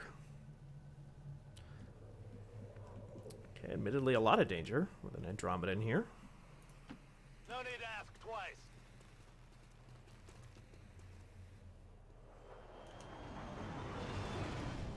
Get this done. Get this done. Get this done. Deal with some lost, you idiots. Advent forces sighted.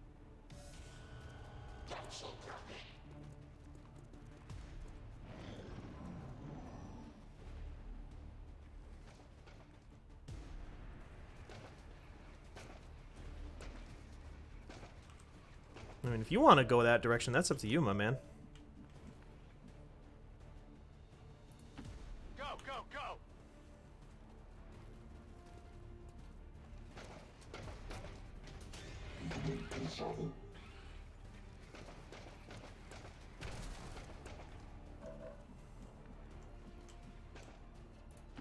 Already there.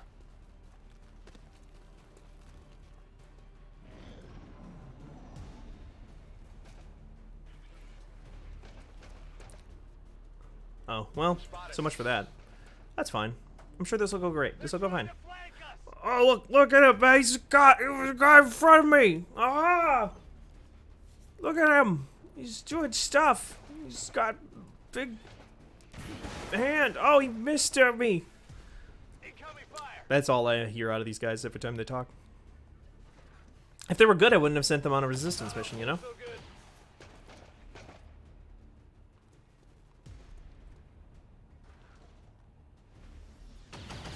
Nice. Nice dodge, at least. That was close.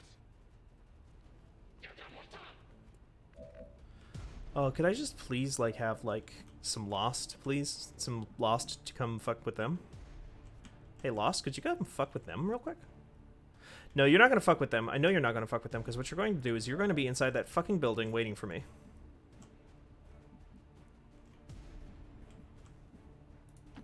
Move it out.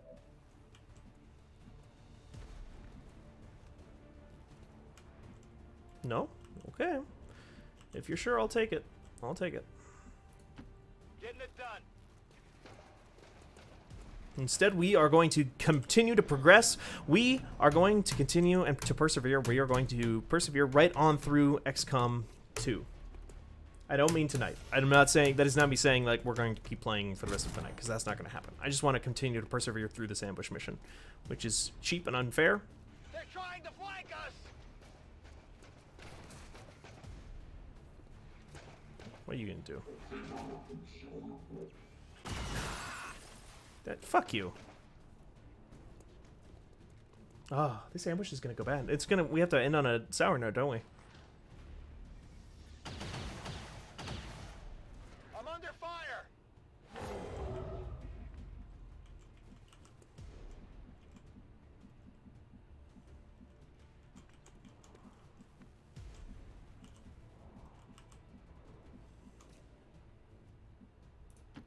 Solid copy. Break their line of sight as best we can. No, this is not. I refuse. No. You know what? I refuse to end on a sour note. We're not going to end on a sour note. We're going to end on a sweet one. We're going to end on victory. We're going to end on saving this team.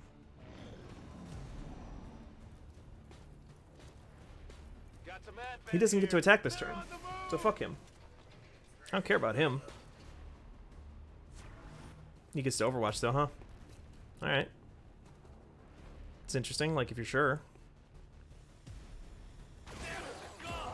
Damn you! We've only got one more operative on the ground. We need to get him out of there.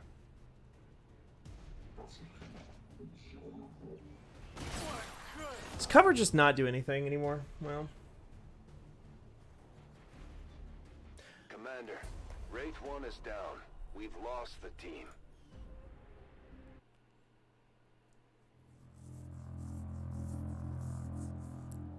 I think that's the first ambush we've lost, but also they threw fucking mutons and elites and Andromeda. They threw an Andromedan at me on a fucking ambush mission. Come on now.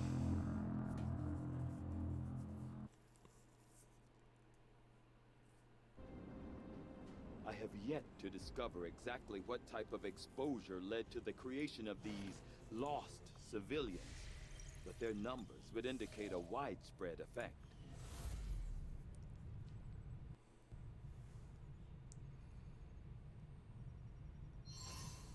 Okay, so the project still goes through, huh? That's good.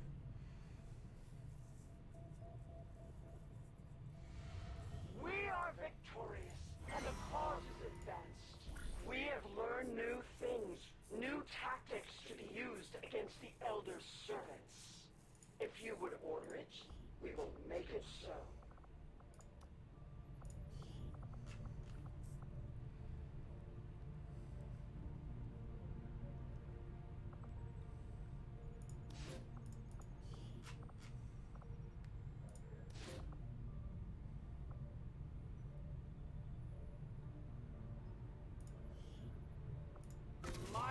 Okay, alright. We got through that. We got through it. We got through it. And we will, recruit. Oh my god. Yeah, we. Oh, is that the wrong one? No, I got the one with the monocle, right? We need the person with the monocle.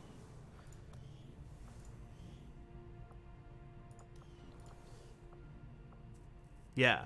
Don Barnes needs to be a psionic operative. Alright, now we spin the wheel for the next real mission.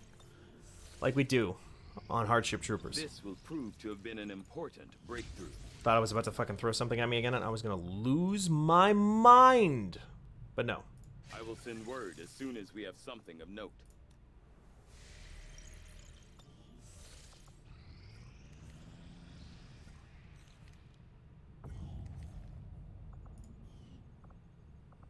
Oh my god, I can finally get these supplies over here. Nice.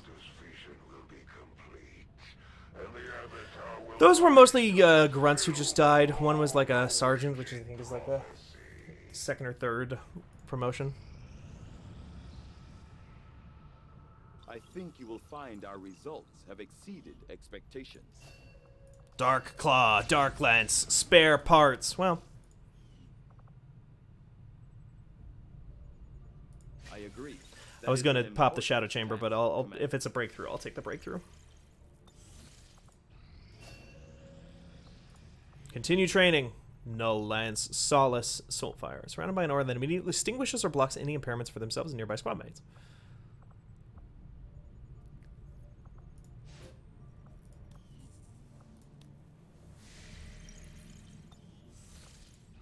Strategic resource located.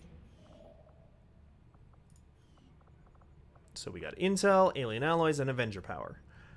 I think we want the Intel to go possibly buy some stuff from the black market.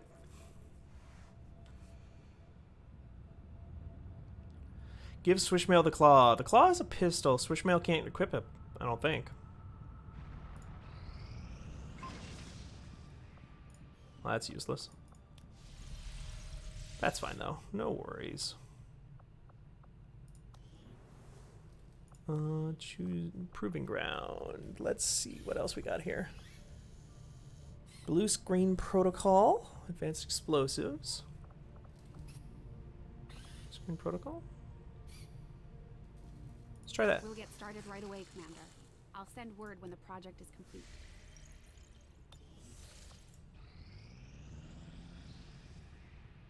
Our actions have succeeded. Okay, we got that fucker ready on the docket. We've gained some additional intel on the Chosen as a result. Ready to go next episode. If we want to take out Good the start. Chosen once and for all, Good we way to should move finish, to really. strike their stronghold. Breakthrough The research, Resistance laboratory has found construction. our Nah. access point. We just have to make use of it. No, finisher upgrade maybe. Facility lead, gain resistance, contact, gain ability points is good. 18 ability points is not anything to sneeze at.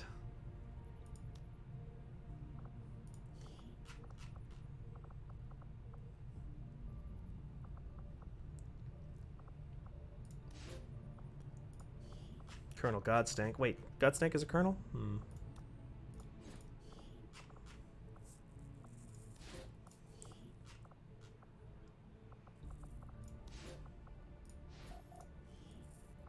We'll get the job done. Don't worry, Commander. View soldiers. Colonel Godstank. Who could ever forget?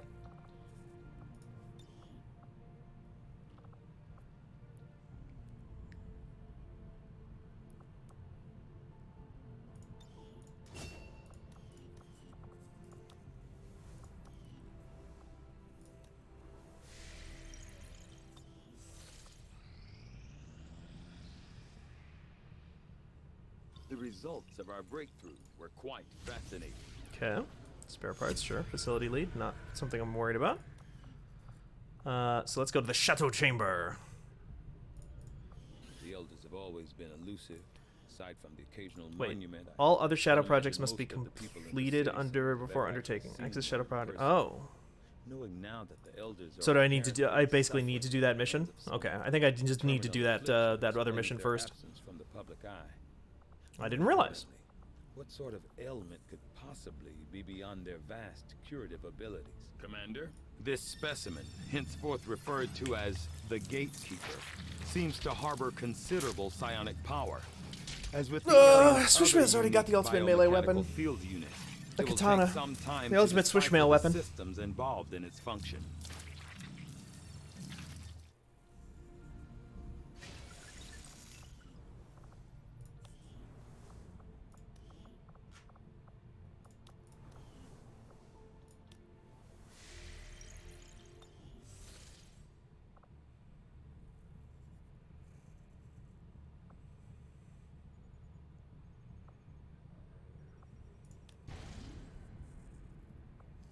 Operation Sleeping Priest or Mission Locked.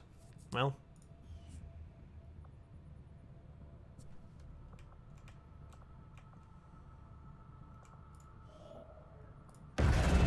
Reading you loud and clear. Regional contacts located. get this unlocked for next episode. New regional contacts located. Okay, and then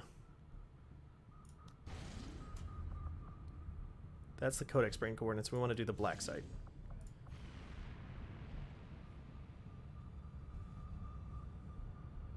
So for next episode, for Thursday, we've got to remember we got to do the black site.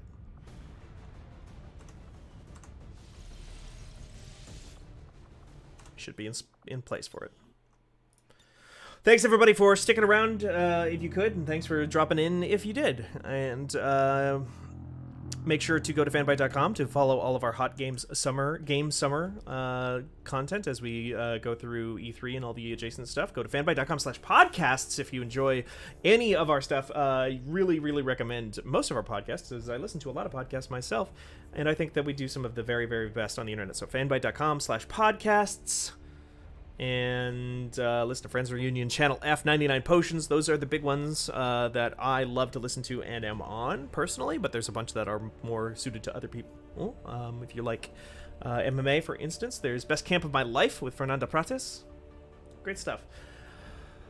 Go to follow us on Twitter at Fanbyte Media. You can follow me on Twitter at Steven Strum. You can follow Merritt on Twitter at Merritt K, 2 R's, 2 T's, 1 K, and that's going to do it for this episode. Thanks, everybody. Talk to you all later.